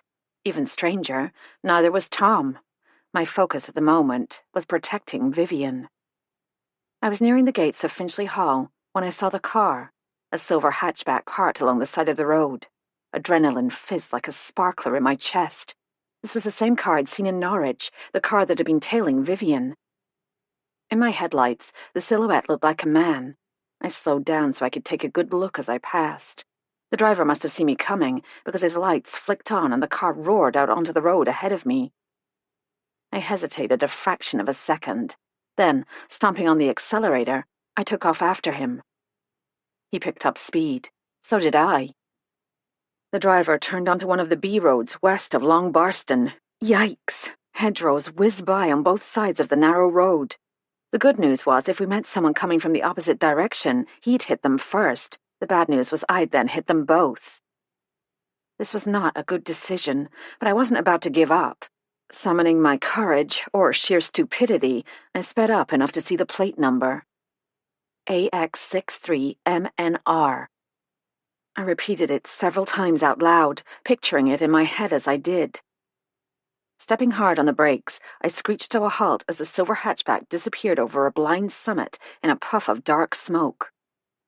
Negotiating a quick 6-point turn, I headed back to Long Barston. Once in a lighted area, I pulled over and dialed Tom's phone, my heart still slamming against my ribcage. Kate, is everything all right? The silver hatchback was parked near the Finchley Hall gates. I sounded breathless. He turned off the main road at the B32. I got the plate number. Got it, Tom said, as I repeated the letters and numbers twice. Good work, Kate. We'll get him. At Finchley Hall, everyone was in bed. No way could I sleep with adrenaline still pulsing through my system. Rather than disturb Vivian and Fergus, I crept into our room, grabbed my computer, and headed for Lady Barbara's sitting room. I got out my list of questions. 1. Was the poisoning of the Beaufoys really accidental? Check inquest files. 2. Name of Millie's older boyfriend. 3. Did the children discover their parents' bodies? Who did they notify? Inquest files. 4. Why was Dulcie sent to Jersey? And why did she return in 2002? 5. Was there anything suspicious about Grayson's death? 6. Where had Dr. Beaufoy traveled, and what was he doing there? Dover to France? 7. What does any of this have to do with the fake Von Eck? 8. Are the Cliff House board members involved? I'd already answered question 5 and crossed it out. Grayson Beaufoy died at sea, an accident. Questions 1 and 3 couldn't be answered without the inquest files. The only way to answer question 2 about Millie's older boyfriend would be to find someone who'd known the Beaufoys in 1961. To answer question 7 about the fake Von Eck, I'd need a lot more information than I currently had. That left 2 questions I might be able to answer with a little digging. 4. Why was Dulcie sent to Jersey, and why did she return in 2002? 6. Where had Dr. Beaufoy traveled, and what was he doing there? Dover to France? If Dr. Beaufoy had gone to France to arrange for the forgery of the Von Eck painting, that might provide answers to the final 2 questions, a connection between the deaths, the painting, and the Netherfield trustees. I powered up my computer and logged on to Lady Barbara's Wi-Fi, used by Francie Jewell, I supposed. Lady Barbara didn't believe in modern technology. Her telephones were still rotary dial. Dulcie told me she was sent to Jersey because Justine felt unable to raise her properly, and because her older siblings wanted to protect her from the aftermath of their parents' deaths. That sounded plausible, but since I had the aunt's name, I might be able to verify it for myself. The chances that Patricia Beaufoy Voce was still alive were 0. Even if she'd been 10 years younger than her brother, she'd be close to 100 today. I was looking for death notices and living relatives. Finding her turned out to be easier than I expected. When I looked up Jersey newspapers, I learned there was only one still operating, the Jersey Evening Post. Clicking on the link, I found a tab for family notices, then deaths. Plugging in Patricia Voce and a date range of 1990 to 2012, I found her obituary, dated August 11, 2010. Voce, Patricia Beatrice, née Beaufoy. Passed away peacefully in the tender care of Sir Street Clement Care Home on Monday, 9th of August, 2010, aged 86. Predeceased by her husband, Philippe, of Jersey, and her brother, Dr. Simon Beaufoy, of Suffolk. Survived by adopted grandson, Jules Mallet, of St. Helier. Memorial service, Sir St. Clement, 3 p.m. on Friday, 13th August. For details, contact the Pavou Funeral Services, St. Clement. No mention of children or nieces, but there being an adopted grandson, Jules Mallet. The online white pages helpfully provided an address in St. Helier and a phone number. While I waited for someone to pick up, I prayed Jersey was on Suffolk time. It was already past 9 p.m. A male voice answered. Hello? I'm looking for Jules Mallet. I pronounced it Malay, hoping I wasn't too far off. This is Jules. Who's calling, please? My name is Kate Hamilton. I'm looking for information about Patricia Vache of St. Clement. Did you know her? Of course, Nana Pat. She died 10 or 11 years ago. Yes, I know. She has 2 nieces in Suffolk, Millicent and Dulcet Beaufoy. I'm gathering information about the family. Not a lie. Would you be willing to tell me how you knew her? Of course. My family lived next door to the Vaches when I was a child. We didn't have family on the island, and since the Vaches never had children of their own, they adopted me as a sort of grandson. She was a lovely person. So you knew her for some years? Oh yes, almost 40. We moved to St. Clement when I was 6, so that would have been around 1973. You must have known their niece, Dulcie, then. Who? Patricia's niece, the one sent to live with her in 1961 when her parents died. The silence on the line lasted longer than it should have. Oh, I think there's been some misunderstanding.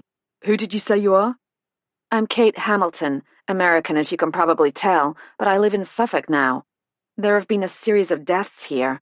I scrambled to think of a way to put it without sounding like a nut.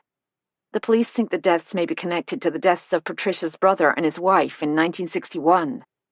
Are you a reporter? No, I'm a friend of the Beaufoy sisters. That's stretching the truth. Did you ever meet Dulcie Beaufoy? In 1973, she would have been in her early 20s. Look, I'm not comfortable with your questions. His voice was wary. I will tell you this. I knew about the deaths of Pat's brother and his wife, but they never had a niece living with them, not while I knew them. She never spoke about Dulcie Beaufoy? No, she didn't. I don't mean to be rude, Mrs. Hamilton, but I think we're done. He hung up, leaving me dumbstruck. Was it possible that Patricia and Philippe Vache had raised their niece Dulcie without ever mentioning the fact to their adopted grandson, Jules? I was thinking about the implications when I got a text from Tom. Are you awake? Call me. We got him. That was quick, I said. It's only been, what, an hour and a half? It wasn't difficult, Tom said. He was hitchhiking. His car had broken down on the side of the road, not too far from your last location. We know him, quite well as a matter of fact. He's a petty criminal with a list of offences longer than your arm. Minor stuff, nothing violent. Did he admit to stalking Vivian? He said he was paid to watch her, see where she went, what she did. By whom? He claims he doesn't know. He was contacted by text, no name. Did you arrest him? We're holding him for 24 hours, but unless something more turns up, we'll have to let him go. We could charge him with harassment, but it wouldn't stand up in court. He never actually contacted Vivian or threatened her. And you believe his story, that he doesn't know who hired him? What was he supposed to do? Just observe and report, which he did. It's not illegal to follow someone in a public place. He claims he was acting in the role of a private investigator. Good grief. Exactly. I don't suppose Vivian is still awake. No, I'll tell her first thing in the morning. Do you think we can move back to Rose Cottage? Vivian is chomping at the bit. Let's see if we can find out anything more first. Tom, I learned something interesting tonight about Dulcie Beaufoy. Her aunt, Patricia Vache, the one who raised her in Jersey, died in 2010. A young boy was informally adopted by the Vaches as a grandson when his family moved next door in 1973. He knew Patricia for almost 40 years and never once heard her mention Dulcie. How old would Dulcie have been in 1973? 23 or 24. She'd probably moved away by then. Didn't you say she'd been trained in computers? She probably took a job somewhere on the island. But wouldn't Patricia have mentioned her? Wouldn't they have had contact? Maybe they had a falling out. Maybe. I'm planning to phone Dulcie in the morning. I want to see if she remembers where her father had travelled before his death. I might bring up the aunt in Jersey and see what she says. You don't really suspect the Beaufoy sisters of murdering Will Parker, do you? Honestly, no.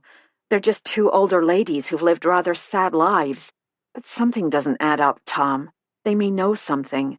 One or both of them might be in danger. We need those inquest files. The cybersecurity team is close. I'll let you know as soon as they have something. Which reminds me, Have you come up with any fabulous honeymoon destinations? Glamorous big cities? Tropical beaches? Cybersecurity reminds you of our honeymoon. Everything reminds me of our honeymoon. So, which destination do you prefer? Nothing in the middle of nowhere. He laughed. What's that supposed to mean? I heard it somewhere. TV, I think. A honeymoon in the Scottish Highlands. Someone called the place Nothing in the Middle of Nowhere. I think I like that. We met in the Scottish Highlands. We met in the middle of a murder investigation, in case you've forgotten. Not what I had in mind for our honeymoon. That's not likely to happen again, is it? I suppose not. We hung up, and I drifted off to sleep, dreaming about the Highlands littered with bodies. Chapter 33. Wednesday, September 8. The curiosity cabinet was quiet all morning, deadly quiet. Ivor and I did some dusting, a never-ending job in an antiques showroom, and one that can't be rushed. We finished around 10, and Ivor began packing up a large porcelain Famille Rose vase, a lovely thing. The 9 peaches pattern with a Chanlong rain mark in seal script on the foot rim. The winning bid had been from a woman in Devon, a dealer with a shop in Exeter. While Ivor finished up, I ducked into the storeroom to phone Tony Curry. After reminding him that he'd promised to check on the location of the old Netherfield archives, I said, I'd like to examine the records myself. The sooner we can back up Mr. Tweedy's theory about the provenance of the forgery, the sooner we can finalize the auction. Having the sale at Cliff House is brilliant, but we need an advertising plan, including a full-color brochure. The painting would make a striking cover image. Yes, of course. And we do want to go ahead with the auction in October or early November at the latest. The archives are stored on the lower level of Cliff House. I'll alert Cordelia, Miss Armstrong. Make an appointment with her. She'll give you all the help you need. That was easy. I'd expected an argument. Since I was doing so well, I decided to push my luck. My friend, Miss Bunn, has asked me to look into the death of an old friend, Will Parker. The body you found the night before our initial meeting? Yes, she knew him when they were teenagers. He was ex-CID. The police think he was investigating the deaths of Dr. and Mrs. Beaufoy in 1961. You mean the deaths at Monkey Puzzle House? You probably know Niall Walker bought the place. He'd like to use it as a film location. I'm surprised you weren't interested. Houses like that are rare. That's not really Pyramid's line. We're residential, not commercial. I've heard Will Parker was seen around Miracle before he died. If I text you his photo, could you take a look and tell me if you've seen him? All right, although I don't get into the village much, and I spend just about every weekend in London. Except the weekend we first met. Actually, I'd been in London since Wednesday of that week. Problems with one of our subcontractors. Commuting must be a challenge. Not really. It only takes an hour by train from London to Colchester. I keep an SUV there. An SUV? I pretended a flirtatious interest. Let me guess, a Rolls-Royce? The Cullinan? I wish. Mine's an Audi, although the board did discuss leasing a Cullinan and a couple of Bentleys to park in the visitors' lot. Touch of class. Why do you ask? Curiosity, I suppose. I've been wondering if it's feasible for people to live at Cliff House and work in London. An hour's commute isn't bad. I hadn't answered his question, but he didn't seem to notice. Is there anything else? Netherfield's history. That's Underwood's line, not mine. Asking him would be awkward. One of the questions involves his family.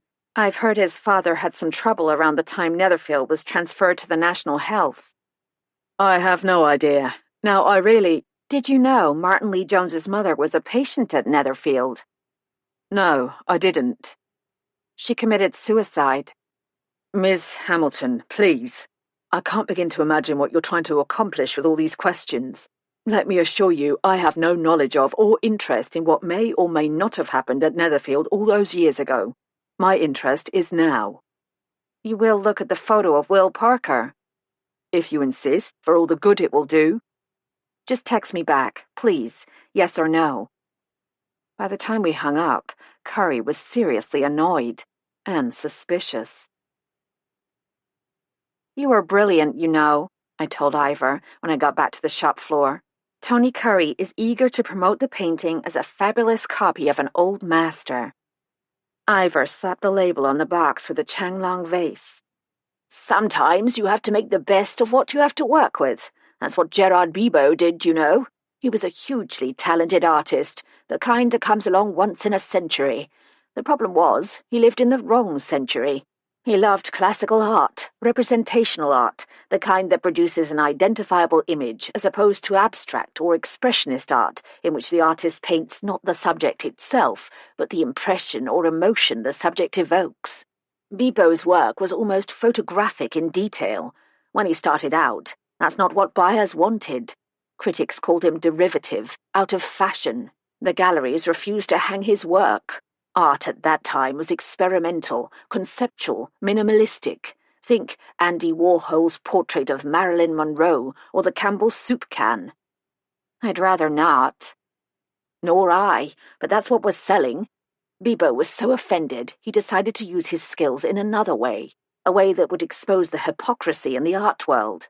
They weren't opposed to making money off the old masters, but they weren't willing to promote a contemporary artist of similar brilliance. Bibeau was never after money himself. He lived his entire life in a small village in France, never married, lived and worked in his studio, spent only what was necessary to keep body and soul together. His work is finally being recognized for its merit. Ironic and sad. Sadness is often behind works of great art. And a certain degree of cynicism. I thought about the impression I'd received upon seeing the Von Eyck copy for the first time. That's when I remembered the word that had emerged, a whisper, a shadow. Danger. I checked my phone for the third time. Tony Curry must have received the photo of Will Parker by now, but he hadn't responded. Later that morning, I spent an hour following a group of Japanese tourists around the shop, answering questions with the help of their tour guide. One of them, a young woman, purchased a Victorian silver trinket box. She was delighted with her purchase, covering her smile politely with her small hand. Since the day was sunny, I took my lunch break on the village green, enjoying the egg and cress sandwich Francie Jewell had packed for me. The bright midday sun turned St. Ethelric's stained-glass windows into 1,000 faceted jewels. In the graveyard, a figure in a wide-brimmed hat and rolled-up trousers waved to me. Hattie Nuttall, the rector's housekeeper, was weeding the graves. Dulcie Beaufoy had worn a similar hat in her garden the day we met. Maybe Tom had been right about her aunt, Patricia Vache. It wouldn't have been easy for a childless couple to take on a girl entering her teenage years, especially one who'd just lost both her parents. Girls aren't easy under the best of circumstances. I knew that from personal experience. I could understand Patricia Vache being so disillusioned by the experience that she'd want to put those years behind her and shower attention on the nice little boy next door. Still, it was odd that Mrs. Vache hadn't even mentioned Dulcie. I crumpled up the waxed paper bag and disposed of it in the rubbish bin near my bench. If I wanted to learn the truth about Dulcie Beaufoy, I was going to have to ask her. Back at the shop, I made the call to Wren Cottage. "Hello, Kate." Dulcie sounded cheerful. "How kind of you to check on us." I hadn't called to check on them, but that isn't something you admit, is it? I apologize again if our presence last week disturbed your sister. You caught Millie at a bad moment. She's quite calm now. That's good to hear. I wanted to jump in and ask her where her father had been in the days before his death, and why her Aunt Patricia never spoke of her, but I couldn't come up with a plausible reason for getting so personal. As it turned out, I didn't need to invent a reason. Dulcie said, "After you and Vivian left, Millie and I talked about the day our parents died. We don't often do that." It must be painful for you to remember. It was so long ago, Kate, and I was incredibly young. It seems almost like an old movie now, not something that actually happened. How long had your father been away? Some days, I think. Maybe a week. Where had he been? France, in the mountains somewhere. The French Alps, the forger, Gerard Bibeau. I remember because Father always brought us gifts when he'd been away. That time, Justy and Millie got silver charm bracelets with cowbells and crossed skis and tiny hiking boots. Millie still has hers. Gray got a pocket knife, the kind with all the accessories that fold up inside. He was so proud of that knife. Father brought me a big stuffed dog, a St. Bernard with a keg of brandy around his neck. I wonder whatever happened to it. Did he bring something for your mother? A lovely bottle of wine. They were planning to open it that night. And something else. He wouldn't tell her what it was, just that it was very, very special. What else do you remember about that night? I scrunched up my face, hoping Dulcie wouldn't be offended. Almost nothing. The fair had been so exciting. The rides, the candy floss, the lights. I was sleepy. Gray was carrying me on his back. I remember hearing someone scream. Then Justy whisked me outside. A neighbor took me to her house. I think I stayed there several days. You said Millie had been grounded that night because of a boy. Do you remember his name? I'm not sure I ever knew it. The questions didn't seem to be upsetting Dulcie, so I continued. When did you realize your parents were dead? Right away. Justy told me. But it wasn't as if my parents raised me, Kate. I know it sounds strange, but my life was wrapped up with my sisters and brother. Father was always working. Mother was busy with her charity work. Justy raised me. Then I had to go away and start a new life. When did you know you'd be going to Jersey? Jersey? To your aunt and uncle. Almost immediately. Justy said I had no choice. It was the best thing for me. And was it? Dulcie never answered. I heard a sound in the background, a human voice in distress. That's Millie, she said. I'll have to hang up in a minute. Yes, of course. I took a deep breath. This is none of my business, Dulcie. But do you need help with Millie? Professional help? I can handle her. Justy always said it was a mistake getting the doctors involved. A strange comment, seeing their father had been a doctor. I couldn't see the relevance. If you need help, I'd be happy to look into what's available. Thank you, Kate. Maybe you and Vivian will come back to see us sometime. We don't get many visitors. I'll tell Vivian you said so. She'll be pleased. As the line went dead, I thought about the difference between the sisters. Millie's reaction to our questions about her parents' deaths had been intense, even violent. Dulcie's had been unemotional, matter-of-fact. Of course, she hadn't seen her parents' bodies. Justine had shielded her from everything. Or, I paused as a new thought emerged, had Justine prevented her from seeing something she shouldn't? Children aren't good at keeping secrets. Kate, are you free? Ivor's voice drifted in from the showroom. Someone is interested in the Louis XIV Tocher. I tucked my phone in my handbag and stowed it in the cupboard. Something else was bothering me. Twice now, when I'd asked Dulcie about Jersey, she'd stumbled.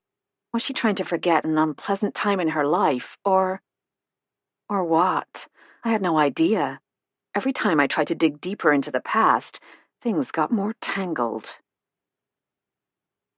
When I returned to Finchley Hall, I found Vivian and Lady Barbara in the sitting room, having afternoon tea.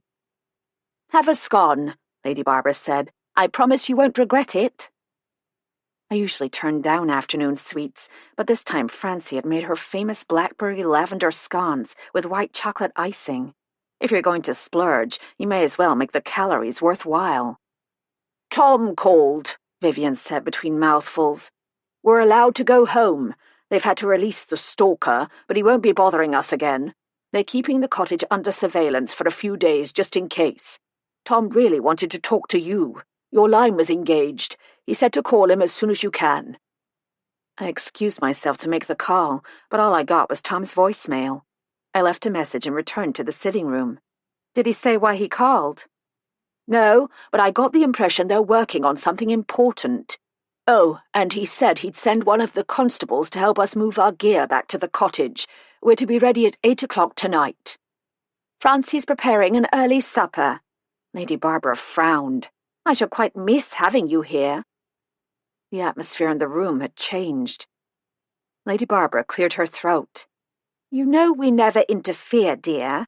It's what people say when they really mean, I shouldn't interfere, but I'm going to anyway. Yes, I said. Two pairs of elderly eyes were trained on me.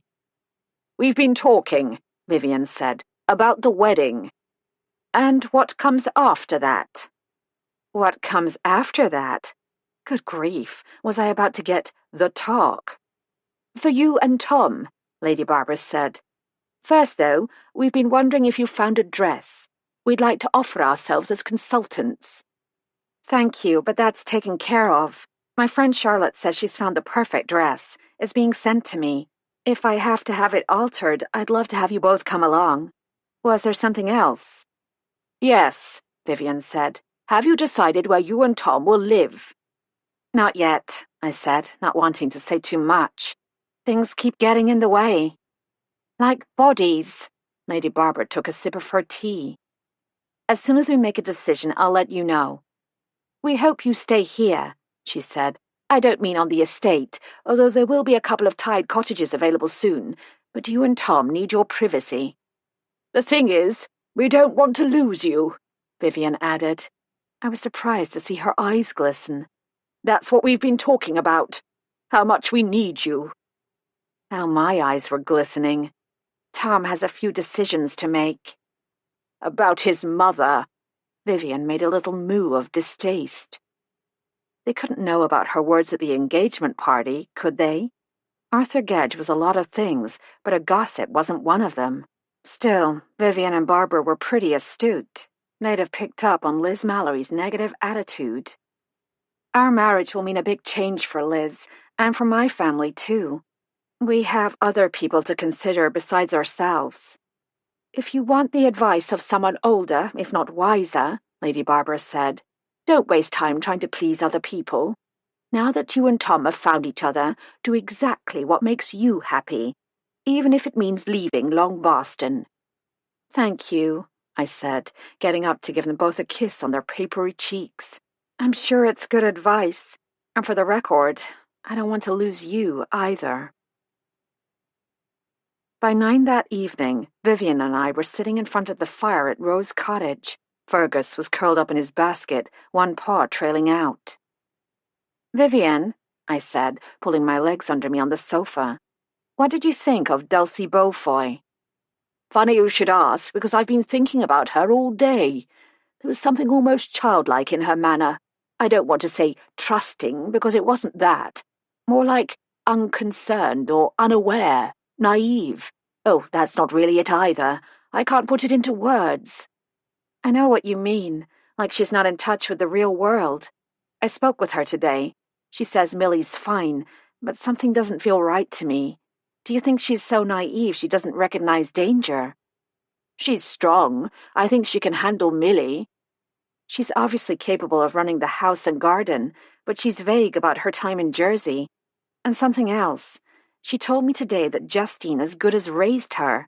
If that's true, why didn't Justine feel capable of raising her after their parents' deaths?" "Families are always more complicated than they appear." "You're right there." I noticed the dark shadows under Vivian's eyes. "Shall I take Fergus for his walkies?" "Oh, would you? I feel quite exhausted after our ordeal. I'd like an early night."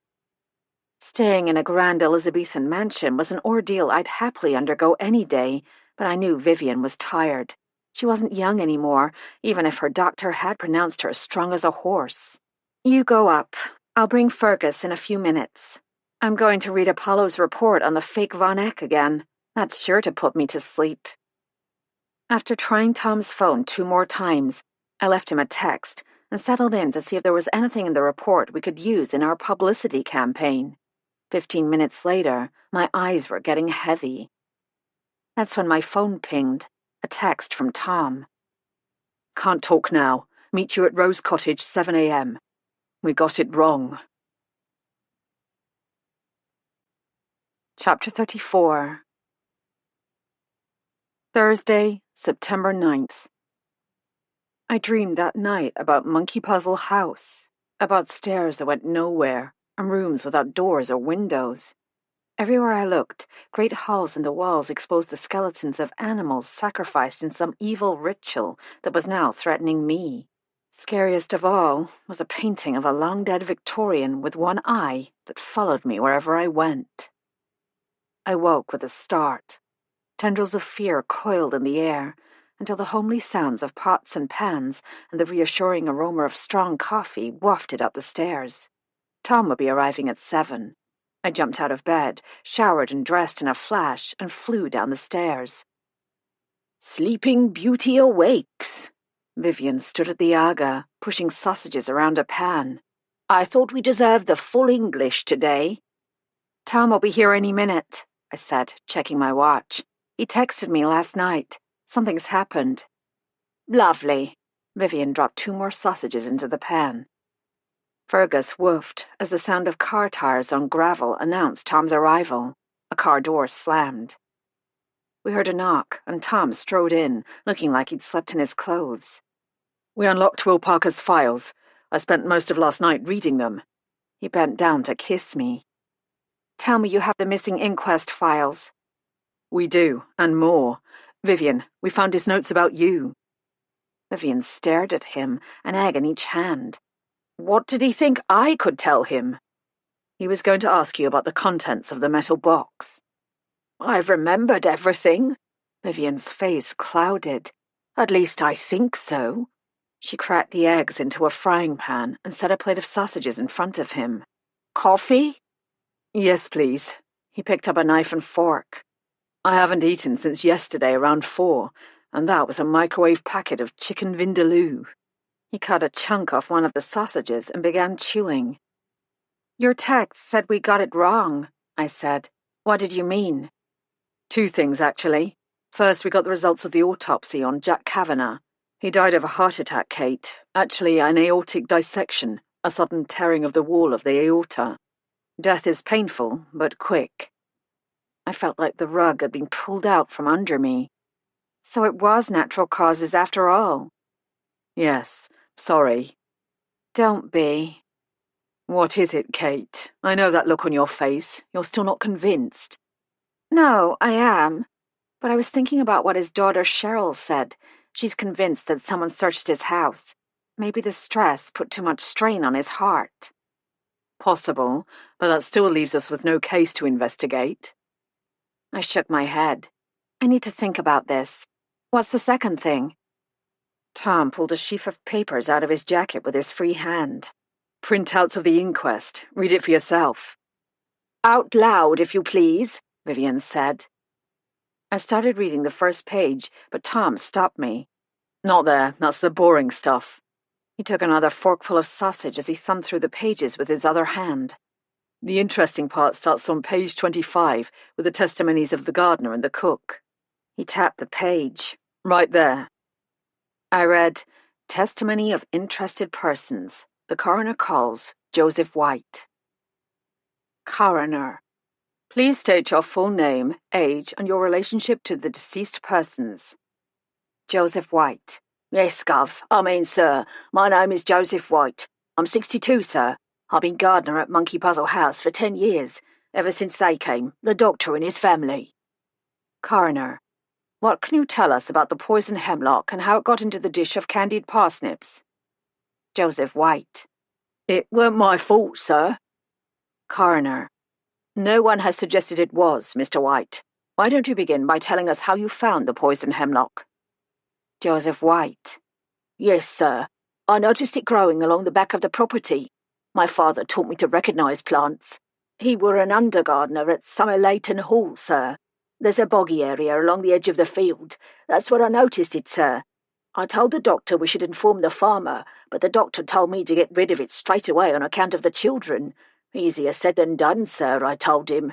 Not safe to burn, and it will come back with a vengeance if we mow. So in the end I dug it up, sir, stalk and root, put the debris in burlap sacks. But I didn't have enough sacks, so I had to leave some in the open. Coroner. Wasn't that dangerous, handling the plants? Joseph White. Oh, no, sir. I knows what I'm about, sir. You have to know what you're about. Coroner. Can you describe your process? Joseph White. Yes, sir. First I tied the stalks together with twine, then I dug up the roots. I took a drink of my coffee and scanned ahead. Don't stop reading. Vivian slid a plate of scrambled eggs in front of Tom. He goes into a lot of detail here, I said. Basically, he dug up the plants and put them in burlap sacks to dry out in the sun. He planned to take them to the landfill at the old quarry. Okay, here's a new question. Coroner: did you warn the family of the danger?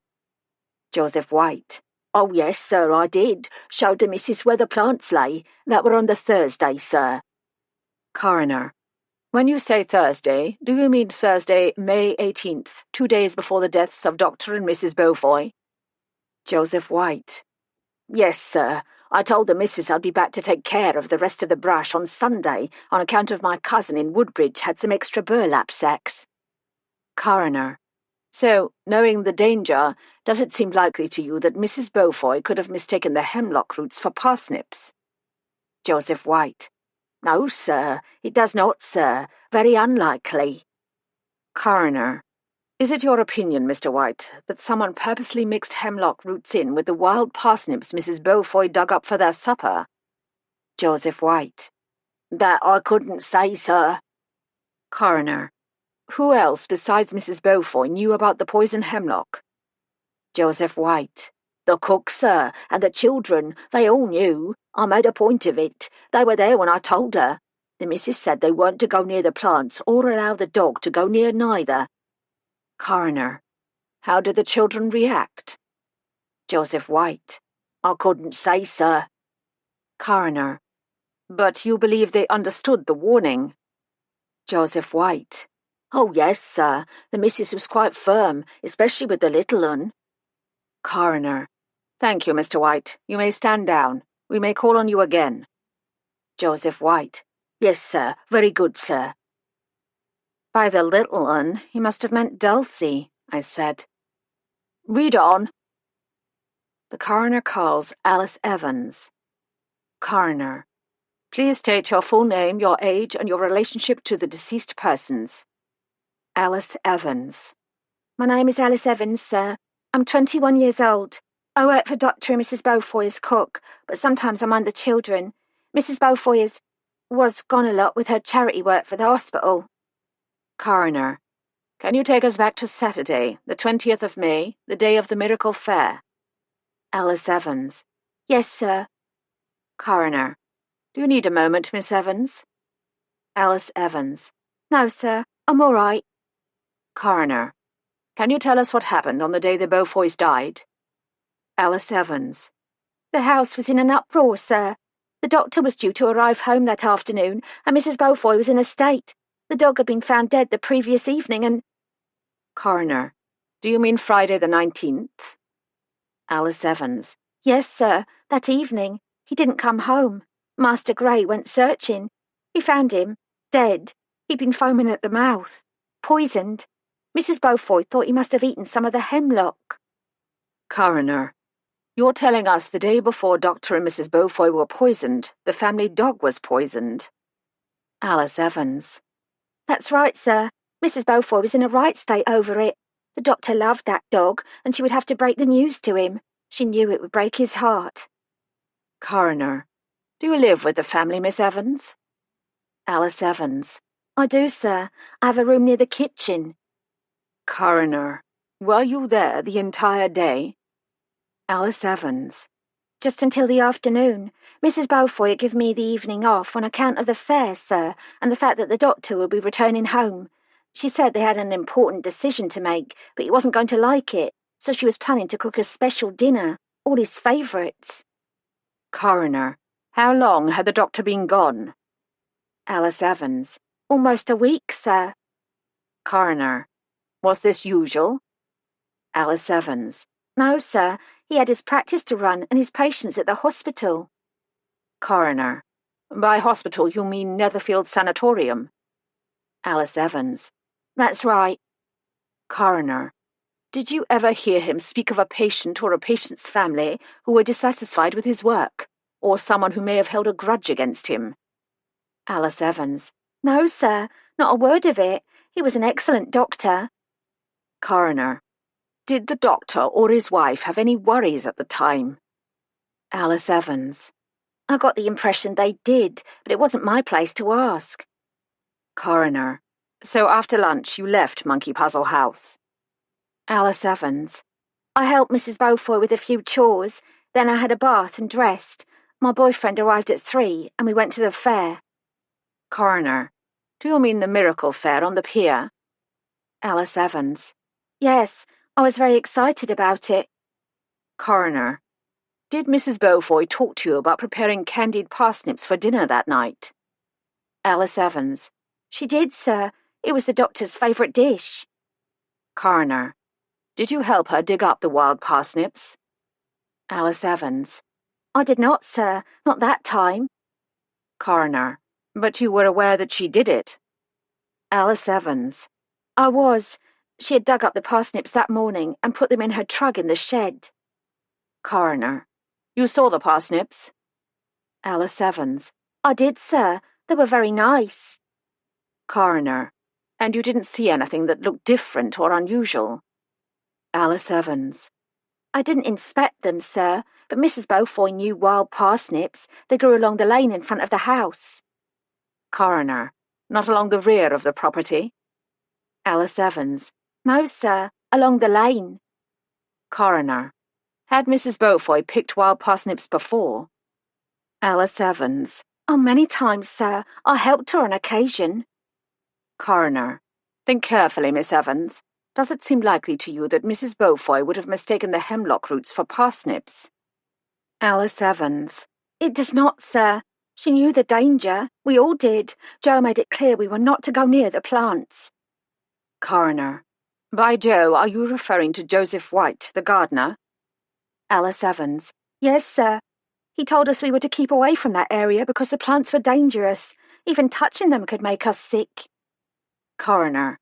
Let's circle back to the family dog. What sort of dog was it? Alice Evans. A retriever, sir. Brown and white. Coroner.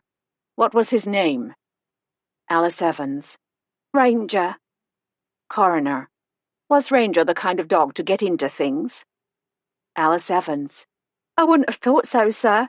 Nor did Mrs. Beaufoy. She didn't believe his death was an accident. Coroner. And how do you know that? Did she say so? Alice Evans. No, sir, but I could tell. She was angry. Coroner. Angry at whom, Miss Evans? Alice Evans. I don't like to say, sir. It's not my place. Coroner. I'm afraid it is your place, Miss Evans, to answer all my questions truthfully and thoroughly, holding nothing back. Do you understand? Alice Evans. Yes, sir. Coroner. No reason to cry, Miss Evans. You are helping the court. We appreciate your candor. Why was Mrs. Beaufoy angry? Alice Evans. She thought the dog had been poisoned on purpose. Coroner. Did she say by whom? Alice Evans. Unintelligible. Coroner. Speak up, Miss Evans. Alice Evans. By one of the children, sir. Coroner. Which one of the children? Alice Evans. She didn't say, sir. Coroner. But you have a theory, don't you, Miss Evans? Alice Evans. Nods her head. I think that's why she was punished. Not allowed to go to the fair. It pains me to say so, sir. But there was something wrong with that girl. I turned the page, but the rest of the report, 10 entire pages of it, was blacked out. What's this? I asked Tom. It's been redacted. He grabbed a slice of toasted bread. Is that usual? Highly unusual, except in cases of national security. This had something to do with national security? I asked. I don't think so. Tom spread butter thickly on the toast. I think someone was being protected. Would Niall's father, the chief coroner, have known about it? He knew the Beaufoy family very well. He would have ordered the redaction, or approved it. I turned the page. It looks like 3 others testified after the cook, but their names have been blacked out. We know who they are. Only 3 other witnesses were named in the inquest summary. Justine Beaufoy, Grayson Beaufoy, and Dr. David Underwood. Oswin Underwood's father. In 1961, he was Netherfield's chief psychiatrist. Why would a psychiatrist testify in a poisoning death? Vivian asked. That's a good question, isn't it? Tom took a bite of toast. We assumed the verdict was accidental death because that's what the summary indicated. But the cook believed one of the children purposely killed the dog. And the parents, by implication. Maybe the dog was practice. Vivian put her hands on her hips. I told you so. Tom finished the last bite of toast. Whoever it was, someone made sure no one would ever know. We know Millie was causing her parents concern dating the older boyfriend. Vivian carried Tom's plate to the sink and wiped her hands on a tea towel. Isn't that what the cook's son from Chicago said? Actually, I said, trying to remember, his mother said one of the daughters was unruly and deceptive. Percy Pike was the one who told us about the older boyfriend. Millie was grounded the night of the fair. She was angry, Vivian said. The boyfriend was probably angry too. I rubbed my arm, still feeling the marks of Millie's nails. Tom, if Millie murdered her parents and the dog, what would have happened to her? Things were different then, Tom said. I believe a child convicted of a violent crime would have been sent to an institution for young offenders, or if they were very young, put in the care of a responsible adult. Millie was 15, not exactly a child. What if the child was mentally unbalanced? Vivian asked. What if both the younger girls were sent away, Dulcie to Jersey and Millie to a mental hospital, Netherfield, for example? I can see Justine persuading Grayson they had to keep Millie's condition a secret. Logic wouldn't have worked with someone as young as Dulcie. Children have a habit of spilling the beans. I'd thought the same thing. And then in 2002, Dulcie came home because Millie was released from custody and Justine needed help handling her. Has anyone checked Millie's whereabouts between 1961 and 2002? Tom put down his fork. I'll get Cliff on it right away. The first thing to do is to check the Netherfield archives, I said. If Millie was admitted to Netherfield as a patient, it would have been soon after the deaths of her parents. There will be records. I'll phone Cliff House and see if we can drive over this morning. I'm afraid you'll have to go yourself. Tom stood and drained his coffee cup. Cliff and I are interviewing Philip Lee Jones this afternoon. He's the only person still alive who may have been present at the inquest. If he was, he might remember what someone has gone to great lengths to conceal. Good luck, I said. Let me know what you find out. There's a problem. Vivian crossed her arms over her chest. Millie can't have murdered Will Parker. She isn't capable. And the person who abducted Frank Keene was a man. I exchanged glances with Tom. Maybe someone's still protecting Millie. Chapter 35. I was on my way to Cliff House within a half hour. Vivian insisted on going with me until she realized we'd have to leave Fergus alone in the car. Lady Barbara couldn't dog-sit. She was in Barry with Nicola Netherfield, picking out fixtures for her new bathroom and kitchen. Francie Jewell was doing the weekly shopping. The Cliff House gates swept open. I parked the Mini, grabbed my briefcase and handbag, and dashed toward the entrance. A stiff breeze carried the scent of dead fish and rotting seaweed. Storm clouds were gathering. Except for my car, the visitors' parking area was deserted. Where were all those potential residents, clamoring for a chance to live in a revamped mental hospital near a dying coastal resort town? Even I could see the prospects for Cliff House were looking grim. Still, they were keeping up appearances. Cordelia Armstrong, immaculately turned out as usual, met me in the reception area. That was quick. Mr. Curry only phoned me an hour ago. No reason to delay, I said. The sooner we verify the provenance of the painting, the better. The archives are housed in an underground storage room. I've never seen it myself. Dr. Underwood is the only one who spends time there. Does he know I'm here? I haven't been able to reach him. He's lecturing at the Historical Society luncheon today. Mr. Lee Jones is out as well, unlikely to return until late afternoon. Not that their approval is needed, but Mr. Curry thought it only courteous to let them know of your visit. I'll keep trying. I followed her down a flight of stairs to the storage and mechanical area of Cliff House. No damp, mildewy odor, thank goodness, but the air was stale and warm, feeling a touch of claustrophobia. The brick-floored corridor was wide, with black iron pipes running in courses along the ceiling over our heads. Yellow and blue paint peeled off the walls. The doors to several rooms stood open. In one room, an old-fashioned dentist chair with a swing-arm drill looked vaguely ominous.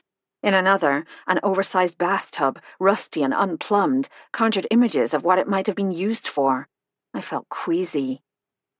Miss Armstrong stopped at a white plank door marked A312 and used a skeleton-style key to unlock the latch bolt, and then, with a separate key, the deadbolt.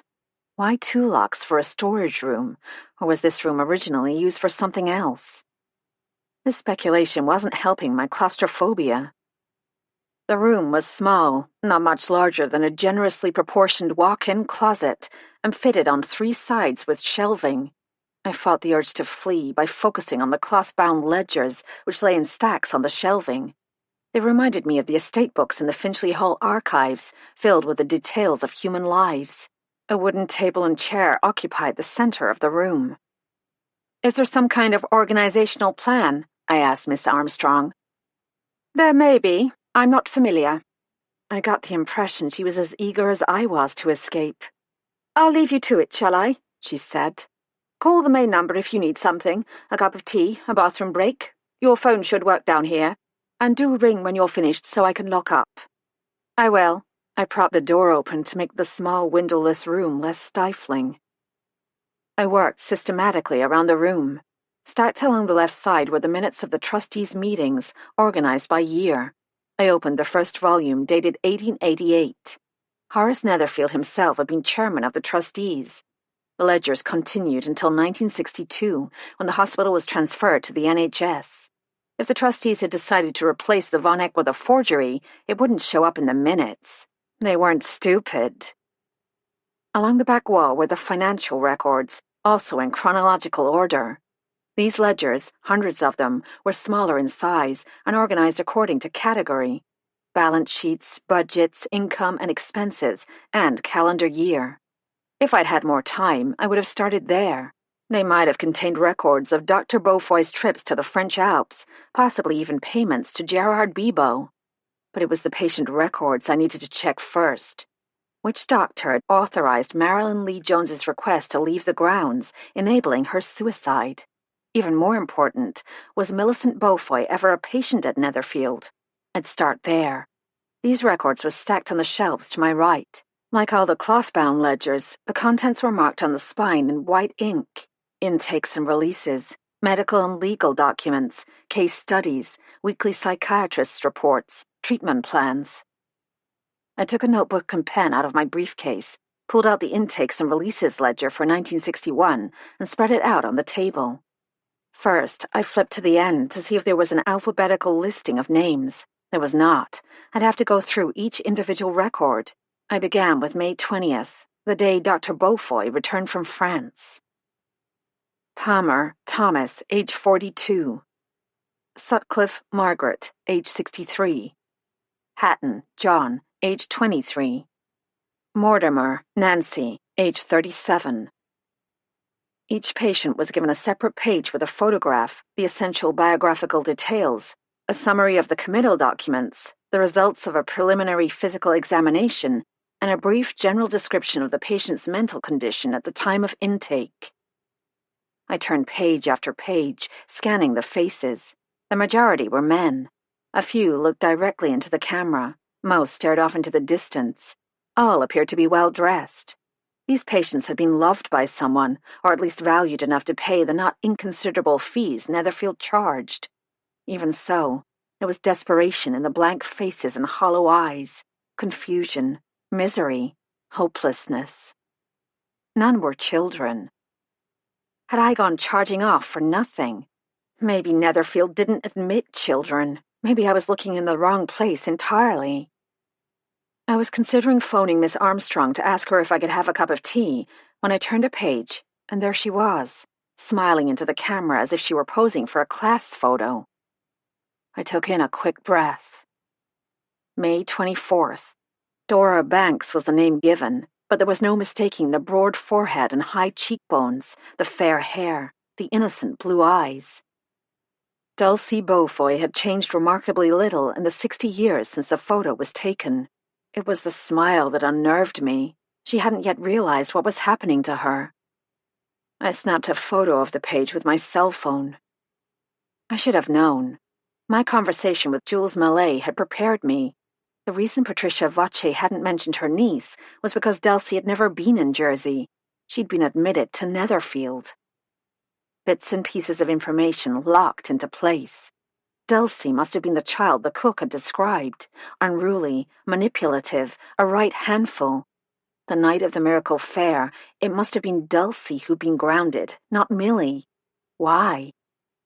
Of course, the death of the family dog. Mrs. Beaufoy knew Ranger had been poisoned. Alice Evans, the cook, had implied in her testimony that the doctor's wife had known who was responsible. In a flash of comprehension, I understood. That was what she'd intended to discuss with her husband that night. They had a decision to make. What were they going to do about their youngest daughter? Whatever they might have decided that night, they died before they had a chance to implement the plan. And Justine had stepped in to protect the little sister she'd considered almost her own child. Instead of facing a trial, Dulcie had been given a new identity and admitted to Netherfield Sanatorium. Justine said I had no choice. It was the best thing for me. Justine couldn't have done it alone. Dr. Beaufoy's colleagues at Netherfield would have had to go along with the decision. Why? The obvious reason would be to protect the remaining Beaufoy children. Mental illness in the 1960s still carried a heavy social stigma. People would speculate about Justine, Grayson, and Millicent. How about future generations, the children they might have? Who would want to marry into such a family? No one. The evidence against Dulcie, presumably contained in the redacted pages of the inquest files, had been enough to convince the authorities that Dulcie was a danger to herself and others. I didn't know the guidelines for sectioning in the UK, the term used for involuntary committal, but there would have been an assessment and a recommendation by a mental health professional. I ran my finger down the page. At the bottom were two signatures, Dr. David Underwood, the admitting psychiatrist, and Dr. Cosmo Netherfield, Netherfield's medical director. Charles Walker, the chief coroner and Netherfield's solicitor, must have agreed to suppress the evidence given in the inquest. Dr. Beaufoy's friends had stepped in to make certain no shadow would fall on the 3 other Beaufoy children. According to the report, the preliminary physical examination revealed a well-nourished child of exceptional intelligence, strength, and vigor. There was no mention of murder. The psychiatric examination listed her condition as defiant and unmanageable. I remembered Kyle Weber quoting his mother. Mom felt sorry for the doctor and his wife. They were at the end of their rope over that girl. The killing of the beloved family dog must have been the final straw, convincing Mrs. Beaufoy that their youngest daughter had serious problems. And if Dulcie heard them discussing it, I felt sick. I read on, finding a notation from August of 1967 that Dulcie was being transferred to St. Catherine's in Ipswich. Also noted was the fact that beginning in 1972, Justine Beaufoy had petitioned the court every year for Dulcie's release. The petition was denied until 2002. I sat back in my chair. Dulcie had lived in an institution for 40 years. In 2002, she would have been 51. No wonder she seemed naive. Whatever her issues, she'd never been allowed to develop normally. What did they call it? Psychosocial deprivation. I imagined the heart-wrenching decision Justine had been forced to make. A trial for manslaughter, possibly murder, or committal to Netherfield. In September of 2002, Dulcie was released into the care of her sisters. The decision wasn't unanimous. Even with the confirming photograph, I was having trouble taking it in. Dulcie Beaufoy, the woman who loved her garden and cared for her ailing sister, had spent the majority of her life not on the Isle of Jersey, but in an institution for the mentally insane. What Vivian and I had witnessed that day at their cottage wasn't the true picture. I was about to put the ledger back when I heard raised voices and rapid footsteps coming along the corridor. Martin Lee Jones burst through the door. "Who gave you permission to rummage through these files?" Mr. Curry gave his permission, and I'm not rummaging. Miss Armstrong followed him into the small room. I did try to let you know in advance, sir, but you weren't—" Ignoring Miss Armstrong, he shook his finger at me. You have no right to be here. These records are historically important, irreplaceable. Dr. Underwood has been granted sole literary rights by the Netherfield estate. You have no authority to access this information. The room felt uncomfortably close. I stood and closed the ledger I'd been working on. Reaching behind me, I returned the book to its place on the shelf. See? Everything is exactly as it was. Lee Jones's fists were clenched. You may have done irreparable damage. I know how to handle old documents. You act as if you have something to hide. Did I just say that? How dare you suggest such a thing? I insist you leave now. In for a penny. How long have you known about Dulcie Beaufoy? What? How long have you known she was a patient at Netherfield? That your father and the other trustees hushed it up? Is that what Will Parker found out? His hands were shaking. The corners of his mouth were white with spittle. This is an outrage! I pulled up the photograph of Will Parker on my cell phone. Did this man contact you about the deaths of the Beaufoys? Lee Jones moved toward me, his hands opening and closing in fury. If you don't leave instantly, I'll call the local police and have you arrested. I know when to make an exit. And I know when to call for help. As soon as I got outside, I pulled out my phone and dialed Tom's number. He picked up on the second ring. Mallory? We really did get it wrong, I said. It was Dulcie who murdered her parents. She was admitted to Netherfield under an assumed name. I know. Philip Lee Jones just confirmed it. He, Dr. David Underwood, and Dr. Beaufoy were friends, had been since university. David Underwood was the one who got Dulcie into Netherfield under an assumed name. Philip Lee Jones signed the necessary documents. Charles Walker redacted the inquest files. They thought they were doing their old friend a favour. Philip also admitted knowing about the forged Von Eck. It was their last chance to save Netherfield. Dr. Beaufoy brought the forged painting and the cash payment for the original Von Eck back with him from France. He was murdered before he could deliver the money. They still believe the money is hidden somewhere in the house. Well, that explains what the Walkers are searching for. And the murder of Will Parker? He denies any knowledge of that. Cliff is still with him. Tom, listen. I think Millie may be in danger. What Vivian and I interpreted as outrage was a cry for help. She's completely in Dulcie's power. He made a sound of agreement. I was on my way to question Dulcie now, but you're giving me a better idea. What's that? How soon can you get to Upford? Half hour? 40 minutes? I'll meet you there. Dulcie knows you. Introduce me. I'll engage her in conversation. You find a way to get into the house. What's a good topic? It came to me in a flash. Gardening. Dulcie's obsessed with her garden. I'm bringing DC Ann Weldon. Kate, listen. Do not approach Dulcie until I arrive. Do you understand? Stay out of sight. Chapter 36. I arrived at Wren Cottage and parked my car half a block away. Dulcie was in her garden. From behind a leafy hedge, I watched her wide-brimmed straw hat as she bent and straightened over her work. She was singing, her high, clear soprano soaring over the chattering of the birds in the trees. Tom and DC Weldon arrived 10 minutes later. Anne pulled up behind me in her Vauxhall Astra. She remained in the car, while Tom and I strolled up the stone path toward the cottage. Unhurried, casual, we put on our warmest smiles. Hello, Dulcie. I took Tom's arm. I've come to show off my fiancé. Tom, this is Dulcie Beaufoy. Dulcie, this is... I mentally deleted the detective inspector. Tom Mallory. Dulcie pulled off her gardening gloves and held out her large hand. What a nice surprise. Delighted to meet you, Tom. Kate told us about your forthcoming wedding. My very best wishes to you both. When Tom heard about your lovely garden, he insisted on seeing it. Are you a horticulturist, Tom?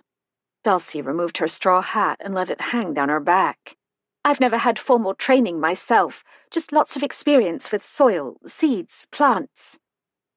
No training or even much experience for me. Tom ducked his head. Just a love of nature and beauty. Your garden is spectacular. Do you have time to show us around? Dulcie narrowed her eyes. You've come all this way to see my garden? Oh, no, I said quickly. I just spent a few hours at Cliff House. I think I told you my business partner and I are handling the auction. Tom tagged along, and we decided to take a chance and see if you were in. We're always in. Dulcie shielded her eyes against the sun. Millie no longer drives, of course, and I never learned, but we can walk to the shops. Frankly, I find fewer reasons to go out these days. When you've been away from home for as long as I was, you appreciate the simple pleasures, like the garden. Where would you like to begin? Anywhere. Tom gave me a meaningful glance. What's that plant there, the one with the spotted leaves? Pulmonaria. You might know it as lungwort. Dulcie launched into a mini tutorial on the use of the plant in shady areas of the garden. So far, so good. My goal was to get inside the house to check on Millie. Where's your sister today? I asked. I left her in her chair by the window. She loves to watch me garden. There she is now. Dulcie waved at the window. Shall I go inside and say hello? I asked. Just wave. She'll see you. I waved. Okay, on to plan B. 5 minutes later, Dulcie was describing the process of hybridizing roses. It's all in the timing, Tom. The first bloom cycle is ideal for cross-pollination. I'm in the garden by 7 that morning. I use an artist's brush to apply the pollen. What did you name this one? Tom pointed out a gorgeous white rose tipped with raspberry. Red Ranger, after the dog we had when I was a child. Dulcie, I'm sorry to interrupt, I said, but do you think I could use your bathroom? We had a really spicy curry for lunch, and my tummy's a little off. She could hardly refuse. Of course, Kate. Up the stairs, first door on the right.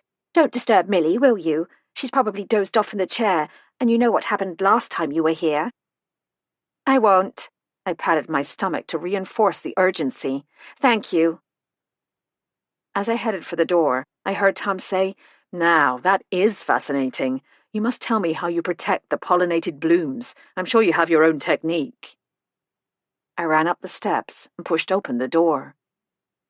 As Dulcie said, Millie was sitting in the high-backed chair by the window. She wasn't dozing. Millie, I'm Kate. Do you remember me? No, don't move.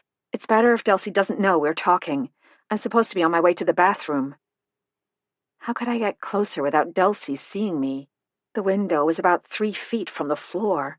Getting down on my knees, I crawled toward Millie. Don't be frightened. I know this looks really weird, but please, act normally. Millie's left eye, the one she could control, was huge. Her left hand pounded the arm of the chair softly. Oh, You want? Is that what you said? I sat cross-legged at her feet. I'm listening, Millie. Try again. Half her face scrunched up with the effort. The left side of her mouth drew together. She stopped and took several breaths. Phone? Are you trying to say phone? She nodded. Tears streamed down her cheeks. Oh, man. Maybe she was farther gone than I realized. Do you want to call someone? Is there a telephone in the house? She shook her head. You mean my phone? I pulled my cell phone out of my handbag. Do you want me to call someone for you? She shook her head. Her left hand shot out. You want my phone? She nodded. I'll place it in your lap, all right? What she intended to do with it, I couldn't guess. I put it in her lap. With her left forefinger, the good one, she tapped on the screen. What do you want? Try to tell me. Again, I saw her struggling to speak. What came out was, woo! By this time, I was almost in tears myself. Watching her was painful. I'm so sorry. I don't know what you want. Then I had a thought. Can you spell it? Here. I took the phone back and pulled up my notes app, turning the phone sideways so the keyboard was larger. I placed it again in her lap. I'll hold it for you. Just tap the letters with your finger, like this. I showed her. Millie breathed in and out through her nose. Her left hand moved toward the keyboard. Curling her thumb, she used her index finger to tap out the letters. I watched, mesmerized, as words emerged. Help, Dulcie, afraid. I stared at her. You're afraid of Dulcie. The left side of her face crumpled. What's going on here? Dulcie burst through the door, followed by Tom. I thought you needed the toilet. Millie and I were having a little chat. I palmed my phone. She's trying to tell me something. About you, I think. Tom stood behind Dulcie. He tapped his phone. He's signaling D.C. Weldon. Oh dear, that again. Dulcie strode over to Millie and took her hand. She seems to think I'm in danger. That's why I didn't want you disturbing her, Kate. You did hear me say that, didn't you? And yet here you are. Why would Millie think you're in danger? Well, that's just it. There's no reason. We don't see anyone. We don't go anywhere. There's no time. She requires care 24 hours a day. I carry her upstairs to bed at night and back down in the morning. I make her meals, feed her, bathe her, dress her, wash her hair. Millie's mouth was working. Dulcie's face had turned pink. It's not your fault, dear. Millie, I know this is hard, Tom said, but try to tell us what's going on here. Take your time. Are you afraid? Just tell us yes or no. Millie nodded. Tears streamed down her cheeks. Afraid of Dulcie? Do you believe she's going to harm you? Millie shook her head vigorously. She broke off. The effort of trying to speak was exhausting her. Let her spell it, I said, putting my phone in her lap again. Millie tapped, the left side of her mouth compressed in a white line. I looked at the screen. She's written, afraid for. Millie, are you trying to say you're afraid for Dulcie? She nodded, clearly exhausted. Dulcie, why is your sister afraid for you? I asked. D.C. Weldon entered the room. Tom said, Miss Beaufoy, I think it's best if you come with us until we can get this sorted. This is D.C. Weldon. She'll go with you to the police station in Ipswich. D.C. Weldon took a step forward. Why don't you come with me, Miss Beaufoy? No! Dulcie shouted. I'm not going anywhere. Millie, don't let them take me. We'd just like to ask you a few questions, Tom said. Best done at the police station. Kate will stay with Millie. You tricked me, Dulcie snarled, pretending to be interested in roses. Millie's left arm flailed. She was reaching for her sister. I'm not leaving this house. Dulcie grabbed Millie's hand. I like it here. This is where I live. I won't let you take me back. Back where, Miss Beaufoy? Tom asked. As if you don't know. Dusty promised I'd never have to go back there again. Ever. You're working for those men, aren't you? Wait a minute, I said. What men? From Netherfield. My father's friends. They want me to go back. Tom, I said in a low voice. That's the question I should have asked, remember? I told you.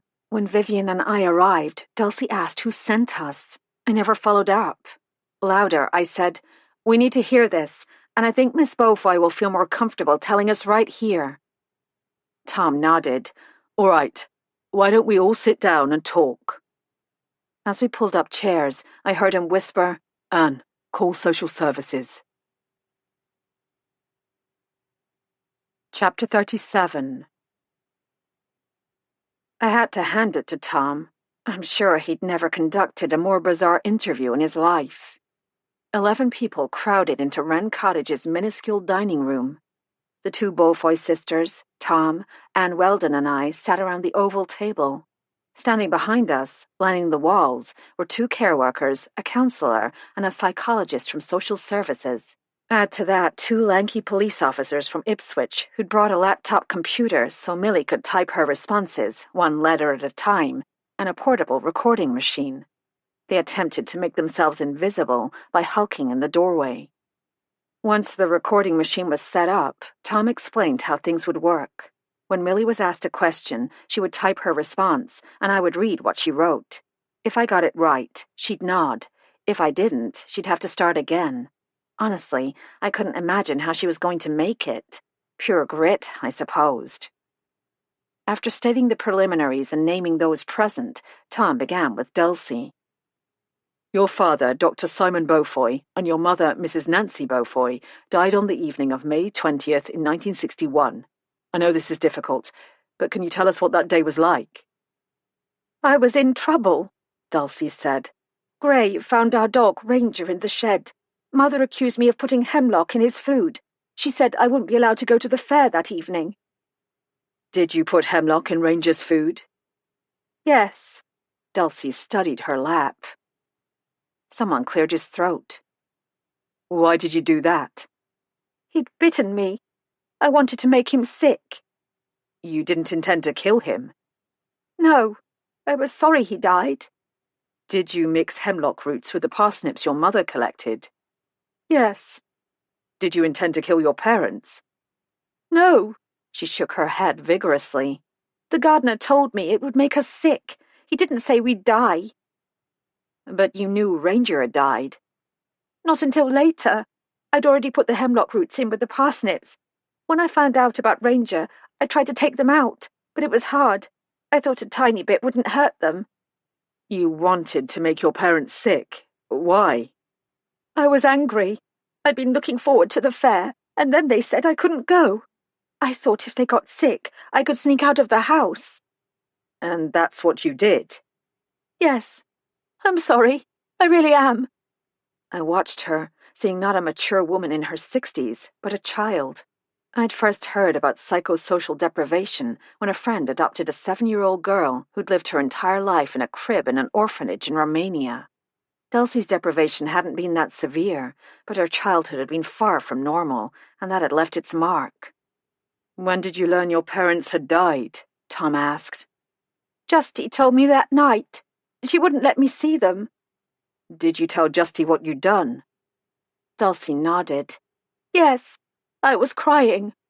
When did you learn you were going to Netherfield? A few days later. Justy told me it was for the best. What did you think? I thought it was fine. Here, for the first time, Dulcie seemed to struggle. I didn't know they meant for me to live there forever. We'd visited Netherfield with Father many times. I thought it was a jolly place. The people were nice. I didn't mind going for a while. I had to be punished. Millie, I'm going to ask you some questions now. Type out your answers. Take your time. No need for complete sentences. Kate will read for you. Let's begin with the day of the travelling fair. Your father had returned home from a business trip. Do you know where he'd been?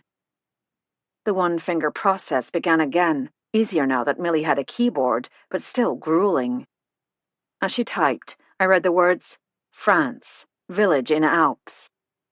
Do you remember the name of the village? Saint... She stopped typing and looked at me. Was it St. Genevieve? She nodded. What do you know about your father's trip to France? Tom asked. Millie shook her head. She typed, nothing. Tell us about the day of the fair, Tom said. Ranger dead, mother angry. As she typed, Millie's speed increased. Later, Dulcie found us at fair. We thought mother relented, didn't know. What happened when you returned home? Millie took a deep breath. She typed, please, no. All right, Tom said. We'll go on. Tell us about the days afterward. Hard to remember. Father's friends at hospital took over. The words emerged, one letter at a time. I waited to read them until there was a pause, not wanting to rush her or put her under pressure. Stayed with neighbor. Dulcie crying all the time. Sad. She didn't mean... Millie stopped typing. When she started again, she typed, not her fault. She fixed Tom with her good eye. A wall had gone up. I watched Tom assessing her, looking for cracks. Millie typed again. Justy said, N only way to save Dulcie. I looked at her. You mean Netherfield? The only way to save Dulcie from a trial and possible murder conviction was to commit her to Netherfield. Millie nodded. A tear ran down her cheek. I found a tissue in my handbag and dabbed Millie's face. You're doing well, I said. Millie typed, we thought months, not years. Were the police involved? Tom asked. Millie shook her head. She typed, men arranged everything. If no charges were filed, why wasn't it months? Tom asked. Millie glanced at her sister. She typed, teenager, defiant, emotional, Justy no power, pleaded, but men said best for her to stay, only way to protect. I was angry, Dulcie broke in. Other patients were allowed to walk into town, but the doctors said they didn't trust me. I'd tried to escape several times. Once I got into a fight with one of the aides. She fell and broke her arm. That proved to them I was out of control. The truth was, I was desperate. I couldn't understand why Justy didn't take me home. When I moved to St. Catherine's, things got worse. I felt lost, hopeless. I started cutting, refused to take my medicine. I didn't want to live. What changed? Tom asked. The garden, Dulcie said simply. St. Catherine's had a garden, tended by an old man. He let me work with him, pulling weeds at first. He taught me about flowers and plants, how to care for them. After a few years, he had to retire. I convinced the doctors I could manage the garden myself. That's when I began hybridizing roses. There were books in the library. I studied them.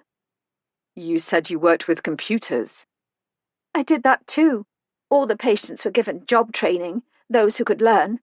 In case we were ever released, I suppose. First, I was taught how to use a key punch machine, later data entry and a little programming. They actually paid me £30 a week. Millie, Tom said, how did the story of the older boyfriend start? Her finger went to the keyboard. True, but I'd stopped seeing him by then. Justy told coroner I was grounded that night. Didn't mind. Who was the older boy? The tiniest of smiles formed on the left side of Millie's mouth. She typed, can't remember name. Oswin Underwood, I asked. Pfft! She blew a scornful puff of air through her teeth and shook her head. How did Justine finally get Dulcie released? Tom asked. Begged. Dulcie doing better since garden. Hospital having problems. Pushed for release into community. Finally, yes. She patted her chest near her heart. But now you're worried about Dulcie. Why? Millie looked at her sister. She typed, too hard caring for me. No, it isn't. Dulcie reached for her hand. I don't mind, truly. For so long my life had no purpose. I had no reason to exist. She looked at the faces in the room. You can't know what that feels like. Now I have a purpose. Why is Millie worried about you? Tom asked. It's those men from Netherfield. They're trying to have me recommitted. I won't go back. I can't. I'd rather die. Why do you think they want you to go back? They've been pestering us ever since we sold the house, asking questions about the night my parents died. Dulcie's fingers were working, lacing and unlacing. She lowered her eyes. They keep asking what Father did that night, where he went. They sent that policeman. That got my attention. What policeman? You showed me his photograph. I lied. I'm sorry. Will Parker, I said. What did he want? I don't know. When he mentioned Netherfield, I refused to talk. I knew the others had sent him. What others? Tom asked. The ones at Cliff House. The builder, Tony something. The solicitor, Niall Walker. The good-looking one, Martin. The woman, Miss Netherfield. The old one with the funny beard. They're plotting against me, looking for a reason to send me back. But you sold the house to Mr. Walker, Tom said. Dulcie huffed. He was the only one who bid on it. The house is practically falling down. Why did Walker want it? He said to use it as a movie location, but I know he's looking for evidence so he can send me back. I felt Millie's hand on my arm. She typed, talk private. Rather than read the words aloud, I said, I don't know about anyone else, but I could use a cup of tea right now. I gave Tom a meaningful look. Good idea, he said, and maybe you could help Dulcie put the kettle on. When they'd left the room, Tom said quietly, All right, Millie, what's the real reason you're worried about Dulcie? She typed, truth? Yes, Tom said, the truth. Millie typed. Might do something. Like what? The letters formed into words. Hurt herself, run away, like a child, terrified. Do you think the Cliff House Board is trying to have her recommitted? Millie shook her head. No, tried to tell her, looking for something. What? I asked. She shrugged as she typed, Money? Did your parents keep money in the house? Tom asked. Millie shrugged again. Don't know. Have they threatened you? Not words, subtle threats. Not safe. Nothing I could do. Millie's left hand shook. Her nostrils were white.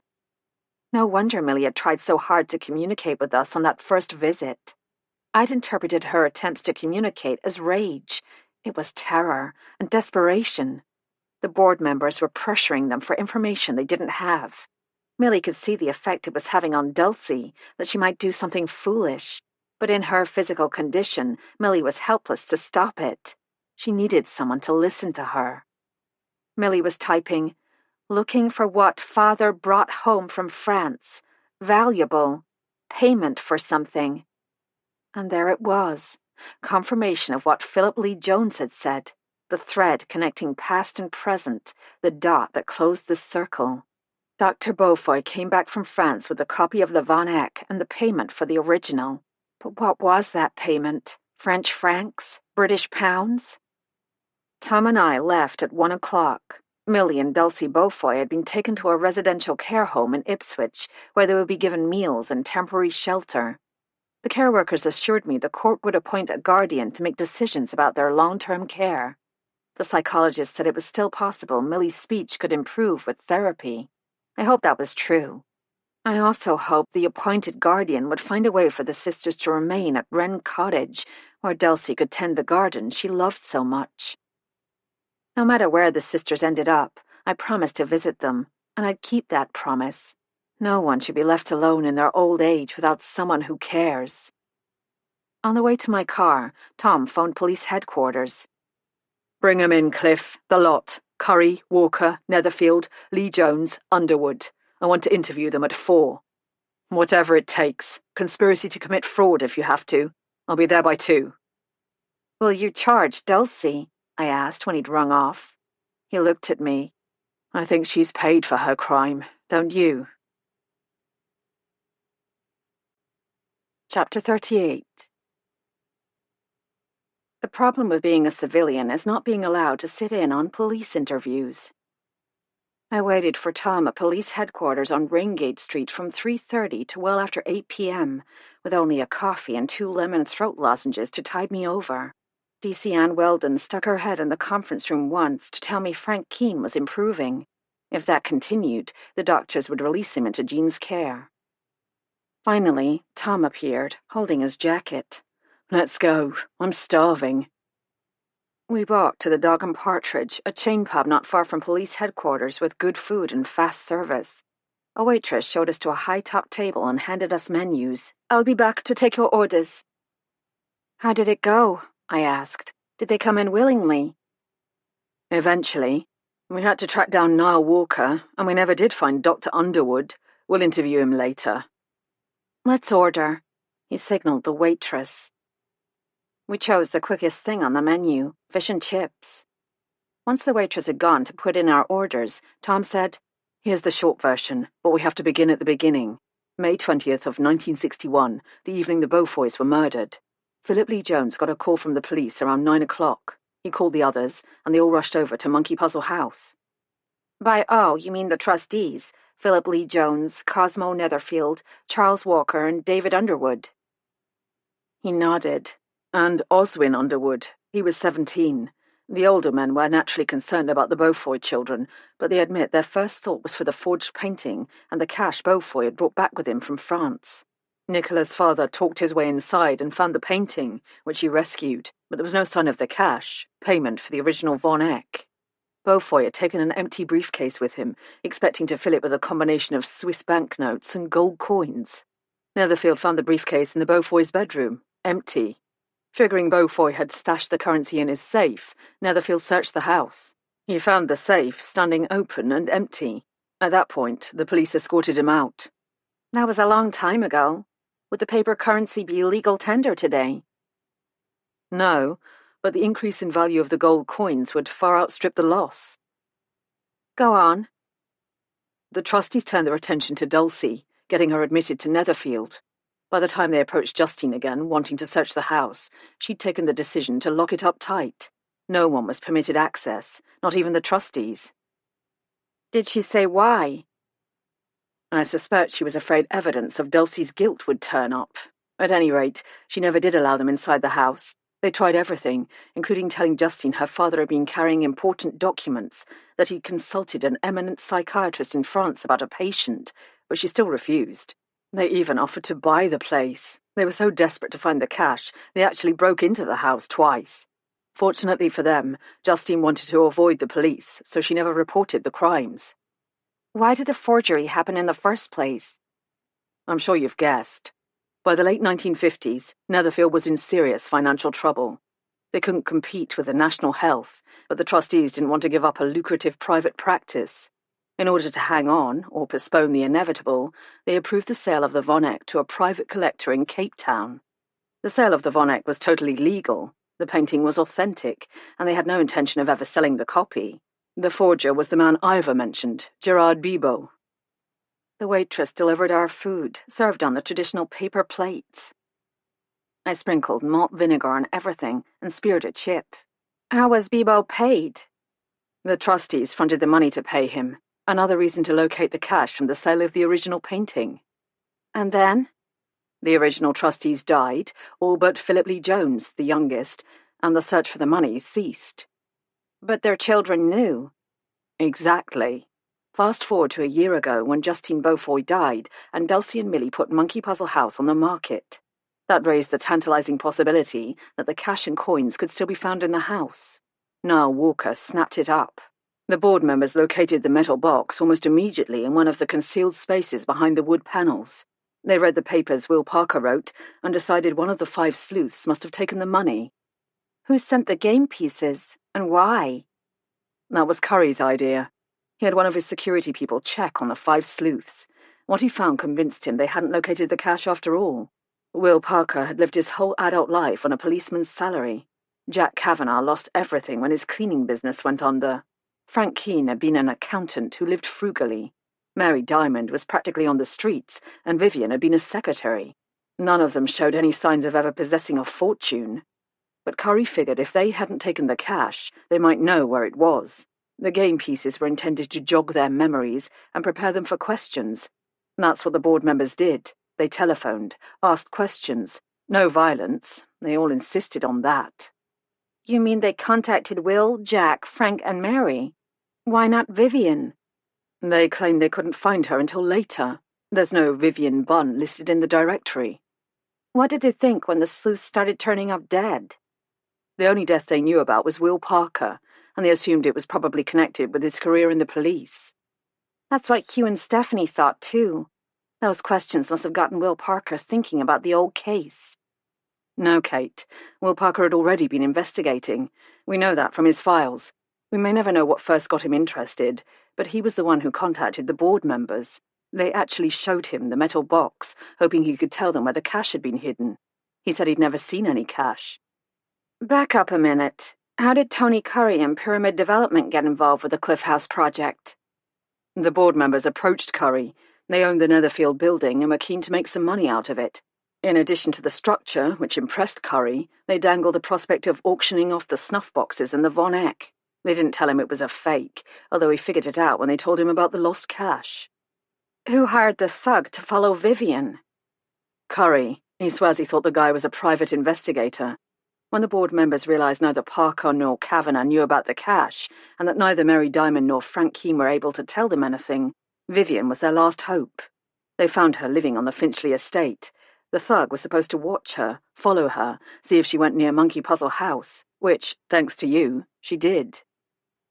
The pub was getting warm. When we'd finished our food, we took our drinks out to the small beer garden and found a table under a black umbrella. Are you going to charge them with attempted fraud? I asked. No crime was committed, Kate. They never went through with the sale.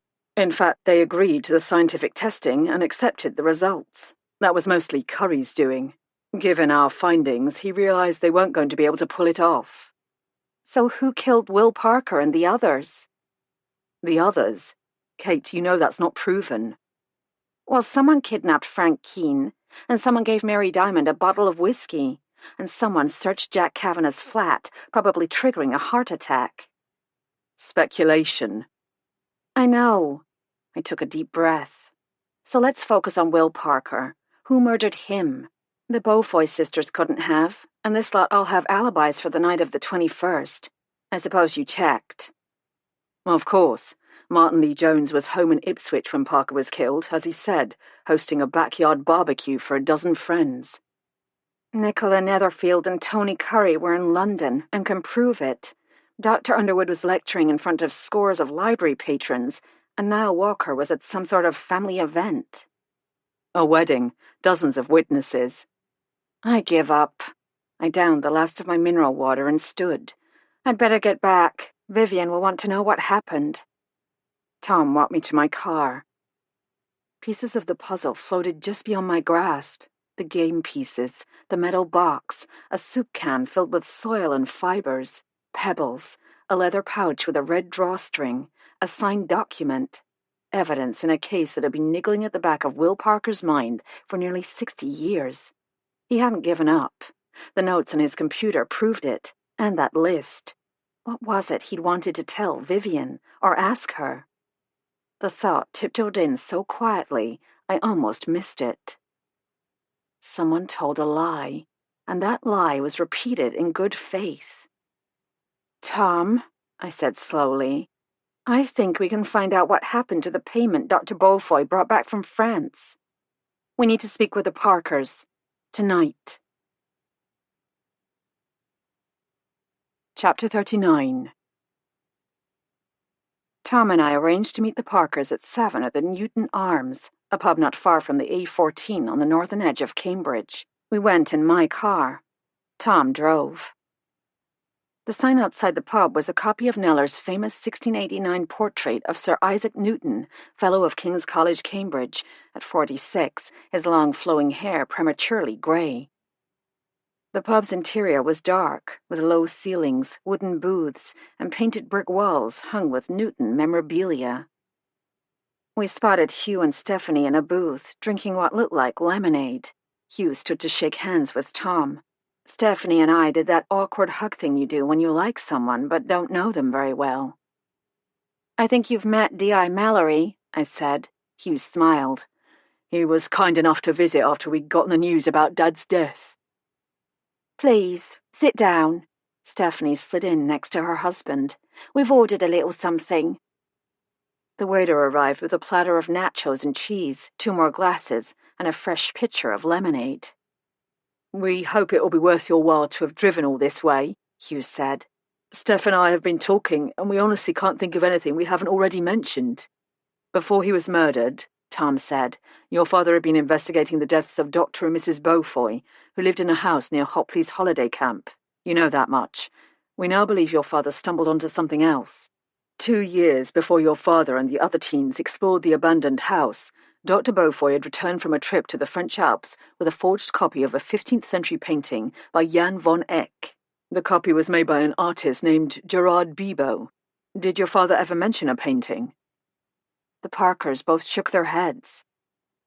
It's like we said. Stephanie swirled a nacho in the cheese. Will was a private person. He didn't share his work with us. He never mentioned receiving the fake gun in the mail, I asked. Never, Hugh said. But he did tell you he'd learned something about an old investigation, a cold case. Was that before or after he received the gun in the mail? According to the postmark, the gun must have arrived several days before he left for Long Barston. Hugh looked at his wife. I don't think Dad mentioned a cold case before that. Did he, Steph? She pressed her lips together. It's all a bit fuzzy now. We know he tried to interview the 2 surviving Beaufoy sisters in Upford, Tom said, and he'd contacted several individuals connected with the renovation of a former mental hospital near Hopley's. We read about the mental hospital. Hugh, remember? Stephanie said. Did you discuss it with your father? I asked. I don't think so, Stephanie said.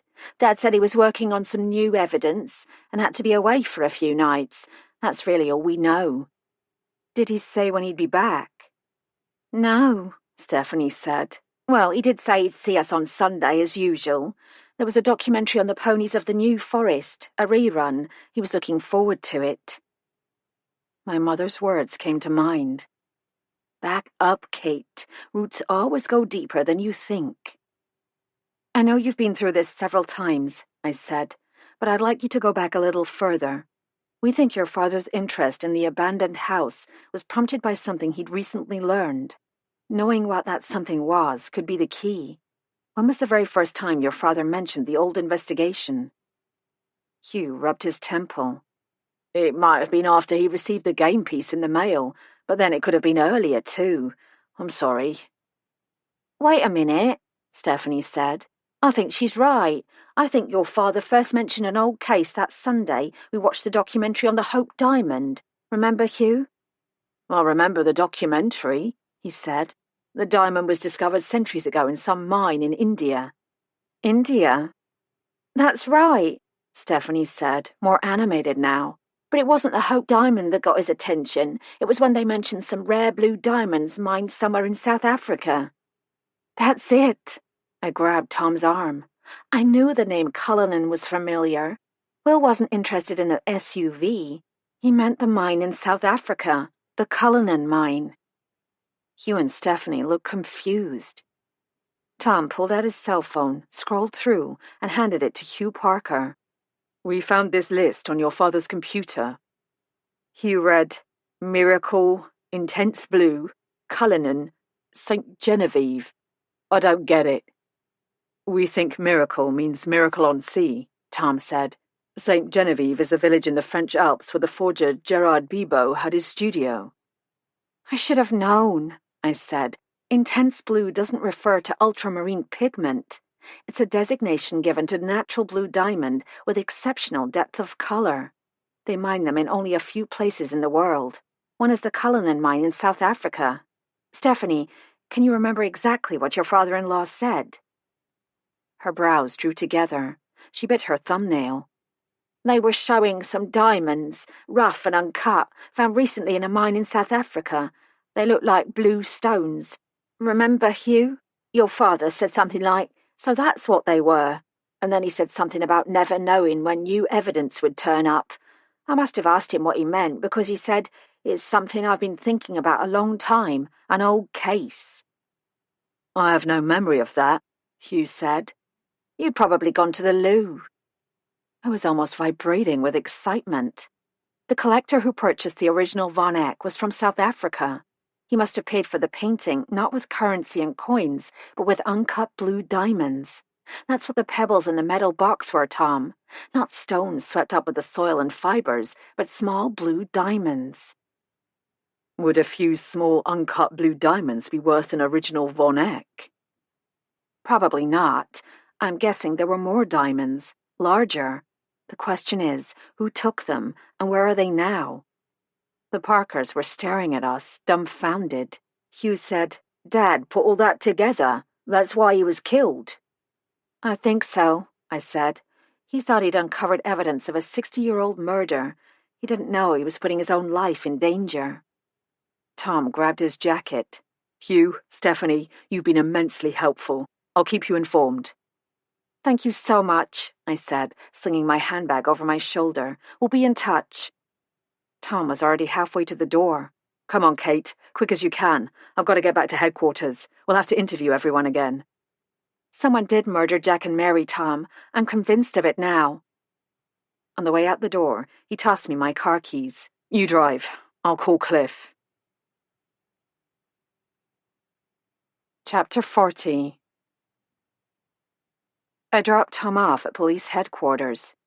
You'll be up all night again, won't you? I hope not. Call me when you can. We kissed, and I watched him jog up the ramp and into the building. With traffic blocked on Southgate Street, I took the detour on Westgate past the Theatre Royal, one of the few surviving Regency theatres in Britain, and turned south on the A1302. A light rain blurred the oncoming headlights. I switched the wipers on low. The blue diamonds cast a new light on everything. Where were they now? And who had trashed at least 4 lives to find them? Means, motive, and opportunity. The 3 essentials in an investigation, just like the 3 legs of a stool my mother used to explain her research. A motive was now clear. Someone had been searching for a fortune in blue diamonds, and that someone had to be connected with Cliff House. They were the only ones who knew about the metal box hidden in Monkey Puzzle House, and they were the only ones who knew the identities of the 5 sleuths. The problem was opportunity. Every one of them, Curry, Netherfield, Lee Jones, Underwood, and Walker, had an ironclad alibi for the night of Will Parker's murder. Was there someone else out there, like one of those silly novels where the bad guy appears out of the blue in the last chapter? Who else was there? Miss Armstrong, the Cliff House receptionist? I didn't think so. The windshield wiper thrumped. The 3rd leg of the stool was Means, who had the ability not only to dig into the medical histories of the 5 sleuths, but also to kill in a way that would mimic natural causes. The answer slid in and touched base. Someone with medical knowledge, of course. At the next lay-by, I pulled off the road, checked my phone browser, and dialed the number of the Miracle Library. Would someone still be there at 9:15? Someone was. Public Library, Mrs. Bundy. How may I assist you? I'm so glad you're still open. I've been attending Dr. Underwood's Friday lectures. I love history, but I had to miss the last one in August. Do you record the sessions by any chance? We do record the sessions. Let me take a look here. Oh, I'm so sorry. There was no lecture on August the 21st. Dr. Underwood was under the weather and couldn't make it. First time in 12 years. The good news is you haven't missed a thing. That's great. Thank you so much. I put the car in gear and pulled onto the highway. Means, motive, and opportunity. Only one person fit all 3.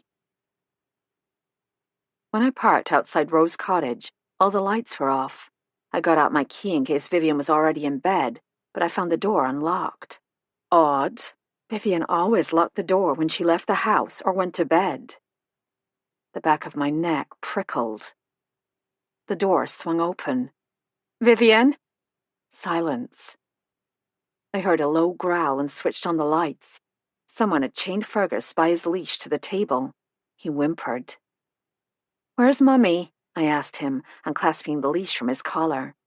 Vivian never left Fergus home alone for more than 15 minutes, and she wouldn't think of chaining him up. There was no note on the kitchen table. She always left a note. Several of the kitchen drawers stood open. Something was wrong. Very wrong. Show me where she is, Fergus, I said. Where's Vivian? Instead of running to the stairs, which I expected, Fergus ran to the door and whined, staring back at me with those big round eyes. Are you trying to tell me something, or do you just need to go out? Hold on, let me check the house first. Flipping on more lights, my heart lurched. Someone had turned the sitting room upside down. Cupboards were open, their contents strewn across the floor. Cushions were off the sofa and chairs. Vivian! I called up the stairs. Where are you? Are you hurt? I climbed the stairs, bracing myself for what I might find. Danger. On the landing, I grabbed a glass vase from the hall table and tiptoed toward Vivian's bedroom. Would I find her body? I pushed open her door and switched on the light. No body. I took a breath and blew it out. The bedroom was a mess. The books on her bookshelf lay scattered on the floor. Vivian's underwear being dumped in a pile on the floor. The mattress lay half on, half off the bed frame. This wasn't a burglary. Someone had been searching for something. Blue diamonds was my guess. Dr. Underwood. But where was he? And where was Vivian? Too bad the CCTV cameras had been taken down. I ran downstairs, hooked Fergus to his leash again, opened the door, and told him to lead the way. Find Vivian, Fergus. Find Mummy. The dog took off in the direction of Finchley Hall. I hoped he had a plan, because I didn't. As I ran, I dialed Tom's cell. No answer. I left a breathless message. "Vivian's missing, Tom. The house is a mess. Underwood is the killer, I'm sure of it. He has no alibi for Will Parker's murder. I'm on my way to the hall to look for them. Come as quickly as you can." Fergus was panting, his long pink tongue hanging out. He glanced back at me over his shoulder. "Hurry up, Mummy needs me." The path ended with a barricade. Oh, shoot, the construction of the new path. I swung right. The koi pond loomed out of the darkness, a half-acre of deep water spanned by that rickety 18th century Chinese bridge. I muffled a scream. There they were, on the bridge, struggling. Underwood had Vivian by the shoulders. Her hands were tied behind her back. She was squirming furiously and trying to kick at him with both knees. "Stop!" I shouted in my fiercest voice. "Leave her alone!" Underwood's head swung around. He stared at me owlishly, then doubled over as Vivian's knee connected with his nether parts. "Good one, Vivian." He slapped her across the face, hard. Vivian made a tiny screeching sound. Her mouth was covered with a strip of silver duct tape. Fergus snarled and snapped, pulling on the leash. I had half a mind to let him go. "One more step, and she goes into the water." Underwood's voice was unnaturally high. I saw in a flash how easy it would be for this to end in disaster. The railing was low, too low. Not only had the bridge been constructed at a time when people were generally shorter than today, but there were no safety standards then to prevent people from accidentally pitching over the side. Vivian kicked at him again. This time, without her arms to counterbalance, she stumbled, hit the railing at an angle, and fell to her knees. Underwood hauled her back onto her feet and pinned her against the railing. "Where is it?" Underwood's white spade beard bounced in fury. "Tell me now!" "Where is what?" I knew what he meant, but I was stalling for time, hoping Tom would check his messages. He let out a sharp hiss. "The leather pouch! She said it was at the hall." A leather pouch? Yes, I remembered Vivian saying it was like the pouch her brother had for his marbles. "Now she says she doesn't know where it is. She's lying. She's the only one left." "Whose fault is that?" He ignored the sarcasm. "I want that pouch. One of you tell me where it is, or she's going off the bridge." He meant it, too. Fear made me brave, or foolhardy. "All right," I said, raising my free hand in surrender. "I know what you're looking for. I figured it out, and I think Vivian knows where the pouch is. Why don't you remove the tape so she can talk?"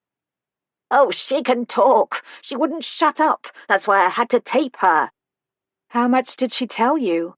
I was playing this completely by ear. "She said the pouch is at the hall, but I think she's stalling, hoping someone will phone the police." Not a bad plan, until she figured out she was putting Lady Barbara in jeopardy. Then obviously she was lying. She probably doesn't know anything. Vivian made a sound I interpreted as, "Well, thank you very much." "The leather pouch is in a safe deposit box at the bank," I said, grabbing the first thought that came to me. "I can take you there, but not tonight, obviously. Let us go now. We'll all have a good night's sleep, and then tomorrow—" "Do you take me for an idiot?" He pushed Vivian against the railing so hard I thought she was going over the low railing then and there. "Wait, stop. Tell me this. Why did your father lie to the other trustees? He let them think they were looking for cash." "He owed them nothing. Nothing." "Why didn't you tell the trustees about the blue diamonds after your father killed himself? They helped you through medical school. You betrayed them." "I betrayed them?" He set his teeth. "How about their betrayal of me, What are you talking about?" "Those men, my father's so-called friends, testified against him in court. They threw him to the wolves, knowing it was the end of his career, that he'd lose everything." Physician-assisted suicide was against the law in 1962. It still is. "Helping desperate people end their pain and misery. All my father ever wanted was to help people." Like you helped Will Parker, Jack Kavanagh, Mary Diamond, and Frank Keene. He snarled, "Where are the diamonds?" "All right, here's the truth, but you're not going to like it. Mary Diamond took the diamonds. Hey, that's funny, but I'm serious. She was a magpie, always collecting shiny, pretty things. Isn't that right, Vivian?" Vivian nodded vigorously. "You're wrong. I searched her room. I looked everywhere." "Obviously not everywhere, because you didn't find the leather pouch. Sunny Shores gave all Mary's things to a charity shop in Norwich. That's where you'll find the diamonds, unless they threw the pouch away without realizing what it contained." "Then I have no reason to keep either of you alive, do I? You!" He shoved a finger in my direction. "Tie that dog to the bridge, then put your hands behind your back." I considered my options. Having none, I did what he said. Underwood pinned Vivian to the railing with his leg and patted around his coat until he came up with the roll of silver duct tape. "Take one step toward me at a time, slowly. If you try anything clever, she dies." I looked into the murky water, seeing a flash of orange scales. Vivian couldn't swim. With her hands tied behind her back, she wouldn't even be able to keep her head above water. I stepped toward him slowly. "All right, turn around." Using his teeth, he tore off a piece of tape and wrapped it tightly around my hands. "Now stand beside her. You have one more chance to tell me the truth." My strategy, such as it was, hadn't worked. I needed to change tack, fast. A plan flashed into my mind, a very, very simple plan.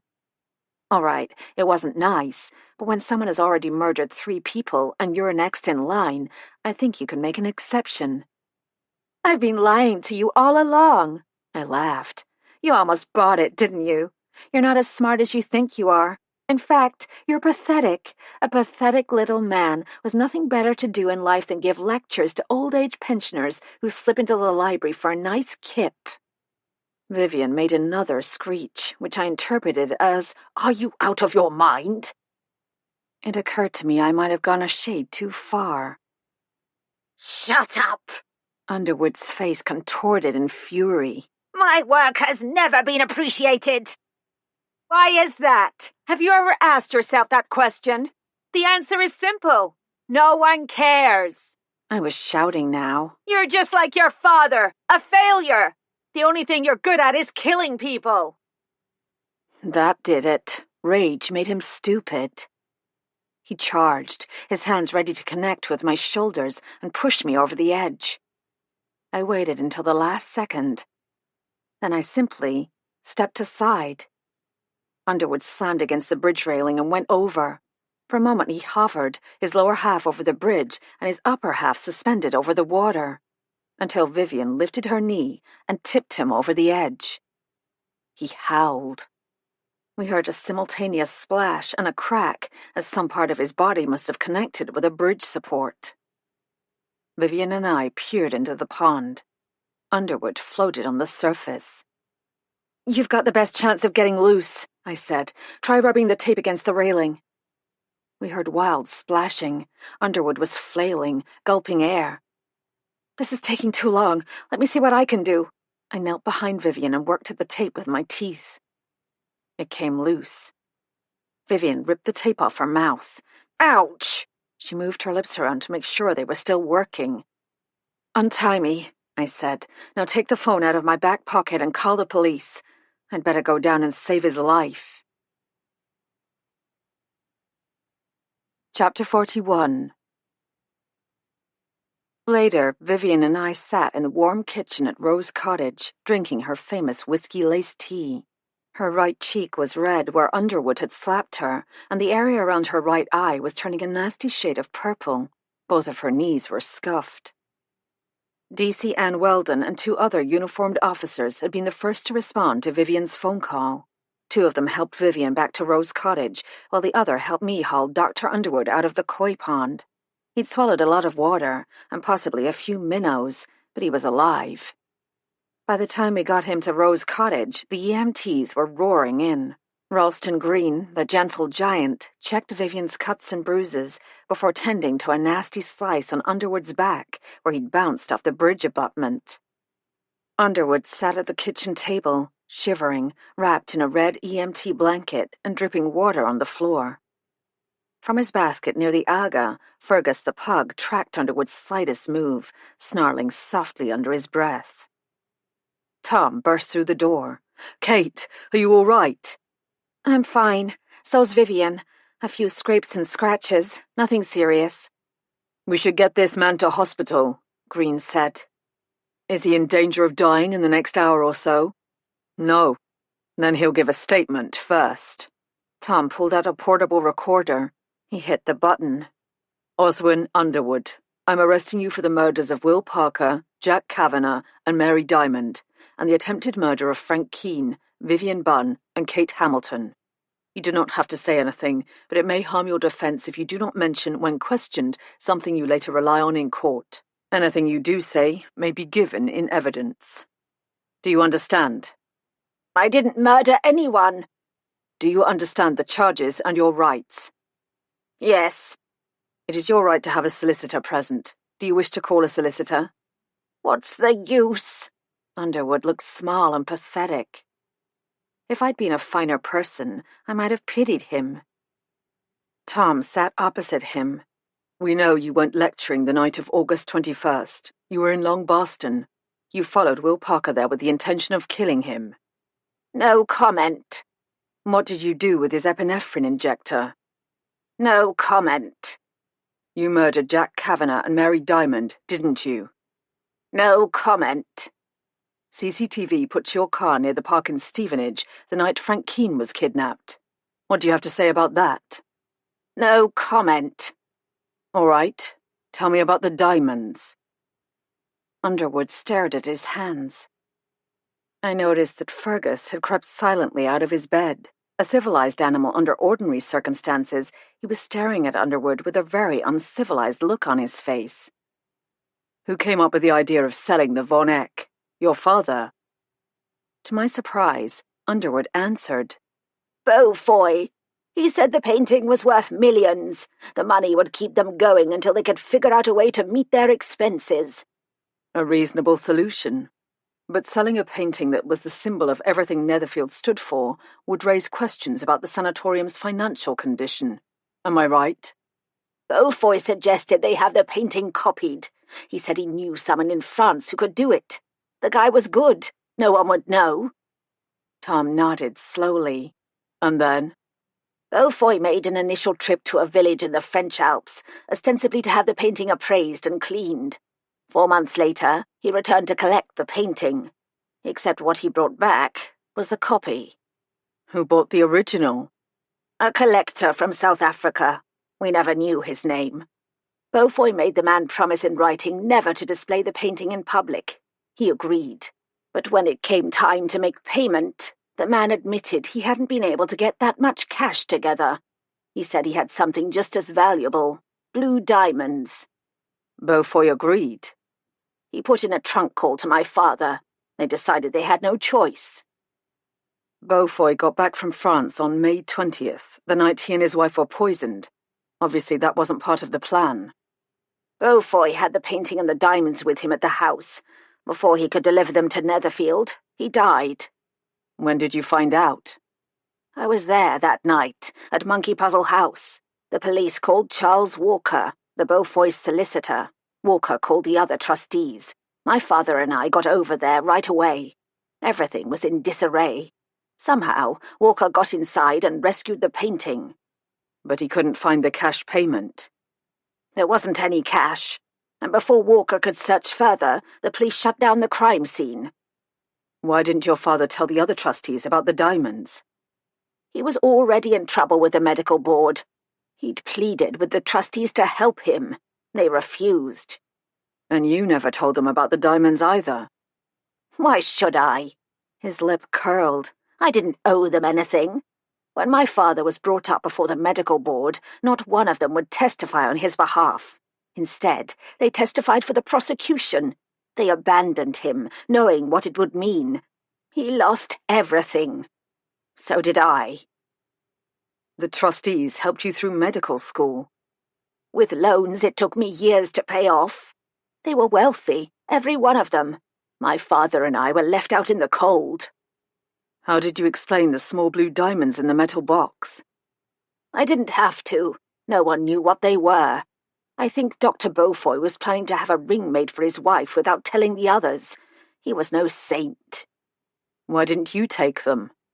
I thought about it, but the others would have known they were gone and wondered why. Anyway, they were nothing compared to the bigger diamonds. They were there somewhere. I just had to find them. How were you able to access the medical records of the 5 sleuths? I'm a doctor. I have access to the NHS records portal. But those people weren't registered to your practice. Access is limited and monitored. In theory, Underwood snorted. No one looks at the audits on a daily basis because of the sheer volume. Trying to find someone looking at records they don't need is like finding a needle in a haystack. We know you injected Will Parker with bee venom. Why did he have to die? He knew about Jack Kavanagh, of course. Underwood's shoulders slumped. He'd given up. What do you mean? I wasn't satisfied that Kavanagh didn't know about the diamonds. I went to see him. I searched his flat. I could see he was having a heart attack. Did you call for help? Underwood made a mewling sound. Speak up, please. Did you call for help? I didn't kill him. I left. You withheld medical aid. It's the same thing. And Will Parker figured it out. How? He'd been in touch with Kavanagh. When he found out he'd died suddenly, he became suspicious. Then he learned Mary Diamond died. That really put the wind up. He contacted me, suggested we meet. I knew I had to do something, so I followed him to Long Barston. And you confronted him in the graveyard. Why did you kill him? He said he was going to warn Vivian Bunn and then turn me into the police. He gave me no choice. I could see the muscles working in Tom's jaw. Vivian was softly crying. Why did you kill Mary Diamond? I didn't kill her. I just provided the means. Physician-assisted suicide. Why did she have to die? She knew nothing. There was a chance she might tell someone I'd been there and searched her room. Not well enough, as it turned out. Some crazy woman in a pink robe wandered in and I had to leave. And Frank Keene? A long shot, I admit, but someone had taken those diamonds. Besides, he didn't die. No thanks to you. Underwood's teeth were starting to chatter. Fergus had worked his way toward Underwood. His ears were flat, his hackles raised. He lifted his lip and snarled. "Get that dog away from me!" Underwood kicked him. Fergus bit him. Good dog. When everyone else made their exit, Tom, Vivian, and I moved into the sitting room. We'd topped up our teacups. Tom lit a fire in the fireplace. Vivian picked up her knitting, a project she'd been working on as long as I'd known her. I knew she was thinking about Will Parker. He'd wanted to warn her. "Do you think the blue diamonds will ever be found?" she asked. "Who knows?" Tom said. "Right now, I'm more interested in how you two managed to survive attempted murder." He folded his arms, waiting for an explanation. "You should have seen her, Kate," Vivian said. "First, she made up a story about a safe deposit box and said she'd take him there tomorrow. He didn't buy it, of course, so she backtracked and told him Mary Diamond had taken the blue diamonds and they were probably in some charity shop in Norwich. Then she told him she'd been lying all along. That really got his goat." Vivian scratched her head with a knitting needle. "Of course, I was the one who tipped him over the railing." "Kate, what is it?" Tom said. "You look like you're a million miles away." "It might not have been a lie. About Mary Diamond, I mean. Vivian, what happened to that box and tote bag we brought back from Sunny Shores? We never got around to looking inside." "In the hall closet." "Get them, Tom. I think Underwood was right. One of the sleuths did take the blue diamonds, and my money's on Mary." It took Tom less than a minute to haul the box and bag into the sitting room. He cut through the tape with his pocket knife. Vivian started on the tote bag. I took the box. As we pulled out each object, we placed it on the coffee table. Other than the Art Deco candlestick, Mary's entire collection, her pride and joy, consisted of junk. Lots of beads, strung and unstrung, mismatched earrings and other cheap pot metal jewelry. A small tarnished silver-plated napkin ring, several crystals, a gold-painted egg, a glass paperweight, a hunk of mica. a string of gold paper clips. "Look, my ring!" Vivian held up a tarnished ring with a cloudy blue-green stone. "I knew she'd taken it, the little thief. But where are the diamonds?" My fingers met something soft. I pulled out a small leather pouch with a red drawstring. Vivian gasped. "That's it!" "Vivian, hand me your saucer." Untying the drawstring, I opened the pouch and tipped the contents into the small porcelain dish. Out spilled dozens of natural stones, some smooth agates, and 5 rough blue diamonds. We gazed in wonder. "These are intense blue diamonds from the legendary Cullinan mine near Pretoria, South Africa," I said. "I'd say the stones in their uncut state weigh anywhere from 10 to 25 carats. Cut and polished, they're worth a fortune." I picked up the largest diamond and held it up to the light. It was the color of a deep blue fjord on a summer's day. Tom shook his head. "These 5 stones cost precious human lives." Chapter 42. Saturday, September 11. 2 days after Dr. Oswin Underwood was formally charged with murder, kidnapping, and assault, Angela Vine and Rector Edmund Fox were married. The church bells tolled as guests filed into St. Ethelrick's. As Tom and I walked through the lich gate, I checked the invitation. Service at 10:30, reception to follow at the rectory. How long do you want to stay? Long enough to toast the couple and taste the wedding cake. Sprays of white roses adorned the church. 3 adorable little bridesmaids tossed rose petals along the center aisle of the nave. Angela's sister was present after all, holding a swaddled pink bundle. 2 days after the hen party, she'd given birth to a daughter. The bells ceased. The bride and her father appeared. The organist began the Trumpet Voluntary. Angela looked radiant in a white lace gown. Edmund brushed away a tear. A bishop from Chelmsford conducted the service. 30 minutes later, the newly married couple marched out, holding hands to the strains of Mendelssohn's Wedding March. The reception was held at the rectory, where Hattie Nuttall had marshalled the culinary talents of the entire village to provide enough food to serve Hadrian's army. Tom and I stayed long enough to sample the cake, a multi-tiered affair made by a bakery on the high street. "We should go, Kate," Tom said. "I promised we'd meet someone at the 3 Magpies at 1 o'clock. "Who?" "You'll see." "Will I like it?" He never answered me. I found out why. Entering the 3 Magpies, I spotted Tom's mother at the bar. Oh no, what now? Liz Mallory tossed down the last of a white wine and stood to greet us. "Hello, Tom. Kate. Thank you for coming. I've taken a booth in the corner. Would you like lunch?" "No, thank you," we said in perfect unison. Once we were seated, Liz said, "I want to apologize. I know what I said about the ring was unkind." "And untrue," Tom reminded her. "It's not your ring. It's not Olivia's ring. It's mine to give, and I chose to give it to Kate." "I know that. I said I'm sorry." Liz twisted her napkin in her hand. "Tom, I want you to come home. Until the wedding, please." For once in my life, I had absolutely nothing to say. "Why?" Tom asked. "Are your friends beginning to suspect something?" "That's cruel." She threw him an accusing look. "All I've ever wanted is your happiness. I want you to come home because I love you, because I can't stand for there to be this breach between us."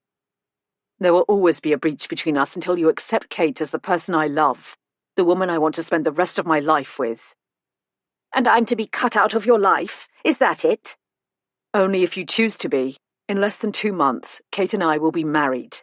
What part you play in our lives will be completely up to you." He looked at me. "Right?" I nodded, but remained silent. He was doing pretty well on his own. All I could do was screw it up. "And where do you plan to live once you're married?" Liz demanded. "When we decide, we'll let you know." "If you stay in England, I suppose it means I'll be asked to leave my house." "My house, to be accurate, but no, it does not mean that." The house in Saxby St. Clair is your home, and Olivia's, for as long as you want to live there. But where will you live? I told you. When we decide, you'll know. Liz turned to me. Kate, will you forgive me for saying what I did about the ring? Yes, of course. I felt like a hypocrite. Getting the words out was hard enough. Meaning them was beyond my ability at the moment. My mother always said, do the right thing and the right feelings will follow eventually. That I'd have to take on faith. After Liz left the Magpies, Tom drove me back to Rose Cottage. I have some paperwork to finish up. I'll pick you up at 5 for dinner. What should I wear? Whatever you'd like. Nothing fancy. Where are we going? He smiled, that half smile that always made my heart turn over. It's a surprise. We drove about 5 or 6 miles northwest of Long Barston toward the ancestral boundary of the Finchley estate. We passed the rare Breeds farm, which the National Trust was planning to preserve, mostly as a draw for children. At the junction of the B Road and a smaller lane, Tom turned right. Almost there. Not far now. After about 100 yards, we turned right again. At the end of the lane stood a very pretty rose-brick Georgian house. A plaque near the entrance said, Waif's House, 1780. Who lives here? I asked. Someone you know? You'll see, he said mysteriously. Cascading wisteria festooned the walls surrounding the portico, supported by 2 Portland stone columns. Tom knocked on the door. His knock was answered by a pleasant-looking older woman wearing a flowered apron. Welcome, she smiled at us warmly. Come in, you must be Kate, she said. I'm Mrs. Malone. The entrance hall was laid with well-worn stone pavers. Come this way, she said, leading us into a snug sitting room fitted with built-in cupboards and a cozy antique fireplace housing a log burner. Please, sit down. Make yourselves comfortable. She disappeared and returned with a tray bearing 2 small glasses of sherry. I wanted to ask who she was and why we were there, but she seemed to think I knew. Your house has an unusual name, I said instead. Yes, it's unusual. At one time this house took in what were called waifs and strays, young girls in need of refuge. They were trained for employment as maids. How long have you lived here? Almost 40 years. I raised my family here, 2 girls and 3 boys, all gone now with homes of their own. And my husband as well. He died several years ago. The house is too large for me now. But it's home. I know the feeling. I sipped my sherry. Are you a friend of Tom's family? I've known his Uncle Nigel for years. That was the only explanation she gave. Goodness. Had Nigel finally decided to take the plunge into matrimony? Was I here to meet my new aunt-in-law? But if Mrs. Malone had known the family for years, why had Tom never mentioned her? Why was I being introduced to her only now? Would you like to see the house, Kate? Mrs. Malone asked when we'd replaced our sherry glasses. Yes, I'd love to see it. Mrs. Malone walked us through the ground floor. In addition to the sitting room, there was a large dining room painted coral red and illuminated by a chandelier and wall sconces. A Georgian fireplace at the end of the room was edged in marble and flanked by 2 Gothic-style built-in cupboards. A perfect setting for family dinners, she said, and I got the impression she was thinking about her own family. We followed her down a corridor and entered a large room dominated by an inglenook hearth. The heart of the home, Mrs. Malone smiled. Kitchen and breakfast room overlooking the back garden. There's a boot room, laundry facilities, and a half bath through that passageway. She indicated a hall leading from the kitchen to the back of the house. The main drawing room is above us on the first floor. Better to catch the breeze on a warm day, you know, before there was any such thing as air conditioning. There's also a study on the first floor and the largest bedroom and bath. On the floor above that are 4 more bedrooms and an additional full bath. I'll take you up later, but if you don't mind, we'll have our dinner first. Everything's ready. Of course. Now I really was confused. Tom was being uncharacteristically silent. The dining room table was laid for 2, not 3. Was this some kind of catering scheme? Rent a Georgian house for dinner or something? Maybe that was how Mrs. Malone made extra money. The meal was simple, but delicious. Lamb and apricot curry over rice, served with a beetroot salad. For dessert, a jam and coconut sponge with custard. After clearing our dishes, Mrs. Malone fulfilled her promise and showed us the 2 upper floors. We climbed the curving staircase, the wood the color of warm treacle and polished with age. The first floor, what we in the States call the second floor, was divided into 2 parts. To the right of the landing was a large bedroom, an old-fashioned bath with a huge clawfoot tub, and a small study. On the left was the drawing room Mrs. Malone had talked about, the full length of the house, with windows on 3 sides. I took a peek at the 3rd floor, too. The children's bedrooms had been up there, along with a bath. "Your house is lovely," I said as we made our way back down. "Not mine for much longer. It's too much for me to run these days. I'm moving in late November to a lovely flat in Manchester, near 2 of my children." For the first time, I had a clue. Was Tom thinking about buying the house? Mrs. Malone ushered us into the small ground-floor sitting room and poured us coffee. "I'll leave you alone, shall I? Lots to do before the move."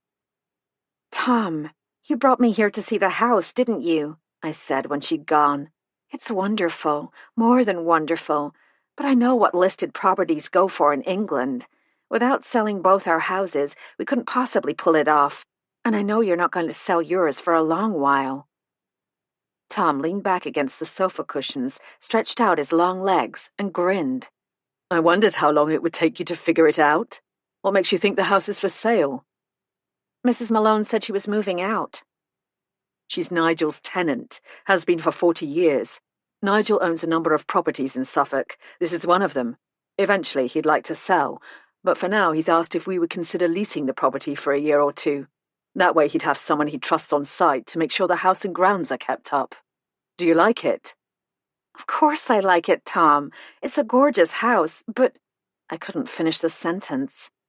"We'd pay him, of course. It would give us time to decide what we really want. It's near Long Boston. I assume you want to keep working at the curiosity cabinet." "Yes, of course. Ivor needs me." I set down my coffee cup. "How long has this been in the works, and why didn't you tell me?"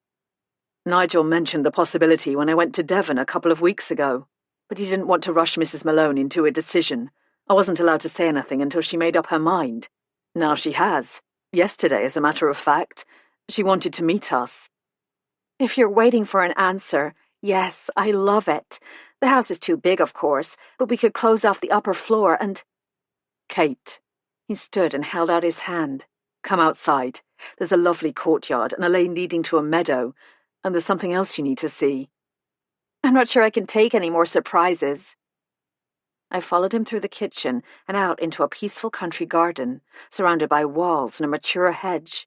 The leafy patio was paved with limestone. "What's the surprise?" I asked. "This." Tom reached inside his jacket and pulled out a sheet of paper, folded in 3. He handed it to me. It was a letter from Nash and Holmes, Private Investigations, Toronto, Canada. "Dear Tom, I know you turned down the position I offered you in Toronto, but hear me out. In order to expand, we need reliable, trained investigators, like you. Here's the deal. You remain in the UK, live wherever you like, work only the cases you choose to accept. There would be a salary, nothing to write home about, but your expenses would be fully covered. We're generous, if I say so myself. The real money is made from commissions on cases solved to the client's satisfaction. There's a job coming up in Devon. I'm sending details by courier.